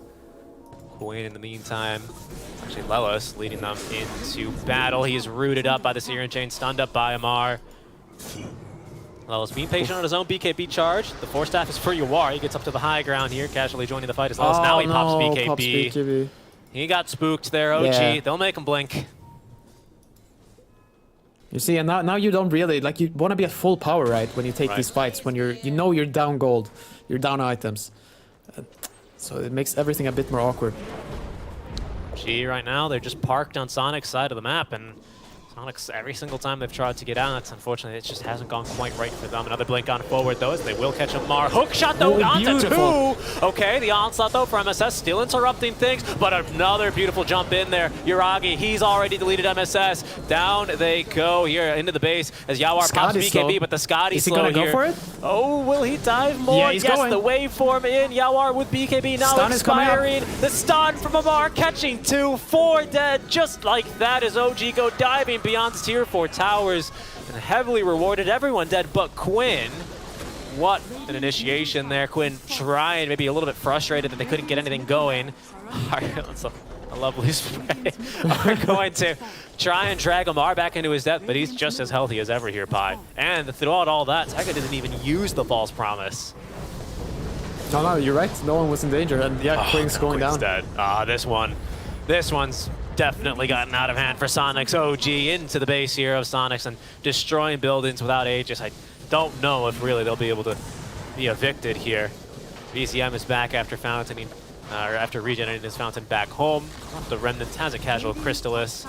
with Manta, he actually does some pretty decent attack damage here as well. I mean, BCM is even close to Daedalus, like, it's so much damage. I think this one is going to get real difficult out from here. What was a 10k net worth lead about a minute and a half ago here. Pi has ballooned up to nearly 20 and 2 barracks. Yeah, and now, yeah, Roche should be spawning soon, so just wait for that, collect that, and then calmly finish the game. Yeah, now the fight Sonics need is even harder. Like, it's... Yeah, we get a replay here? Yeah, okay. Yeah, I wanted to see who more... The hook shot here is incredible. Look at this. Absolutely. Yeah. And so they get no follow-up on this lasso, and then disaster strikes. Yeah, wow. Laszlo, I mean, BKB or not, that's just not the initiation you need. As soon as you already lose Lelis, fight feels hard from there, and Yuragi just knows how strong he is. A beautiful follow-up from Amar, and it's just not easy. For now, Amar, though, grabbing our attention, calling our attention even, you know, canceling the Epicenter channel. Not a channel anymore, I suppose. It's a cast animation now, but still, it's playing with it a little bit. As Sonics are going to be able to sneak around. Good adjustment, though, from OG, immediately recognizing they've pushed the mid-wave. They're going to leave the courier alive, but there's going to be the jump onto Amar, but the save this time. Again, the counter-initiation from Misha. He's going to be hit with the onslaught, but Yawar doesn't have any breathing room. BK beat up, force-stabbing up to the hill. Oh, but Yuragi, BKB, he's going to fight right through him, and they're going to get the kill. Oh, Sonics, it's gone all wrong for them here. Fatsa's going to at least get out all of his kisses before he's dealt the kiss of death. That's GG. Sonics are going to fall in game 1. OG, they get through what was a difficult early game. Amar farming up, padding his stats a little bit, but it's all OG here. Yeah. Game number 1. No, you felt like I felt like Sonics had something cooking there for the first 8 minutes, but slowly, like, OG started, you know, getting their footing in the lanes. Taiga got some very nice stacks up for Amar, right? And that allows him to, while he's rotating mid, he's still securing the Sand King's farm. And then he gets a kill on mid lane, and Amar gets to farm his Blink Dagger at the Ancients, and suddenly OG are ahead. Yeah, it's for me, once again, you know, at least this time I didn't cast doubts on the Ember Spirit of BZM, because I've learned, and this is what happens. You don't have a really nice bespoke Ember counter, and you give BZM a lane. I have to give credit, of course, to Taiga for rotating from the bottom lane to enable that. Yeah. But you give him a lane, and this is what he can do for you. I mean, we're starting to see Yuragi in some of these highlights here, but look at the amount of farm he already has by the time he shows up to fight. Yeah. No, I mean, they were all struggling early game, right? Like, the Morphling was not having a nice time top. BCM was having a real... Oh, the Heresy. Absolute beautiful hook shot. And, I mean, it's already a very hard game here, but that just... the last nail in the coffin. Yeah, pretty much right, especially for Sonics. It felt like, I mean, Yawar with his BKB worked so hard to farm it up. It was like 200 gold away for what felt like a minute and a half before he was finally able to complete it. Just has to run for his life, basically, during both BKB charges.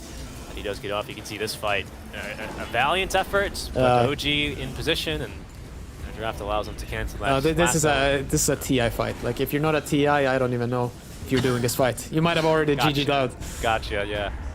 You can see Quinn just moving on to farm a couple of camps there in the background before the GG gets dropped here.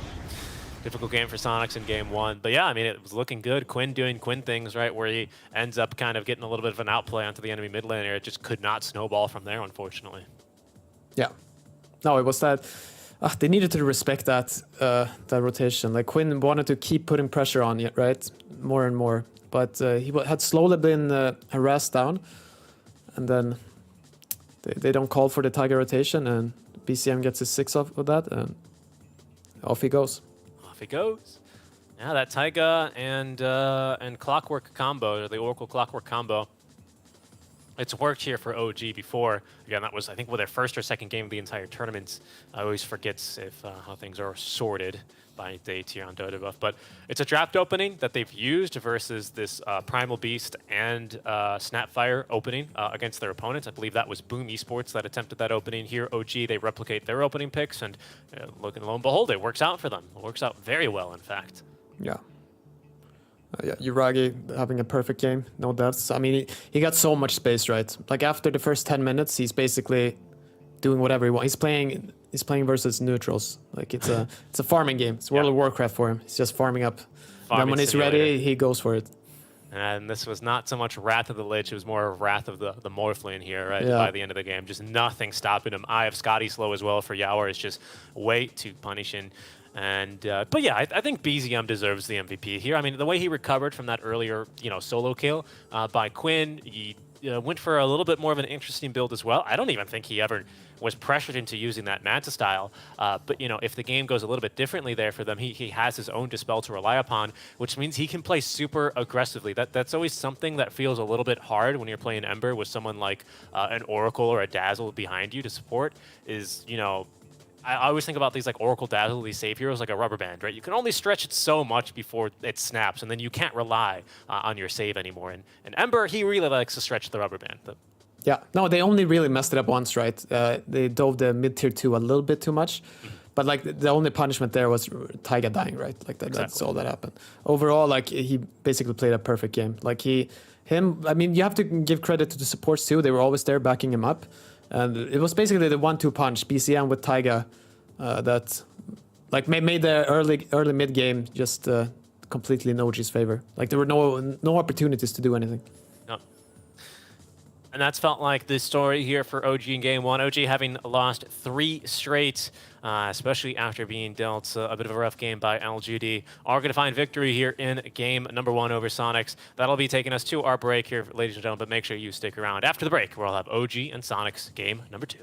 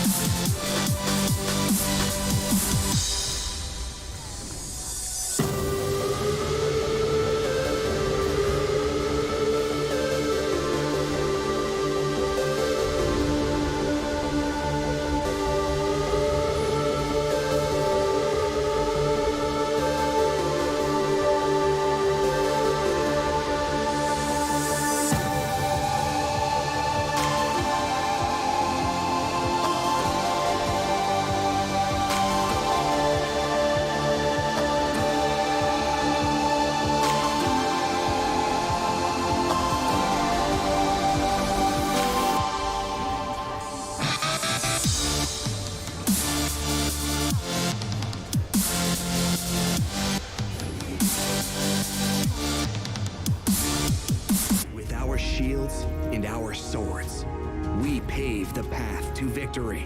With our shields and our swords, we temper our courage. With our shields and our swords, we're making history. With those who make the game a reality, we're the Vanguard. We're with the best. Let's raise our shields.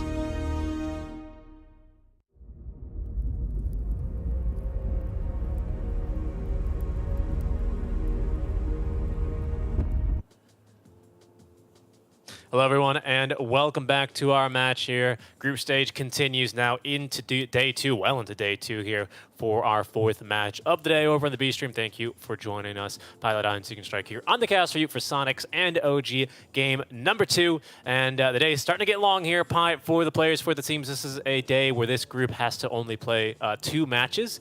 But, you know, you've been in this position before, obviously. You played at a few TIs. What's it like here? When does, like, kind of the fatigue start to set in, if at all, during group stages? I think it depends on player to player, right? Like, I would expect a player like Fly from EG to just feel fine throughout. Like, he would just be at his normal, because he has a very nice routine. For other players, like me, for example, usually after the first or second day, I can start getting really tired, and I think it's the same for other players. Where it's not like it's more like some sort of jet lag exhaustion, where I don't know, you're just missing something. But who knows? Like, maybe some of the players are suffering from that. Maybe they're just like their drafts are not working out in Sonic's case, or like maybe they feel their play is just not up to par. I don't know. Of course. So it's hard to tell. Yeah, and I think for OG, right, this young OG roster with lots of first-timers rather at this kind of tournament, of course, being TI, having the OG staff behind them. I know, for example, that Seb is with the team, right? I'm sure is going to be a great influence during some moments like that, where maybe he sees and can recognize that and maybe give a rousing speech or not.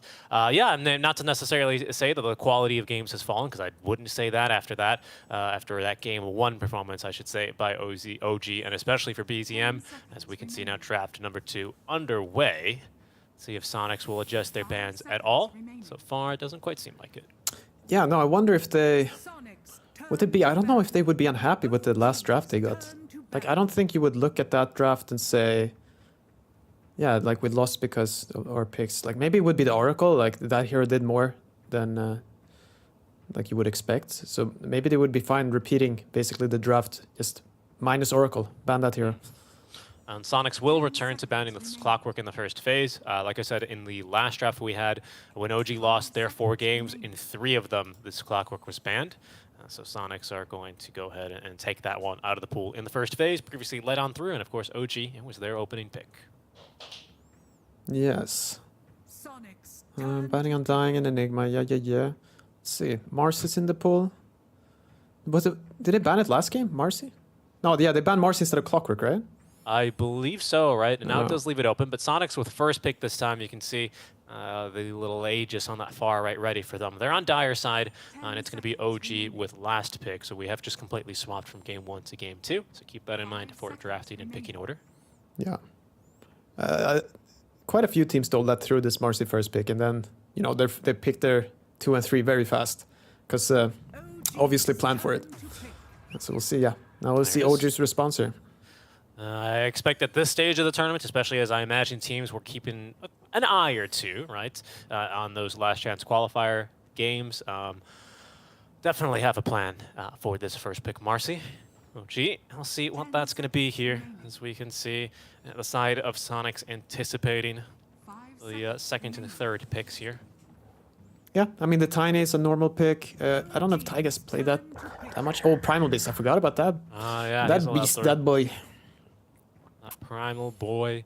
Highest strength in the game. Onslaughts, 2000 range initiation.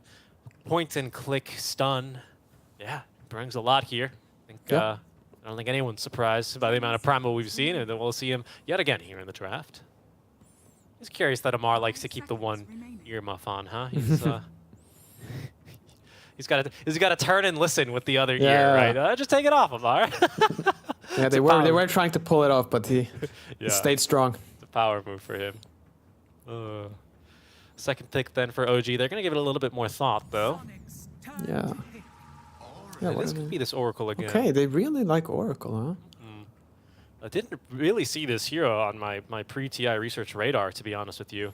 At least not with this veracity. We're seeing it now a second time here straight in this series, but OG, it's their third Oracle game. No, because I'm pretty sure every series we caught before this, like, Oracle was picked and it did not look good. Like, it was basically 25-minute GGs. Let me see here, because I was looking through the heroes earlier, and Oracle was not popping up anywhere. You know, like, no top win rate, no top whatever. So let me see. Well, he's going to do a bit of research there, but for now, of course, Sonics, they're going to do well to cover this Morphling pick, which is the 8th, or their 4th pick here. With that Alchemist, with that Ancient Apparition, thinking of heroes that Ancient Apparition counters with his Ice Blast. He's a big one, always pops to mind. Already with a couple of decent heroes against this Morphling, right? Oracle has a Disarm against them, which can be a little bit more annoying. But earlier, sometimes it's just like a magic nuke from range that can be a bit more problematic for this Morphling, especially if you pair it with an Initiator type hero like this Primal Beast. Yeah, sure. I mean, generally, Morphling doesn't care about Oracle at all, right? And if you get on top of him, you die very fast. Yeah, you shift, you get a Manta style, so anything he puts on you, you can remove. I think what we might end up seeing this game, actually, if this is a support duo, or even if it's not, this Primal Oracle, is, pre-casting Fortune's End onto the Primal, and then he onslots into the fight, because the projectile for Fortune's End is pretty slow, which is maybe a weakness, but you can use it as like a nice little AoE route for wherever the Primal ends up. So that's always a nice little play here. No, for sure. So yeah, I'm curious also to see who on OG will play this Primal. Me too. Yeah. Not sure if they picked it earlier, but I don't expect Ammar to play it. I mean, he might though. Like, because especially when you've seen Taiga with this Oracle, right? Like, it seems like whenever they pick Oracle, it's going to be Taiga. So you would expect it to be just, the original thought is Primal Oracle offlane, but I don't think that's how it's going to end up. Maybe even Misha on this Primal would not surprise me. Yeah, I'm taking a look through OG's drafts now. I believe this is actually their first instance of picking the Primal Beast for themselves. It's usually been picked by their enemies, and I do see it pop up in a couple of bans here for OG, right? They banned it first phase a handful of times, but yeah, they've never really sprung for the hero first. They were kind of doing their own thing day one, right, with this Razor and ET opening. Yeah. No, okay, it makes sense. Because I mean, if you just look at what Misha, he played Clockwork last game, right? And if Taiga is going to stick to playing this Oracle, I expect him to be some sort of melee position 5. Just playing like also like those heroes that Seb would play, like maybe an Earthshaker. But they have the Primal now, so either maybe they play it mid on BCM, or they'll just let Misha have a go at it.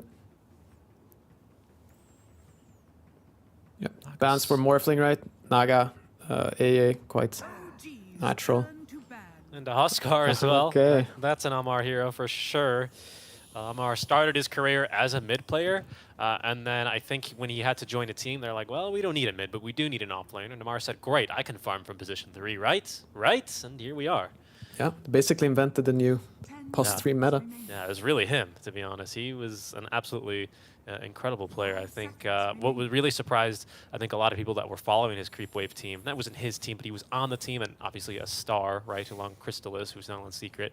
And then what really surprised me is when they started playing against opponents of, more like tier 2, tier 1.5, tier 1 teams, is it still worked. And everyone's like, oh man, there's something to this. He was completely on the ball. Yeah, no, for sure. But that's something to keep in mind for OG, right? They always have a couple of like kind of mid heroes to pull in for Ammar. Even every now and then, still to this day, Ammar will actually pick up a game on the Void Spirit for the offlane position. Yeah. So it's something to keep in mind. This hero pool, the depth to pull from here for OG in the draft. Yeah. Let's see what Quinn wants to go for here. I guess you can look for I mean, they haven't banned anything for him, right? So whatever he picks, like, OG are gonna get, like, either they'll put the Primal against it, or they get complete choice here. Yeah, and in fact, even if we just examine the drafts for this series, not a whole lot of mid lane bans. In general, even last series, the only like true mid lane bans were this Invoker and Quap bans in the second phase. Yeah. Here we see, I guess, DP and Huskar arguably mid laners that are taken out. Yeah, let's see if Quinn will go for something maybe like a Pango. A bit more tempo, like some AoE. OG definitely spoiling Quinn for choice, though. Like I said, the only mid lane bans were for Sonics last game, so OG not really super concerned, it seems like, with banning a mid lane matchup for BZM. They'll even pick the Amar Timber. Interesting. Likely Amar Timber, of course, almost certainly. Yeah, with OG, you have to put it at, what, 99.5%? Yeah, something like that? I think so. Interesting. Versus Morphling. I wonder what build he will go. Because I remember DM in the qualifiers, he would go 1 or 2 points in reactive, and then he would build a Vanguard. So he could just max his nukes. Because I don't think, like, putting a lot of points in this new reactive armor is not that attractive. Like, it's hard to use early game. I also feel like there are problems here, as we can try and glimpse into Quinn's notebook. I think there are problems that Timber might have here, because with Morphs being more and more okay with leaving even a point, just 1 point, I should say, in your attribute shift up until like level 4 and 5 even, and going for 2 points in the adaptive strike, it's a lot of damage against a Timber. Like, that can really start to stack up, so. Yeah, because I expect them to pick, like, they're not going to run Marcy with Morph now, I would assume. They should, yeah, something like this, big nukes can be nice.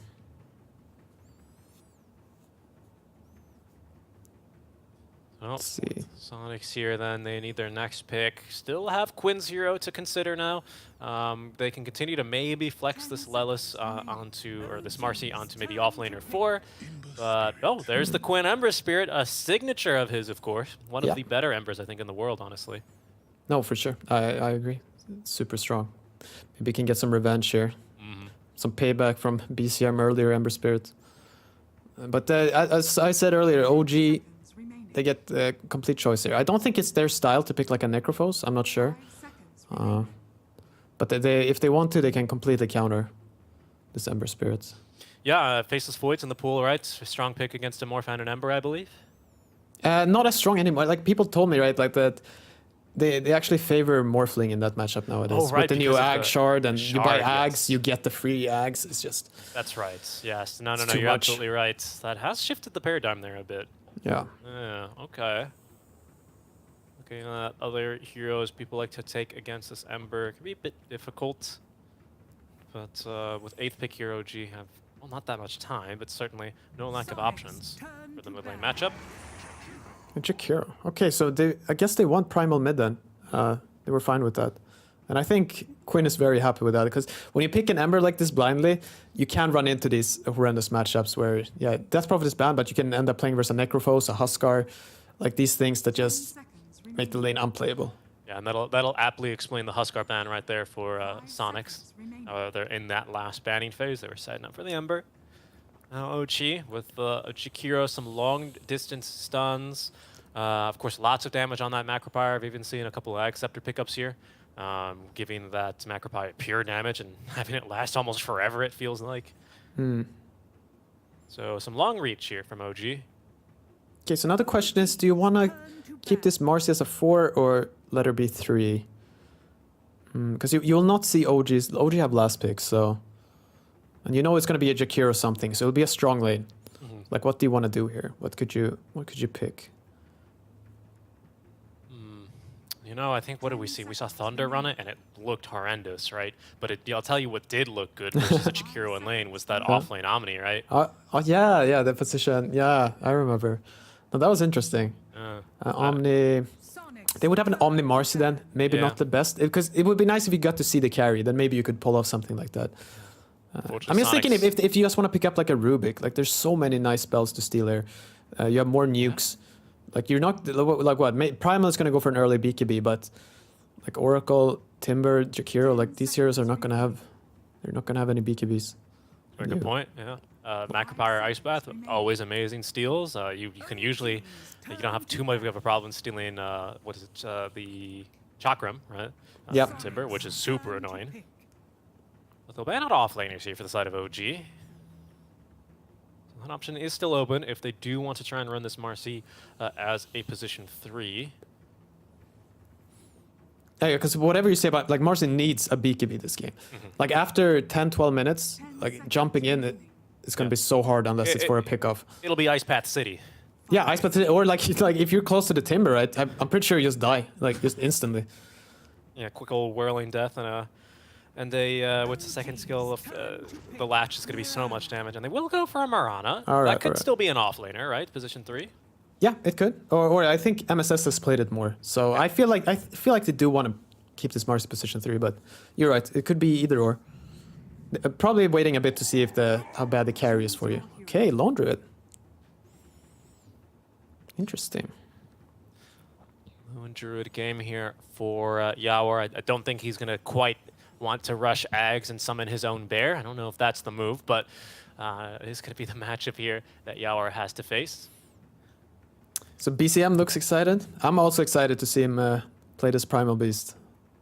I wonder, they could try to be cute, right, and put this Lone Druid mid. It's a very good matchup versus Ember Spirit, but I don't think they do that as much, right? I'm expecting them to just stick to their lanes because Lone Druid does very well against this Mirana, Marcy too. At least later on. Early on, there is potential to feed, but you have your bro Jakiro there to back you up, like 700 HP, big slows, so you should be okay. Lots of damage as well over time, and yeah, the slows I think going to be most important. Yeah, that's going to be something to look out for as well. This Yawar maiden lane is a lot of magic damage as well against Amar. I mean, if there's any one person in the world in this tournament at least who I trust to know what the build is to go on Timber in a lane like this, it would be Amar. So I'm also really excited to see what he decides to build here in a lane where they can maybe nuke through him with enough magic damage. Yeah, right. You would expect maybe they would do the, as you said, 2 points in adaptive and they just keep spamming him. Because Oracle can't really help out that much. He can try to, he can push back the Crystal Maiden a bit with auto attacks, but other than that, until Timbersaw gets a few levels, it's very hard to threaten the Morph lane. Yeah, absolutely. And it was MSS there that did lock in the Marcy, right? So I think it is set to be the Lelos core Morana. That'll be really exciting to watch. I think before we saw Rezo, I mean, that was a bit of a stompy game, right? When they faced Thunder over on the stream we had on day 1. But he basically went, like Maelstrom, Rod of Atos, and Rush Mjolnir. But that was, again, a very one-sided game. So Gleipnir, right? Gleipnir, yes, not Mjolnir. No, he did that. They did that in last chance qualifiers, too. Like, Secret played a bunch of offlane Mirana, and they made it look really good. It's basically playing, second, third carry or something. We'll see now as we jump in game and see how Sonics are going to be likely to play this one out. That Grandmaster tier, Quinn Ember Spirit is, well, we'll see here what he's going to have to face off against the mid lane right now. Yuragi sending the bear, looking to try and scout. I think the wards, actually, well, Primal did keep his ward, or did keep his smoke. So I'm not sure if Sonics quite know that OGF warded right on top of theirs. Yeah, I didn't catch that either. Yeah, so they're just putting Primal mid, I believe. Yeah. So it's gonna be normal lanes here. Amar is going for the 33 build here with Magic Wand, 3 Iron Branches. Oh, they want to try for a kill here on Morph? They're just chasing him around. They'll chase him. They have a bit of chase. They've got this. Okay, really they have arrow here. Is Fata gonna go for Frostbite? Oh, they just arrow straight up. BZM, not expecting that one. There's gonna be the Frostbite to prevent something like an onslaught away. Very First nice blood for them. Quinn. Yeah, huge. It's almost a full bottle here for him, and I think, with the bounties, he just really needs to wait about 20 seconds. With the passive gold, he's got a bottle already coming his way. Very nice. Oh, Draghi going for, I've never seen this in a Lone Druid, going for 3 slippers here on his hero. Like, usually people either buy like a Blightstone on their Spirit Bear or perhaps an Orb of Venom. Right.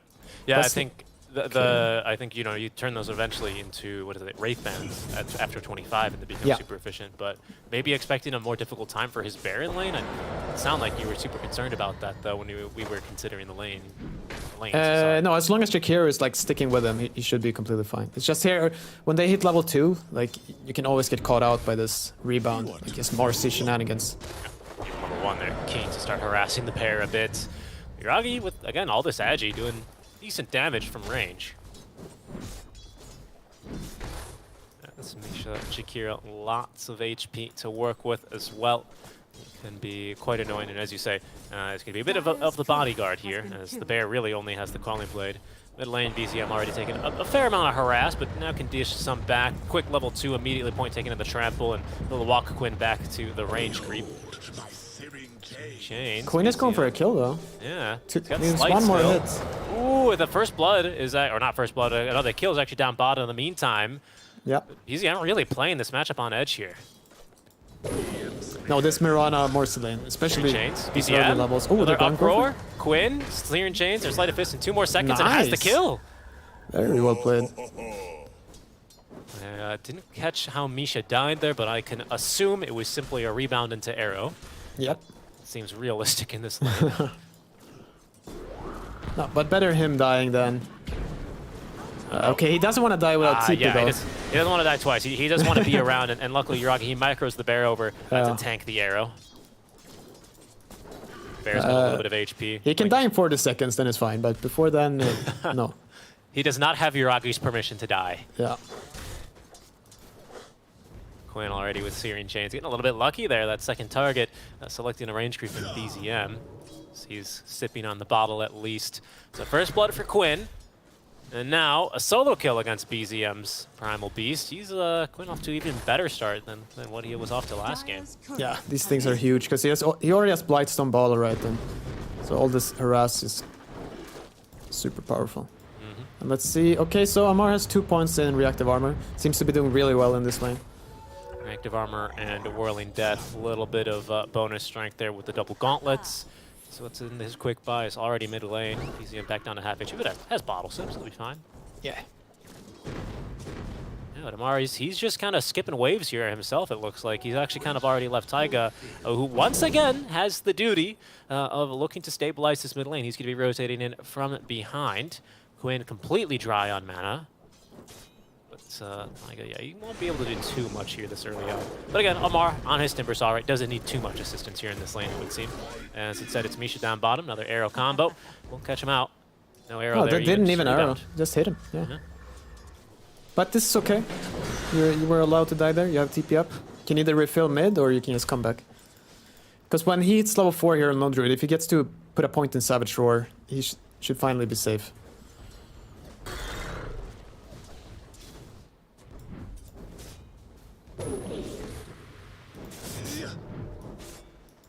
Yeah, Taiga trying to find his place on the map here. Gonna help contest the 4-minute rune.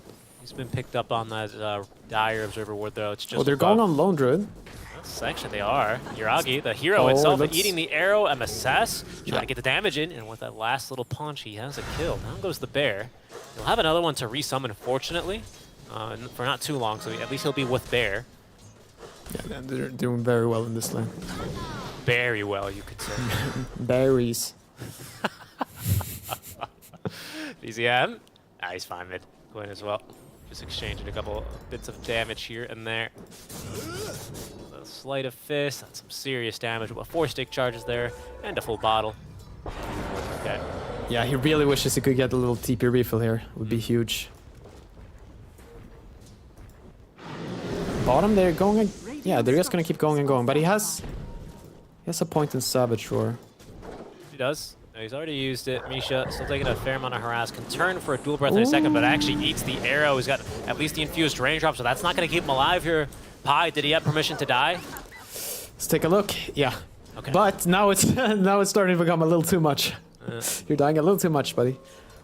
Maybe he can TP mid and at least offer BZM a refill in his trying times mid lane. The regeneration just not enough here. Quinn really starting to pump out damage. 2-3-0 build here on the Ember Spirit. He's about to get level 6 here, I think, off of this range creep. And he's got supports coming in as well as they get prepared to skirmish for the power. And he's just shy on 6, pardon. Yeah, with the wagon, maybe pressure the tower. Ooh, we got the... It's incoming. Rebound does stun up Primal Beast, but he's like a train. That Onslaught train has no brakes. Yeah, they not get the correct angle there. And the issue is, the second you leave this Mirana alone, right, like she's gonna suffer. Yeah, Jakiro already quite eager to dish out a bit of damage here. Yeah, and the thing is, when you come closer to the lane, right, you try to fight the Jakiro, you're gonna get the bear. It's gonna be on you. Like I said, you're gonna get the bear. You're gonna get it. There's no escaping it. No, there is not. We've had some pretty scary Lone Druid games here, and Well, Yuragi, he's taking a death here, but seems to be on his way towards a decent game, as with that little punch ward down, they can't quite get the jump there, but over towards the mid lane where there's going to be Vata on a quick Frostbite, Quinn, Syrian Chains, the double root here, BZM trying to escape, but the Remnants out from Quinn. All three committed here, and they will collect a kill. Yeah, even picking up the Observer ward there. This'll come in handy. Yeah, Fata rotated mid. He's going to be the one with the haste rune, and little did you know, Crystal Maiden with a haste rune, completely a broken hero. Can't run from her. Yeah, definitely helps. Doubling your movement speed. Yeah, no boots here, but they will rotate on over. They're going to be picked up by the ward as they're going to try and aim down for Yuragi. That'll trigger a TP from Taiga, but I think he's going to be a little bit too late as Leslau is going to get the kill. MSS, oh, he's going to make it out alive as well. Misha doesn't have the right-click damage, and he's going to go down. Right? 2 kills for Leslau, maybe 3 now, as Taiga dying underneath his tier 1 tower. The right clicks will take him down. 3 kills for Leslau. Beautiful. It's nice to see Sonics come back here and play. Like, they've had a rough group stage so far, but they're really bringing it out. I have to point back to that OG. They were looking quite dire game 1-2 around this time, but yeah, it's at least boding well for Sonics. Mid lane is also like really rough right now. Yeah, level 4 Sleight of Fist. It's 10-0, by the way. Yeah. I just kind of picked up on that. 4, of course, on the Jakiro. BZM, he might actually add to that counter here. Quinn's going in. He's got Sleight of Fist in 2 seconds. I don't think this Pulverize is going to save BZM. He does manage to drink water while he has both hands on Quinn, though, and that'll actually keep him alive. I don't know how Primal Beast manages that. Yeah, a little uproar, some more armor. He had 10 sticks too, right? So that's true. It's always alright. That's true. Yeah, I mean, the issue here now, Quinn is going to get the rune, 100%, unless Taiga does some super sneaky. And that's what I was about to bring up, right? Taiga, it doesn't feel like he's had quite the same impact that he did as he did in game 1, right, of this series. His rotations mid haven't really been too fruitful here. Yeah. I mean, the lane we haven't talked much about is this Amar, Timbersaw, basically kicking the Morphling out of lane, 2 levels up on him. So that's where... Like, that's why the game is not looking absolutely horrendous, like a 3-4k goal lead, because Amar is doing really well. And Yuragi's still finding farm on the bear. He's already got the full boots upgraded on it and a casual Gloves of Haste, eventually into Mask of Madness. Yep. No, so that's what I'm saying. Like, the gold lead is not that big, and we literally saw OG last game just easily overcome like a small gold lead. Oh, now they're going to go for Fata, the Maiden. Even slowed more, 200 move speed. You can't bear to see it here. Yuragi, though, doesn't quite have the props for a kill there. And actually, the rebound did a great cast there, though, on the Fear. Yuragi, the bear, maybe in some trouble. He doesn't actually hasn't even renamed it. It's just called Spirit Bear. But Quinn's coming on in. He wants to give it a title of dead. And down it goes. And in fact, with the kill, I think because of the Spirit Link, they kill Yuragi as well with it. So 300 gold plus the kill on Yuragi. Now with Misha. So taking a dive. That's big moves here for Sonics. Yeah. Yeah, Taiga stacked up a lot, right? So they had a big Ancient stack and a big Hardcamp stack. BCM picks up the Hardcamp stack, but who will farm the Ancients? I'm guessing Amar will have to farm that. Yeah. Are they getting the tower? Who's... Okay, Amar is sleeping bottom. He'll defend this tower. Time for Amar. He's going to be moving around the map. Quick little arrow and Frostbite for him. Is he continuing to dead? stun him. Is he just dead? Okay. Quinn back in now. We're looking to fight a bit more. And that's a TP into death and a tip onto Amar from Fata. MSS and Fata both still taking a dive, but it's going to be Taiga. And now Misha going down. BZM fighting versus Quinn, but Quinn's still very healthy. Pops the stick, drinking the bottle as well for a little bit more mana. Continuing to dive, and OG set to lose 4 here as Quinn underneath the tier 1 tower. He will go for the double kill. Oh, Amar TPing in, but really just gets the tip instead. Yeah, no, that's honestly, that's a classic in Timber games. You played versus nothing for like 4 minutes now, right? You're feeling so strong. You're like, all right, I can defend this tower, guys. You TP in, but you don't have a hood, you don't have a Vanguard. You're going the most greedy, like trying to get Yule Scepter. So they just look at you kind of weirdly, right? And then they throw all the spells and you die. And credit to Sot, I mean, no hesitation here, right? As soon as they see him TPing in, they don't panic. They immediately go in for the stuns, the combos, the roots. Quinn is back in, right? He left the Remnant there strategically. Sort of jump right in, and with Amar dead, they're not really scared of too much. EZM getting some pickoffs here, but it's MSS who is looking to at least get revenge onto Taiga. Disarmed, he can't use this little Unleash Fury, sorry. Taiga is forced to use the ult Quinn is in the back here, though. Quinn, he is chasing, looks for the skill onto Misha. Sleight of Fist in a second here, has Syrian Chains as well, easily pick up the kill. Is caught though by the Fortune's End, has enough mana just barely to escape, but BCM is going to give chase now with the Onslaught. Arrow interrupting the trample, however, and now the counter initiation from MSS on the rebound. Quinn picks up a second kill and might look for more. They know Taiga has no ulti, but they're not going to be this aggressive. Quinn's out of mana, and he's going to have to go home to refill. Is under attack. Oh, Leslie was having an amazing game too. Like, obviously, not too hard for him to have a good game since Mojo has been going crazy. But it's really gonna help this game to have this fat Mirana helping out to carry. Because Morphling has had a little tougher time, so he's gonna need, he's gonna need even more time to catch up, right? So. Absolutely. Yeah, and Ammar wasn't really quite the force we thought he would be early on. He's actually switched up the build from a Eul Scepter into Lotus early, but he's caught Yawar. Maybe looking for MSS, who's going to simply TP away. Lovely little TP animation there. Yeah, he called Yawar over to save him. Yeah. But Quinn, highest net worth, level 10, almost got Maelstrom too. And I think he's in a bit of a comfort zone, right, for him. Not only is he playing a hero he's obviously very comfortable and good at, he's won his lane, and he's continued to have impact from here. 8-0-3 already on the Ember Spirit. Yeah, oh, it's huge. And, I mean, he's been involved of 11 of 18 kills. There's been 18 kills against OG. That's funny, right? And they're only up 2k gold. 18 kills in 12 minutes. The closest 3 to 18 game I think I've ever seen, Pi. Yeah. Okay, so BCM, okay, this is what I'm always wondering. What does it look like when Primal Beast tries to farm Ancients? Not too good. Yeah, Mar pings Asari. And Sonics, they're moving in here to contest the stack. Quinn says, thank you very much. We'll see how many of these he can collect as Ammar is coming on over to try and prevent the stack from completely being stolen. TP as well. It'll be Misha from behind joining the fight, but he actually doesn't have Macropire yet. Ice Path at the ready, and it looks like they'll at least be able to get MSS. Lesla was here. Can he get an arrow? Defended. There's an arrow coming on in, but the Frostbite sets up for a long duration one, but a nice dispel from Taiga, commits the ulti there, so they can pick up a second kill, but it's only 2 supports. Stack still defended, but Sonics, they're thinking they can maybe go for a little bit more now. Syrian Chains, another Sleight of Fist here onto Quinn, as well as with his Maelstrom really starting to do a little bit more damage now on these right clicks. Yeah. Quinn dispelled of the Flame Guard, a little bit frustrating for him, and that'll at least put a pause here in the action. Quinn looks at Ammar, and Ammar is going to go to Timber Chain away. But Ammar now with a Lotus, so he has a Dispel for himself. As he's going to have to watch this Tier 1 tower go down. Taiga as well has a Dispel, Mojo nice job. Magic immune, and they're going to unleash Anjum, receives the Lotus buff. Sonics maybe in a bit deep here, but maybe the one deep is actually Ammar. The good old Fear at least is going to stop Vada from unleashing the freezing field, but Ammar still is going to go down. Did get off a Whirling Death rather before he died, so at least they can turn for a kill onto both supports yet again. But now it's Lelis who's godlike here on the offlane Mirana.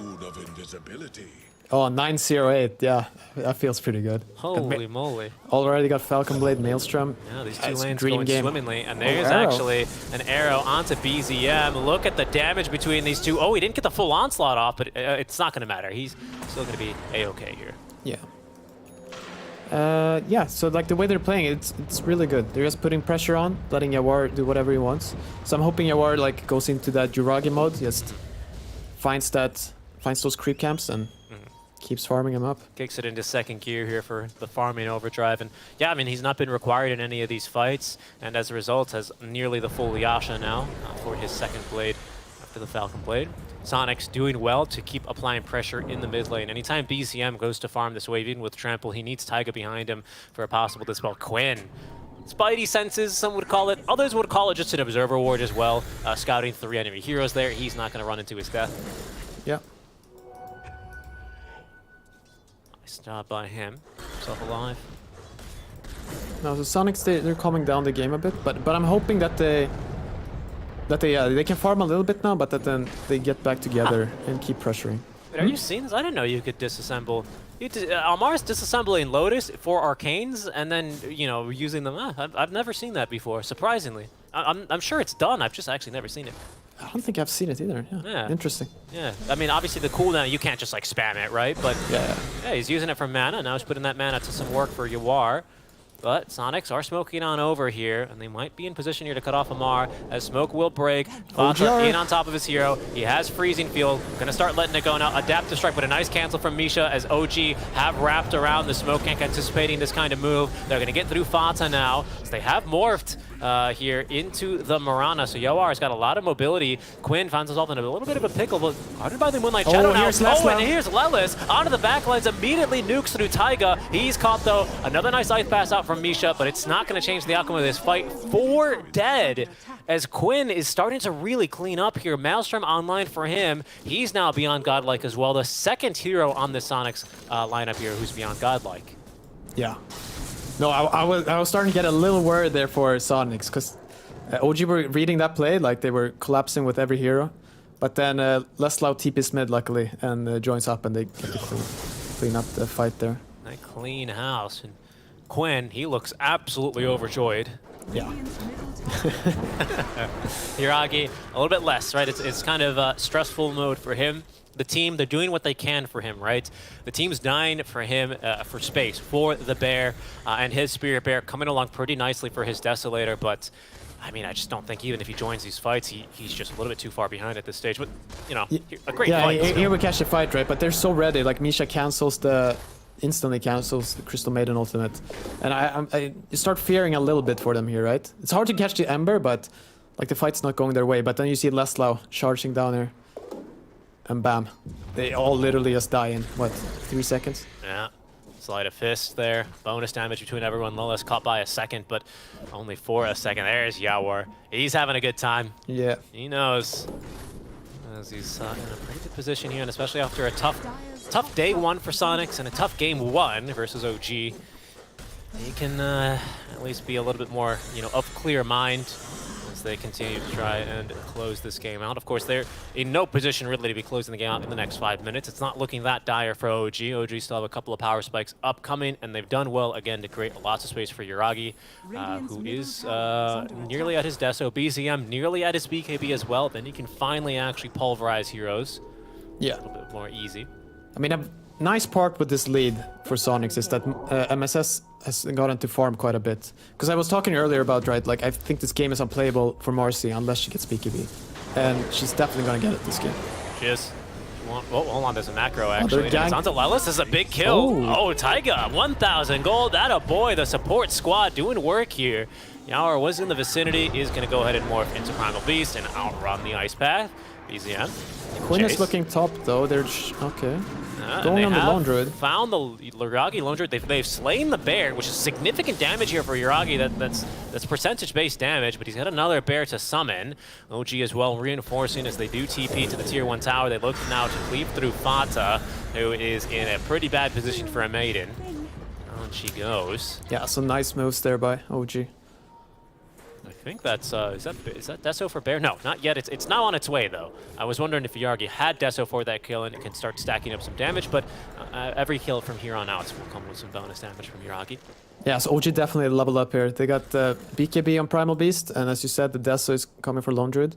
So quite strong right now. Even Taiga with that 1,000 gold. Oh, yeah. He's immediately invested it. Look, a full Ghost Scepter for him. Yeah, it feels good.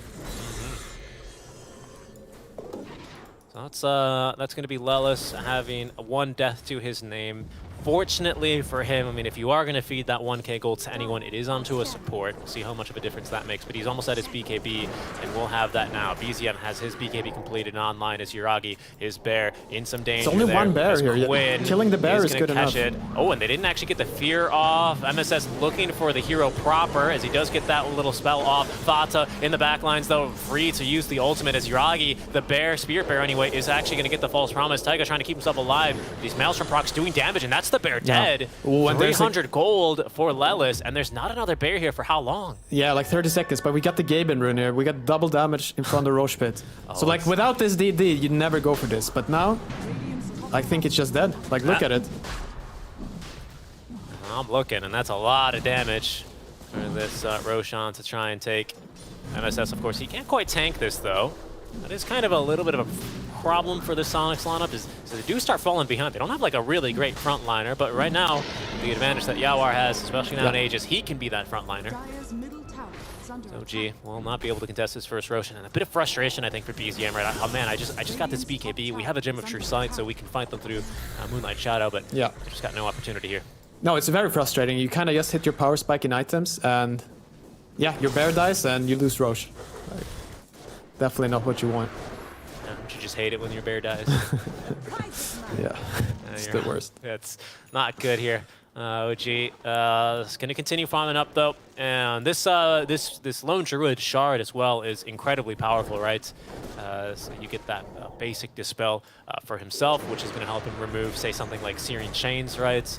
Yeah, or Frostbite. Or Frostbite, right? One of these two roots that Sonics have. Of course, they do have redundant roots, so they might be able to still, get the required lockdown onto him, but it does give you a little bit more survivability. And OG, they make the call to smoke up here on their items. They're looking for a fight. Okay, Quinn. Quinn's got BKB. I don't know how you catch him here. It's a little mana. Oh, bear they're gonna cast going this. on in. Oh, no, they let him No. TP. Okay. Yeah, Yuragi, he couldn't, the bear didn't have the root button bound. Yeah, but you do have a Savage Roar button, but I guess you wanted to save that for the fight.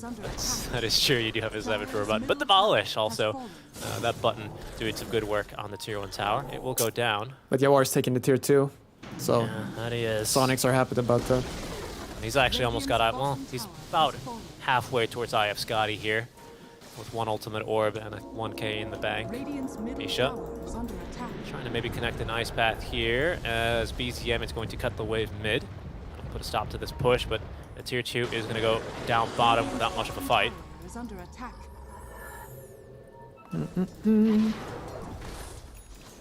Let's see, Fata is also trying to get a BKB. And I believe, yeah, MSS has completed. I kind of like this. If you look at the MSS inventory, he has Brown Boots, Magic Wand, and then just BKB. Like, that's how important it is to get this item. I mean, I think maybe outside of a Bracer or something like that, it's not too different from a position 3 Marcy, Yeah, I mean, you should, like, if you can, you want to have, like, face boots, right? Yeah, like, that's feels good. true. No, you're right. Yeah, you're right. But it's utmost important that you have BKB with Marcy this game. And now doing he some wants level damage. 12. He's got the Dagger of Ristal in his inventory.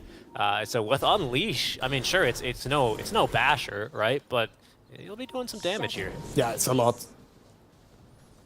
All right, now a Moonlight Shadow here for Sonics. There is, however, a gem online for BZM. We've seen them already trying to wrestle back some map control, but the arrow going fishing, dodged by Amar last second. And in fact, they're going to counter Ishing out on Lelis. He's nearly dead here, has BKB, and is going to pop it here as Amar, it lacks the physical damage to easily kill this guy. Yuragi, though, make that Yawar is going right after Taiga, as Amar is at least dragging away the rest of Sonics, and they get Aegis. Oh, yeah, Amar. Is he out? Oh, what an outplay. Amar is going to get out. Sonics, they are bloodlusted there after the Amar Timber Saw. They're going to actually kind of leave Yawar completely alone, and he loses Aegis for that. Yeah. No, they can't wish for more than that with the... What, are they going for Fata? Maybe. Amar? He's thinking about it. Ooh. Oh, they did your combo. Yeah, there it is. Nice combo there from Taiga, and that's what you're looking for, right? That's what you can use Fortune's End for a nice little AoE stun. I was expecting it, honestly, on BZM, but it's just as good as an Amar. This walking over as he full efficiency here, captures the outpost. But Yuragi, he's nearly getting online here for the Spirit Bear. Basher next for his Bear. Yeah, he's running into... It's gonna be quite hard this game. Like, I think... maybe it's fine. I was thinking there was too much, like, AoE, like, casual AoE damage that would kill this Bear, but unless the Crystal Maiden gets off, like, a nice freezing field, right, I think it should be fine. They do have to, like, use their spells to deal with this. I think you're still coming from the right place there, right? I think, like, especially you take a look at what's in Lelis' quick buy. He is going for the Skleipnir and almost has enough money for a secondary route already, the Rod of Atos. But eventually, that AoE route, you pair that with your single target Frostbite, you'll do your dual target Searing Chains, and things do get a little bit spicy for you, I think. Yep. Here, I think he holds one of the only, well, I was going to say one of the only dispels. You got Taiga in the game, right? He's got a couple dispels for you, doesn't he? Yeah, no, for sure. So it seems like they might have enough tools to deal with this, but eventually they can just start stacking root on root on root. Here goes Amar. Hello! Breaking the smoke gank immediately. Fatsa can't even catch him here with the Frostbite. Misha. Amar maybe looking to counter-engage here as BZM from behind on the prowl. On the prowl, looking to growl as BZM. Yeah, it's a very common saying. You say it all the time, don't you? But the damage is being dealt to the tier 2 top lane instead. Oh, they're TPing. Rainbow TPs. Power Ranger TPs. Leslau scouting from behind. Knows that there's maybe enemies near the outpost, but the tower's already dead here. That was fast. Yeah. Getting a little baited here. They need to be faster if they want to do that. But Quinn's bottom, but he surely can't kill Amar solo. No way. He was hoping for a different kind of TP there. Sonic's maybe looking now to recapture their jungle as OG will claim the outpost. You can see they're moving carefully here. Sonics, I should say, they're moving very deliberately, right? Lots of D wards, moving the sentry first, making sure MSS and Fata, you know, the disposable heroes are out in front and not Yawar. Yeah. Now I'm wondering if they should... Maybe Fata's being a little too greedy here, going for this BKB. I wonder if it would be nice if they had their own gem here. Because you see, like, they're leaving some wards up here. Right. Like, and they don't get to push out this lane fully either. And it's difficult, right? Because BZM's had a gem for quite some time. Who's bought this here? It's Misha. Misha's bought this gem, but what it's allowed them to do is just always have the advantage here. I mean, sentry wards are really cheap. They're 50, right? 50 gold these days, but they do have a limited stock. And in these kinds of games, you do really actually run out of sentries sometimes. Yeah. And like that ward staying alive up on the hill next to Roche there is... It's a lot of information. It's going to expire soon, but... So you can see, actually, I didn't know we could see this, but in the shop, right, you click on like a Sonic's hero, and they have no sentries in stock. There's one about to restock in 10 seconds. Compare that to OG, they've got 7 sentries in stock. They've got no problems with this gem. So Sonic's a little bit restricted there. So definitely a good idea as Amar. We're going to kick off a fight here. Is a little bit too eager to fight. The rest of the team smoked behind him, as there's Leslau already with the full Gleipnir, revealing that one onto BZM. Will prevent an onslaught. But BZM now with a Blink Dagger and a BKB. Going for a refresher on the Primal Beast. Yeah, double BKB, why not? Yeah. Oh, Sonic should be so strong right here now, though. I feel like they should fight. Quinn has Ags. Yeah. So look out for these remnants here. He's going to have a total of 5 spirits now.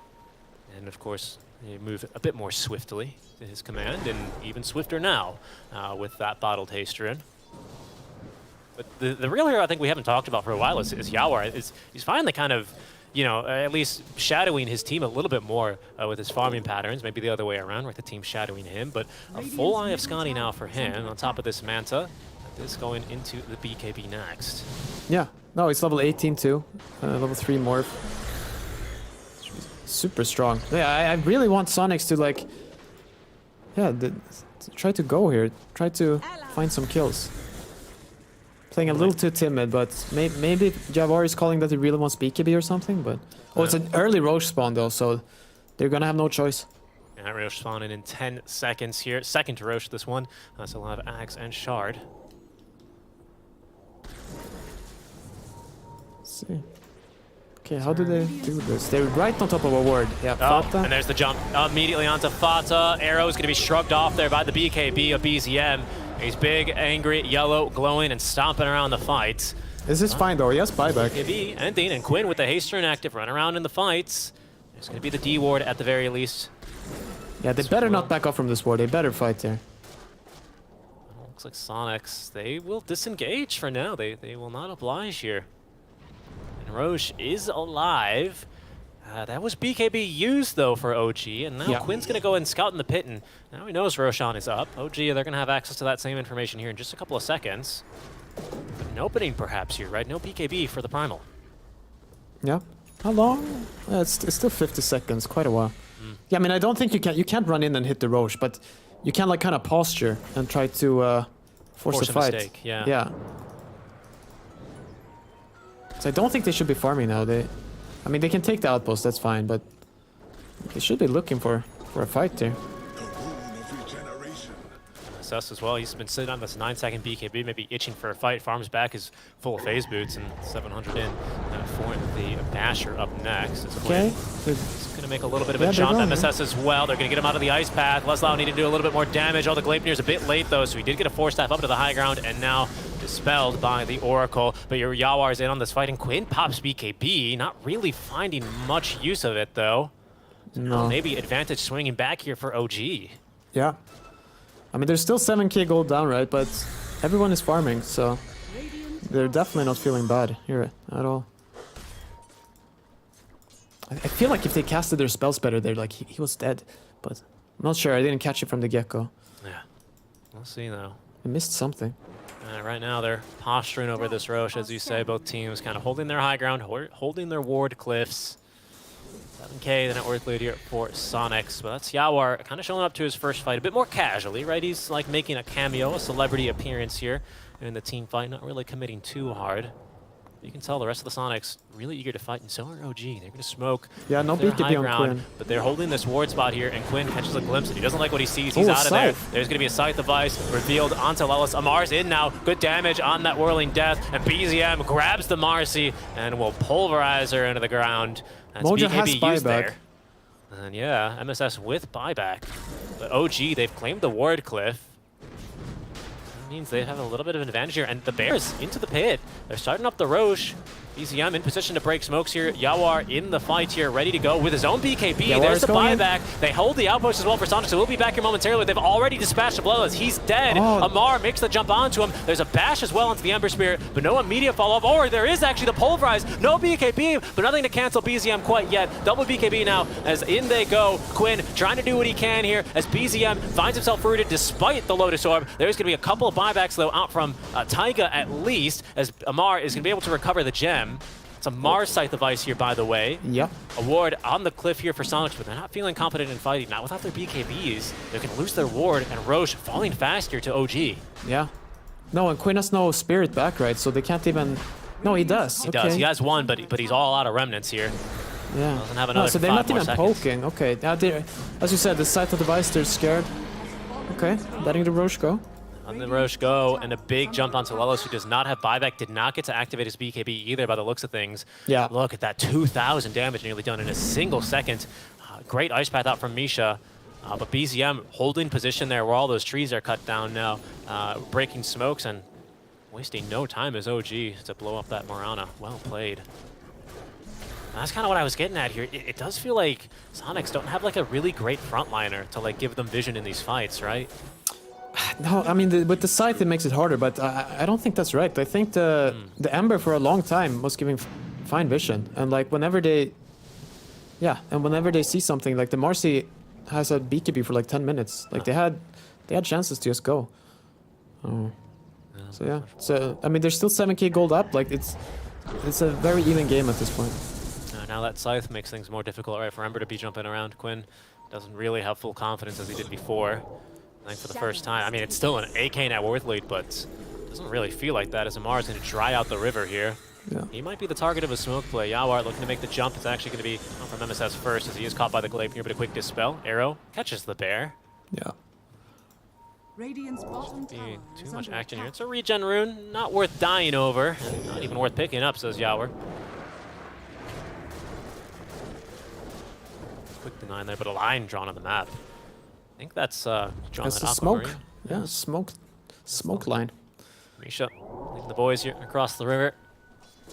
They are not even going to use any spells here on the creep wave, so really trying to sneak on through. And a Radiant scan as well here on the high ground. Ward is set up, though, just in time to scout this one from happening. But it's going to be Fatsa caught by the Scythe of Vice. BZM is all in with the Pulverize, but Amar's falling low, and Yawar's in with the BKB. Oh, the False Promise at the last second for Amar. He's got 2 HP. Taiga got that False Promise out on, and he's going to come out full HP. Taiga looks like he's going to die as a result, as Yuragi sinks the bear here onto MSS. Down he will go. BKB's now expiring. Quincy Crew, Sonic's not too eager to continue fighting. No, Leslau got Amar in the back, yeah. He did get through Amar. Unbelievable with all that regen. Still not enough. And now actually a misread it. Sonics going back on in. Yawar, though, in trouble. The Mantis-Style isn't going to save him. And the shift wasn't enough there. He's dead for 78. Has buyback. Quinn and Leslau 2v2 in here versus Yuragi and BZM. Leslau able to at least outlast the first bear. But here comes the second now. Sonics looking to disengage. BZM not committing too hard on that onslaught. And it's going to be OG. I think they're going to be, I don't know, actually. They hold on to Aegis. Who's happier with this fight?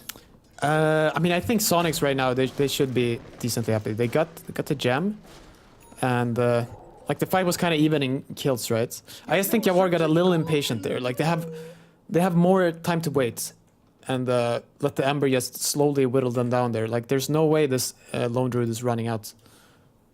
Well, I'd love to see a replay of that fight as well here while we're paused, as we'll go in and at least check our items. Bear, of course, yeah, there's Basher and full AC now, but only 4 stacks, 2 kills there with Bear for the Desolator. But a Refresher, is that already completed? I think he's missing a Perseverance, but almost has enough gold to almost a double BKB then for BZM in these fights. But yeah, big net worth shift there is going to be on that Gem of True Sight. But a good fight, and again, I'm shocked actually that Tamar still dies. Nice job by Lelis chasing him down to guarantee the kill, but with almost max your armor stacks up, as well as that False Promise doubling his healing. Wow, that was a big kill there for him. Literal 2 HP save as well. Yeah. Hard to cut that any closer. Doing the Oracle players proud here. As BZM was hoping for a Pulverize, but Quinn's a bit too fast there. Not the Remnant down. He's not a Remnant though. That's the thing here on this Ember Spirit. He's basically using everything he has here, exiting these fights with 0 Remnants and almost 0 mana. Yeah, but you can see how the teams are playing, right? Like, obviously OG have Aegis now, but they're playing like the team that's ahead. BZM, okay, no BKB, but he had at least the rune there, the Illusion Rune to dispel his first Searing Chains or Frostbite. Yeah, he also has the talent, so he can dispel it with Uproar. True. Another Uproar, and now he can refresh an Uproar twice, or likely BKB twice, of course. Yeah. Continue roaring as there's a singular Uproar. OG, though, have respawned. They've revived and moving back into the map. So they continue to farm up and to try and close the net worth lead here a little bit. Sonics, though, they are actually making use of this captured gem. Looks like MSS is going to be the one to hold on to this. So that'll help a little bit with their vision problems. But right now, they've got bear problems.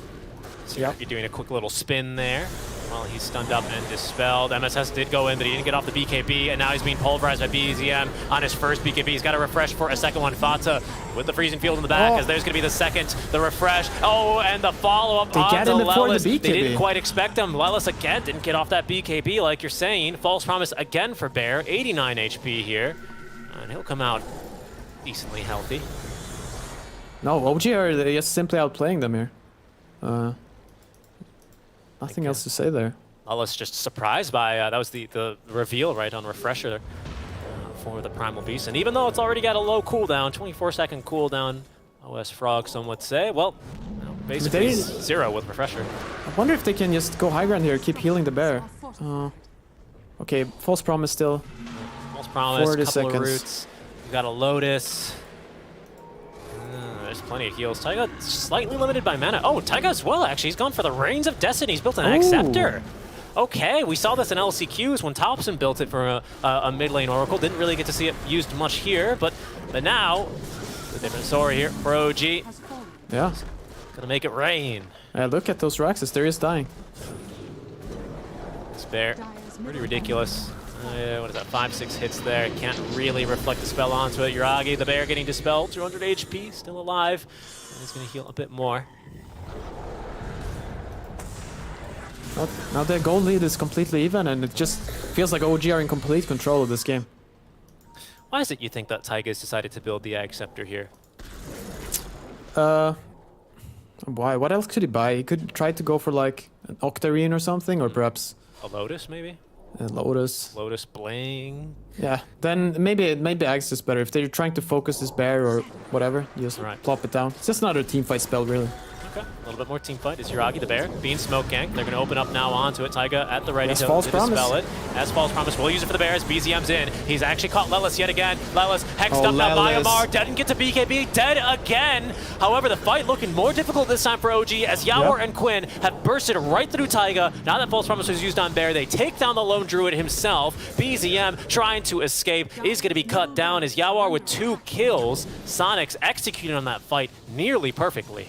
Yeah, finally we get to see, because this Morphling has been so farmed the whole game, like, and the Marcy has had like the items you don't need more than a BKB, right?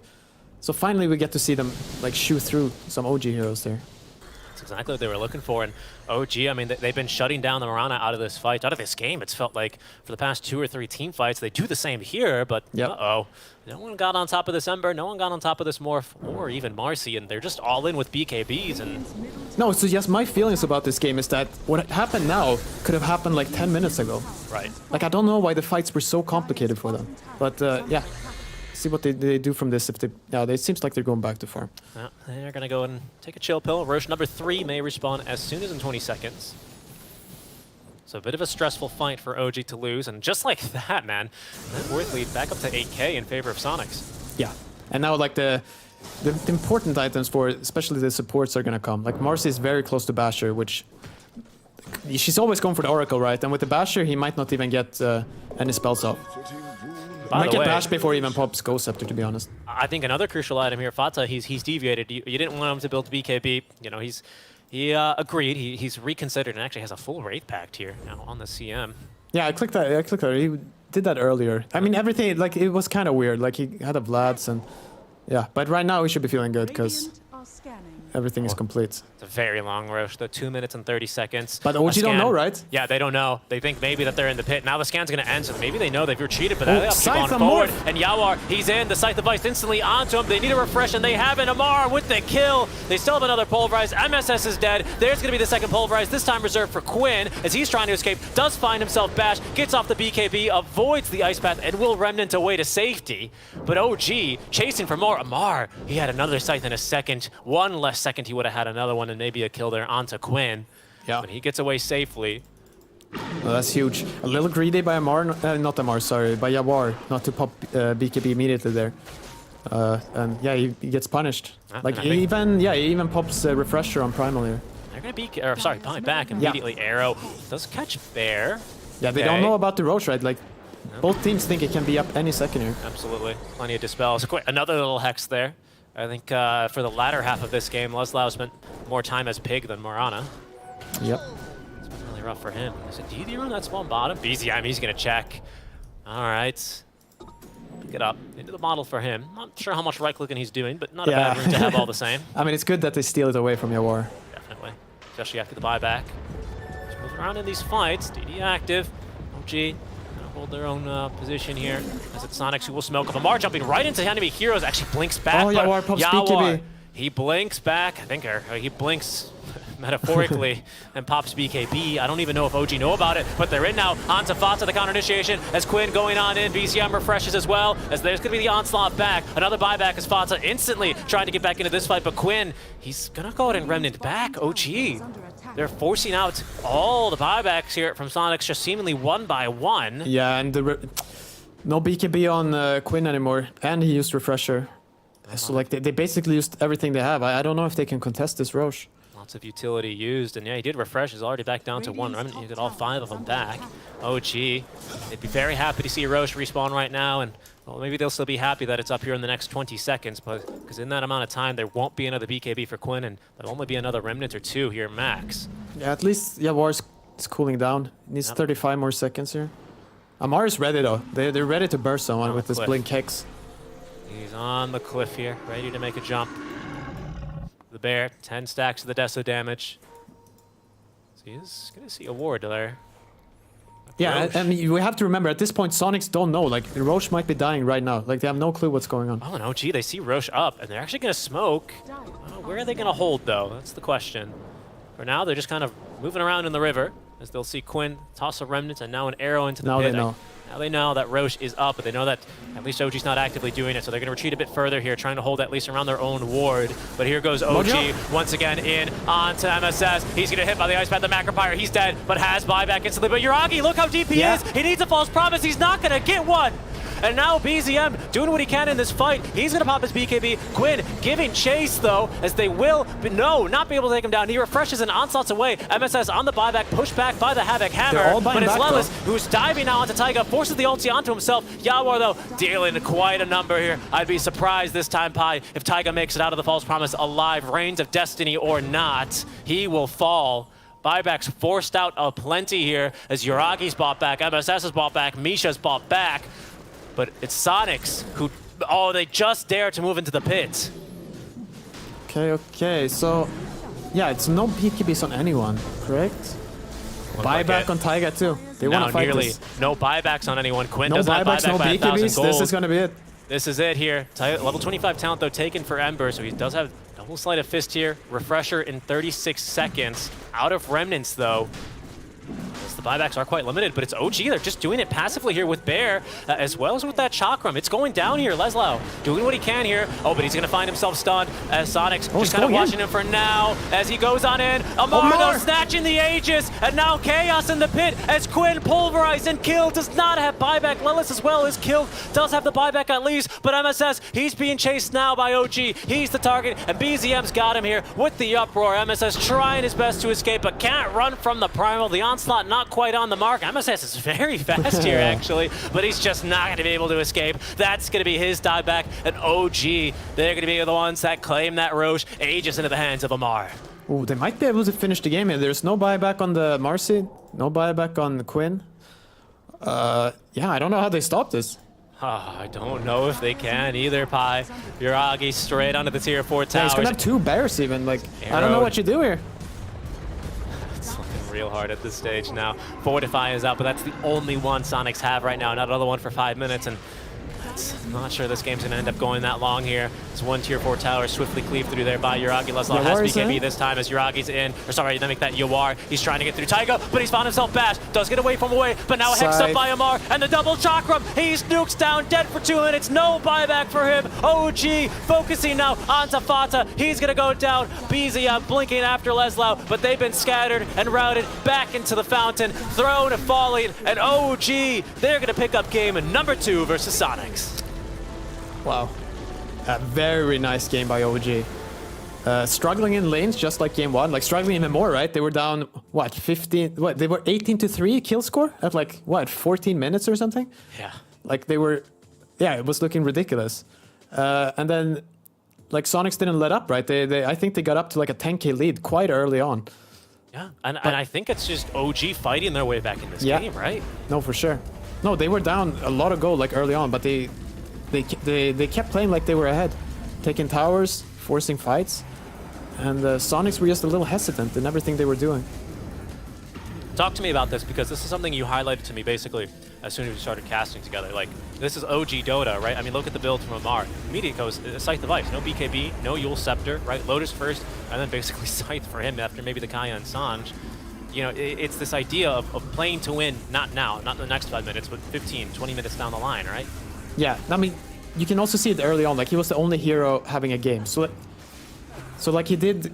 Maybe the one mistake, right, which like put Sonics even further ahead, was when he TP'd down to the bottom tower and got killed in the early game after he had a free game. But after that, he just kept farming, and he knew what items he wanted to get, and yeah, like no matter what, he's gonna get his items.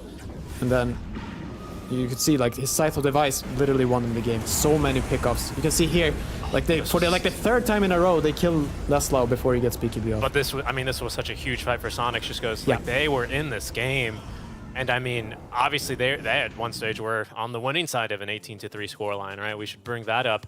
Quinn with almost a flawless game. I really thought he was going to go flawless until he is picked off there. That is his only death of the entire match. Yeah. And that's unfortunately the one that he doesn't have buyback for, and it's the one that the team needed him to try and defend the high ground. But of course, the Bear of Yuragi tears through the base and is going to beat them. That's a tough game, though. That's a really tough loss. No, this is the toughest loss. Like, you feel like you're winning basically the entire game through, right? And you just can't manage to pull it off. And you have to give big credit to OG here. Like, how they could come back from these games is very impressive. Of course. Yeah, 100% agreed with you there. As Yuragi, you can't see what the Bear has, but Mask of Madness, Phase Boots, Deso with 20 stacks towards the end, AC and Asher for the Bear, of course. I'd be surprised if Yuragi won just with a couple of Wraith Bands and a cheese. Didn't quite do that much on the main here. But yeah, I mean, Sonics, they had fight in them left until the entire time. I mean, that last Roche fight, right? I mean, it's so hard. Leslau's like, guys, we have to fight this. We can't afford to let them take this Aegis. No one has that BKBs. Quinn barely has any remnants or a BKB in that fight. I mean... But that's credit to OG, right? Just and Amar picking up that Aegis just kind of yeah, it's just kind of the cherry on the game or whatever. Because Lesla had some sort of plan there. He was the only core with a buyback, I feel. So he leaps in and dies and like expects his team to finish the Roche and get the Aegis, but just doesn't work out for him. And match MVP BCM, I could argue that Amar maybe should get it, but BCM also played very nice. Like them together, honestly, like in a lot of these fights, bursting heroes before they pop BKB. With the Scythe and then like double pulverized, right, with the refresher. It was very clean, very nice. It was very nice to watch. Yeah, 100% agreed with you there. I mean, it's I might also be more favorite to tip MVP for Amar. I mean, just with the Blink Hexes all game, right, being the bane of what was Sonic's fights towards the end. And I think ultimately really their downfall as a fantastic early game for them just still is not enough to take down this OG lineup. These young guns, man, even down 8-13, or sorry, 3-18, even worse, right? Yeah, They I mean, are but unperturbed. just the mental strength from BCM to like that was horrendous. Like what, level 7.5 Ember, you're level 5. Like I think he was down like 2k gold. It was just, it was not looking good for him, but he managed to claw back. Yeah, clawed his way back, trampling his way on, sliding on through the fights there. Is going to allow OG to bounce back here. It was 4 losses straight for OG, and now after this 2-0 over Sonics, they will be a little bit happier here with their day 2 performance of the group stage. Of course, tomorrow they're going to end up playing 3 times, so it's important for them, I think, to end on a win and snap that loss streak here, Pi. But that is going to do it here for this series. We still have one last series coming up here over for Group T. Do stick around, guys. Pi and I are going to be back here in about 10 minutes for Talon versus Thunder. We'll catch you then.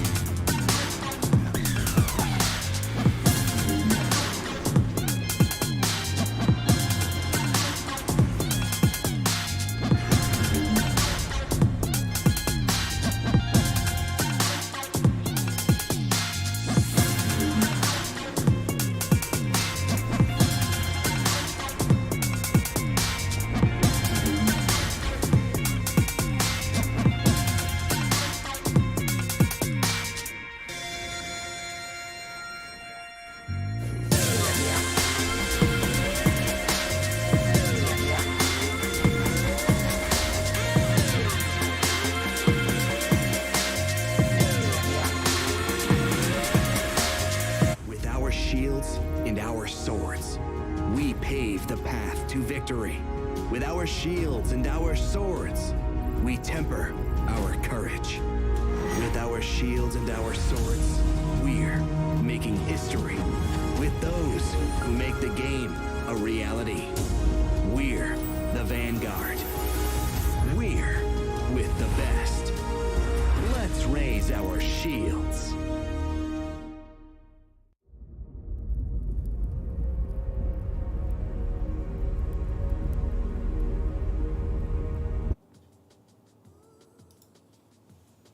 Welcome back, everyone. We are now live with our final series of the day. It's between Thunder, Awaken, and Talon Esports. Thank you guys so much for sticking with us, and good morning to all those that are waking up to watch some more hot Dota right off the presses here with with myself here, Seeking Strike, and of course my friend PyLight joining me virtually by my side. So it's going to be the last match here, Thunder and Talon. We did get to see Thunder on day one, where they did draw their series versus Secret. They had a very unconvincing game, didn't they, Py? Followed by a very convincing game. Yeah, I believe they have stuck to their style. I looked through a few of their games, and saw a lot of Dawnbreaker. So I'm quite excited for this series as well. Because a lot of teams, they have similar metas. The biggest difference seems to be like how highly do you prioritize Primal Beast, and do you pick Undying or not? And yeah, so I'm curious to see how these teams. I haven't seen a single game of Talon, so I'm very curious to see what they've been up to. Yep, yeah, me too. I'm in the same boat as you. It's a bit hard to catch all 50 games of Dota in a day, especially when you're casting a couple of them. But Thunder opening up and still on a bit of their own style here with that Nyx Assassin. And Talon immediately now, as our draft already underway, respond with a Clockwork and a Visage. Thunder, they're going to have fourth pick, so that means they have first pick on Radiant, and it's Talon with last pick on Dire here for this map. Okay. So Clockwork, been a popular hero, but this Visage, I keep seeing him and I keep seeing him lose. That's my experience. I don't know the exact stats or anything, but definitely been underwhelming in every game I've seen so far. A hero that I don't think has been too underwhelming is this Enigma. Kind of somewhat curious banning phase. We've ignored this Enigma, obviously picked up now by Thunder, 8th pick. That'll likely be for Sacred, but the Undying as well goes untouched here through the first phase. Yeah, I mean the Pango pick, Pango ban makes sense. It's quite an annoying hero for Enigma to play against. He clears out your Eidolon super easily. Later on gets a Basher, so can cancel your Black Hole. And it's just overall in team fights early game, it's very hard to deal with. And Nyx Assassin, I guess that's just a hero that Thunder Awaken really like. I looked earlier, and he has a decent pick rate and a really high win percentage. So it just seems like a strong hero right now that not as many teams are picking. Yeah, it's a hero that I think Matthew, as I recall, likes to really play. I don't recall a specific laning setup. Like, I mean, I'm sure they've done, like Darkseer Nyx and your classics, right? That feature in Nyx, but he does kind of prefer, this is Matthew himself, drafting at the helm for Thunder. He does enjoy going for a little bit of the playmaking, the kind of setup, scouting vision, kind of supports, and this Nyx Assassin, of course, does kind of embody that to a T. But yeah, I mean, I completely agree with you on your earlier points about this Visage, right? So I'm always eager to have my mind changed, right, and learn new things here, even live in front of our very, live Twitch chat audience. But it has always looked like a pick, but just doesn't look really good. So it does give me some concerns, to be sure. Yeah. And I mean, the Enigma early pick, I know that Talon really likes Enigma. It's one of, you see KP here on screen. It's one of his favorite heroes. Plays it really well, so like either you're gonna ban it or you're gonna pick it up for yourself early. I mean, I guess they already picked the Visage for him, so there's no choice there. So I'm just looking now at really with Thunder, of course, the thing to always kind of keep in mind about them is going to be their mid laner, Dark Mago. Always kind of being a little bit of a hero spammer, right? And funnily enough, it's actually Thunder this time around who ban out the Kunkka, because that's one of his big heroes, the Tiny, the Bat Rider, of course, which was banned very first overall in the draft by Talon.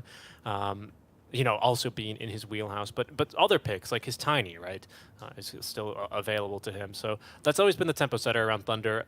for me, a lot of the times the team makes or breaks a lot of the early game space for Pakaz around him. So it's always important, I think, for this Thunder success that they do get him off to a good start. Lots of claps here. What's this? Trying to hype him up, I think. Yeah. Looks a little too bored for his taste. I mean, the Talon have Mikoto on their team, who's a very strong in these, like, especially pub stompy heroes. I do believe he's rank 1 right now on the C leaderboards, which at the moment are basically the world leaderboards for pubs. So he plays a mean Ember, plays Void Spirit, like all of these spirit heroes really well. Rubik picked up for Q. 5 seconds remain. Thunder awakens. Okay, and Thunder, they're going to go back for the Sundian, actually. But they already had their next pick, which is the Pudge. So Yeah. it'll be the Pudge for Pakaz. So we're looking now for a real win condition on Dark Magu, even more so now, right, with this Pudge showing. Yeah. Last Pakaz Pudge we saw, he went completely bananas. Insane net worth. I don't know if he hit a hook, but didn't need to. Yeah, I mean, he might have hit 1 or 2 that was set up by the Frostbite, right? But Yeah. Other than that, yeah, the hooks weren't completely, you know, on the mark. Yeah. But he did farm. He did farm real well, and with Blink Dagger, you know, he didn't miss a single Blink Dismember, I'll say that much. Yeah. I mean, if he gets to get on top of Visage, him and his burst, they just die. I mean, it's a little curious. Usually you see Pudge with, as you said, like before they had a Crystal Maiden, like something to set up his hook. Right now they have an Undying there. So, yeah, he definitely doesn't set up for a hook, you know. So I wonder what the plan is there. Just Undying into Visage too. Like, people usually like to have Visage first Undying because in the lane you have these big nukes that you can spam on him if he tries to man up. And then later on in the game you can kill the Tombstone quite easily. It's not super easy, but it dies quite fast to your birds. So kind of a strange pickup there. Talon will respond with an Ursa, so there's some more early aggression for them. You know, I think what you're implying is maybe Visage will actually get off to a decent start here, and we'll see kind of a Visage do well. And that's scary now, because Talon, right, pairing this with an Ursa who can very easily go for first item Diffusal, they fight very well into the early tempo that Thunder are bringing. And right now, Thunder a bit cooldown dependent, right? It's playing around Tombstone early, playing around that Black Hole early. While Talon, they've got much shorter cooldowns to contend with.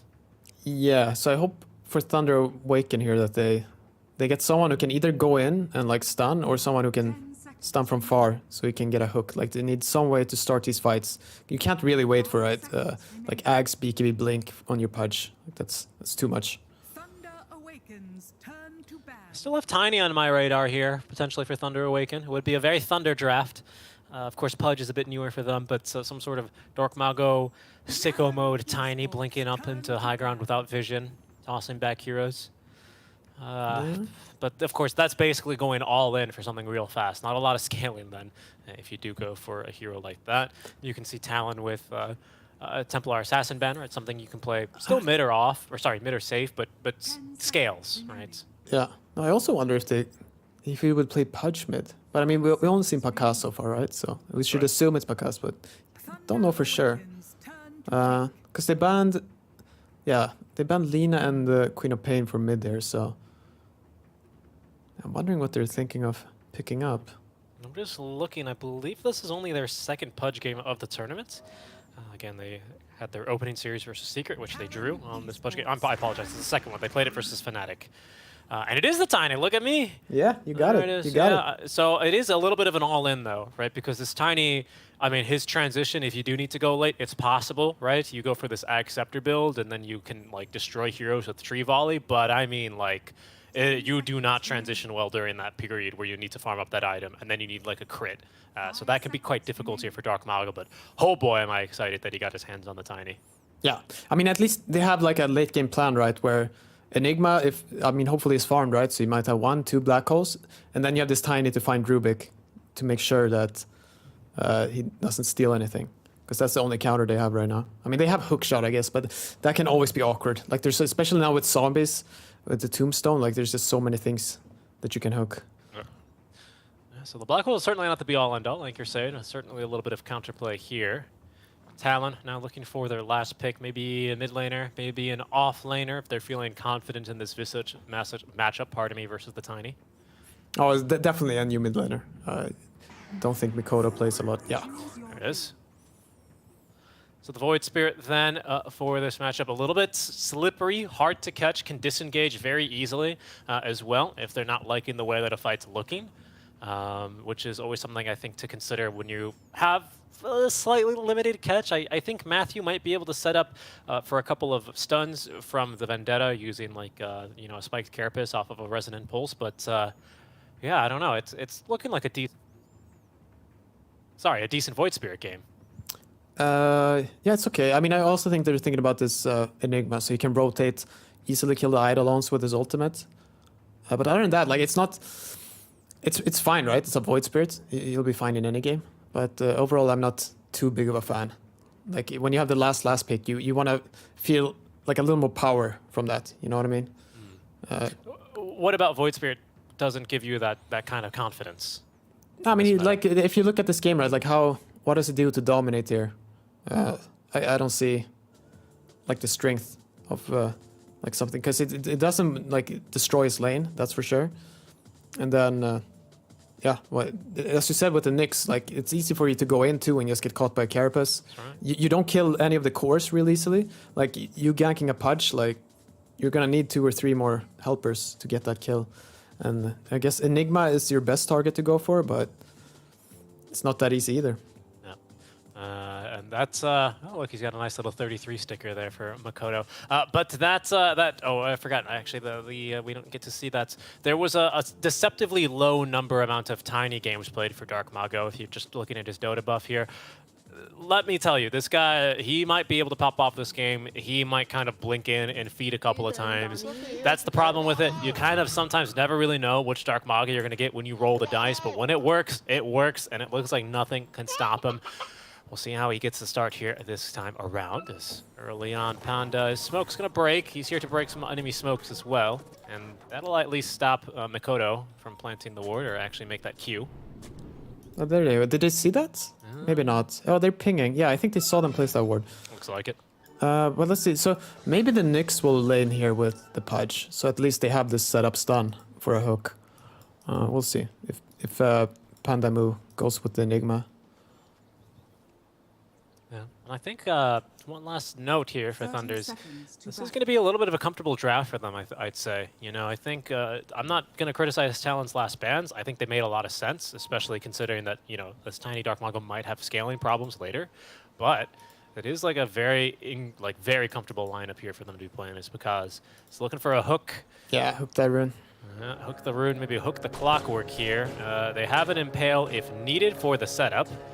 You know, they got to go easy mode for the Pudge, because maybe queuing up a Rod of Atos here, but he's going to look to turn back and hook onto the rune there. Is going to give Thunder just 2.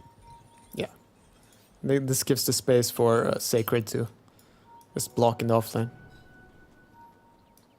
Yeah, so they are running Nyx Assassin with the Pudge. It makes sense. And Panda as well is going to get that D ward over in the mid lane. So Dark Mago can be a little bit more confident here, having a little bit of a vision advantage. Yeah.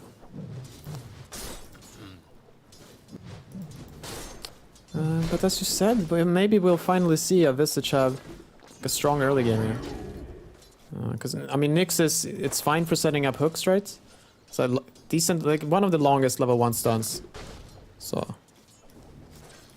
But unless they hit some nice hooks, I don't see what's stopping KP from farming here. Agreed. I do like the change, though. So you can see Panda getting to work top lane there, 23 Savage. Fury swipes. Oh, it does have Fury swipes, pardon me, but no Fury swipe stacks applied to this Undying. Enigma doing some creep shenanigans here. Mid lane Dark Mago versus Mikoto. A little bit harder to find CS sometimes, or denies at least, versus a Tiny with his ginormous tree and all. A good effort in this first wave, actually 6 and 4 already. He's off to an amazing start. Extremely strong laner. Yeah. That's why he's rank 1. Oh yeah. He's looking real good, and Dark Mago certainly has a worthy opponent as the denies continue to climb up here. Here's another one right in his face. Yeah. Oh, definitely outplaying him here. 60 nice. He even stuns for the range creep. Now he's done. There it is. Deny everyone. How do you like it? I've got over 100 base damage. Good luck trying to deny me. I don't think Pakaz has yet thrown a hook here. Just the one for the rune. Full mana. It's sitting on it for a while. There it goes. There it is. Under tower as well. There's KP. A little bit of damage, but they don't have enough for an impale. They've got a mango though. The stun is going to catch him. First blood for Pakaz. Hyde cannot get the return kill either. Yeah. No, we thought there would be finally a Visage, but I don't know. Maybe the punch, right? He has 80 damage. Visage has what, 60 damage. It's like it's just it seems quite hard. Quite hard to get these last hits. Casual ring of protection as well for Pakaz. Now he's got Rot, and you know you can use Rot for securing last hits, but also you can really do like some funky animation canceling to kind of obscure your auto attack animation, and that also makes CSing against Budge really difficult. As there's another hook this time onto the Clockwork Hyde, at least with enough mana here for the battery assault. Will proc it. Yeah. KP gets a bit more damage there, courtesy of the Budge hook for the Soul Assumption. I mean, you much rather hook the Visage, right? Oh, a kill on Savage. I missed that. Is significant. I mean, it was maybe Maleficent is simply Undying, doing Undying things. Only 8 strength stolen as well here on Fuzzy Wuzzy. Yeah, it's I think the classic little Maleficent harass, and then you don't expect that huge soul rip damage, right? That's generally the problem with Ursa, right? He's can be a decent laner, but of course has to be balanced, right? You can have insane stats and regen and armor while also having a passive like Fury Swipes and Overpower. That would be quite fair. So his regen will suffer a little bit even with a casual Wraith of Band, but there's another kill down bottom here. Pakaz with another hook. Now we cursed him before about not getting these hooks. He's, I think, 100% so far on them right now, Pi. Yeah, the one for first blood was very nice. Oh, here we go again. Yeah, right back onto KP. They're and dominating this here, is another man. kill. Oh, Pi, we just had to complain about this Visage, didn't we? Yeah. Let me tell you a little bit something about a caster's curse. You ever just start losing a game and never know why? It's because of the casters.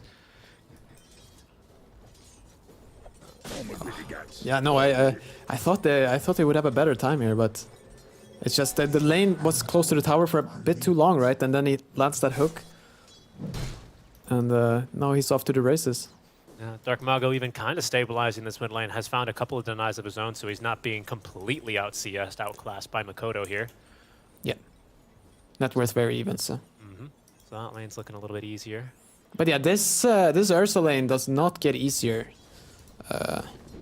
Like it's the same as I said before. It's already hard, right? This level 2 Eidolons, but when he hits level 5, I don't know how you lane. Yeah, there's a Fade Bolt to send them scattering, but 20 of your Savage with 12 strength missing.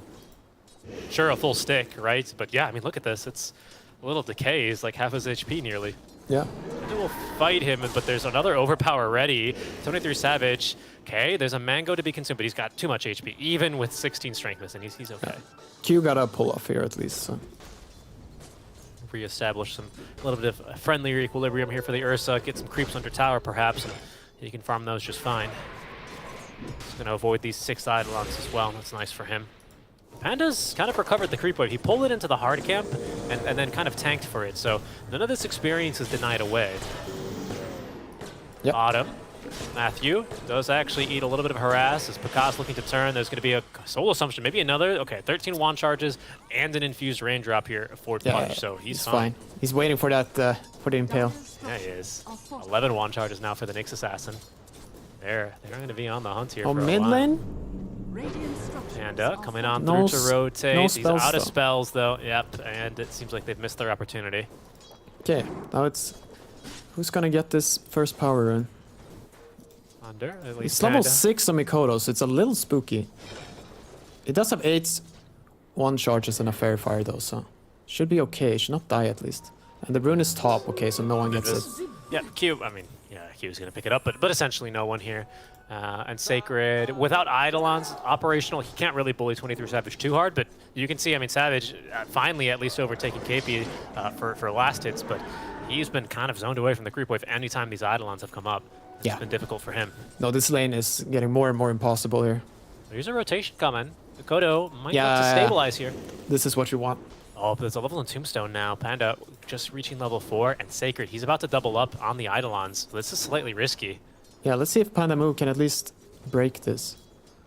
It's awkward, right? He doesn't. You want to go fast. He's so but, patient. Well, they have the ward up, right? And they scouted him on that cliff, that mid-cliff ward, and even a ward underneath his tower, so they knew exactly where he was moving. So Panda is patient. He doesn't contest this pole, even though you'd expect a position 4. I mean, he's position 5, but you'd expect the laning partner to contest the pole. He doesn't do it this time. Good patience. They'll be rewarded with that, Dark Mago. Happy to have, you know, a free wave or 2. Mikoto doesn't miss much. And is going to be able to clear the wagon just fine. Yeah. Basically winning 3 lanes here. I mean, mid is, can't say you won, it's completely even, but the 2 side lanes definitely going Thunder Awaken's way here. And it's one of these games, like, unless Mikoto can start chain feeding on this Enigma, like, you're never going to get anything done here. Like, it's just, you're just going to get very poor farm. The bot lane, though, I'm not sure. Like, maybe there's hope when Visage gets more levels, but I mean, right now he's like a full level behind Pakaz, right? Oh my goodness, yeah, Pakaz is gonna get level 6 here. On this wave, if Matthew gives him solo experience, and Matthew already looking to bully away Hyde. This might be level 6, yeah, on this range creep it should be, so careful. There's Dismember, ready to go. Less than 8 minutes into the game. Okay, next rune, let's see. Who gets lucky? Oh, there's a Dismember already. Yeah. No the hook though. did connect this time around. Like, DP did get cancelled. I'm not sure how that happened, and Pakaz is going to get the kill.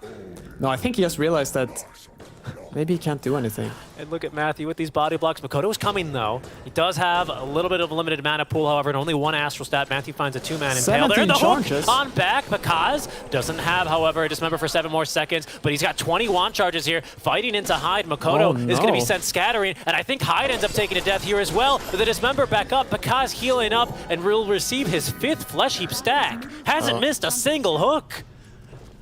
Yeah, no, he's having an amazing game here.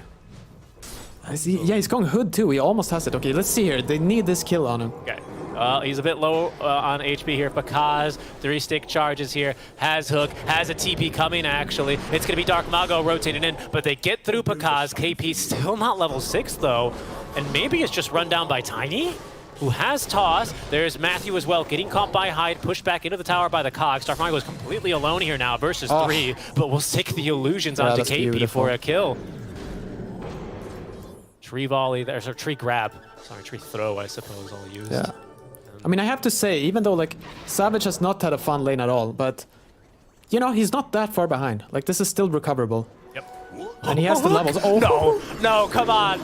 Pi, you can't caster's curse him like this. You just started casting. You can't become this powerful. 23 Savage. He's away. But because he's going to give chase, and Panda's here. But no, they're going to respect the TPs. Well, not Dark Mago, maybe. He's rotating on through, halfway towards his Blink Dagger. Has snuck behind the tier 1 tower. 23 Savage. He's not safe anywhere. Yeah. No, this is exactly how Thompson plays Tiny too. Like, he just appears from places you don't expect. And yeah, you die. Because he's way higher level than you are. Yeah.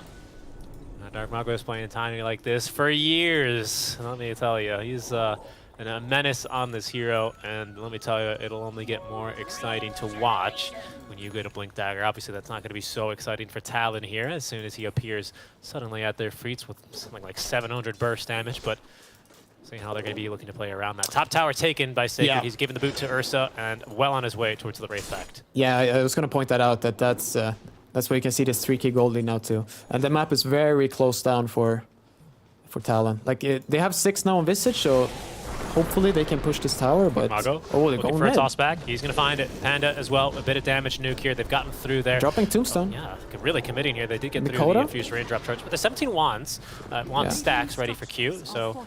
Such an easy kill there, but Matthew now lingering and lurking here to the mid lane. Ooh, really wants to get this kill, and I think, just didn't see under vision with the sentry. There he is. Now he sees him. Q, he pops the wand charges, and somehow actually is still getting juked here. Matthew, I believe, used a smoke on accident. Someone used a smoke on accident. Matthew eventually assisting for the kill onto Hyde, but it's 23 Savage finding Matthew here. Spell stolen his tombstone. Now that's a get right there for Q. Yeah, that's huge. But Pakaz is back bottom, and Talon, yeah, well, that was cool and all. Like, they killed the Nyx. He also killed one back, and their map is still very choked out. Like, Sacred is having an amazing game. Like, look how much he gets to farm up here. You probably need, like, 4 heroes bottom to kill Pakaz again, I think. Especially one from full HP. I think is not even going to go for the full hood here.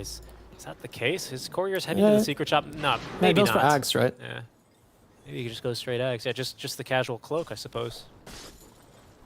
KP has got Eidolons, but is well behind his counterpart here in terms of net worth. It's Sacred who's the richest hero in the game, already with nearly enough money for the Wraith Pact, and is sending the Eidolons mid lane to continue pushing.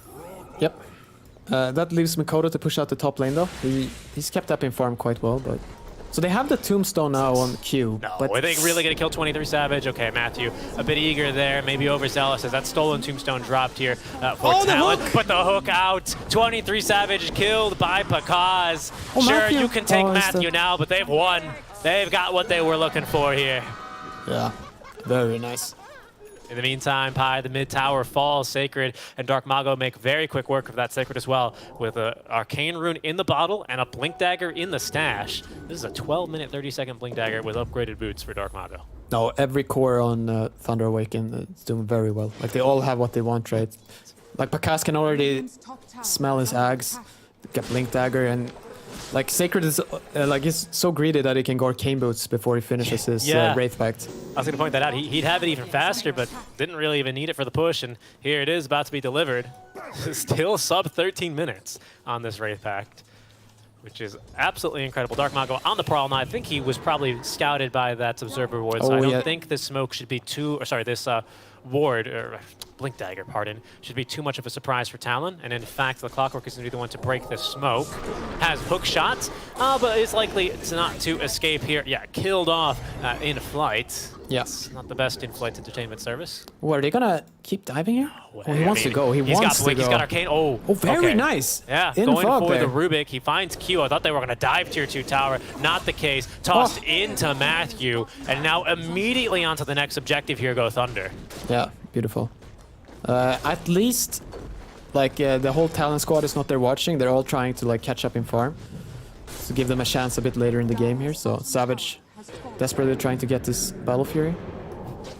Problem with KP is very far behind, right? Yep. Not even close to Wraith Pact. He's barely even close to Vlad's. Fortunately, the recipe's cheap. Oh, another smoke here, right? Yeah. They're going to keep their foot on the gas here it's as going in for goes Clock. Dark Very Mago. deep, though. He's going to get lifted, though, and 23 Savage is going to be able to open up on him, but Tombstone dropped here in favor of Thunder Awaken. The fight continues as Matthew finds a stun on the backlines on a 23 Savage, and Panabu is dying slowly but surely as Mikoto jumps in and jumps back out just as quickly. The hook. Well, I don't know what he hooked. Maybe he got a zombie. Yeah, a zombie, it looked like. Dark Mago with a 3-man avalanche looking to potentially disengage here as Thunder biting off a little bit more than they could chew. Dark Mago happy to escape with his life. Yeah, Pakaz will try to finish up his Aghanim here. Thunder, not too displeased. They're still farming a lot more of the map, and the fact that they can just take a fight like that so casually and another fight coming up here, breaking the smoke. Here goes Matthew, Double finds a stun. 2-man stun into Dark Mago as well. Aether Remnant to interrupt here, but Matthew with the Spike Carapace does prevent Mikoto from immediately executing the combo. Dark Mago, though, still going to end up falling. 300 gold here from Mikoto. Matthew trading away Q. Here comes as Sacred. in comes Sacred, has Black Hole. Visage running for his life, but sucked back in. Mikoto with an Aether Remnant in a second, but it's going to be a full duration Black Hole with Matthew on the Carapace, sorry, on the Impale to get the kill. Panda is going to take a second back-to-back death here as 23 Savage fighting through this one. Tigpole is trying to let him escape as he will eventually be rewarded with another kill there. Sacred continuing to fight, and 23 Savage hooked and brought back off screen for a kill. Pakaz claims his 7th stack here of the Flesh Heap, has Axe being fetched to him now. That is a now 3rd death here for the Ursa of 23 Savage. And the birds, plus 200. Okay, well, he might save one here. Looks like it. No, get away. No, huge by Pakaz TPing in there, because that could have been really bad. Yep. He's not done yet. He can't even let you finish here. Dark Mago eagerly awaiting his next target. That's Hyde. 8 stacks. So I wonder his next item. Like, if you want to be a little greedy, you go Blink Dagger, so you can just keep doing these kills. And then if you want to be safe, you go for BKB, which means, like, I don't know, you can never die here. Yep, we'll take Getting 1 on 5. Another look at this fight here, but just the 1-2 punch in goes Dark Mago. No hesitation. Does lead to his death there, of course, as Mikoto's got plenty of damage for him. Yeah, but Thunder Awaken, like, they don't want to let them get away with anything, right? So they still commit to this fight, which feels a little sketchy as drops the Black Hole. And you'll see, like, it starts going quite poorly soon. Because the Ursa joins up here, and they have a decent amount of damage. But here, now you see Pakaz. He watches his team, and he will not let them down, so he TPs in.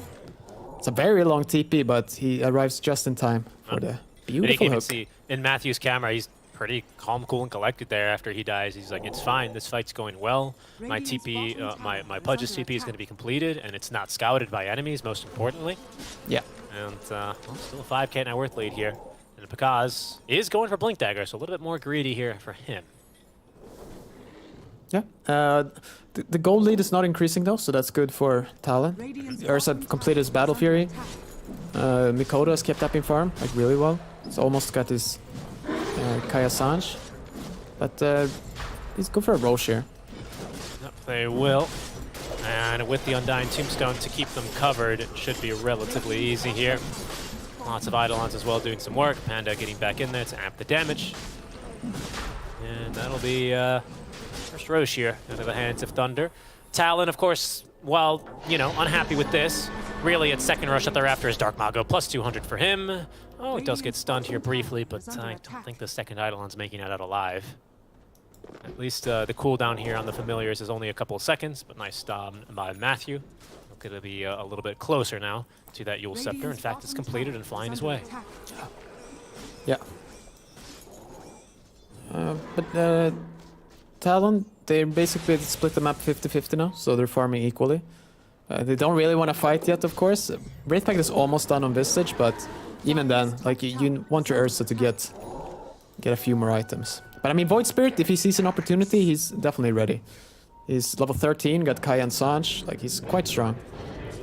The push though is no joke out from Thunder, as they'll trigger a Fortify.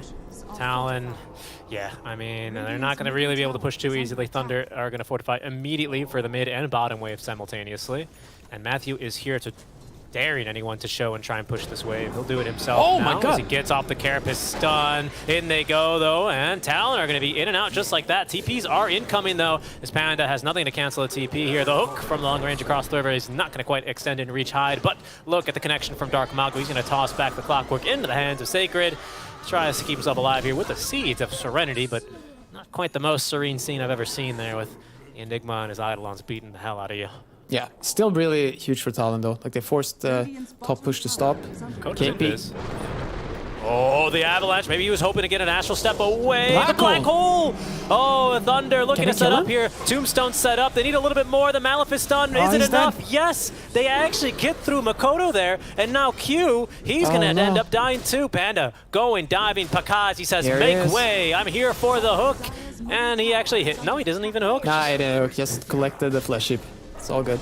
Oh, top lane. Matthew has set up. Oh, KP. I don't think he can get away from this. No. No way to TP away. And they're just going to open it up. Maybe a bit early here. There is a TP scroll ready, but Eul Scepter also used. Maybe now he feels safe to TP away, but Dark Mago's already here. The Avalanche into no toss quite yet, and the Familiar stun's buying a little bit more time for KP, but I hate to say it, Pi, there's just no reinforcements coming. Talon, they're going to be happy with the space this creates. Ursa is still farming at the very least, but Thunder continuing to find pickoff after pickoff. Yeah, but that's an important point. Like, the Ursa is becoming stronger and stronger. And it looks like, yeah, he wants to go BKB first. So, when he gets his BKB, he's quite strong. Like, he can shoot through, like, basically all of these heroes. So, Talon are definitely not out of it yet. No, not at all. Still going to be facing the threat of a Black Hole, the threat of a BKB Dismember here at some stage, and now with a Blink Dagger on Pakaz. Maybe just a Blink Dismember. Oh, he went Aghanim Shard here, Enigma. So he'll farm even faster. Helps with the push, Hyde. He'll be lucky if he gets to escape here, but that is going to be a TT into the tree toss. Pakaz wants the hook. He'll find it. He'll find it here. Hyde, quick little hook shot. More space created for Ursa, but 10th Flesh Heap stack now for Pakaz.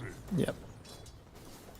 Blink Dagger for Ursa. Whoa. Okay, I wasn't expecting that, actually, Pi. I was expecting BKB. Yeah, I think I prefer this, though, because without the blink, when you want to fight, it's very difficult. Because you basically have to run in like a kind of a moron if you don't have your blink. Right. Tsuchimi Pakaz. Pakaz. Yeah, he's going in there. Q almost down to half HP as Pakaz will run straight into that Aether Remnants. There's Eidolons kind of blocking a potential hook, but Q doesn't have such an easy path back home. He might make it out and will. Yeah. If they could get Blink Dagger and Nyx Assassin, that would be huge. Like, he can set up so much. Yeah. It's quite far away, though. And he's got some other items with the quick buy before, pardon. 23 Savage, unfortunately for him. Thunder have kind of fought their way towards him, and he doesn't feel comfortable showing on the map and farming. He'll probably just go home and regen and TP out to a different lane. But the mid-tier 2 tower has fallen in the meantime. That's only the first tier 2 tower, actually. Top and bottom, of course, still standing healthy. More talent. No, I really like how Thunder are playing the map right now. Like, they're quite spread, but the most powerful heroes are still together. So, like, when this Enigma and Pudge with Aegis, like, I don't even know if you're 5 versus 2 if you can beat them. So that leaves enough space for Matthew to just farm a bit. And for Panda Moo to just do whatever he wants. Yeah, yep, here they go. And Hyde, I mean, he's... Oh, boy, he hooks an idol on there. A little bit of counter synergy there, actually, on the Malefice Shard. But Pakaz is still... Actually doesn't get a Flesh Heap stack from that. Still stuck at 10, but a kill all the same. And it's going to be booting Makoto here. But he farmed all the way as he basically wanted to, but doesn't have a TP scroll, actually. Pakaz... He sees the courier, actually, here. As Aegis is reclaimed, Pakaz not super confident though, and he's actually just going to make the play to TP away because his team, they've captured the outpost and they're fighting here. They're going to look for a kill on a KP. The toss back here as KP. A tough game for him, I think, here. Resigned to his death. Looks like he stopped issuing commands. Maybe trying to micro and save the birds, but... The heckin' birds. Yeah, Pakaz, brother. He's right on top of him. Avalanche, 2 kills there, plus 200. Oh, mid lane. Matthew is going crazy. And he's going to die for that. Diving tier 3 tower, pulled into tier 3 tower. There's a hook shot there from the clock. Dire's top tower has fallen. No, the past 2 minutes, Thunder had played the map very well. Like, looked really good. Yeah. Picked up a couple of kills, like choked out the farm slightly. Like, their assassin felt as good as the past 10 minutes. Like Pudge as well is about to finish up his own BKB. Yeah. It'll pair nicely with Dark Mago's. For our Ursa Warrior, his is still a bit further away, right? He did decide to go for Blink Dagger first, and has the Mithril Hammer for it, so he's making decent progress, about halfway. Yeah, no, he's quite farmed. Like, both him and Makoto are both very farmed. It's only the Visage that's really suffering.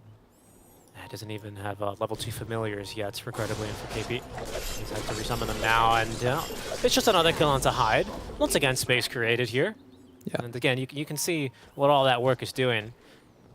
Oh, will they find it? Okay, Ursa. That's also the second good part about Blink. It does help you farm even more. It's true. Increases your mobility. Obviously, helps you maybe evade a death or two, but look, they're actually going to lead Matthew right in on top of 23 Savage. Eul Scepter into the Impale setup. He did at least get off the Enrage. BKB'd up now is Pakaz. They're going to steal only Mana Burn here as Pakaz whiffs the hook, but he still has the Rot just running down 23 Savage. Dark Mago from behind to close the door, just looking for his target. Finds his man now. The Avatar, Hyde can't interrupt it fast enough there on the hook shot. BKB is used for this, but Pakaz does hit a hook onto Q. He's going to rat him to death as Dark Mago thinking about making a dive, going into the base here, has the toss at the ready, is going to find KP. Black Hole onto 2. The buyback and the Fortify used for the tower. Multi-shot as Panda amping the damage onto both of these heroes. KP, he's going to keep himself alive a little bit longer actually now thanks to the Grave Cubes Club Shard, and it's Thunder Awaken now kind of trapped in the base here, perhaps a bit too deep. A buyback is, I think, not going to really change the course of things, unfortunately, for Talon, as Thunder are going to be able to easily make their way out of the base, only losing the next assassin. Very unfortunate there that Makoto doesn't have any spells up, because like when they're that deep, and if he would have his whole kit ready, I think he could have killed like everyone there, except maybe the Pudge. That's some aggression by Thunder, isn't it? Yeah, maybe a bit too much, but I like it. Yeah, I think KP lives. They do get a buyback forced out, at least the one. But nice plays there as they will continue on through. And, well, Ursa runs away from you from bottom lane. He's might be going right for those Ancients. That's what Matthew figured, and he's completely correct about that. And now Makoto, he's being stalked in this top lane. Dark Mago, he's going to show on a wave, which means Makoto does not show. As a result, the rest of Thunder pushing mid. Yeah, now you wait for Roche, but I think this was actually basically a maximum spawn here. So, like 2 more minutes. Oh, and a DD rune spawns right into the hands of Thunder. Dark Mago now, way more damage available at his disposal. Almost has the full Echo Saber up, which would do a lot of damage here. But already, basically with DD and 290 base damage. Ursa smoked her though. They're going for Pakaz. And maybe they can get him. BKB, so not going to save him too much versus 23 Savage, as they will steal Dismember. Great steal. Long Dismember from Q, and an easy kill there for 23 Savage, ending a 7-time killing streak. Yeah, that's big. I mean, if Roche was up, that would have been huge. Like, that would have been game-changing. Unfortunately, it's still 1.5 minutes away. It is. Kind of strange, actually, how Talon are playing this. It's like they're playing like they don't know when the Roche timer is. Yeah, Because they have no right. clue what's going on, right? I mean, I guess they saw the Pudge, so they know. But right now, I feel like you would... Rocket Flare the Roche bit? Yeah, like, Scout. Maybe they did. Maybe I missed it, but... Yeah. Now Hyde, the next best thing he can do is purchase this gem. He's just 100 gold China, but another smoke now. Okay, and here they go, here they go. He's going to get This down makes a little sense. bit closer to the Roche pit. Because is dead for 20 seconds, does have buyback, but here goes Dark Maga. He's got DD and BKB, and now the Echo Sabers. They're going to make the jump onto the Sports first. 23 Savage almost getting through Panda move, but he does at least get the Tombstone down. As there's the DD active. 23 Savage enraged, fighting through this one with the BKB active, but they're going to lose KP. He's going to buy himself a couple of extra seconds here with the Gravekeeper's Cloak Shard, but he's going to come out of Stone form and into Death form. Dark Mago finding another target here. The toss back as Sacred will walk him back a bit further from his team. 3 dead. As Thunder fight without the Pudge and do just fine. Does Bakas, is he looking for Savage here or just farming? He's gonna see him hit this wave? No, Savage knows. He's chilling. Anyway, that was beautiful. Like, they literally took the fight 4-on-5. With Ursa at his full power spike, like with BKB. Wait, because he can maybe close the gap here. It'd be a very hopeful hook, though. Yeah, that's not going to happen. He's going to TP away. He did throw the hook, but he missed. And the push mid lane is going to take down a tier 3 tower. So there's another fortify available for Talon. Thunder as well are going to have Roche guaranteed be up with this spawn. Like you said, it was the longest spawn. They can only take 3 minutes extra. Yeah. But yeah, I mean, a 4v5 fight, right? I mean, No, they fought it so well. That was very, like, it's brave. Like, a lot of teams, like, we watched Sonics before, right? I don't know if they would have taken that fight. For example, like, some teams, they don't have the confidence to do that type of stuff. And Talon, they've got a pretty decent ward here as well that hasn't been picked up by Thunder. It may have just scouted that smoke on the Nyx Assassin. I'm not quite sure. Yeah, I see no pings, so I think they just missed it. Okay, and that's going to allow Matthew to get a little bit closer here. They have a Sentry Ward down. Now he's going to be revealed Gem of True Sight as he's going to go pop the Spike Carapace. Actually getting stunned here as well as Dark Malga with the Tombstone up on the high ground. Makoto making the jump in, has a Gem of True Sight online, as stuck inside the cogs and now forced out is going to be Matthew. Makoto is going to use his Dissemblate to get out, and Pakaz is in. He finds KP with the Dismember, also getting tossed back to his death. Will be Hyde. Hooked back now is going to be KP. Does use the shard, but the Black Hole only catching 2 and stolen immediately by Q. Is going to now stun up Sacred. In goes 23 Savage off the back of that stolen spell, but KP is still down, and BKB used for 23 Savage to find that kill. And Dark Mago, he's going sicko mode now. Pakaz finds another Dismember in there, interrupted over by Q, and now a stolen Dismember here is going to be onto 1. Matthew with a nice stun onto 2, though. 23 Savage enraged and running back towards the fountain. His Hyde's going to buy back. Makoto just limited by spells, has another Astral Step, thinking about going chasing here. They have vision, but they lack the confidence here to go against Thunder. Oh my gosh, I can't believe Thunder didn't go for Roche. They smoke and fight. These madmen. Yeah. No, they're feeling so much stronger. Like, they don't want to get surprised in any way. But that was also, like, how they team fight is very impressive. Like, definitely looking like an absolute tier 1 team. I mean, no surprise since they are at TI, but looking very good. Absolutely. Looking very strong, and I mean, this is a team that loves fighting. You know, you can tell they've taken a scrappy fight or two back in their days, because they're just kind of kiting out this Makoto. They kite out, you know, the BKB of 23 Savage a little bit there, just waiting it out. KP hooked back in. Pudge as well. Pakaz is able to hold this BKB for a good duration there. You know, daring anyone to try and cancel it. The only mistake there, of course, is going to be the Black Hole being easily canceled and even stolen now by Rubik, who does take a death, so he's not going to be able to recast that one unless he steals it again. Yeah, I mean, that's always the fright, right? And there's an opening perhaps now. Talon is with a pretty significant spike, right? This Egg Scepter for Makoto, giving him that second Resonant Pulse, and of course applying a silence. There he goes, lots of Eidolons killed off. Oh, Bakas's TP is back to base here to eat the tome and finish the Shivas. Now he is very, very strong. Wanted all his mana up to 3,000 HP here. 20 talents taken is the Dismember duration.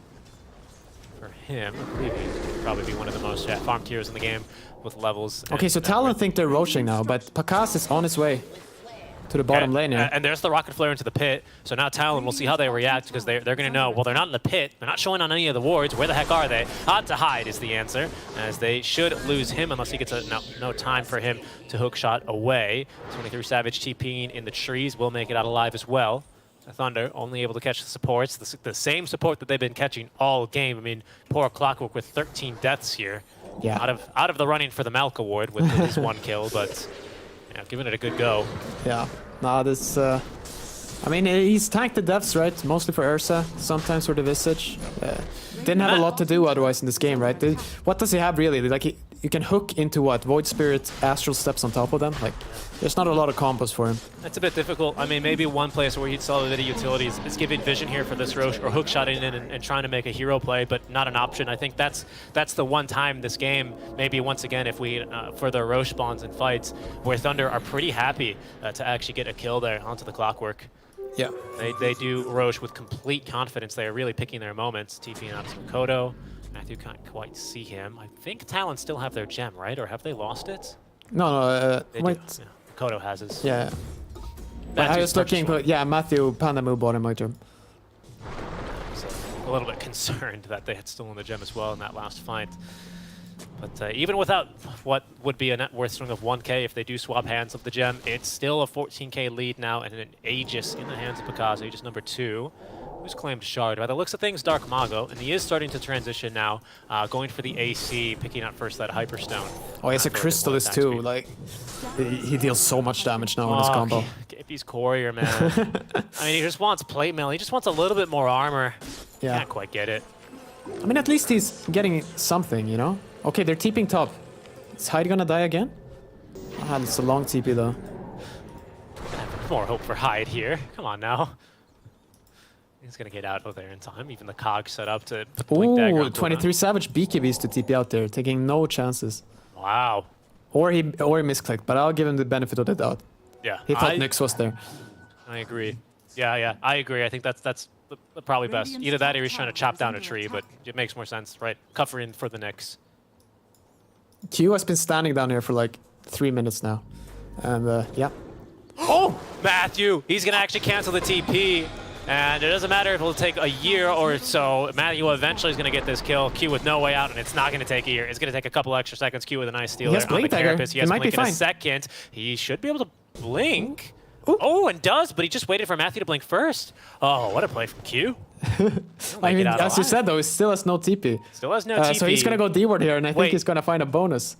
Yeah, actually. Oh, the Courier. Oh, the Courier got him. And Makoto, as well as Hyde, maybe thinking about making a play here. Once again, another stolen Spike Carapace.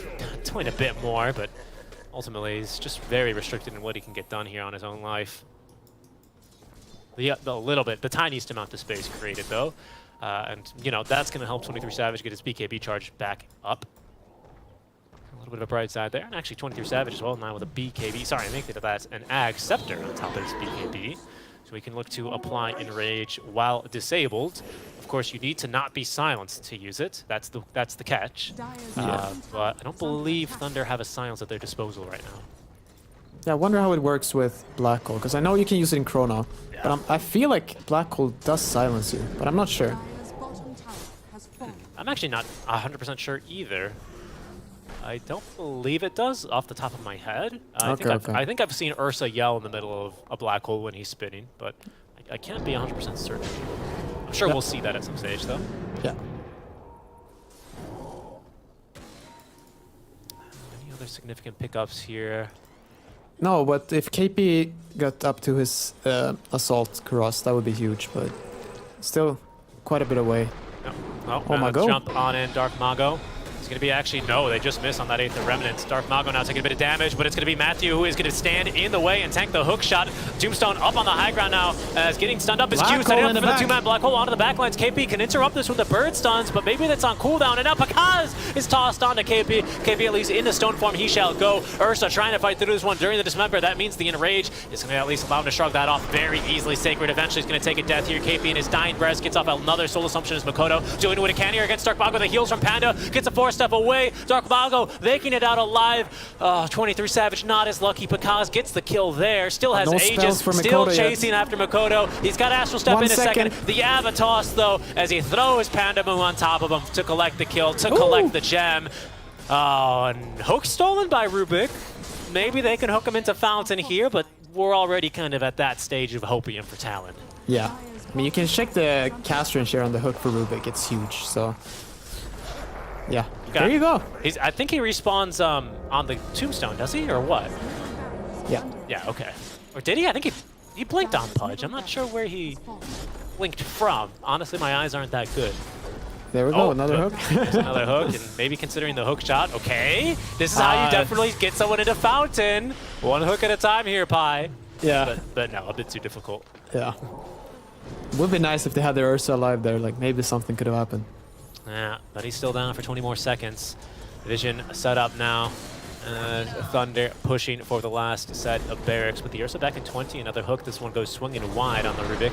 And there's the jump back on in. They want KP. They're going to be able to get him back. Mikoto is going to buy back right on top of the tombstone here as Dark Mago pops the BKB. KP's bird's barely alive as Dark Mago trapped inside of Cogs. He's TPing out, but the hook is going to cancel that one swiftly. KP's going to die for this. Dark Mago looking like he's going to die as well. Gets us a nice Avatos, nearly getting through Q. That'll give enough gold for Q, or for KP rather, for the buyback, and he's going to do that now. Pakaz just constantly hooking on a KP. This man has no kill with the BKB Black Hole. Oh, and the Rubik's not around to steal it either. Oh, it's 2 dead just like that. The hook flying helplessly through our screens as Mikoto even jumped by Matthew Pakaz now with the double kill. He's going to end the game here with 21 Flesh Heap stacks. As it's Talon who will fall in game 1 to Thunder Awaken. Very, very impressive performance by Thunder Awaken. Like, ever since that game 1 from Secrets, I've been really impressed by them. The games they win, they look absolutely dominant. And like, I wasn't sure about that lane. Like, Pudge, Nyx, I wasn't sure about that lane, but they really proved that, yeah, it's really strong. Yeah, I actually had some serious doubts whether or not Thunder could keep the ball rolling long enough for the mid lane Tiny to see them through this game. You know, Pudge isn't exactly your core that builds these items that allow him to scale, but it was fights like these from Dark Mago, especially getting these jumps, securing the kill onto Ursa, which meant that even though Talon did a phenomenal job creating space for Ursa all around the map, poor Hyde, I mean, how many deaths does he end up taking? We'll see on the score screen in a couple of moments, but it just didn't matter at the end of the day. Thunder were still able to identify the win condition and always get on top of it. And this fight, you know, almost a throw from Thunder. Could have been. Yeah, it's just Mikoto, it doesn't feel comfortable enough to go in there, and yeah, they have to let him out. But yeah, maybe this Pudge is just a way stronger laner than I think he is. And also Visage is a way weaker laner than I think he is. But you can see all these fights, Matthew had no fear. And like, it helps that he got some early, like a really good early game. So he had this Dual Scepter, I think he had a Force Staff. So he just goes in, activates Spike Carapace, and it's just super hard for Talon to play. You can see here at this last moment, right, it's 23 Savage trying to do whatever he can here. Poor KP just surrounded by zombies at this stage, and this was really, I think, the fight to me that seals the deal, especially with this Force Staff out. Mikoto not confident in chasing. It's just about impossible to defend from here. And that is going to be game 1 here. I mean, it was difficult for this Visage. I mean, we've said it before because we've seen it before. Yeah. But this Visage, just almost nothing done, unfortunately. I mean, Visage is winning games in the tournaments, right? And he's not a 0 win rate hero, but anytime you and I have seen him play, it's looked lackluster. Yeah. And also, like, kind of this last pick, Void Spirit, for me, it was not... felt like they needed a more, like, something more impactful. But I mean, to be honest though, Mikoto played it as well as he could. Like, the guy is still a very impressive player. And I don't know, both side lanes losing that bad is just very hard to show off whatever mid you're playing here. Yeah. Yeah, we can see the KP almost ended up with the same amount of deaths equaling to Hyde. And again, I mean, they were making a lot of space for Talon, or Talon making a lot of space for Savage, right? That was the win condition here. That was why Hyde was tanking all these smoke ganks and, you know, feeding Pakaz Flesh Heap stack after Flesh Heap stack. I mean, now I feel like, you know, not only does Thunder pick the Pudge and win yet again, as Pakaz will be our MVP, but he also ruins our in-joke if he can't hit a hook. He was nailing those things in the early game. No, this is maybe this is true Pakaz, true Pakaz Pudge right here. Certainly leveled up and looked very impressive here throughout the game. What was this? I mean, I think the next screen has his kill participation, but 17, 2, and 9 with a total of 44 kills in the match. It's well over 50% on a hero that generally, outside of lane, just wants to farm his Ag Scepter. Yeah, no, it was also just very impressive how they farmed and closed down the map. Like for a while there, I thought maybe they let Ursa farm too much, but I don't think that was true. Like they got the tier 2 tower, they got a bunch of kills on other heroes, and they secured Roche. And then when they felt like it, they just shut down the Ursa as well. Right. They just kept building that goal lead from winning 2 side lanes. I also shared that concern, right? Maybe they're letting this Ursa farm too much, but when it came time to fight, they really kind of manhandled him, or I guess more importantly, bare-handled him, and just completely stopped him from feeling too impactful there. A difficult game for 23 Savage. The lane not looking super amazing there between, what was it, Rubik and Ursa into the Enigma. He was fairly free as well, and Panda felt like he had a good time in that lane as well, able to rotate away. But it's a Thunder overall who will pick up game number 1 versus Talon Esports. We're going to be going to a quick break, and when we come back, our final game of the day, as it's Thunder who lead 1-0 at the break.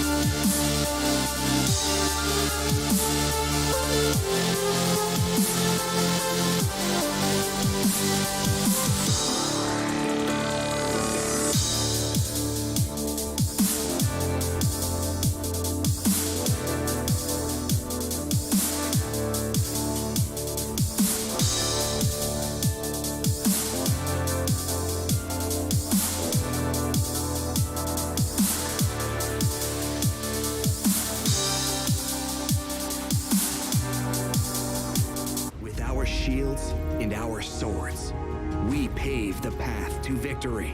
With our shields and our swords, we temper our courage. With our shields and our swords, we're making history. With those who make the game a reality, we're the Vanguard. We're with the best. Let's raise our shields.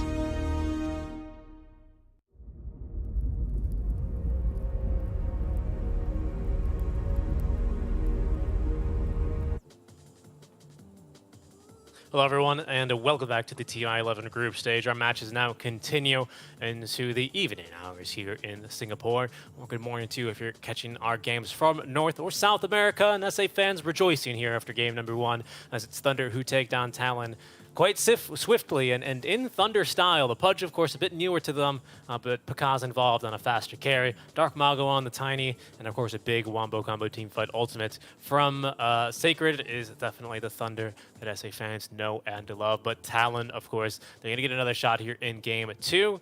Expecting any major draft adjustments here for game 2, Pi, or did you think it was just a little bit of how lanes shook out? Will we see another Visage? Yeah, that's what I'm wondering. I kind of hope not. But at the same time, I guess the heroes won before. I don't know. Like I'll let that to them. But yeah, overall there was no real synergy. Like they picked this Ursa right the second they saw the Pudge, I believe. Yes, like yeah, Ursa counters Pudge, but they just ended up with quite a lackluster draft, and I don't know like exactly what to change, but yeah, you definitely don't want to end up with the same heroes. That's for sure. Yeah, Talon might look to make a couple of swaps here as our draft about to get underway. Just waiting for the go-ahead from both teams. But yeah, I mean, after a game like that, where it feels like you try and play the long game, right? We never really mentioned it, but kudos to 23 Savage for identifying the rates that game was, kind of going at, and immediately queuing up that Battle Fury, right? I think he realizes very wisely that trying to fight into that with like a Diffusal or early BKB was just simply not the move. Yeah, no, for sure. I mean, he did what he could. It's just look at how badly the lanes lost and how well Thunder Awakened kept the pressure. It was just very difficult to get anything done. I wonder maybe what they can do is bump the Enigma even higher in pick priority. So maybe in this series, it's a first pick. Or they just need different answers for it. Because they did see the Enigma very early, and they picked Ursa into it with a Rubik as support. So, yeah, they have to respect that lane, basically. Can't just let Enigma have a free game. Yeah, especially with the strength, right, that Thunder have shown us. And I think maybe coming in, I wouldn't say so much as a dark horse. I think Dota fans especially have...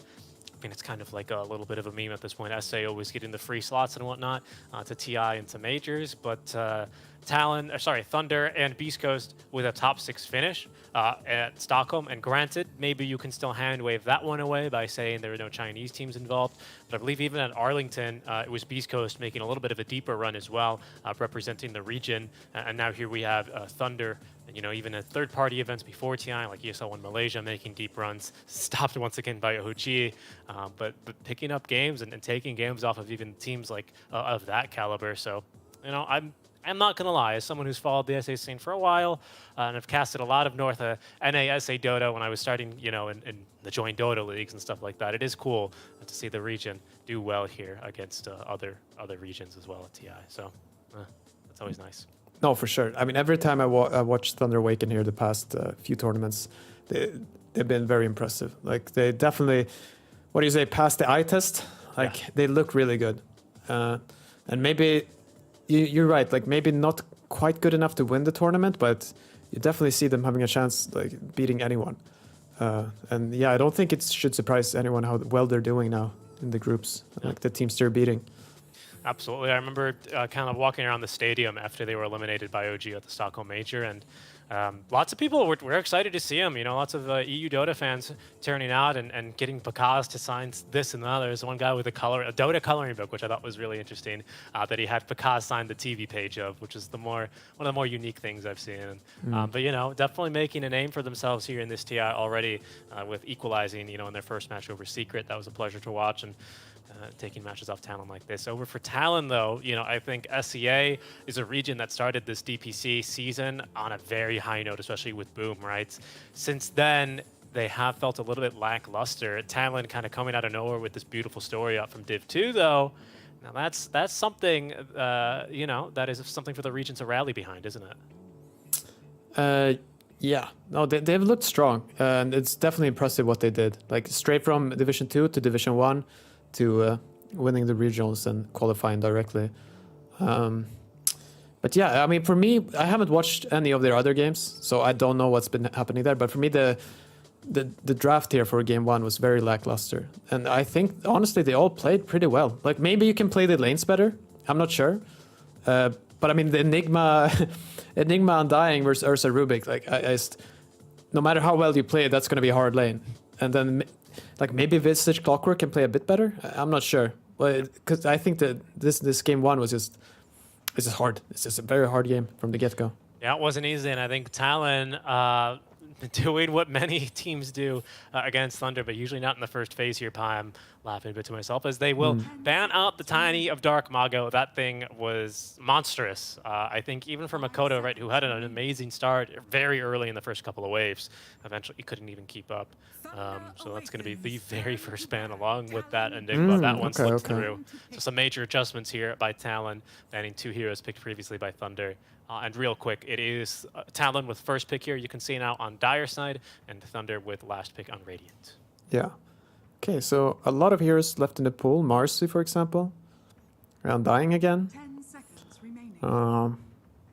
So yeah, let's see what their plan is. Marcy Undying Primal, I believe. Oh yeah, Primal. May not too. have been contested in our last draft, pardon me. I'm looking at my tablet here with the drafts pulled up. I believe it was not contested, actually. Neither team having a liken to the Primal. Yeah. Okay.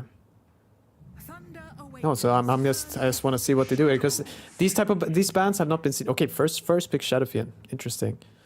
Because Thunder Awaken banning out Doom and Nyx, right? It's not something we've seen earlier. I think KP, it plays a lot of Visage, a lot of Nyx, a lot of Enigma. So not Nyx, sorry, a lot of Doom. Plays a lot of Doom. Yeah.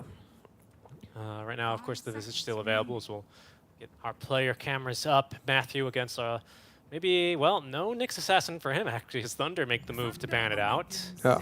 And we'll pick up the Marcy themselves into this Shadow Fiend. If that's a support or an offlaner, it's already a bit of a scary combo. And this is a Thunder class, you can see they're feeling pretty confident with this pick, I think.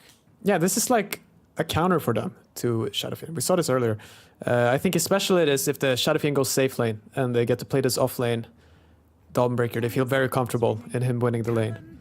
Good old Panda having a laugh here as the counter pick is going to be then the Undying. That wiped the smile off of Panda's face. He didn't like that when he went and saw the screen. Maybe he was hoping to get his hands on it, but I think Talon, we're not going to let that happen again. That tombstone was super problematic, really difficult for them to fight into early, especially without Ursa overpowering down the tombstone. And does give this safe lane, if this is going to be the lane matchup, and again, we can still flex Talon, that is, can still flex this SF. But if this is their safe lane against Thunder showing their off lane, then Undying could get some work done here against dual melee cores or heroes. Yeah. Now we have to see where all of these heroes go. Because generally, with Shadowfiend, I would prefer having something like with a stun. But I guess Undying would be fine. Like, it's very hard to run into Undying like this. And you could, even if you want to, pick up an Orb of Venom, and then you could dominate this lane together. But generally, you want that, like a very powerful slow or stun on your position 5 if you're playing Shadowfiend safe lane. So I think most likely they're setting it up for mid, but I want to see a few more heroes.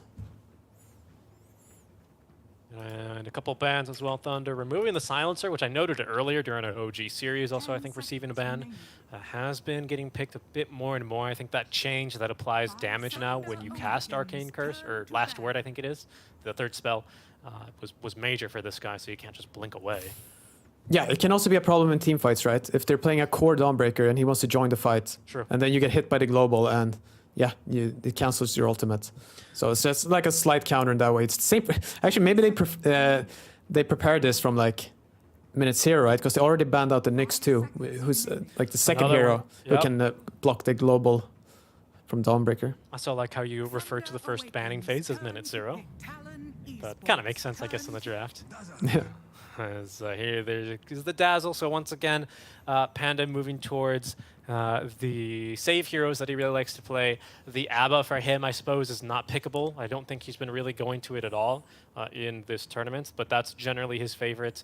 But the Shallow Grave from Dazzle is certainly going to be a decent substitute. Yeah. I mean, so far, I think if Shadowfiend has a good game, it's pretty decent versus all of these heroes, so no stress yet for Talon. They need to pick up some sort of stuns, though. I don't know, there's Tusk, Earthshaker, there's a bunch of supports. Yeah, so one of those would be comfortable. I guess you could pick up like a Rubik, too, with like that insta-lift again.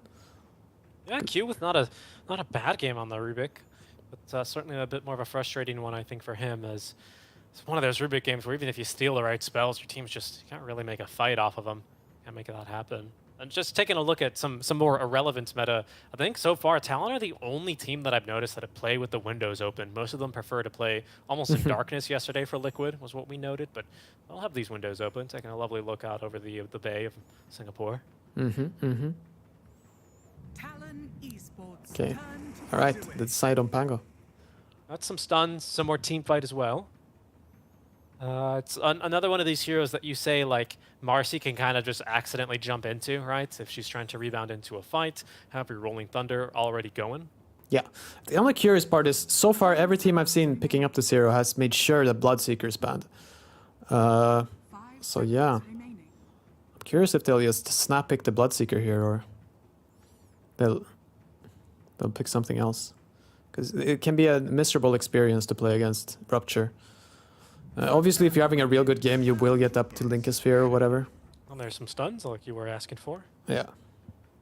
Very level-dependent lineup, though. So, like, if the lanes go bad here for Shadowfiend and Pango, you can easily fall behind. But they have very, very strong teamfight, though. Like, you're not losing teamfights here if the game is on even ground. Like, Tombstone, Requiem, Rolling Thunder with an Echo Slam backing up, that's a lot. All right, they gotta hit their spells here, but if they do, assuming it'll look pretty good.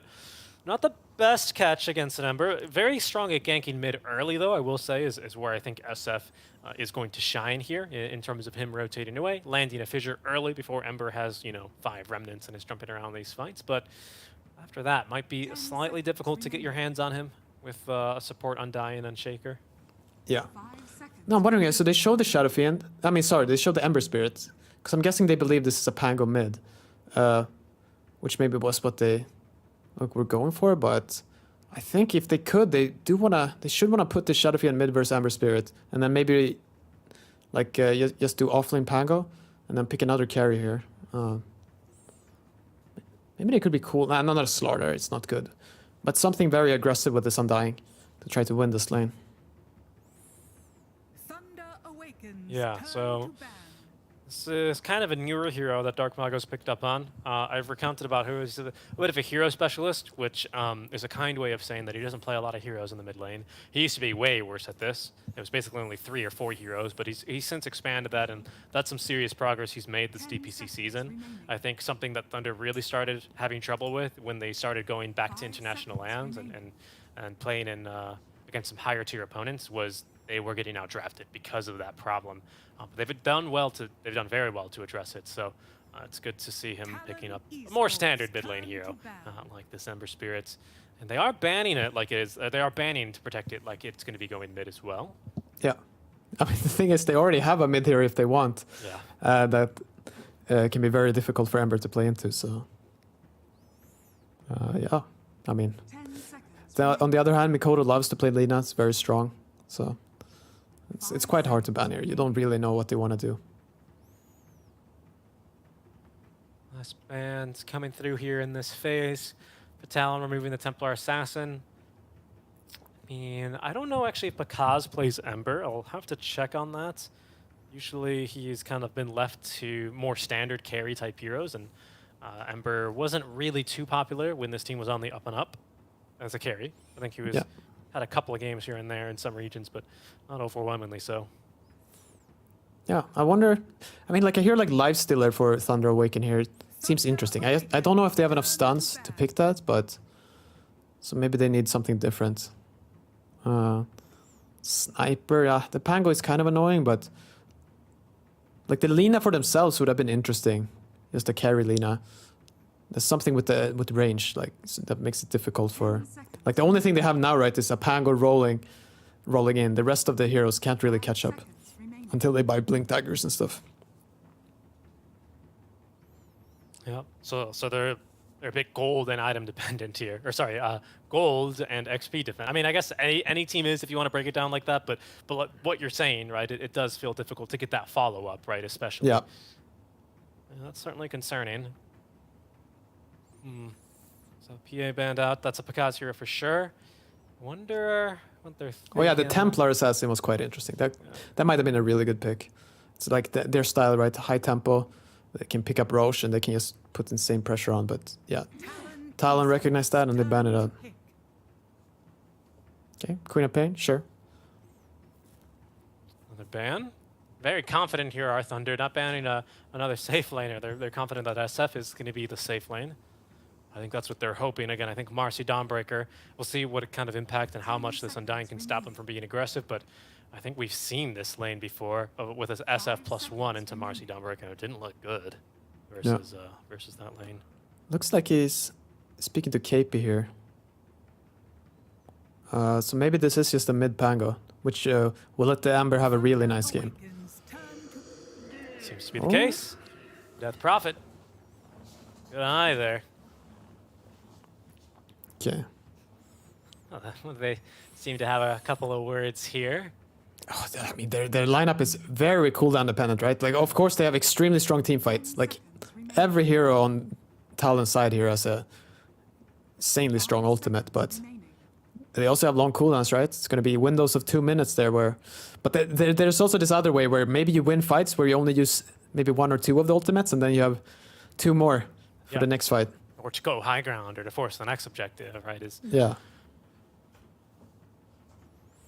Okay, no, I'm just waiting here. I have no idea what they want. Maybe a Drow? That sounds interesting. Oh, they banned Drow. Drow is gone. Okay. Yeah, Drow banned. Lots of carries banned out. The causes of Morphling. As for what they're going to want to go left. I mean, I would want, I think a sniper is great. Or you can cheese it up and go for like a Phantom Lancer, but I don't like it that much. It just doesn't seem secure enough.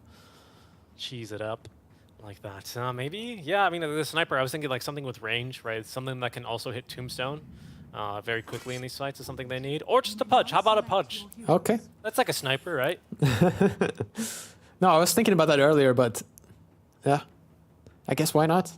I guess why not? The DP seems fairly strong into this, at least the laning phase, right? Yeah. I mean, I guess, you know, if you can get hooked back, especially when you're level 2 or 1, I don't think you're going to have the Spirit Siphon points to really save you and back you up. So that's always going to be a bit dangerous. But the setup is not as great as it has been previously, right? Maybe they lane the Pudge with Marcy, but if it's going to be Panda bottom with this Dazzle and Pudge, that's not the best setup I've seen for a hook. I guess, but I mean, I thought the Nyx would be hard too, but that didn't stop them at all. Yeah, I think they picked this Dazzle to lane against Undying. I think they think this is a good matchup. So I think they'll do the same Panda move going off lane with Sacred. But obviously you can still play the Dazzle safe lane too when you stack up some slows, right, and for an easy hook. But I think they'll try to secure the Dawnbreaker's lane there with the Dazzle. Yep. And let Pudge do what he does, I guess, hook people under tower or something. Yeah, Thunder were very confident as well that this was going to be an SF carry, right? Yeah. As well as the Pango mid. That does end up being the case.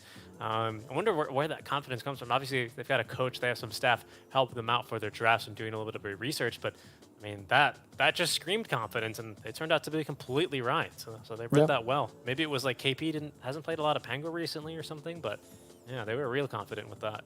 Yeah, maybe. Yeah, because for me, like, the second I see that Ember, I would think, like, oh, they messed up. We can have... That's a free lane for Shadowfiend. Free lane and free levels, but... Yeah, I mean, on the other hand, I don't think Talon's lanes are bad now. They have potential to win every lane, I think. The thing is, I don't know this Pudge. Like, maybe he's just way stronger than I think, and he just can't lose lanes. But yeah. Do you have a little built-in bias against Pudge as well? Something I've learned while climbing MMR recently is Pubs never really get that better. Is that true at the Immortal level? Sometimes you just got some guy picking a Pudge. I mean, not anymore. It used to be. It was never that common, but yeah, it is known to be the griefer hero. Okay, that's what I mean. So even for the truly high MMR players like yourself, so yeah, I've had to come around to it as well. I got to be honest with you, but at least for me, it's a hero that's quite fun to watch. And Pakaz, he's setting up exactly the same way here as Thunder did for game 1, if I'm not mistaken. He likes to stand right here in between these trees and look for a hook. Yeah. And Matthew being very aggressive. Yeah, he's really being adventurous. Oh, does he know they have a ward up there? Oh, wow. Yeah, he's right Very immediately nice. there. Fissure? Oh, that's actually... Nope, doesn't block access to the ward. Well, that kind of sucks because you're a little bit lower on mana now. I think you can still double block if you want to, but... Maybe. I think you only get one off here. Here goes Panda, already eager to get some damage in onto Hyde, who's doing a good job of breaking very vision. nice. Juke. Yeah, really good sidestep. I don't think he dies there, but you certainly don't want to go to lane with only like 1 or 2 tangos remaining. Yeah. Mid lane, it'll be the mid lane Ember for Dark Mago. You know, it's funny, actually. I didn't bring it up for this team. I think mostly because they already had both their supports drafted by the time this Ember came up. But this was a team that during DPC and SA was running position 4 Ember Spirit regularly for Matthew. And I have to say, it looked good. Okay. Yeah, no, it's been seen. It's been seen before. But yeah, not a lot of teams like consistently do it. And it's usually been slightly underwhelming, but yeah. No, he's not a terrible position for him at all. Yep. I think the thing that was really most impressive for me was Matthew was contesting every single pull and block and all this other stuff, right? Like, it was just impossible with Sleight of Fist to stop Ember from aggroing your wave or re-aggroing, you know, the neutrals or whatever. Yeah. It's difficult. Hyde is in a bit of a rough spot here, though. It's gonna be fine, but he's taking a lot of damage. And as you said, no more tangos. So slightly annoying. Okay, there you got a salve, so this is perfect timing for him. Yep. A salve up and go back to work. Okay, the bottom lane here with the Pudge. How is he doing? It's got 3 CS so far. Seems to be fine. They're going to make Matthew take a bit of damage. Dispose actually puts him on the other side of the fissure. Oh, nice try. Nice shot. It would have been a nice hook there for Pakaz. I think he was a second late, focused mostly on getting the aggro just right and figuring out how many times he's got to click this creep, all that good stuff there for the cores to calculate. Hooking out in time. And once again, Pakaz starting out with this casual ring of protection. So he's got a build he really likes on this Pudge. He's figured this hero out for himself anyway. Yeah. I expect this lane to be slightly harder. Maybe he has to go for an earlier Ring of Health. Like, usually he gets away with going, like, I don't know, Cloak first into Boots, but maybe he has to do something different here. The mid lane, yeah, it looks very even. Dead even. Full mana, full HP for both heroes. Dark Mago going for more of a Flame Guard based build this game. That's because, of course, Makoto doesn't really have enough magic damage to get through and dispel Flame Guard. He doesn't have a dispel. That's very confusing for me. I'm pretty sure the absolute standard in this lane is just maxing Sleight of Fist and doing to Pango what you do to every other hero. Like, first of all, you can dodge his spells. Like, you can dodge Swashbuckle, you can dodge Shield Crash. And you also deal a lot of damage. Like, it's just super easy RS. So this is kind of weird. I've never... It's very old school. No. Yeah, I'm not so sure either. I guess that's what he wants to do. He just wants to play us a little bit more melee versus melee. I mean, I expect this next point to go into Sleight of Fist, but at this point, I'm not really too sure. Yeah. Because sometimes you don't even get a point in Flame Guard. Right. Maybe you get one, but... Okay, that's a good fissure block. I think Pakaz can eat his way out, though, or he's going to fight his way out. Yeah, Matthew even threatening to go back on in. And there's a nice hook back onto KP. There's a rebound and a dispose. Dispose first. Q is level 2, but doesn't actually have Aftershock, so it wouldn't really do much. But KP, level 2 in the Spirit Siphons. Pakaz does well to force both out, both of the charges, pardon me. But otherwise going to not be too able to threaten KP. Something I wanted to point out though with these fissures is I'm pretty sure Q, I mean, yeah, as he ferries out what is his maybe 4th or 5th clarity this game already, he's tried to fissure to secure range creep a couple of times and has been kind of getting denied. Yeah, they've been doing a very good job with that. That feels like a little bit of a waste, and I'm glad to see him start rotating away because he wasn't really accomplishing much in that bottom lane.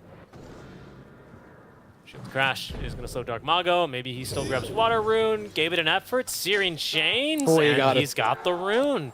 Matthew as well is going to get the bottom one before Q can snag it. Yeah, there is this boundary window for him in his own jungle, so hopefully he'll go and pick that up.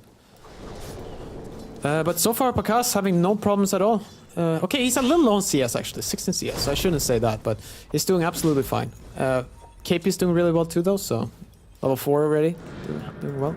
Savage having a much easier time here, I think, largely in parts, thanks to Hyde. Yeah. Who still has 3 mangoes remaining to munch on. If he gets hungry and needs a little bit of a snack, but Panda's been just trying to right-click him down the entire time, and just honestly, it's not too effective here. Yeah, I mean, at least his net worth is absolutely atrocious on Dying, right? Like, when you're buying this many mangoes, you're gonna fall far behind. That's true. The first non-consumable is going to be delivered here shortly on his courier, and he's still actually, oh, he's level 3, pardon me. So the stick's on the way, but everything else has been a consumable. Yeah. Otherwise, not going to contribute towards his permanent. They're going on Hyde. It's an effort here. Oh, they actually connect on that last Starbreaker hit. Tombstone was dropped, though. 3 stacks of Shadow Rays slowing Sacred to a crawl. That Dispel Does he have one makes more? it impossible to turn it. Oh, yes, no, it reset, more. it reset. Yeah, it did reset somehow. Yeah, it was just the absolute last millisecond. It's very unfortunate. He needed to spread his races slightly more, and he would have killed him there, but... That's right. Very unfortunate. Couldn't get that 4th stack up. Of course, that damage does amp up and ramp up with every single stack you apply, as well as the move and turn rate slow.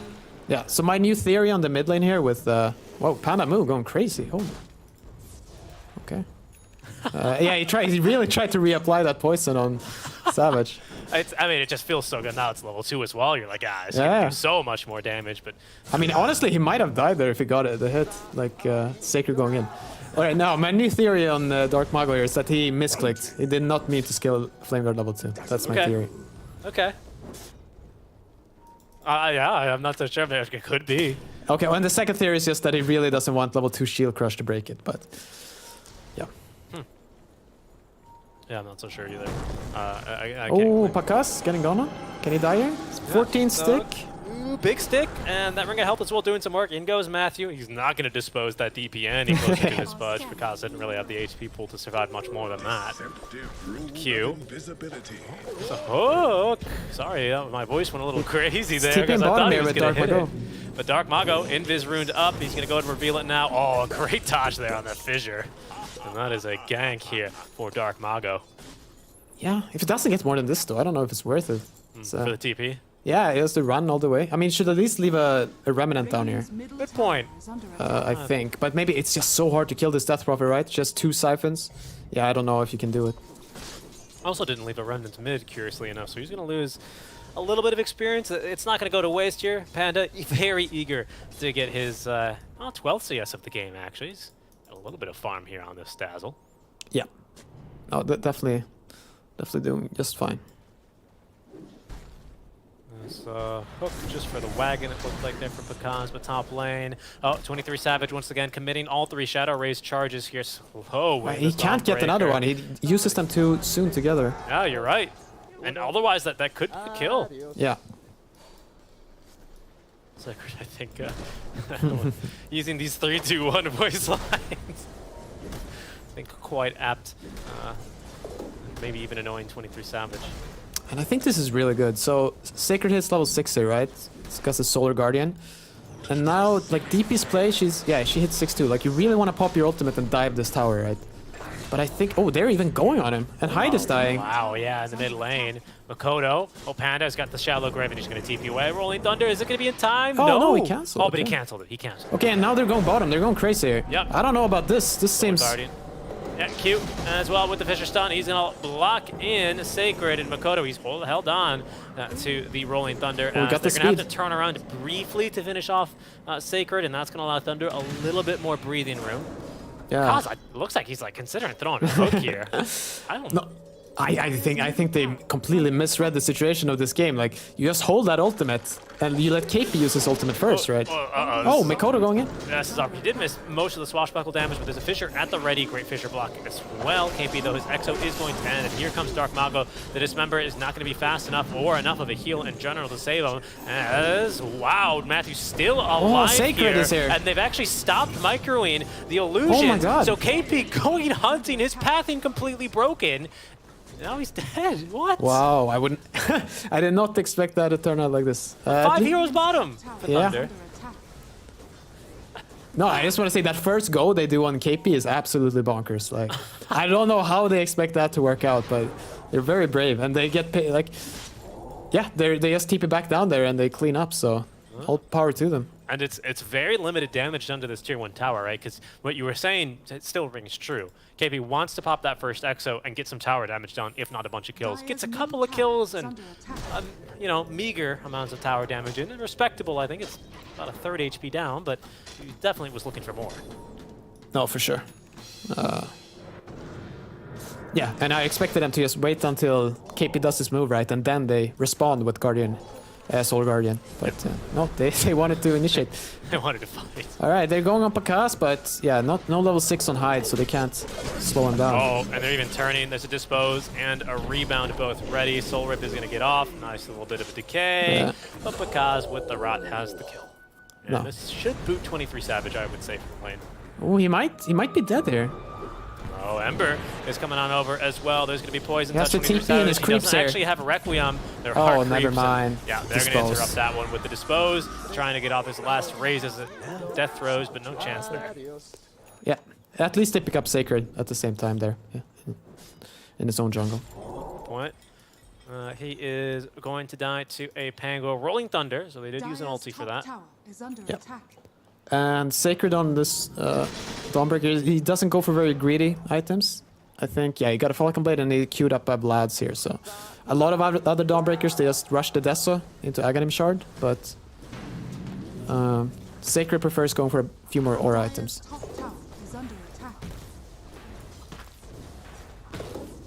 That'll be the name of the game for Sacred, like you say, getting this Flaz, and once again, still likely Wraith Pact online. Item still feels like a must-buy every game, doesn't it? It's just so valuable, especially for how cheap that upgrade is. Yeah, no, it's. I mean, it was even stronger before, right? Like when they just released it with that one extra hit, and When it was smaller. yeah, as that well. too. They didn't really give that much Then it was, either. yeah, then it was truly a must-buy. I think maybe you can get away. I don't think Talon are gonna pick one up this game.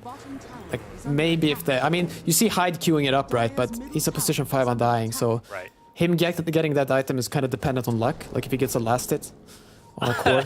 I like how you call that luck. Matthew, he needs someone, yeah, to rebound off him. He'll find it, but a two-man Fissure is going to be set up in the meantime.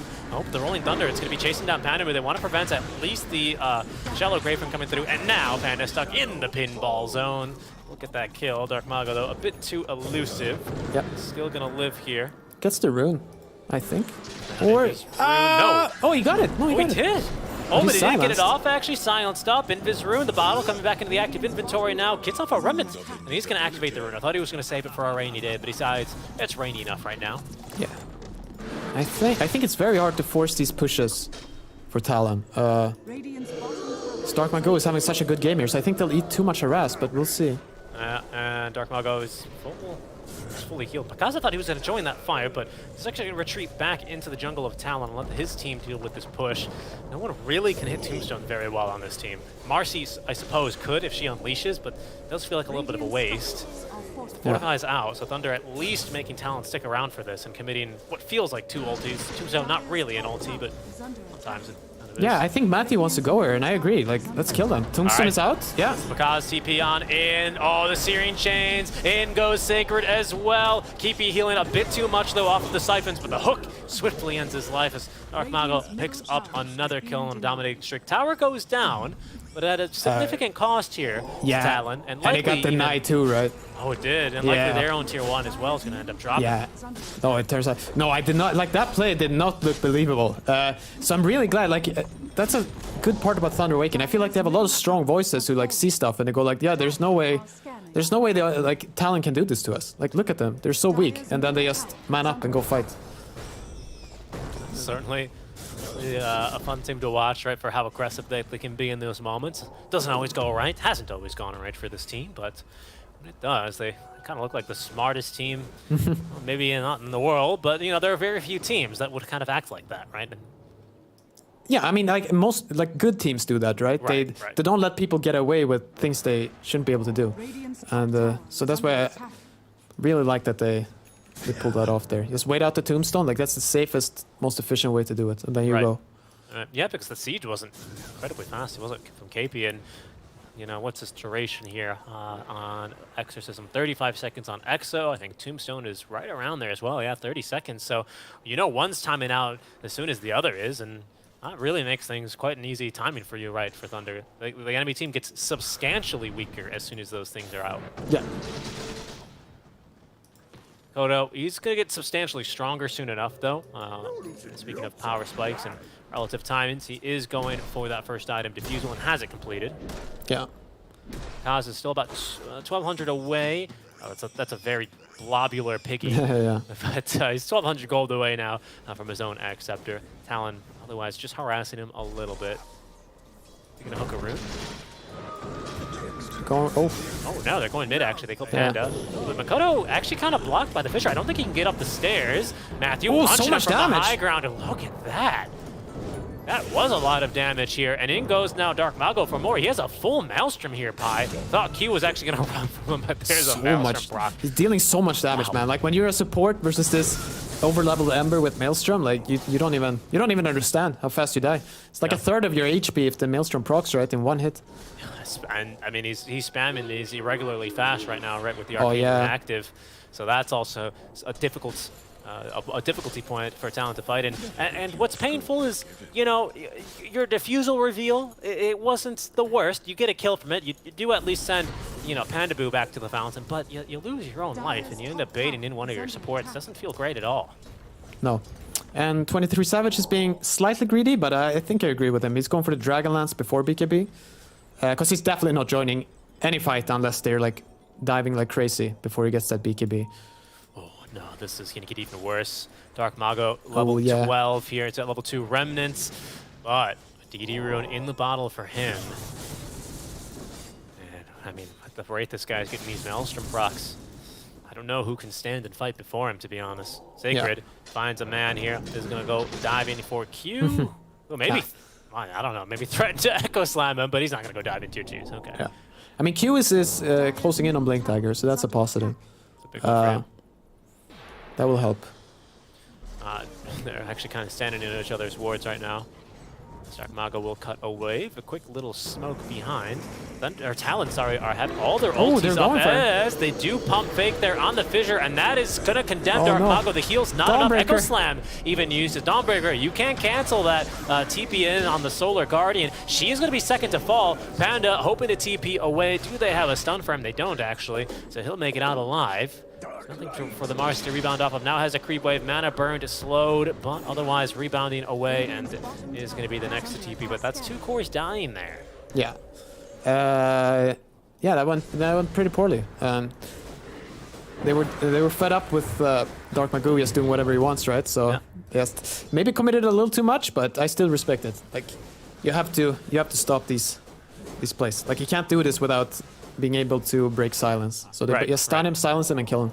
Yeah, I mean, he was expecting to be able to slide a fist dodge to the Fissure, but Q with a heads-up move, right, to pump fake it at least the once. I caught it once, so maybe he did it a couple times.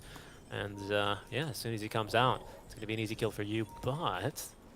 DD Rune now activating here. Dark Mago smoking up with the rest of his team. Hyde just not really properly in position to break the smoke. Oh, 23 Savage is coming back up here. Broke. Oh, and 23 Savage breaking smoke. Panda is going to scout him. No BKB. Oh, yeah, no BKB. No chance to get off Requiem. He is going to die. The hook from Pakaz at least make sure that it's not going to be a second core down as Hyde drops Tombstone. Dark Mago, once again. Oh, he thought about going for more. Q, he's going to blink out. Yeah.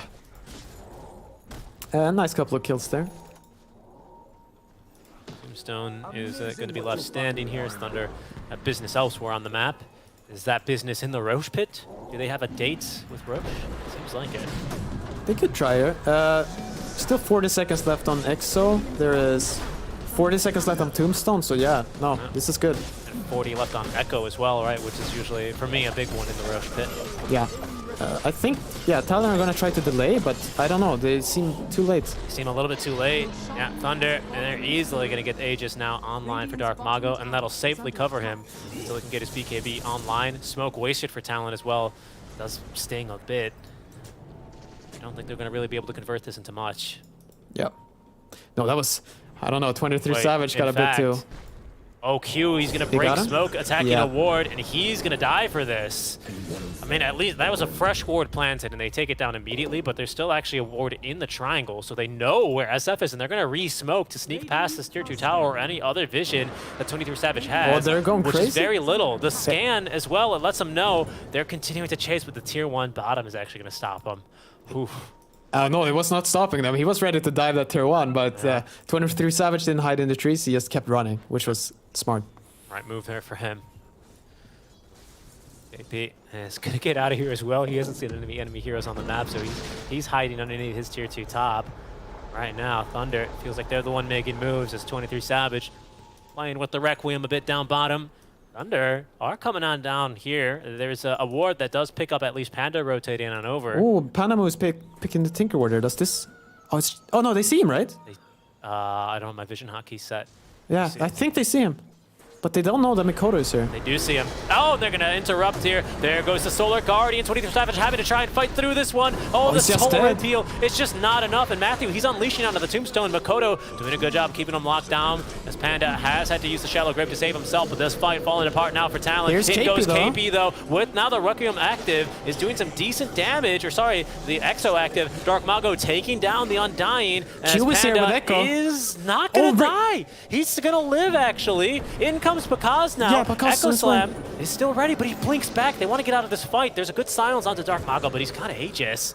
And it's Makoto finally getting the kill onto Panda. The hook cancels the TP, and that's going to condemn Makoto. Panda with a tip onto him. Yeah. Quite a chaotic fight there. You know what happened too? Like, Q wanted to come in, maybe Echo Slam the Ember Spirit, right? Just take him out of the fight. But the Wraith Pact was there, just dealing damage, canceling his Blink Dagger, so... Yeah. Maybe saved his life, but he could not join that fight. Yeah, that's right. That thing does do damage. I always forget 30 damage a second, and I think the minimum damage to cancel Blink is 25. So, he does manage to escape in time. Yeah. Quite unfortunate for Savage though, like he's having a terrible game. And now maybe looking back, getting that BKB earlier, probably the correct choice, right? Yep. Uh-oh. Oh no. This is going to be Hyde likely dying. Couldn't drop the Tombstone, and that means there's no real possibility for the fight. This Talon, they're a bit shyer on the TP Sacred. Nearly forcing the Requiem there from 23 Savage, but he's going to go ahead and take a chill pill here. Yeah, I mean, it's quite hard now for KP, right? Anytime he doesn't have Exo up, so he's feeling quite a bit weaker. No Echo either. What did he Echo, actually? Dire's middle tower is under attack. Did you see? Did he Echo a hero? I didn't see. I don't know. Maybe did his blink get canceled potentially in that last fight? Because I remember he blinked back. I didn't think it didn't look like he wanted to actually go in. Okay. But I mean, the most likely scenario is down bottom, right, in that last little skirmish. Okay, they're pinging out Pakaz here as an award. See, but Thunder, they know. Dire's middle tower I don't know how they know. They just expect it. They're just playing good. I do expect it. Dark Mago with a BKB now and still in Aegis for another minute. He's going to see KP. KP with BKB, but no Exo for 15. And Q, he's going to throw the fixture here eventually at Dark Mago as the silence was expiring, but still hasted up. Dark Mago, I think if there's not a creep wave there, he continues chasing, but actually he kind of got slowed down by Sleight of Fist there, funny enough. Yeah. I mean, he doesn't care, right? He'll take a tower. BKB, Aegis. No, he won't take a tower. Okay. I think, yeah, Pakaz is not... If Dark Mago got to choose, they would just run in there and fight, right? But Pakaz really wants to finish his BKB, I believe, yeah. And that shouldn't be too long now because the most farmed hero in the game now only needs that last piece of paper for the recipe to tie that thing together. Yeah. 1,400 gold for him. What's his GP on that right now? Just under 600, so about another 2 minutes or so. I'll have BKB up. And yeah, we have to point out Matthew's items. I think he's the only Marcy I've seen so far, no matter the position, to go for something different than just BKB rush. He went 4 staff, and now he's going for Orchid. So he's playing more like a true support there, and it's working out, right? Like he's not dying that much, and and it's Tranquils too, right? Like not even phase. It's Tranquils. So yeah, that is quite curious. Into Orchid next. That's a good scout. I remember when people started playing Marcy position 4 back, slightly reworked Marcy now. That rebound is the thing that stuns and not dispose. People were going like, arcane boots into like disassembling for Aether and then Blink Dagger, and that. I don't know. Seb was always saying, "Oh no, be greedy." I think who was it? It was Moon who started playing a super greedy 4, and was the one day. Like I think even when Midas one game on a Marcy, right? That's a scale. Yeah. And, we have to look now. No, Talon smoked up. Good point. Oh, and Matthew, you mad? He forced himself back. He's over the fissure. And 23 Savage, they can't quite kill him in time. Makoto's really chasing for this, but Dark Mago's going on in. Oh, and the entire time they had a shallow grave. Dark Mago, he's taken down the Undying. His BKB, however, is expiring as he will lose the Marcy. So it's support for support, but it's Dark Mago's BKB to 2. Hook. However, Q with the hook finds his mark, but the hook onto KP. KP BKB'd up, but Pakaz eating through him as Dark Mago continuing to kite them out. Makoto at least always going to be able to get off his own shard there on the roll-up. KP then stuck on the enemy triangle. He's going to die. Makoto running for his life now, using the swashbuckle to get down with the hook, the blink forward from Pakaz. A nice fissure from Q. He can turn with the Echo, but it'd be for nothing here as they've lost 2 cores. What a way to start a fight like that. Matthew baiting them out. Yeah. Dark Mago forcing 2 BKB charges. Yeah, so everything is just so close. And it's really impressive how they refuse to let their Ember Spirit die. Like they really try to save him there. Using the ultimate from Dawnbreaker and everyone coming to right-click this. They don't have a lot of right-click, right? But they all came there to right-click the DP so she wouldn't keep diving. Yeah. They worked out for them. And as well has gone for a Holy Locket, and now that Shallow Grave does give you a heal amp based on HP missing. You heal for a completely ridiculous amount, to be honest. It's super easy to turn things here. Especially with his new reworked ulti, the Bad Juju now gives you like a percentage-based or like a stack-based heal. Like it's a decent amount. Yeah. You can really get some healing done on this hero. But careful, Thunder looking for some more damage now. They still have Echo. Oh wow, Sacred just going in. Yeah, the blink and hide is saved briefly here. The Rod AoE almost condemns him. There's a hook for Savage got caught. And 23 Savage, he's gonna have to BKB, has Requiem. Oh no, but even the Wraith Pack is gonna help nuke him down. He is going to die through the BKB. Thunder, they're still hunting for more. Yeah, no, that's really impressive. Wow. Yeah, no, he doesn't want a BKB to TP out there. He wants to save it, but Dark Mago finds him the last second there. Just cancels the TP. Then he has to BKB anyway and still dies, so unfortunate. That's hard. Makoto finding farm on the other side of the map. Has Basher now, at least. So KP without an ulti for 30 seconds, I mean, it's not much he could really look to accomplish here. Let's see if Pakaz waits here, or...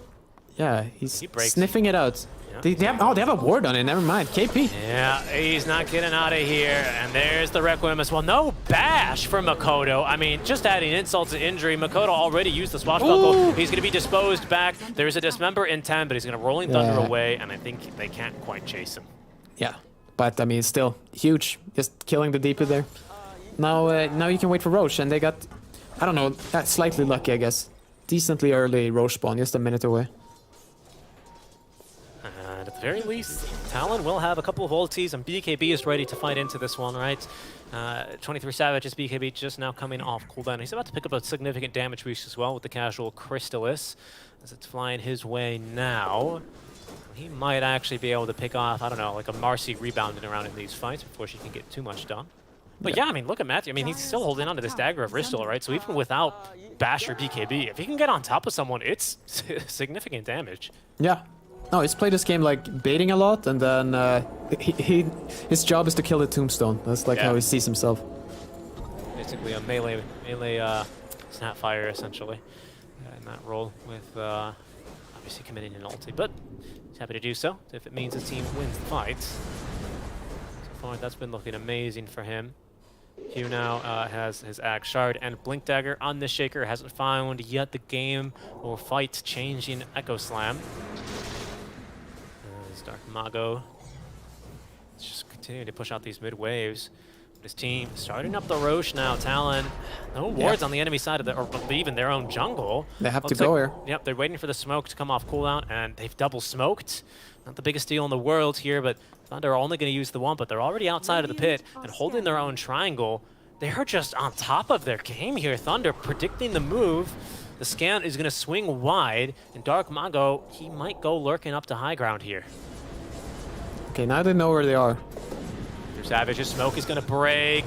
In goes Dark Mago, stunned by the Fissure once. The Echo Slam committed here. Oh, but so the Old Guardian's still going to save him. And they're on top of Mikoto. During the Rolling Thunder, canceled. Mikoto, he's going to die. Didn't get the Rolling Thunder off. Double buybacks now out from Talon. There's no BKB though. Oh no. Well, Pakaz is TPing out. And Pakaz just TP's out in the middle of the fight under the duration of Shallow Grave. Mikoto, he might die a second time, but a nicely timed Fissure from Q. This time, trying to get off the Rolling Thunder, but he's been rooted a second time. Finds a bash onto Matthew. Mana burned. That's at least their first kill of the fight.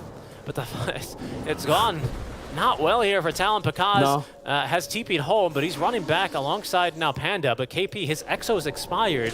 They've used Echo Slam. Yeah, I think they're down to fight here. Yeah, I think they have to. Rolling Thunder at least is still ready. They canceled it so many times. A nice Fissure here. Can it set up for the chain stun? The hook out, not in time. As Pakaz will only drag back a corpse. He's going to be set up on here, but in goes Sacred. KP looking worse for wear, but a nice silence here before he is stunned. Panda, though, with the shard, is going to stop Mikoto from jumping around. Q with another great Fissure here after buying back another Tombstone in this fight, but they're going to bring back Hyde. Big Soul Rip, but just too much damage here on the Rot. As Thunder, they have to deal with Tombstone. The supports will set to work as Pakaz jumps forward. Another silence out from KP. 23 Savage rather has respawned, but he only has 12 souls. But he's and dealing they a don't lot give of him damage. the kill either, but doing a lot of damage here just with the Crystallis. As Sacred still trying to fight through this one. Bashed here by Mikoto and killed off by Savage. Now back to 15, 16 souls. So Talon win the long fight. That was a very long fight. And Pakaz is going to TP out a second time here. But Roche, I mean, that's the big question mark, is still here to be taken. Yeah, now unfortunately, Death Timer is a little too short there in the Ember Spirit, so he'll be back in time. It's two buybacks. Hyde did not buy back in the fight, but Q and Mikoto did. Yeah. No, so the fight, like, you know, it's okay for Talon, but definitely not good. It went kind of even right, but they had to use a lot of buybacks. And, like, I mean, it's positive in the way that they did not lose the game right there, but they did not gain anything either, right? Oh, they double Observer Ward in that cliff, I believe? Yeah, Pakaz is just gonna run up here and deny, kill it. Yeah, that'll go. Take it down. And that'll start up the Roche. They have Exo up again though, so I don't know. I guess they're letting this go this time? Or do they wanna... I think they should wanna fight.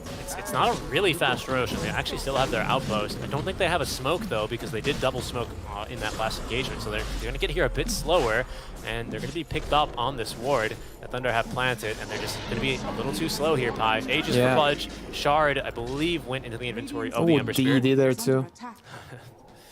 Bad turn of luck here for Talon. The Gaben rune. Yeah.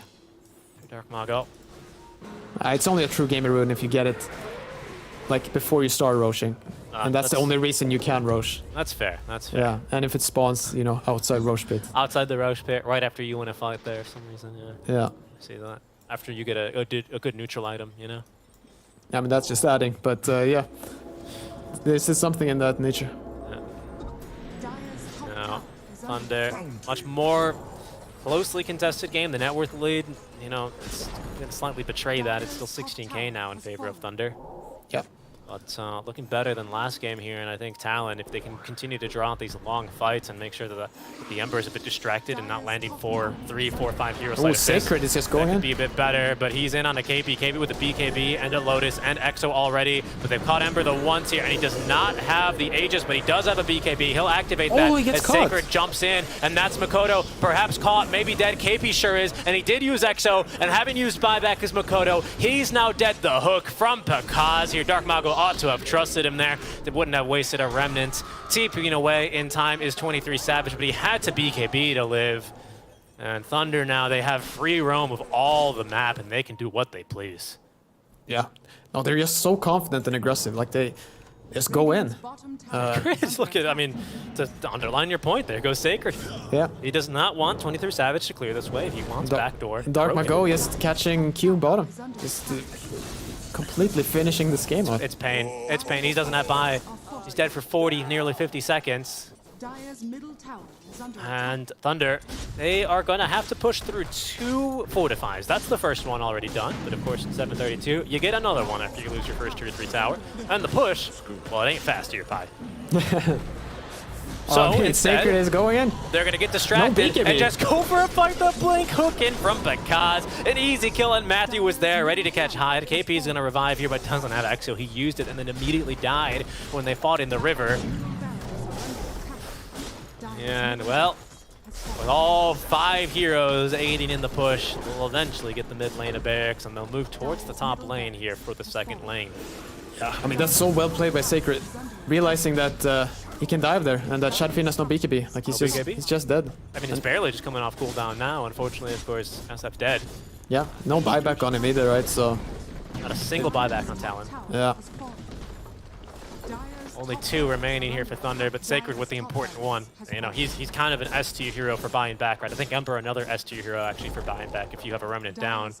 But Dawnbreaker always able to just ulti back into the fight. Yeah. And of course, because of the nature of the SF hero, he's not going to come out with full damage. He's not missing a whole lot. You know, I don't want to make it this big deal, but he is missing 36 damage, which you do crit off here, so I don't know.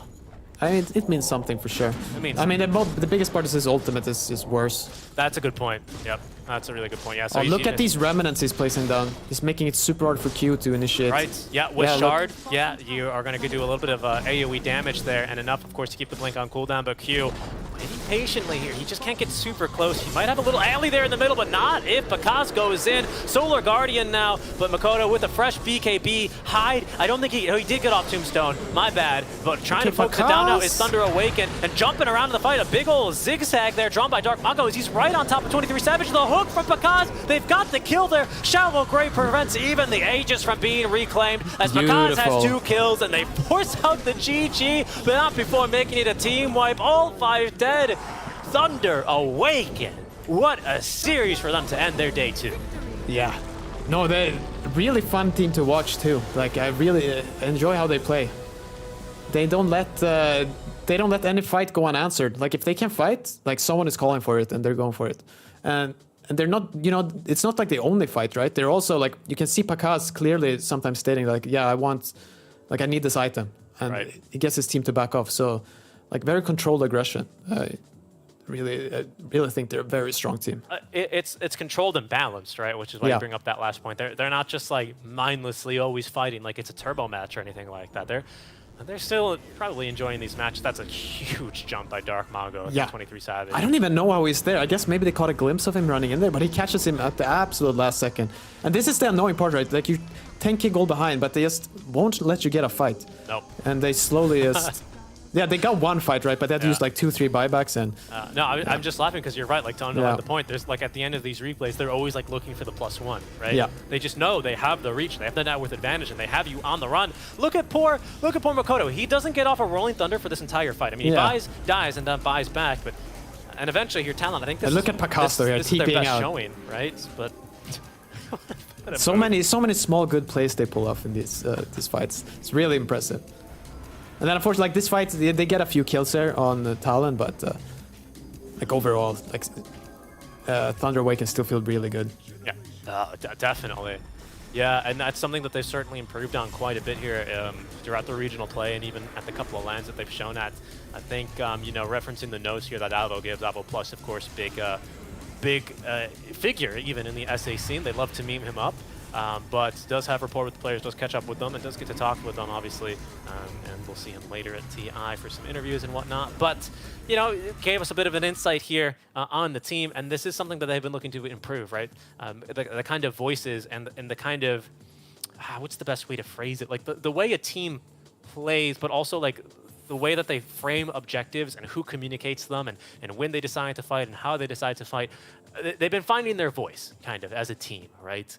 And that's certainly something that's looking a lot better here in day 2 of group stages for them as they defeat Talon. I mean, Well done. And they're kind of the ones, they're doing something a bit unique, right? I don't know if anyone else is really playing this Dawnbreaker hero as much as they are. No, for sure. They have a bit, like, it's not like they're picking completely outlandish heroes, but there are some heroes that no one else plays. I mean, maybe some teams have picked it a few times, but they definitely have a style of their own that they have big confidence in, and they're managing to win as well. I mean, that's the most important part, right? Like, you can pick whatever you want, but if you're not winning, like, no one cares. So that's why it's very impressive. I mean, it's even like, day one of match one, they started off with Secret. They thought maybe they got some hot stuff brewing, right? With that Sacred offlane Omni Knight. It looks awful, and they say, okay, forget about it. Next idea, right? That ability to pivot and to jump around the fights here. And of course, the man himself, Dark Mago. What a series from him, I have to say. Game 1 on the Tiny. Game 2 also bringing it home here for the 2-0 on this Ember Spirit. Well played. Yeah, no, incredible game from him. Mikoto is also just you definitely test your laning skills, right? And Mago was, they were going completely even in CS, but then I feel like how they draft as a team, right? Like they all just, I don't know, they just rotate better for some reason. They just feel more comfortable with their heroes. Right. Yeah, and I also, you're talking about the rotation, the play style. Also, I just want to highlight Matthew going for a different build on the Marcy, right? Yeah. So I'm eager to, I want to keep my eyes on that because that certainly also bucks the trend. So we'll take a look at what groups are currently sitting at. RNG, man, looking amazing. I think like many others expected. EG, of course, in their ever-favorite second place, but still comfortable after their finish here in day 2. I think they're playing... No, they shouldn't have another series because they finished yesterday here. LGD doing well to recover, and OG, of course, as always, doing decently. Team Liquid, 6-4 as well, making a play here for that top group, but, having a bit of a harder time is going to be Boom, BetBoom, and Sonic. So Corey, with that one surprise win that they took off of LGD, looks like they've been, having a bit of a harder day too as everyone adjusts and maybe does a bit more research on this kind of dark horse team. Any surprises for you out of Group B, though? Group B, let me take a look. It's hard to say. Honestly, I would expect Beast Coast to do a bit better. Like if this, like 2-7, I would expect them to be middle of the pack, right? Like evening out wins and losses. A talent, like it's hard to say. Like any team here who's at the bottom is going to be a surprise for me. Because like I think every team here, like coming in, you could make an argument for making upper bracket.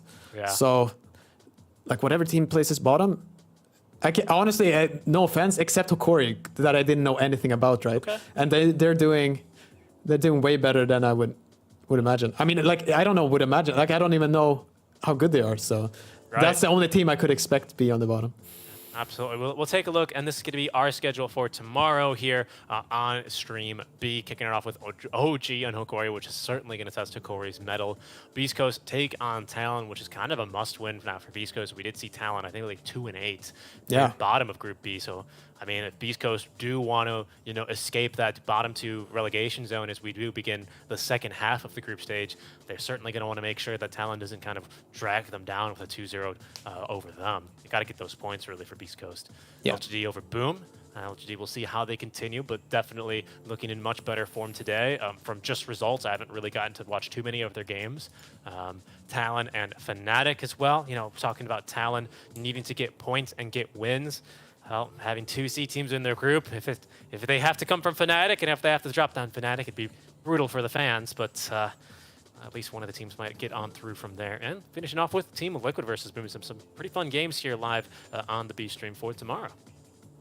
No, for sure. Now every game is starting to, like, you can really see how it will affect the groups and the results there. Like who's because 2 teams getting knocked out, like you won't know. Like you can look right now, right, and you see some teams being down there 2-8. But like the teams in the middle of the pack, they're like 4 and 6, right? So just a few series and everything can change. Absolutely, yeah, and it's hard to really balance with, well, they've already played this team, but this team looked way better on day 1, and now this team's not doing so well. I mean, that's the magic of the TI group stage, and so many more matches still to be played. I mean, I think there's still a couple of streams running right now. We'll probably send you on over to one of those shortly, but that's going to be another 50 Dota matches played today, and still 50 more remaining tomorrow. A bright, big, full day of Dota still ahead of us, guys. Thank you so much for tuning in. On behalf of Pi, myself, and the producers behind the scene, thank you again. Stay safe, and we'll catch you tomorrow when the TI group stage returns on the B stream. Until then.